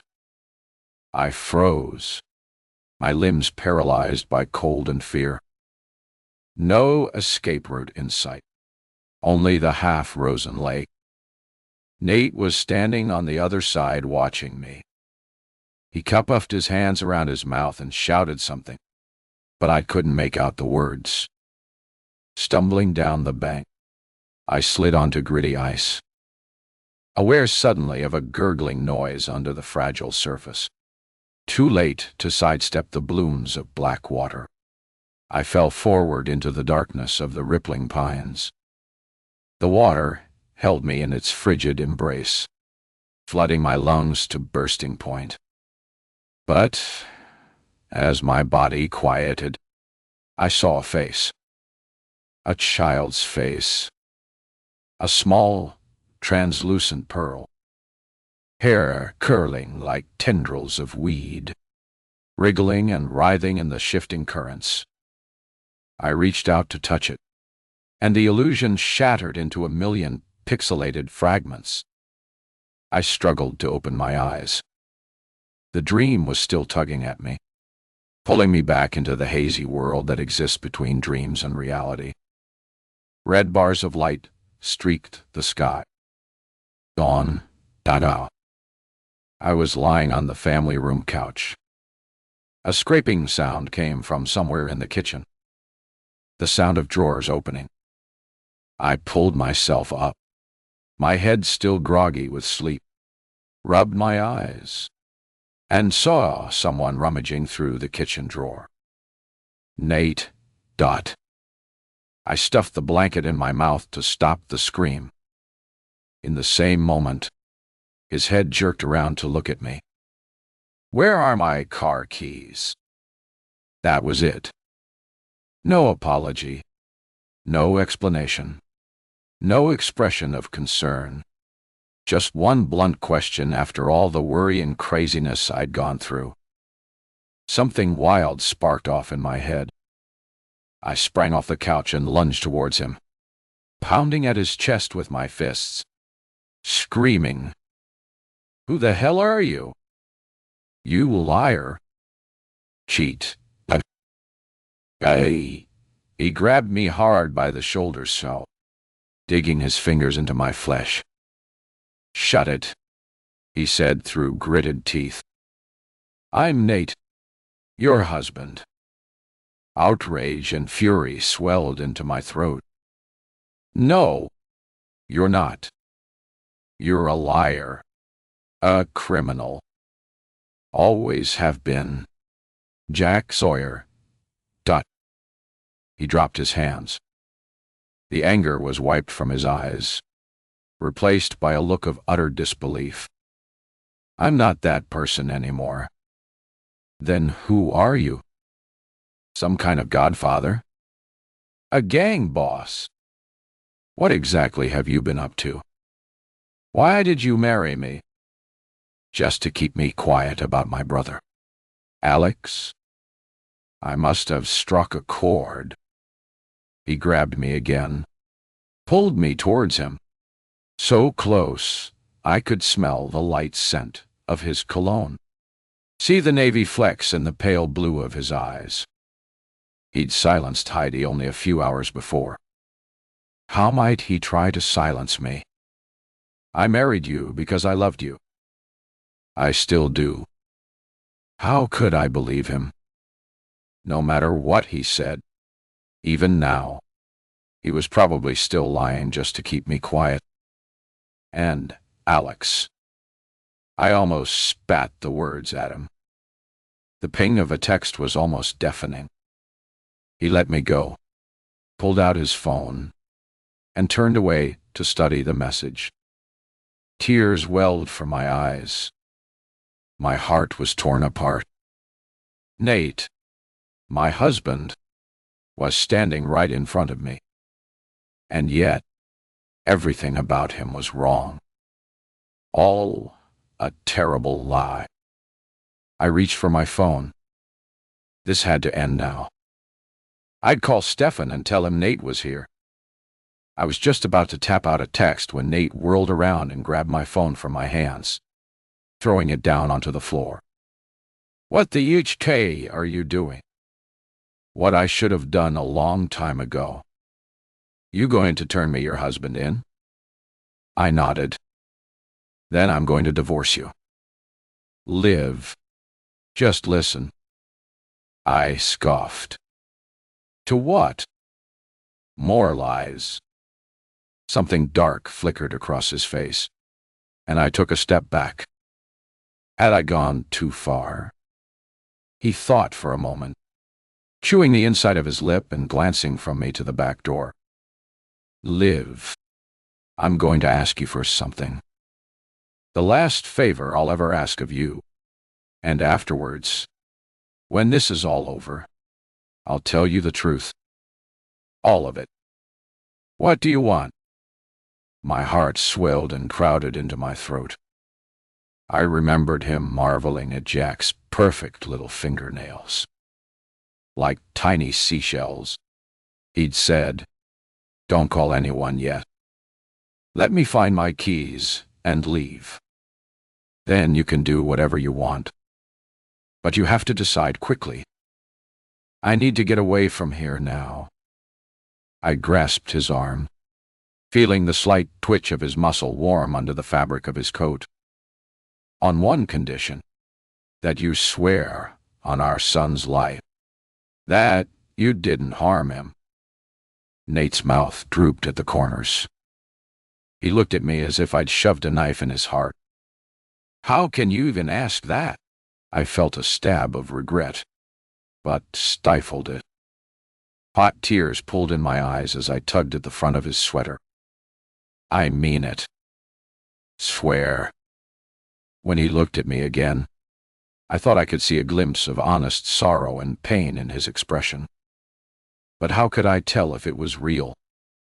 Was my husband really just a brilliant actor? "I swear," he whispered. I dropped my hands, bent my head. "Your keys are hanging on the wall next to the fridge.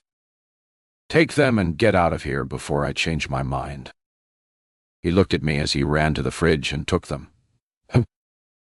As he passed me on the way out, he turned. "I'm sorry. I'm the bio, Bunda, Deovshiwe, mine. Live, but you died. Believe me. I kept my eyes on the floor. Get out, and don't come back, unless you're ready to tell me the truth and turn yourself in. He nodded, pausing at the doorway. One last thing. Natives. You've got to be kidding me. Just give me a bit of time. Please. I know as soon as I leave here, you're probably going to call the cops. But think about it first. Please. He could sense the rebellion in my silence, because the pleading expression quickly vanished from his face. Better listen to me. Live. Because you'll soon find out I'm not the kind of guy you want to cross. I turned away, dumbstruck by his brazen threat and silenced by a new sense of fear. I'd never seen this side of Nate ever. I backed away from him. Get out, I whispered. He paused for a split second as if he was going to say something, then turned and slipped out into the garage. I slammed the door shut and listened for the roar of the car engine, then collapsed onto the couch and cried. Chapter 41. Tutting. I must have drifted off again because I woke to the sound of car tires on gravel. Springing up, I ran to the front window. The sun was barely up, but the reddish glare in the air was not from the sunrise. It was from the swirling lights of the 2 police cars and 2 armored vans parked at the foot of Heidi's driveway. I hurried then to the back door, saw the chair lying on the floor, and swung the door open. Nate's car was gone, and I still hadn't called Stefan. Racing back to the living room window, I watched as a line of cops in flak jackets stooped low, guns pointed, crept in a tight line across Heidi's lawn. They stopped and held their position just before reaching the paving stones that bordered the front of the house. 2 other officers extracted a ladder from the back of one of the SUVs, while another 2 stationed themselves at either corner of the driveway, watching to turn any onlookers away. A man emerged from the first SUV dressed in a stiff bulletproof vest. I blinked in disbelief. It was Stefan, looking as if he'd stepped right out of a scene from one of those cop procedurals. Drawing back from the window, I watched events unfold. Stefan spoke to the guy standing sentry at the corners of the driveway, then adjusted his peaked cap and walked slowly towards a large truck and past Nate's black Mercedes. I clung to the window, face hot with guilt. I'd betrayed Stefan.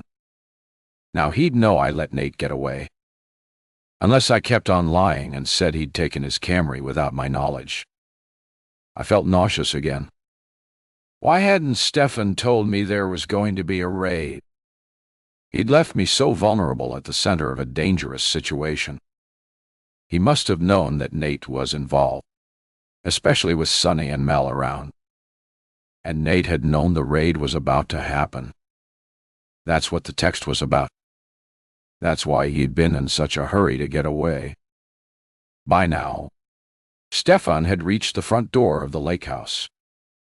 And despite my anger at him for keeping me in the dark, I found myself silently praying that he'd be safe. I clutched the blinds so tightly, I snapped the opening mechanism.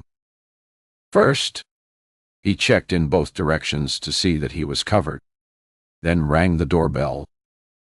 No answer. He waited a few moments, then knocked on the door. No response. Then he waited again. Nothing. He banged at the door with his clenched fist. I could hear him calling something. Once he'd established that no one was coming to answer, he backed away from the doorstep, then turned and made his way down the driveway. The men with the ladder moved in, followed by the armed guys. Soon they'd put up the ladder to the second-story bedroom window, and one of the officers climbed up. followed by several armed officers. By now, backup had arrived in the form of more patrol cars. They pulled to a standstill, lights flashing. My phone rang, and I froze. Without taking my eyes from the scene outside, I held my breath and reached for my phone on the coffee table. It was Vera from next door. I exhaled, ignored the ringing. There was no way I wanted to get into a long discussion about the dramatic scene unfolding on our quiet street. The first officer had reached the top of the ladder and leaned back towards the next guy, who handed him a metal club. He used it to smash the bedroom window. The glass shattered, and with gloved hands, he pushed away the sharp edges from the frame. As soon as it was cleared, the two other armed guys followed him up the ladder, and they all climbed inside. I waited, barely daring to breathe, expecting the sudden crack of gunshots. None came.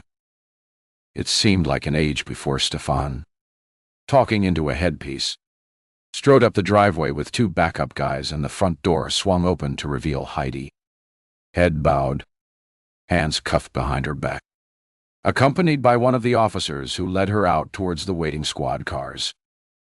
Another man followed close behind, cuffed as well, his face contorted in fury as he cursed at Stefan, spitting on the ground as he walked by. I waited, taking shallow breaths for Nate to emerge. But, instead, Stefan beckoned the other cops towards the house, and they swarmed inside as Heidi and her friend were placed in separate squad cars. Over the next half hour, various officers emerged with large plastic bags filled with bulky objects, and others bulging with bags of white powder. So Rick had been right about the cocaine lying around there. The house had been a hotbed of gambling and drugs. But what was Nate's part in all this? I sat back on the living room couch, a helpless spectator to the drama unfolding on my own street. I couldn't have written a more suspenseful story myself. This was the stuff of sensational cop shows and movies, not the content of my own average life. I closed my eyes and wondered when and if Stefan was actually ever going to come over and tell me what was going on. Would he come clean and let me know he'd actually been investigating Nate all this time he'd been pretending to help me? And did he suspect I knew anything at all about Nate's other life? The pictures hanging on the opposite wall shifted and swam in front of my eyes. They depicted scenes from our trip to the Napa Valley wineries a month before we were married. I was powerless, trapped in a situation I couldn't control. If I ran, it might look suspicious, as if I'd known exactly what Nate was up to. And I couldn't stay because I was still afraid of staying alone in my house. So, I almost jumped out of my seat when my phone pinged again with an incoming text. With trembling hands, I picked up the phone and looked at the screen at a text from Nate. "Are the cops still there?" My hands began to shake as I considered what to say, how to respond.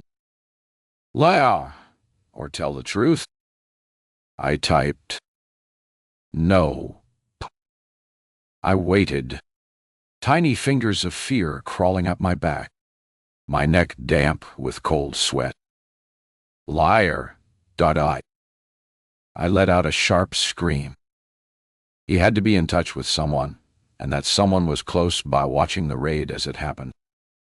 It was then I realized the significance of what I'd just done.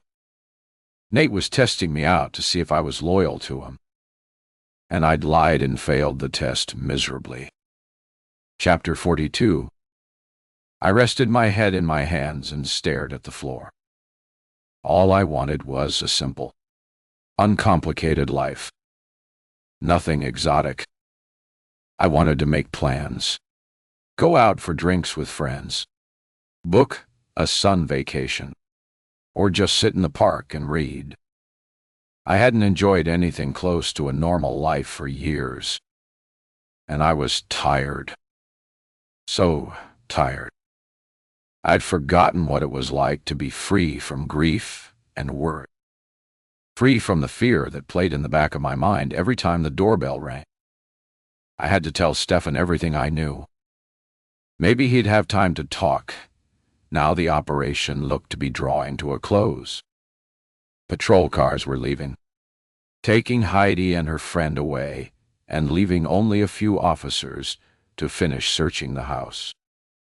Stefan had been at the center of the action, directing everyone's movements. But, finally, he stopped and ran a hand through his hair.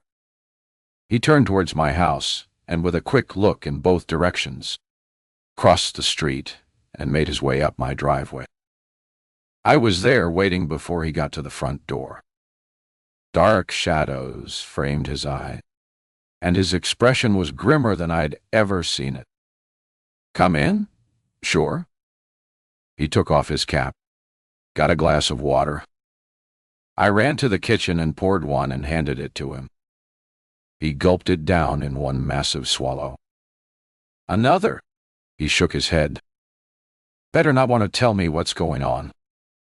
"Let's go in there." He pointed towards the living room.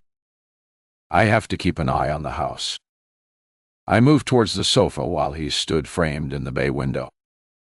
"You'd better sit down." "Live."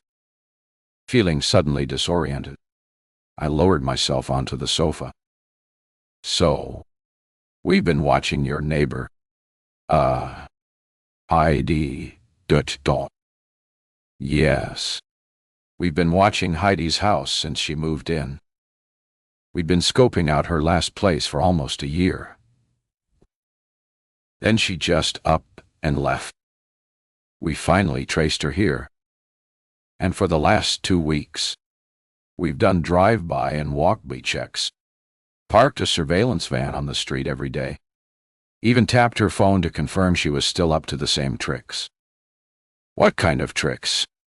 "Stefan?" He sighed, turned his cap around in his hands, and looked at me with sad eyes. "Officially, I shouldn't be telling you this, but I will because of the other information I'm about to share with you after." He took a deep breath and leaned his shoulder against the window frame. He was making me feel so fidgety.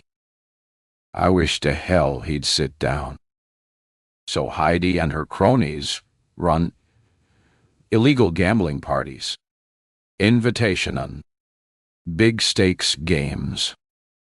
She recruits the high roller guys looking for no limits play. For these guys, the bigger the risk, the greater the thrill. With just a few well-placed phone calls and some carefully orchestrated word of mouth, she organizes a big high-thrills, maximum-stakes game. Heidi hosts, provides the lavish setting, gourmet refreshments, and complete assurance of anonymity. Everyone's happy, especially the people she's laundering dirty money for." "Laundering money? Which people?" "I can't disclose exactly who they are. They're local but affiliated with larger criminal organizations situated on the West Coast and in eastern Canada. I saw her at the casa number." "Stefan." He frowned. I'd rarely seen Stefan look annoyed. When were you at the casino?" "I got a message from Nate. He lied and said he was still in Toronto. So, I went looking for him.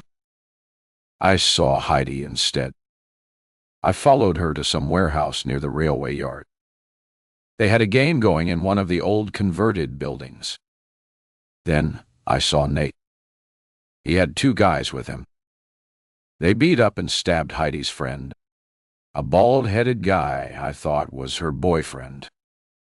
He was over at her house all the time. I couldn't tell if he was dead." Stefan's face was frozen in shock. "You saw all this, and you didn't tell me." "I tried to afterwards, but the call just went to voicemail." Did they see you? It all came back to me. The warehouse. The men. Nate giving orders. The sight of the man's head snapping backwards as Sonny's fist hit him square in the chin. The hard thrust of the knife into his gut. I shook my head. No, I don't think so. I don't know how I got away. They might have heard me. I floored the gas, drove to the village, ran out of gas, and called a cab. When I got here, I locked and barricaded the doors, and woke up to a scene right out of a crime drama. Has Nate been here? I swallowed, then took a deep breath and nodded, deciding to keep things deliberately vague. This was the last favor I'd do for Nate. His car was gone from the garage this morning, and just a few minutes ago, he messaged me. Oh, here. Oh, I know. Check this out. I handed my phone to him.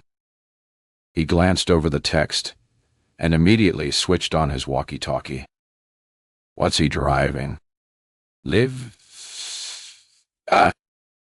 I gave him the details. A scratchy voice came over the other end, and Stefan recited instructions in a steady, businesslike voice. Send units out to find suspect of interest. Nate Barnett, driving a black Camry. He took the license plate number from me and repeated it over the phone. Bring in for questioning. Treat suspect as armed and dangerous. Approach with extreme caution. He shoved the phone into its holder and stood for a moment thinking and stroking his chin as if working out what to do next. I can't stay here. Stefan died. I'm not going to sit around wondering when Nate is going to show up. I don't even know who he is anymore. He chewed at the inside of his lip, then exhaled. I don't need to tell you.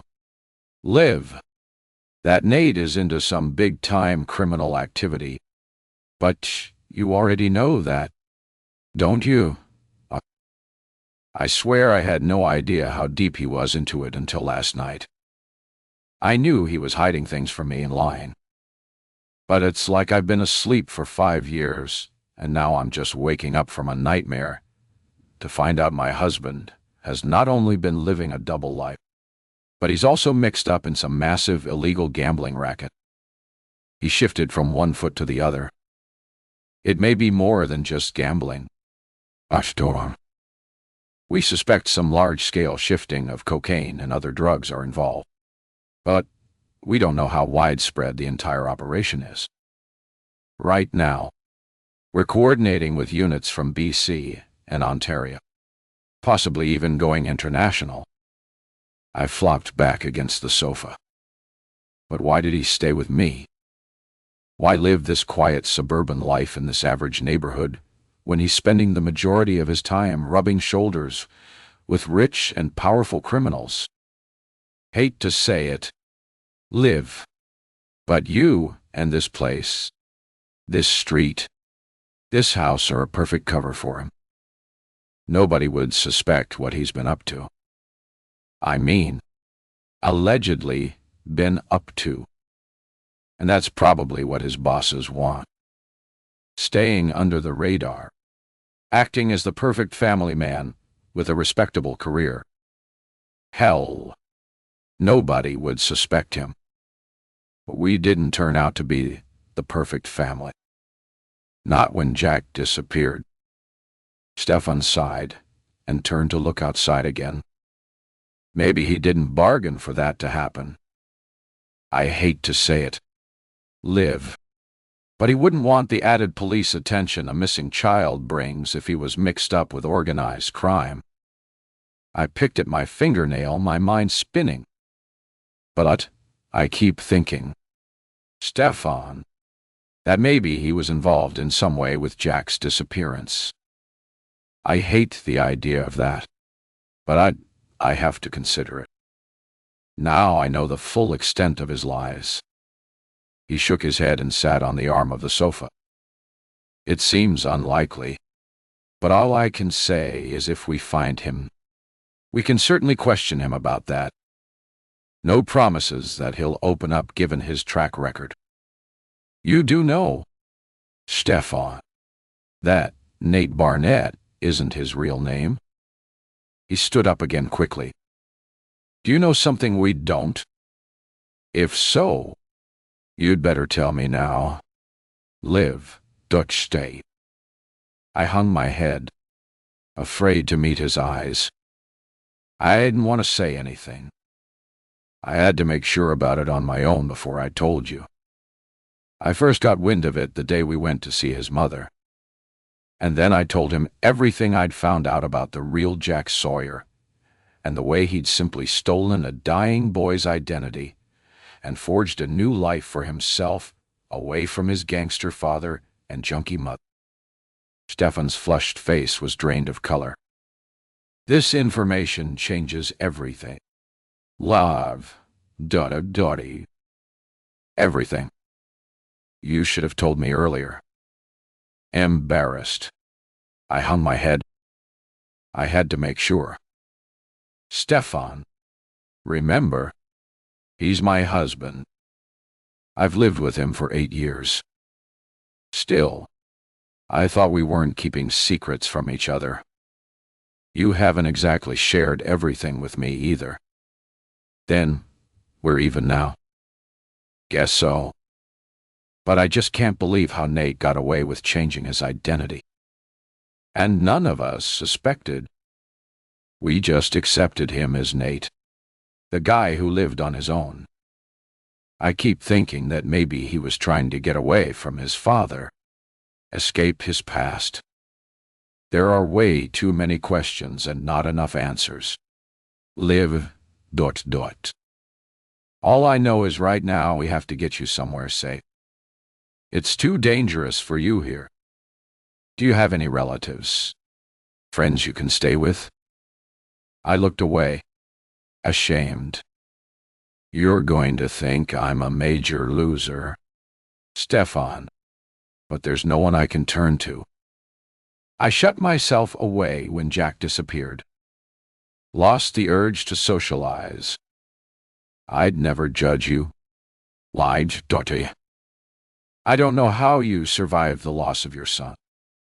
But now, I'm going to talk to my supervising inspector. We'll get you into a hotel. There's more. Stefan, ... on. I haven't told you everything. He exhaled. His face creased with worry. What else are you going to surprise me with? Chad called me. According to him, Nate was one of the last people in the basement with Alex the night of the fire. I keep thinking he had something to do with Alex's death. And that's why he married me. To keep a close eye on me. Stefan covered his mouth with his hand. His toe tapped frantically on the floor. You know something, Stefan. Spit it out if you do. He looked up at me with damp eyes. I always meant to tell you. Live. But I couldn't. You loved Alex so much. Had him on a pedestal. I grasped Stefan's arms and tugged on his jacket. Tell me, for God's sake, I'm not a child anymore. When I did a little investigating all those years ago, I discovered that Alex had gotten into the basement gambling tournaments in a big way. He lost so much money he had to borrow from Nate. He owed Nate over $1,000. A whole lot for a high school kid at that time. So Nate had a hold over Alex. But that's all I know. I never heard anything about Alex dealing drugs. I felt an instant stab of regret. So that's why he changed overnight. He was holding all that worry inside. He couldn't tell Dad about it. Once we find Nate, we'll question him all about Alex. But only after all this other stuff is sorted out. Fair enough, he said, holding me gently by the shoulders. Okay, I'll pack some things, I said, getting up. Ma, issue, house.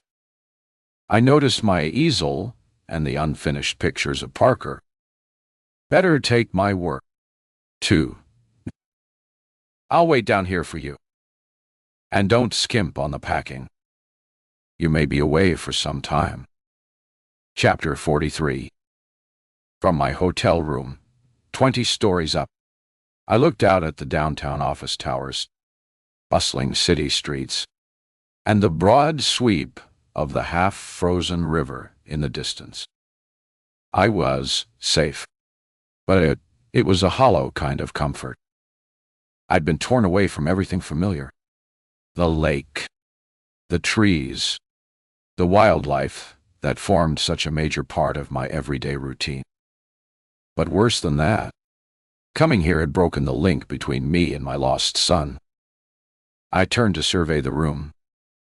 A plain, ultra-modern rectangle with one slate gray feature wall, abstract gray and white flower paintings, and stark white, freshly laundered bedding. But I'd slept well for the first time in ages, sinking into the plush mattress and falling asleep in the middle of a movie. The extra sleep made my head a little woolly, but a hot shower followed by a strong cup of coffee and a packet of chocolate chip cookies from the mini fridge sharpened me up. My bulging suitcase lay on the bed, and I'd already set up my easel with the latest drawings on it. Parker gazed out at me. The drawing showed him hiding his lunchbox in the hollowed-out trunk of a gnarled ash tree, right by a lake that looked just like the one I'd left behind. A broad ray of sunlight trickled through the branches, turning his tousled red hair to gold. Preserved in all his innocent perfection, his sea-blue eyes stared balefully out from the page. "Protect me," he seemed to say. "Protect me from the bullies and the people who want to hurt me." I gulped back a sob and flung my sweatshirt over the image. I couldn't even think about drawing, especially when I'd created a character who was the model of Jack. Stefan had left me here with the promise that he'd drop in later to give me an update on new developments. In other words, let me know if they'd found Nate. Just thinking of Nate was enough to chill me right through. When I thought about his betrayal, I wondered if the entire marriage had been just an act on his part. And yet, he'd told me the previous night he still loved me. How could I believe him after all the lies? I searched my memory for something real and honest about our relationship. Then, I remembered the day Jack was born. When the nurse had handed Nate the small bundle wrapped in a blue hospital blanket. He'd cradled the tiny body against his chest and gazed at our child with such wonder, his eyes shining with tears. I'd never seen such a look of genuine emotion on his face ever. That moment was so real, so sincere, as if he couldn't fathom the miracle of the gift he'd been given. I had to believe that was at least one perfect moment of truth in our marriage. I threw my suitcase onto the floor and slumped onto the bed, flicked through news channels, cooking shows, home renovation contests, afternoon soaps. Nothing held my interest established. How could I stay here for hours without exercise, without the trees and the sky and the lake? I wasn't tired or hungry, but I was so restless. The only thing that excited me was the thought of a long, cool drink. I grabbed my phone and threw on my denim jacket, remembering to take the key card from the side table on my way out the door. The hallway was empty. Not surprising, since the business types who usually stayed here were probably all in afternoon meetings. I reckoned I'd have a couple of drinks, just enough to relax me, and maybe get some supper before going back to the room and settling in for the night. I pressed the elevator button and counted the ascending floor numbers. when it stopped, and the doors swished open. I took a quick look to establish it was empty, then hopped inside and let the doors close. The bar looked like an extension of the lobby. A square space with lipstick-red basket chairs arranged around black lacquer tables, and all dominated by a massive abstract wall painting comprised of blurred multicolored squares. I sat in the corner, partially hidden by a tall rubber plant, but with a clear view of the main entrance. 5 minutes later, I was nursing a large gin and tonic, enjoying the smooth liquor as it slipped down my throat. But I was so jumpy, I drank it too quickly. The waiter, an awkward-looking guy who couldn't have been older than 21, raised his eyebrows when I held out my glass for another. "Tough day," I said, smiling and taking another sweating glass from him. He nodded and scurried away. Probably thought I was hitting on him. I chuckled to myself, imagining him texting his buddies and telling them some drunken older woman was giving him the eye. Starting on the next drink, I fixed my attention onto the TV screen in the corner where some big bake-off show was happening with teams competing to make the best cake for the grand opening of a dance academy. I was feeling pretty mellow when I first heard a whisper in my ear. The booze had made me so sluggish. It took a while to register that someone was standing behind me, but not standing, hovering. I placed the glass on the table and turned around to see Sonny, the tall guy from the Dodge Viper. My first instinct was to scream, jump up, and tear over to the reception desk. But as quickly as I thought of it, a large hand clamped across my mouth. I glanced around the room, hoping the waiter might come back and check on me, but the lobby was deserted. "Cooperate, and nobody will get hurt," the quiet voice said as I felt something dig into my back. "Now, walk out slowly and calmly, and stay right beside me, as if we're the best of friends." I struggled to breathe, my head light and dizzy as I made my way around the chair and came face to face with Sonny. Up close. He looked older than I'd thought. 2 deep grooves ran from the side of his nose down to the corners of his lips. The rest of his face was pulled tight and smooth, as if he'd had cosmetic work done. His manicured eyebrows gave him the appearance of a mannequin from a shop window, and his hair had the dull, inky look that only comes out of a bottle. His eyes were flat and expressionless, devoid of any trace of emotion. I felt the stirrings of panic inside my chest established. He placed an arm around my shoulders and steered me through the lobby, then out the front door where a black SUV was waiting. Opening the back door, he shoved me into the rear seat. I heard a sharp click as the lock snapped down. And suddenly, we were off, speeding through the busy afternoon streets. A plexiglass shield separated me from the front of the car, but I could see Sonny's sidekick Mel was driving. He could barely reach the steering wheel and strained to see the road ahead. I felt my phone in my pocket. If only I could tap out a message without them hearing me, I could alert Stefan. But as I went to pull it from my pocket, Sonny's head whipped around and the shield slid open. "Don't even think about it," he said, sitting up and twisting his arm through the space. "Hand it over, or you get a bullet in the foot, and that might put an end to all that walking you do through the forest near your place.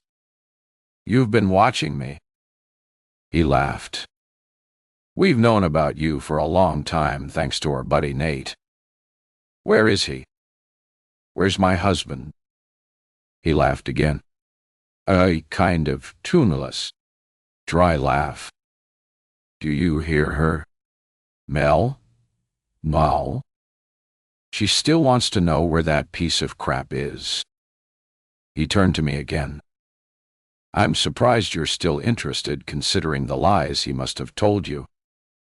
Like he's not really Nate Barnett. Yeah. We heard you'd been doing some snooping around. You like the name Nate, or do you prefer Jack? We kind of thought Nate had a better ring to it when we helped him all those years ago. He had to lose the surname that his rat of a father, Glenn, gave him. Had to undo a whole lot of bad parenting. Got to tell you, Olivia, we, that is, Mel and me, we made your husband took a pimply, sniveling shoplifter from his trashy home and made him into a polished, educated businessman. Did everything for him, including paying for that damn university degree. A regular, my two dads. The two of us. Hey. Well, Bell. Right, no. Sonny, said Mel, his baritone voice surprisingly deep for such a short man. Chad and Max had been right. Sonny and Mel had been around Nate right from the start, grooming him and guiding him into the world of crime. It was like a bad remake of The Great Gatsby. So, what's his loyal wife doing in a fancy downtown hotel, instead of waiting with open arms to welcome him back? Asked Mel. He didn't come back. I don't know where he is. It's too bad you're lying, growled Mel. We were kind of hoping you'd help us find him since you saw him only last night. You mean at the warehouse by the railway tracks? Sonny wheeled around again. Oh, how do you know about the warehouse? You in on that, too? No, that's me. No, yo. I went to look for Nate at the casa number. Got to give you credit. That's a good place to start. That guy doesn't feel alive unless he's holding a hand of cards. Sonny chuckled. And the sound of the roulette wheel gives him a better high than a line of coke. Always got him in deep pouchy, said Mel. It's a serious addiction. Worse than drugs, they say. Clouded his judgment, said Sonny. Made him forget who his friends were. Mel nodded. Too right. But, So, Kobe, how did you know about the warehouse? Olivia? I was so confused by what they were saying. Couldn't make out whether Nate was with these guys or had turned against them. I saw Heidi at the casino and followed her there. Hey, we got a real honest-to-God amateur sleuth here. Mel Dutt.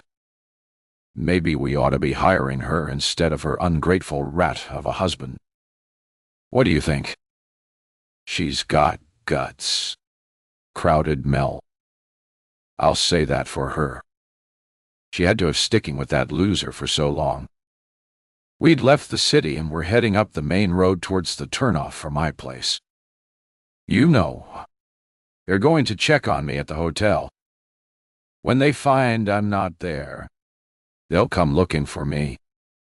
The cops have had us on their radar for years, and they've still got nothing on us. They're after your husband and that greedy Bach Heidi. Nate thought he could have his own operation on the side, keep all the profits, and not show his gratitude to the folks who set him up. But then Heidi got greedy and tried to cut him out. That's when Mel and me found out about their little side operation. But last night, she squealed on Nate to save her boyfriend, who just got to the hospital in the nick of time. Too bad Nate made the big mistake of forgetting who's running things in this town, especially when he knows how far our connections go. We'd already turned into the tree-lined streets a few blocks from my house. I leaned forward, pleading, "Why can't you let me go? I don't have anything to do with his gambling. I don't want any of the money. I just want a quiet life." Sunny turned around again. "You seem like a real nice lady, and it's too bad you got mixed up with a no-good scumbag. But the problem is you married him, and that makes you part of it. But now we need your help to bring him right here to us, so we can deal with him." We pulled into my street. "What makes you think I want to help you?" Mel glanced at me in the rearview mirror. "When we tell you the truth about your husband and what he's done to you and your family, you're going to be begging us to help find him." Chapter 44. I felt a cold sense of dread when we pulled into the driveway of the lake house. The place was deserted. After all, yesterday's action. No signs of police activity were visible, and I'd seen nothing on last night's TV news about the raid. "Where are the cops?" I said, looking at the front door. There was no yellow police tape, no officers guarding the house. The only evidence of yesterday's raid was the boarded-up bedroom window on the second story. Mel killed the engine. They're probably keeping things under wraps. They think they can wait around and catch the big fish now. They're like bugs. Just wanted to nip at us first. Get us all riled up so we panic and play right into their hands. But they're dead wrong," said Sunny, getting out and opening the passenger door for me. "They have no clue what or who they're dealing with." Sunny took my arm and pulled me out. I looked over at my house at the empty driveway. I prayed that maybe Vera would open her garage door and see me, or that Shanti might walk by, spot me with these two strange guys, and suspect something was up. But as usual, the street was deserted, and I cursed myself that I'd chosen such a secluded place to live. "Don't keep looking. There's nobody going to help you," said Sunny as he walked me towards the front door. "We've scoped this place out long enough to know what goes on here, and when people are usually around. The place is dead this time of day." Mel shoved me forward. They were right. It was a quiet street. People kept to themselves, and that's what I'd loved about the area. My legs felt sluggish and heavy. My stomach churned as I dragged my feet past Nate's Mercedes, still parked in the driveway. "Is Nate here?" "Hell no," said Sunny, opening the car door and checking inside. "But it's mighty kind of him to leave the keys for us. I'll take this one when we leave." "Ah." Mel nodded at me. "Guess Nate paid you a visit the other night and took his old junker Camry." The lie was quick on my tongue. I didn't hear him.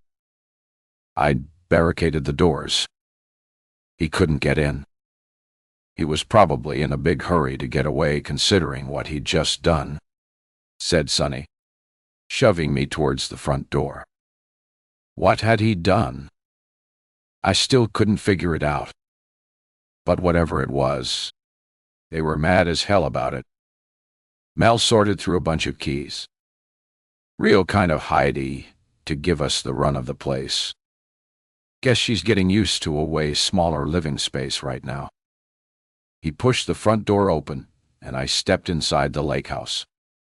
The place I'd watched from the outside for so many years, hating everything it represented. But now the feeling of dread so overwhelmed me I thought I'd pass out. Sunny's fingers dug into my arm as he yanked me upright. I looked around at a grand tiled entrance hall with a sweeping staircase on the left. French doors on the right opened onto an elegant dining room dominated by crystal chandeliers and a long dining table that looked as if it had been carved from a single tree trunk. A vast hallway stretched ahead. At the end, a massive room made larger by the floor-to-ceiling windows that looked out onto the lake and the terrace and the trees. The frozen lake gleamed in the cold light of the sun. We walked into a spacious, open family room. A gleaming gourmet kitchen was visible to one side. At the other, there was an ornamental stone fireplace that reached to the ceiling. Cream leather chairs, fur rugs, antique coffee tables were dotted around. But the stunning beauty of the place was marred by food-encrusted plates, brimming ashtrays, and the rancid stink of cigarette smoke. I thought I heard the buzzing of a phone. Sonny touched his pocket. He had my phone in there. I cursed myself that I'd turned the ringer off. I wondered if it was Stefan or Nate trying to contact me. Sonny stood surveying the mess. No wonder Jude was pissed off with Heidi. She's a damn slob. Beautiful place. And she couldn't take care of it, said Mel. Talk about ungrateful. Some people don't know how lucky they are. Sonny shoved me onto a chair.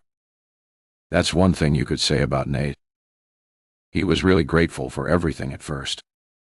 Too bad it went to his head, said Mel, opening the fridge that looked to be filled with bottles. Nobody eats anything around here. Just pickles and booze. Not even a piece of fruit or a vegetable. No wonder Heidi's old man took the kid away, said Sonny. Mel took a bottle of water and shut the fridge door. Yeah, the brat got in Heidi's way, so she probably wasn't too upset about it. A natural, I call it, said Sonny. A mother not wanting her son. Sounds a lot like Nate's old lady. She'd have sold the poor kid for a few dollars to buy a shot of heroin. Mel unscrewed the cap and took a slug of water. He was balding with stringy hair and a thin mustache. Little Ty had to fend for himself when his dad was put away. Sonny stood over me. But we know what that feels like. Let's put it this way. Me and Mel have never felt the urge to celebrate Mother's Day for reasons I don't want to get into now. But that's why we helped young Jack make a life for himself. He was eager, ready to sign up for anything we asked him to do. And we spotted the potential right away. He was a real charmer, a budding con artist. So, we got him a new identity, an education, polished him up so we could prepare him for what was up ahead for him. Big opportunities if he played his cards right.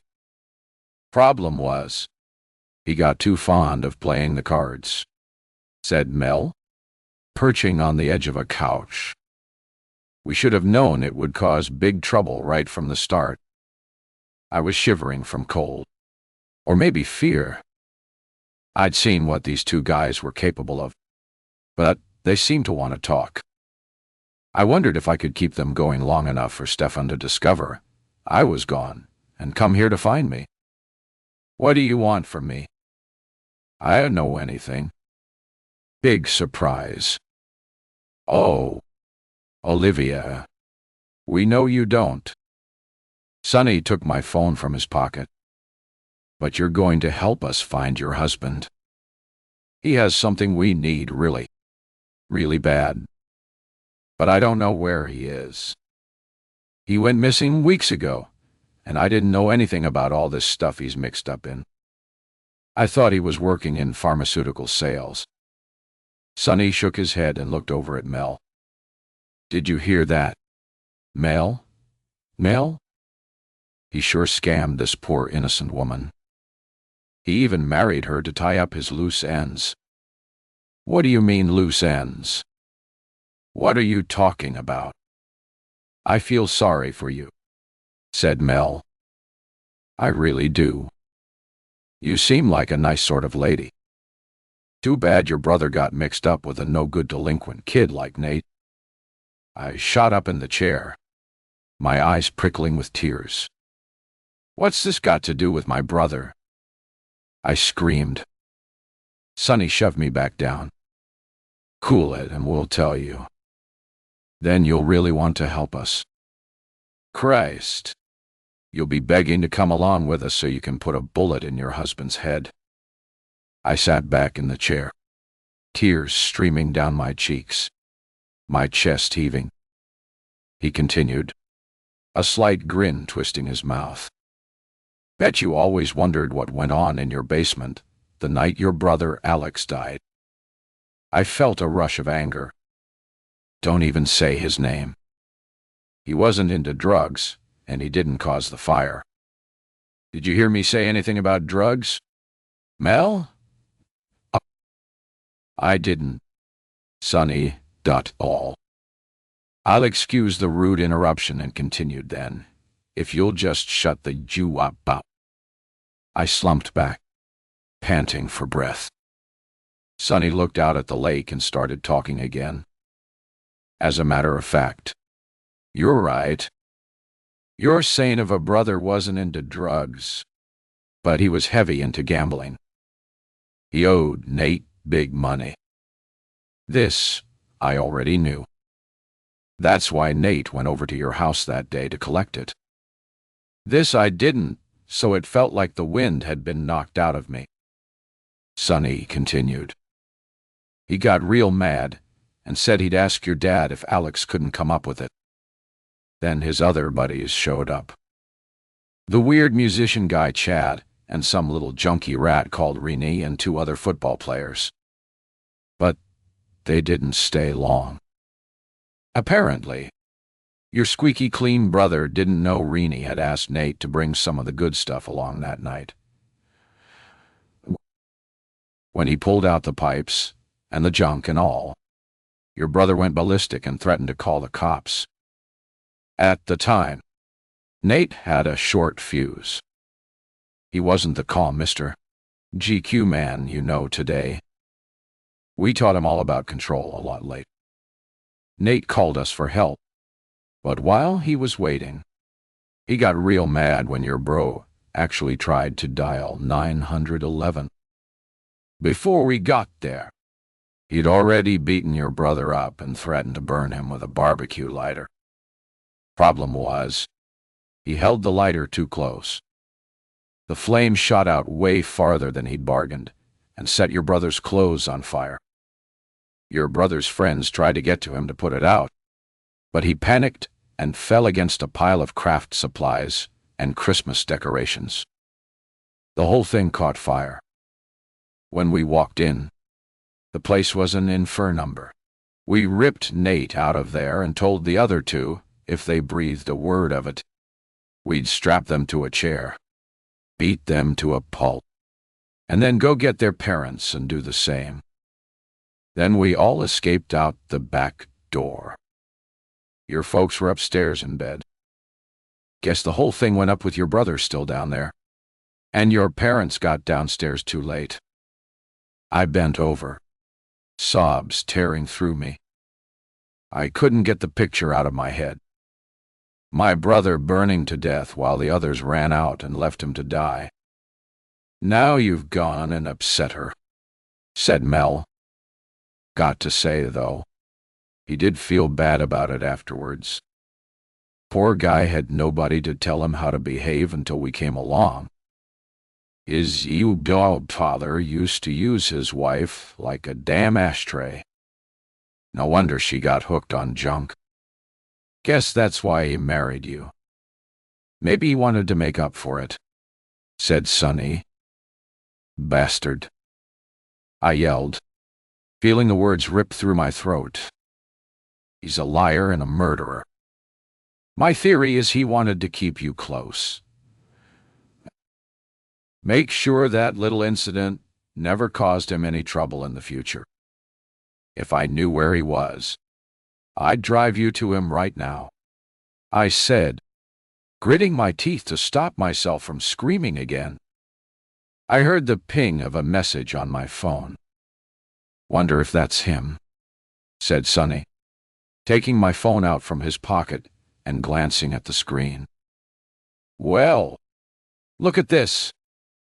It's your friend, the cop, wondering where you are. I felt a shot of hope rise in me.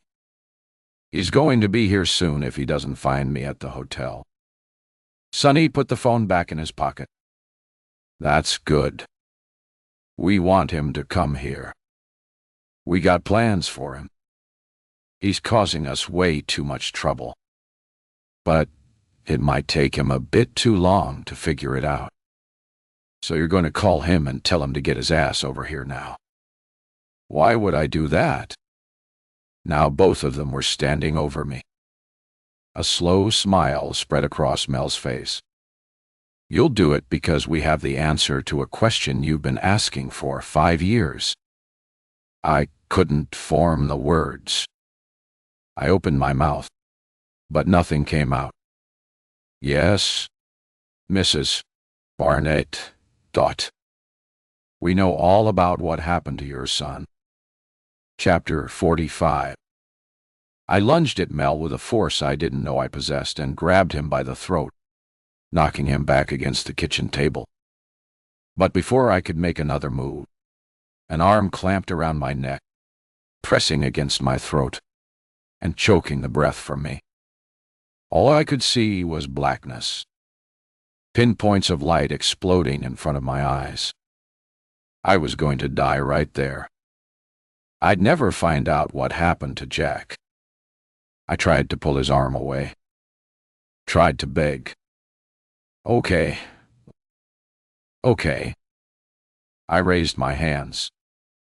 Sonny threw me hard against the wall.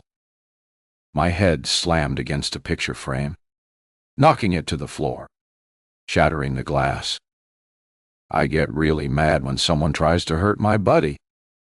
He growled. Now, take this tumpy and call your friend. The cop.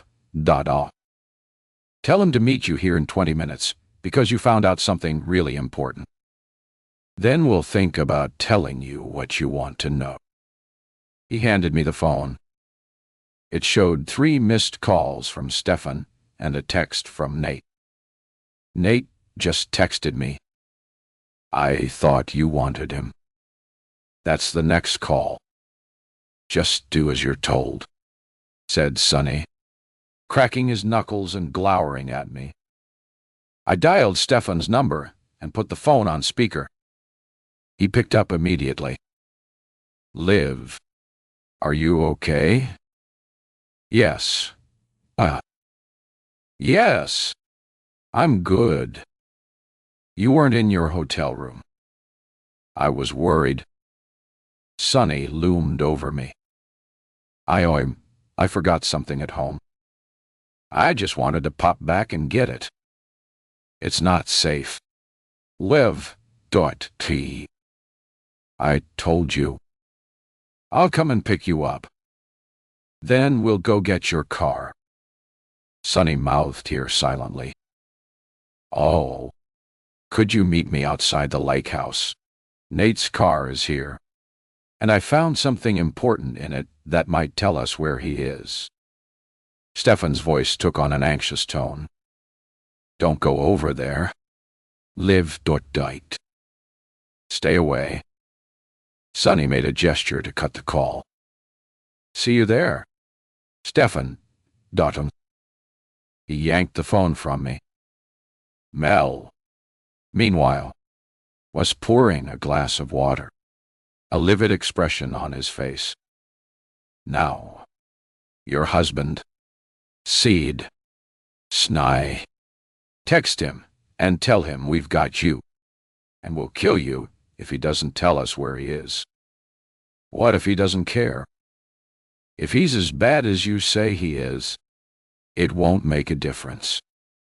Do it, yelled Mel, turning towards me. Or you get this in the gut. He walked towards me, brandishing a long knife.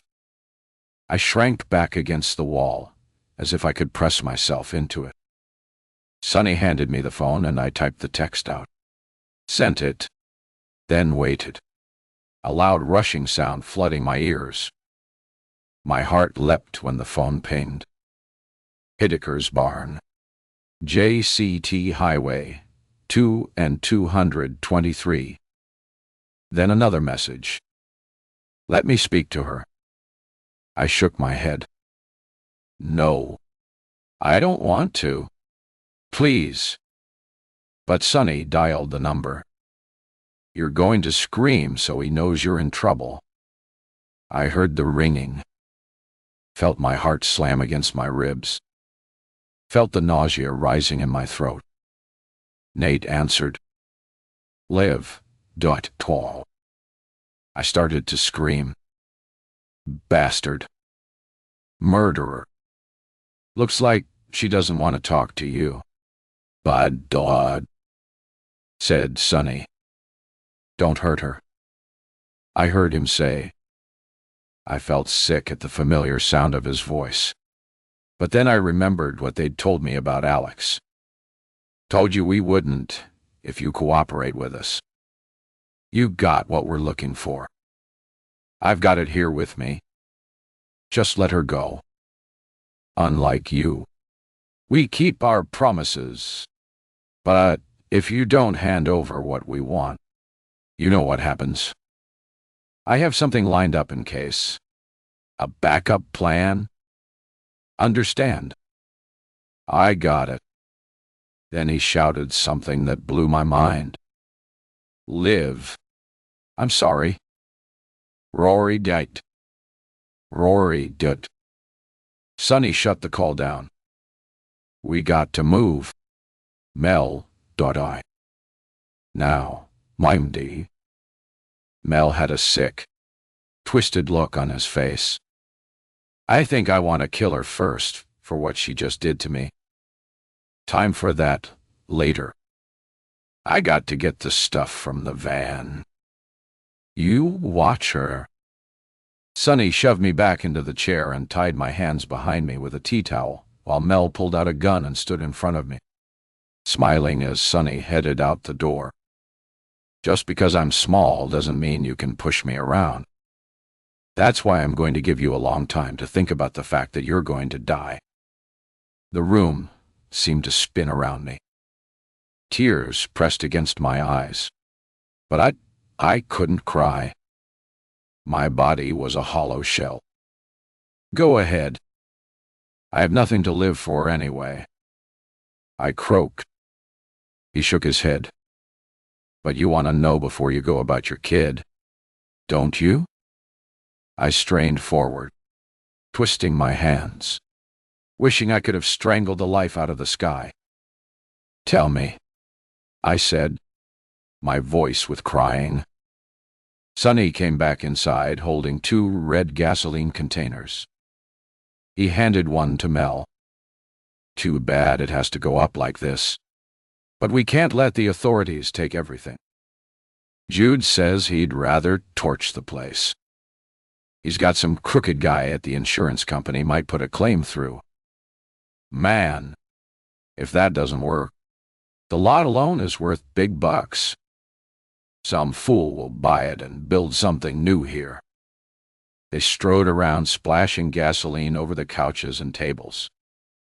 Mel passed by me, and I screamed as he splashed the colorless liquid over my arms.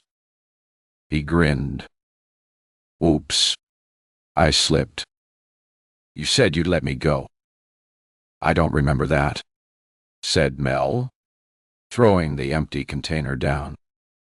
They were going to set fire to the place and leave me here. I would die like Alex had. I'd never know what happened to Jack. Never see Stefan again. I know you're going to kill me. But tell me what happened to my son. Please, I said, struggling with the tea towel and realizing I could see the way to the driveway outside. Sonny had left the front door ajar. Sonny stopped for a moment. Maybe we should tell her. What do you say? Mel? Mel nodded.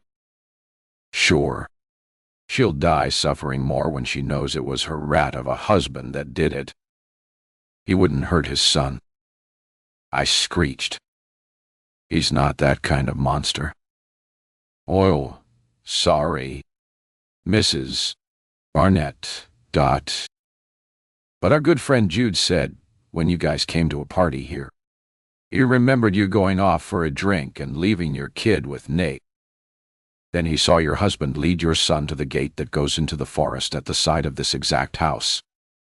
When he came back, your son wasn't with him. Of course, Nate denied it completely. Too bad we don't know what happened to your kid. All alone in a place with coyotes wandering around, or maybe weirdos passing by in a big, deep lake only a few steps away. At that moment, it felt like an explosion went off in my head, as if a bolt of lightning had charged right through me. I ripped the loose towel away from my hands and leapt to my feet, hurling the kitchen chair at them.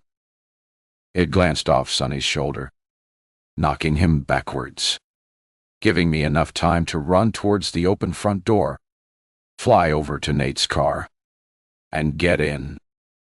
The keys were in the ignition. My hands shook so badly, I could barely turn the key. The stench of gasoline was everywhere. My breath tore out in rasps when I finally started the car up just as they ran out into the driveway. They'd never leave me alone. I knew I couldn't shake them off. But then a crazy idea shot into my head. I backed the car up, put it in drive, and headed right towards them. I could see their eyes white-edged with disbelief as they jumped aside. It was then that I floored the gas pedal, crashing straight through the wide-open side gate towards the lawn and the boat dock and the frozen lake. With seconds to go, I threw the side door open and flung myself out among the bulrushes, smashing my shoulder against a jagged chunk of ice. I heard the car crash onto the half-frozen lake, crawling through the bulrushes, my arms screaming with pain. I pulled myself into the shelter of the shrubs that bordered the park. Sonny and Mel ran down the back lawn and watched as the car's nose turned downwards into the cold black water. Then they turned and made their way back to the house, stopping suddenly at the sound of a car pulling into the driveway. All I could do now was sit back in my cradle of bulrushes and stare at the broken gate that separated the lake house from the forest, to watch the car go down, to find myself in the exact place where Nate had left our son Jack 5 years ago. Chapter 46. The lake house was burning. I had to get back there right away before there was nothing left but a pile of burnt rubble, and the person I truly loved was buried underneath it all. Mel and Sonny had already left, which was exactly what I wanted. I needed them to think I was dead, that my body had sunk down into the frigid water along with Nate's car. But I could swear I'd seen Stefan standing in the window of the burning house. I started running, the same thought spooling through my head over and over. He thinks I'm still in there. He's gone in to rescue me. I tore up the garden past the side of the house. Mel and Sonny's truck was gone, but Stefan's SUV was still parked in the driveway, the driver's side door hanging wide open. The front door of the house was shut, and the heavy concrete planter shoved against it, so it would be next to impossible to open the door from inside. Sonny and Mel must have hidden at the side of the house and watched Stefan arrive, then shut him in once he went inside to rescue me from the fire. They'd thrown gasoline everywhere, so there was no time to waste. I had to get inside before everything went up in a massive blaze. I started to shove at the planter, but I couldn't budge it. Then I began to scream for help at the top of my voice. My screams were suddenly drowned by the rush of flames rocketing into the air like cascading fireworks, dispersing into a heavy pall of black smoke. Almost immediately, front doors opened all along the street. Vera's garage door slid upwards, and she appeared, tearing towards me, her coat flying behind her. I called 911. She yelled, Then Shanti's front door slammed open, and Dev was sprinting down the street towards me. Sam from next door rushed out, holding a shovel. In a matter of minutes, neighbors from all down the street, including some I'd never met, were gathered in the driveway. "Is anyone else inside?" shouted Dev. "My friend's in there," I screamed above the noise. "Help me get to him." Dev and Sam, and a guy I never met, grabbed the edges of the concrete planter rake, and together we shoved it away from the door in an effort to open it. But the door was locked. They lured him in there and locked the door on him. My heart lurched. I couldn't lose Stefan now. My throat felt so dry I could hardly force the words out. "My friend's a cop. He's in there." I locked him inside. I saw him in the family room window. Sam ran back to his garage and returned with a ladder. "If we can climb up to look inside, maybe we'll see him." We ran to the back of the house. The family room was filled with smoke. "We can't break the window," said Dev. "It'll make the fire worse." I felt like someone's hand was clamped across my throat as Sam propped the ladder against the wall and began to climb upwards. Dev and I steadied the base. "I hear the sirens," said Vera, rushing round to join us. "They're almost here." But all I could picture was Stefan fighting back flames just like Alex did that night. So long ago. Or maybe he'd passed out in the noxious clouds of smoke. "Can you see him?" I screamed to Sam as the sound of sirens filled the street. "I'm not sure. Maybe I see a foot sticking out from behind a wall." "Let me look," I yelled and was about to climb up too when Dev grabbed my arm. "Leave it to the pros. Olivia. They're here." The sound of squealing brakes was quickly followed by the heavy crunch of boots on the gravel. 2 firefighters appeared. "Anyone in there?" yelled one. "I think someone's lying on the floor down here," Sam shouted back. Within seconds, the crew cleared us all away from the area and banished us to the end of the driveway where 2 massive fire trucks were parked, their lights flashing. We all moved further back onto my driveway as an ambulance arrived, followed by the police. Only then, I realized I was a mess. Bruised, filthy, terrified. Vera put an arm around me and cradled me against her shoulder. "They'll get him out," she whispered. "It'll be all right." I leaned sideways against her stout, warm body, and next thing I knew, everything went fuzzy, and my legs gave out from under me. I struggled to open my eyes to get a sense of my surroundings.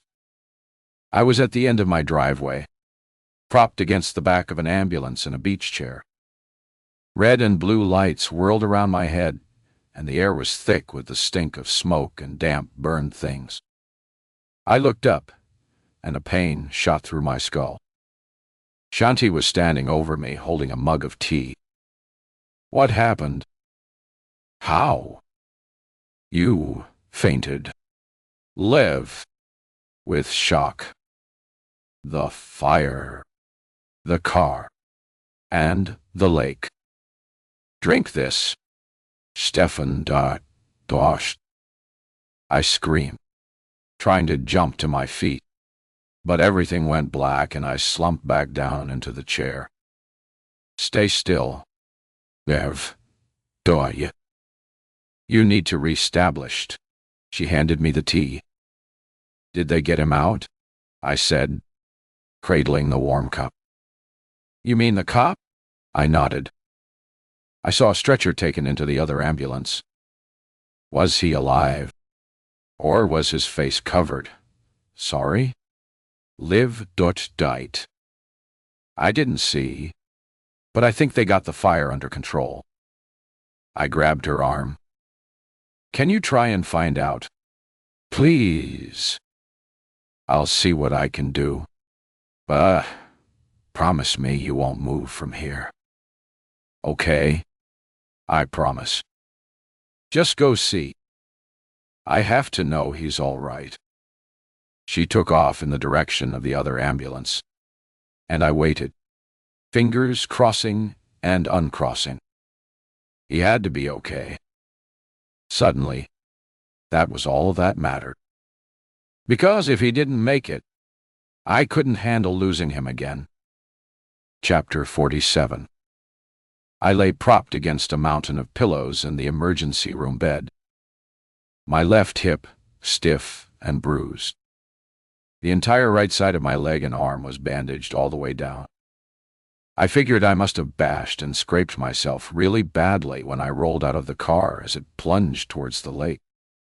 Thinking about that crazy stunt from the safety of a hospital bed, it seemed inconceivable that I actually went through with it.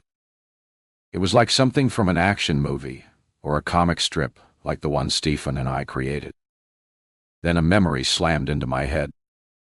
Stefan had been carried out of the lake house on a stretcher, but I still didn't know if he'd made it out alive. The ambulance had taken me away before I could find Shanti. Then, as soon as I reached the hospital, the doctors checked me out and a nurse dressed my wounds. After that, 2 officers came and took a statement, asking me to recall everything I remembered from the moment Sonny and Mel brought me to the lake house. They already knew about Nate's involvement. Stefan must have told them before he came rushing to help me out. But I gave them the location that Nate had sent to Sonny and Mel. So, they left in a hurry, telling me to stick around the city because they weren't done with the inquiry. I'd fallen asleep then, trying not to think about Nate and what was happening out on that country road. Since I'd found out he was responsible for Alex's death and Jack's disappearance, I hated him with such a passion that if he'd come into the room and stood in front of me, I'd have torn him apart with my bare hands. Instead, I prayed that Sonny and Mel reached him, found whatever they were looking for, and delivered some kind of gang justice to him, preferably something slow and excruciatingly painful. The rush of anguish made my head woozy again. I thought maybe I had a concussion, so even though I felt the need to sleep, I tried to fight it. But I was so tired I started drifting off. Then the sound of a familiar voice nudged me out of my drowsy state. I opened my eyes. Shanti was standing by the side of the bed. Something about her bright eyes and wide smile made me glad to be alive. She clutched a large bunch of yellow daisies and a bag of Malta serves. "Hey, stranger, Dick. I got munchies and good news for you." I sat up. Hope flared like a light inside me. She plunked the candies on the bed. "The cop. He's okay. They got him out. He's not injured." She shook her head. "Seems he crawled across the floor to the back passageway of the house." "Oh, well, no, sir, we're out." "He managed to shut that door so the fire couldn't spread there. He got out almost unharmed, except for a bit of smoke inhalation. Guess they train those guys on what to do in those situations." "I can't believe it. That's the best news I've heard in ages," I said, ripping the bag of chocolates open and holding the bag out to her. "Want some?" She grinned and grabbed a handful. "Don't mind if I do." We were over halfway through the bag of Maltesers when Stefan walked in, and my heart skipped a couple of beats. Shanti looked from me to him, a bewildered expression on her face. Stefan looked pretty good for someone who'd escaped from a major fire. One side of his face was covered in deep scratches. His hands were both bandaged, but there were no visible burns. Olivia and I are old friends from high school, he said, pulling a chair up to the side of the bed. We go way back, I added. She exhaled deeply. Oh, I was wondering what the connection was. Thanks for looking after Olivia, he said. You guys are all great neighbors. I heard how everyone worked together to get me out. Can't thank you enough. We look after each other. That's what neighbors do, she said, smiling. I was grinning like a kid on her birthday. I'd almost lost Stefan again, and now he was sitting right next to me, solid and real. He smiled back. Okay, said Shanti. It looks like you two have important things to talk about, so I'll go and see if I can find a vase for the flowers. We watched her leave. Once the door shut, Stefan's smile disappeared as he took my hand. My heart dropped. I'm afraid I have bad news for you. Whoa, Div. It's about Nate. I leaned back against the pillow and gritted my teeth to stop the tears squeezing from my eyes. I don't want to talk about that monster. I'm done with him. Wait. Live. Died. Tune. Mev. You haven't heard me out. Raj just came to see me.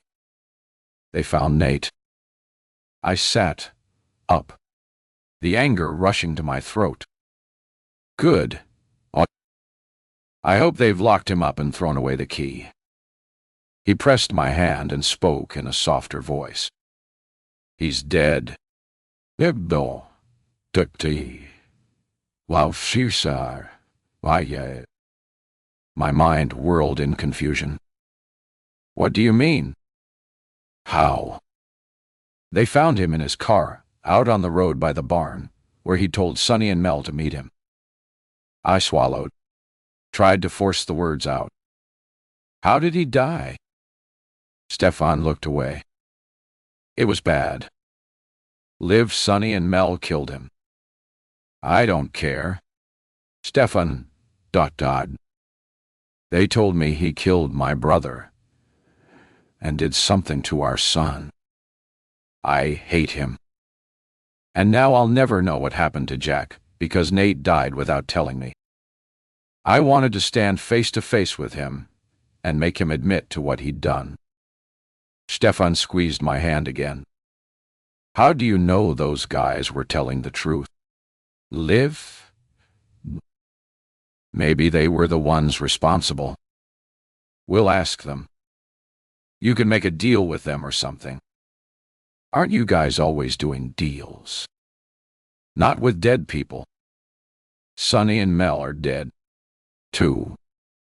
How? I gasped. Looks like they strangled Nate in his car with a piano wire and cut his tongue out. The brutality of the image hit me like a blow to the skull. I squeezed my eyes shut. Sonny and Mel were monsters. Liv. They belonged to a major organized crime syndicate. But it looks to us like Nate rigged the barn with explosives. So as soon as they crossed the threshold, the whole place went up, blew into a million pieces with them inside it. Seeds of doubt began to sprout in my mind. Nate set them up. We're not sure about everything yet, but we believe Nate was trying to set something up on his own. Get out from the main organization. He had something they really needed and was using it for leverage. Apparently, he'd orchestrated their entire financial structure, set up a bunch of offshore accounts and phony shell companies. They wanted all the details, all the passwords and account numbers. He said he'd give it to them if they let him go. He'd told them he had it all at the barn and was waiting for them. But if they didn't give him a free pass to safety, he threatened to give all the information and more to Fintra. That's the National Financial Intelligence Agency. He'd make a deal that would put them all away for life. I don't get it. I shook my head, closed my eyes. It was all too much to take in. We'll spend the next few weeks finding out more details and filling in the blanks, answering the questions, trying to find what they were looking for. Can I go home? They won't let me drive yet, but I'll get someone to take you as soon as the doc gives the okay. I remembered my car back in the Safeway parking lot and asked if someone could fetch it to my place. Stefan went off to make the call, and I lay there staring at the ceiling, feeling nothing but numbness. I thought I'd feel relieved to learn that Nate was dead, that he died a violent, painful death, but I didn't feel that way at all. One thought still chipped away at my brain and wouldn't let me reestablish. Now I'd never find out what happened to Jack, and I'd have to live with that unanswered question for the rest of my life. Chapter 48. 2 weeks later, I was back home, sitting in an easy chair by the bay window, staring at the burned-out remnants of the lake house. It was a perfect metaphor for my life. A hollowed-out shell haunted by ruined memories. A grotesque reminder of what could have been. My easel stood on the other side of the window. On it, a blank canvas. I hadn't touched it since before the fire. Min called me the day I got home from the hospital and told me not to worry. Take a month off. Live. Dot. Check in with me then, and let me know how you're feeling. We understand. A month off. I needed a new life. A fresh start. A chance to put everything behind me. But how? The neighbors were really kind and helpful when I came back from the hospital. Vera and Shanti kept bringing food.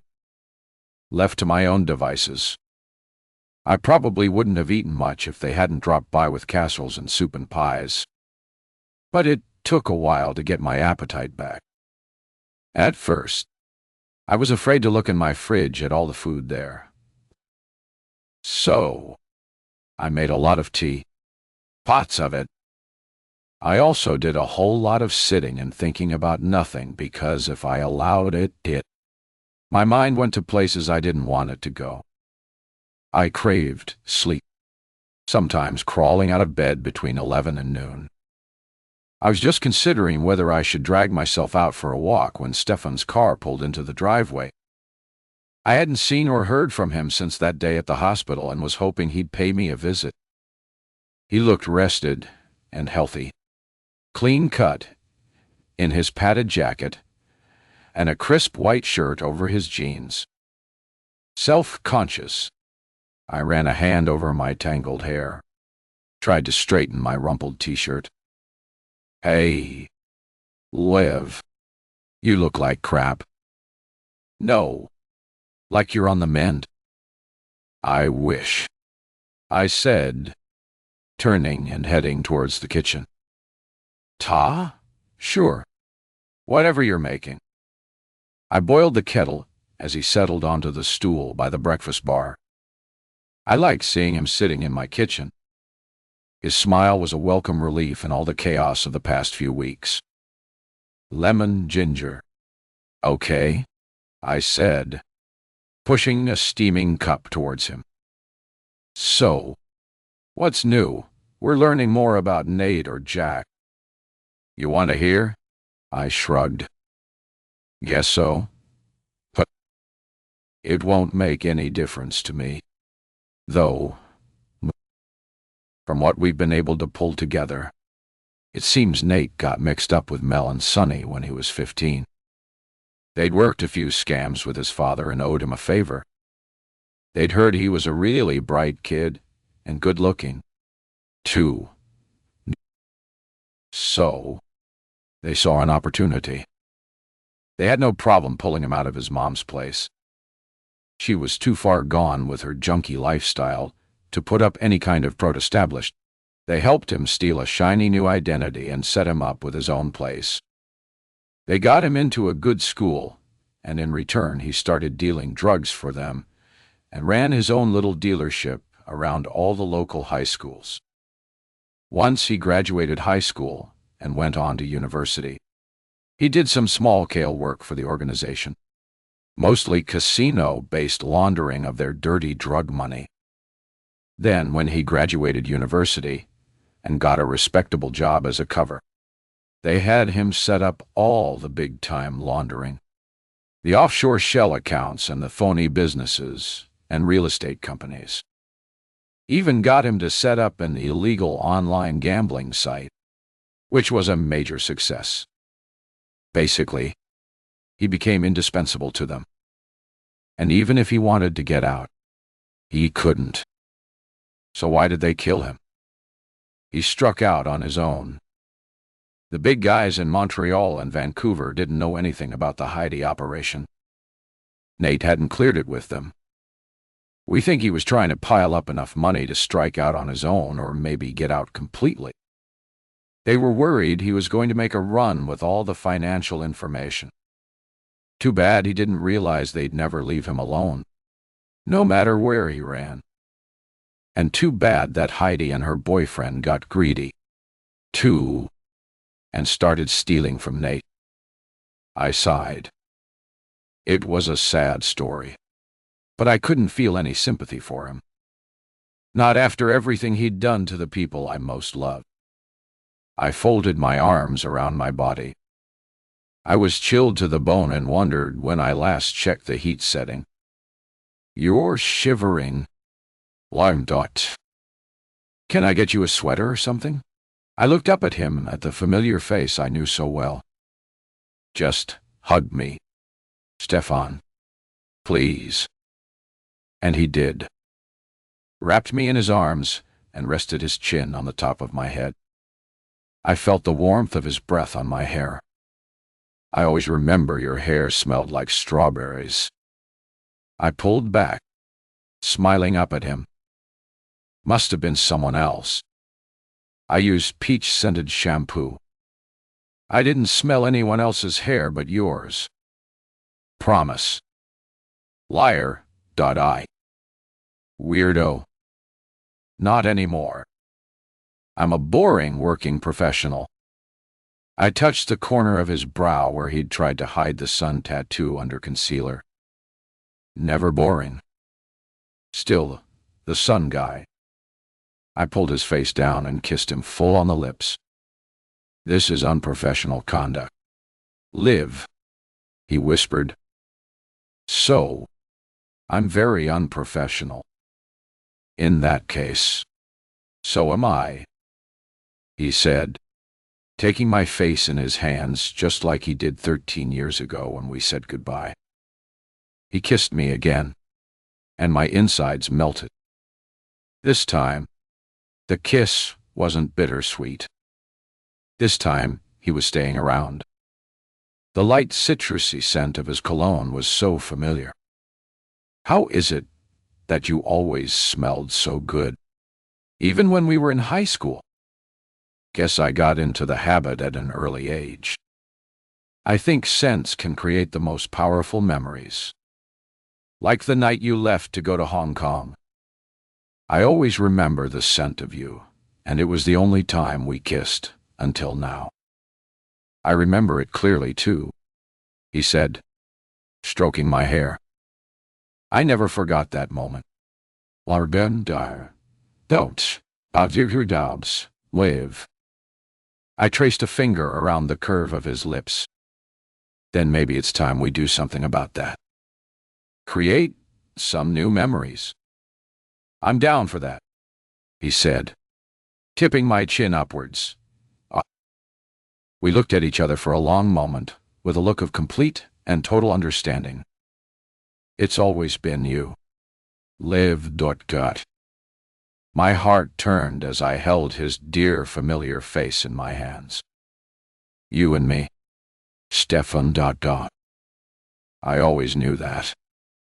We kissed again, and my whole world filled with the most intense kind of happiness.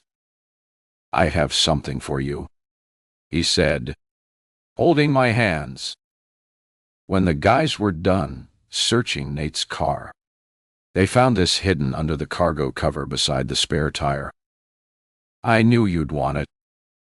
He held out a bedraggled puppy with a silver heart dangling from the band around its neck. "Rory. It's Rory. Jack's favorite toy. I couldn't find him." I clasped the animal to me. The stringy fur smelled of car oil and grease. I held it out and studied the wide, startled eyes and the tiny ears, the furry brown and white face. Any idea why Nate would have it? "None," I said, a current of anger buzzing in my chest, overwhelming my newfound happiness. It's like everything related to Nate. A mystery. Another question I'll never know the answer to. Damn him. I flung the toy across the kitchen. As it bounced off the opposite wall, a wave of guilt engulfed me. I covered my mouth, disgusted with myself. Why did I do that? Stefan lunged downwards and retrieved the little puppy. As he lifted him, the heavy head tilted over and fell off. Something dropped out from the hollow head. Stefan put the puppy down and studied the small square package in his palm. He unwrapped the paper and studied the black flash drive hidden inside. Maybe this is what they were looking for. This could have all the business and financial information we need to bring the whole organization down. He looked so pleased. I tried to be happy for him. "That'll be good for you to get this breakthrough." "You bet. This would be the biggest bust I've ever had." "You deserve it. Stefan Dahl. You're a good, hard-working cop and a loyal friend. You stuck by me through everything." He glanced at the piece of paper. "Looks like there's an address written on here. I wouldn't be surprised if Nate's hidden even more inside information somewhere. Guess he wanted to make sure the whole organization would go down. I'll have to go right away and check this out. You sure you'll be okay?" I nodded. Shanti's coming to keep me company for a while before she has to pick up Rocky from school. He handed me the broken puppy. "Maybe you'll want to do a little first aid here." I clutched the toy to me. "It'll be a painless operation. I promise." Then he smiled and leaned in to hug me. "I promise when you're ready, I'll take you somewhere beautiful for dinner. Just the two of us. No phone." He shook his head.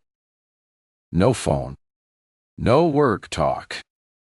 Then he headed out the door, already dialing a number. Chapter 49. A week later, I'd managed to start drawing again.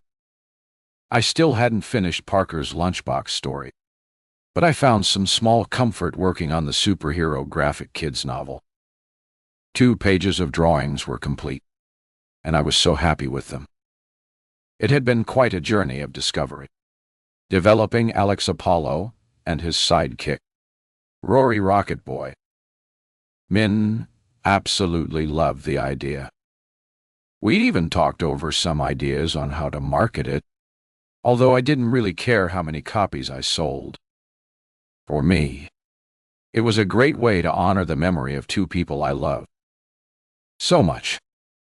The only way I was so lost in crafting the latest drawing, I almost missed the phone ringing. It was Stefan.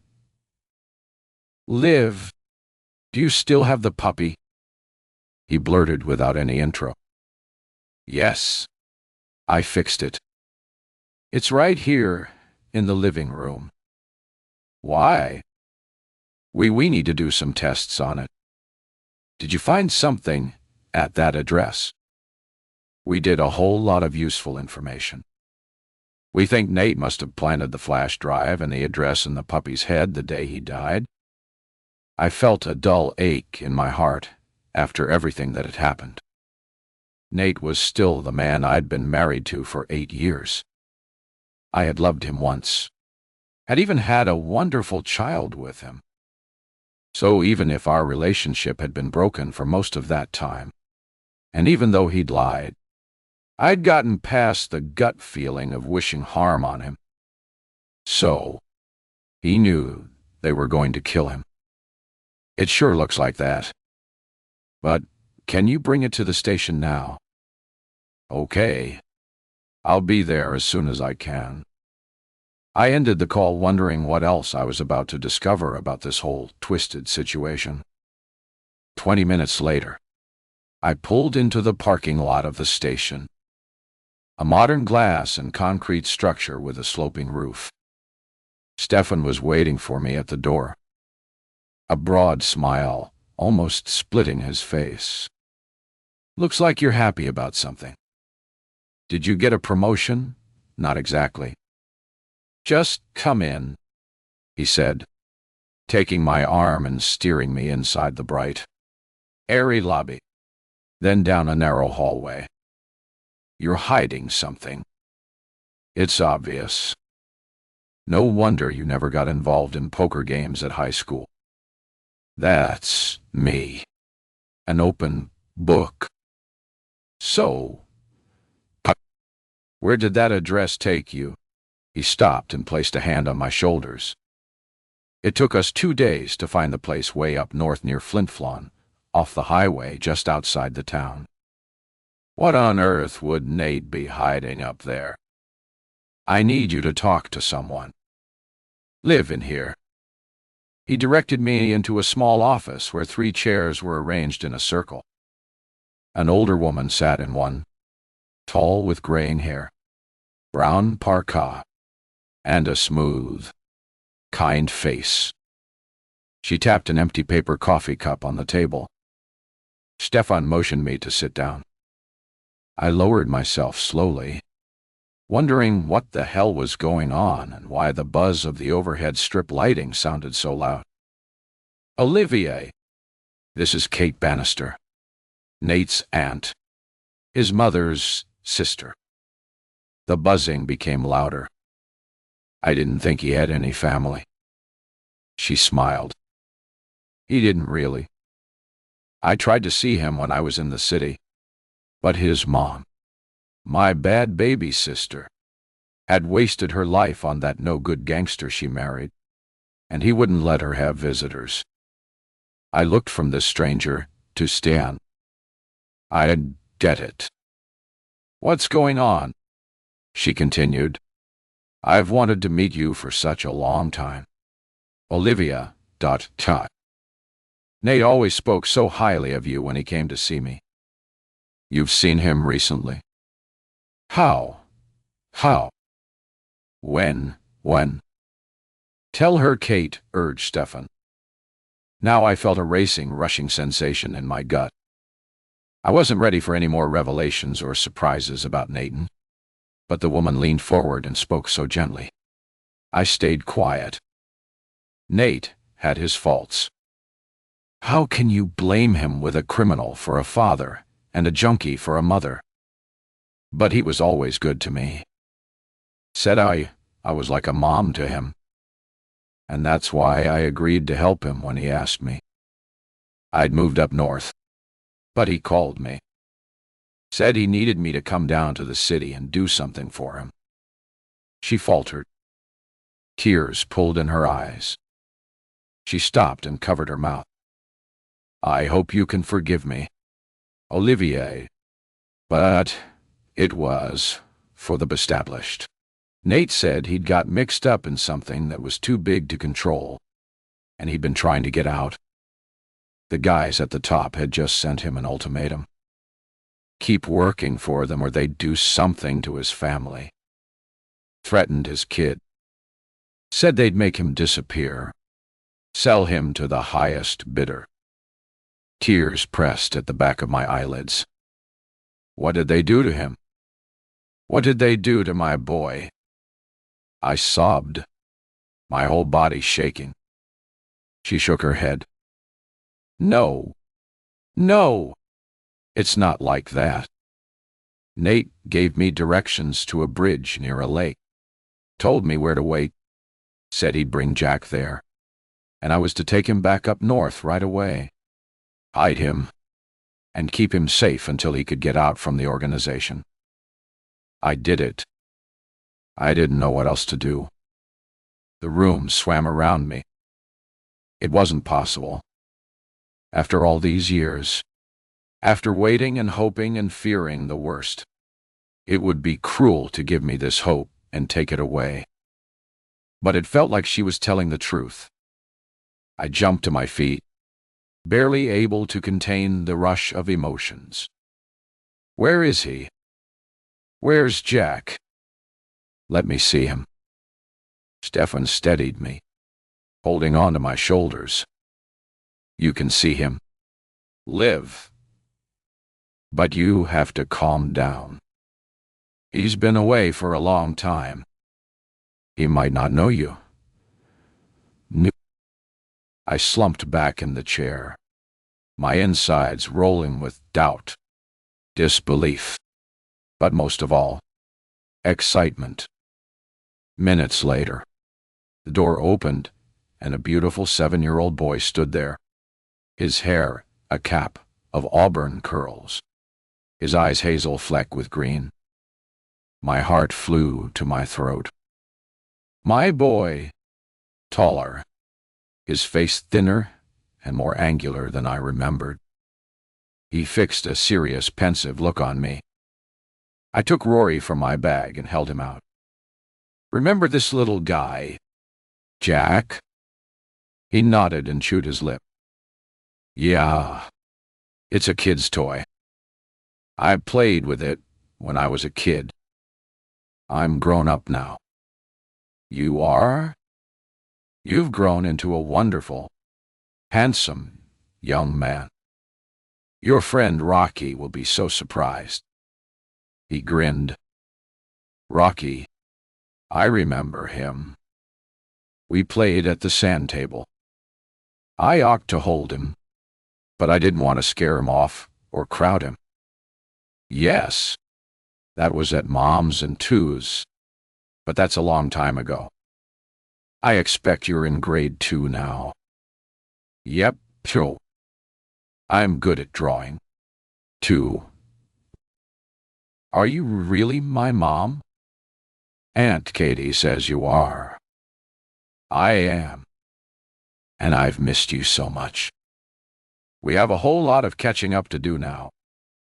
Is this you? He held out a photo of me with him at the zoo. He was nestled in my arms outside the bear enclosure. I tried to fight back the tears. It is. Where did you get that?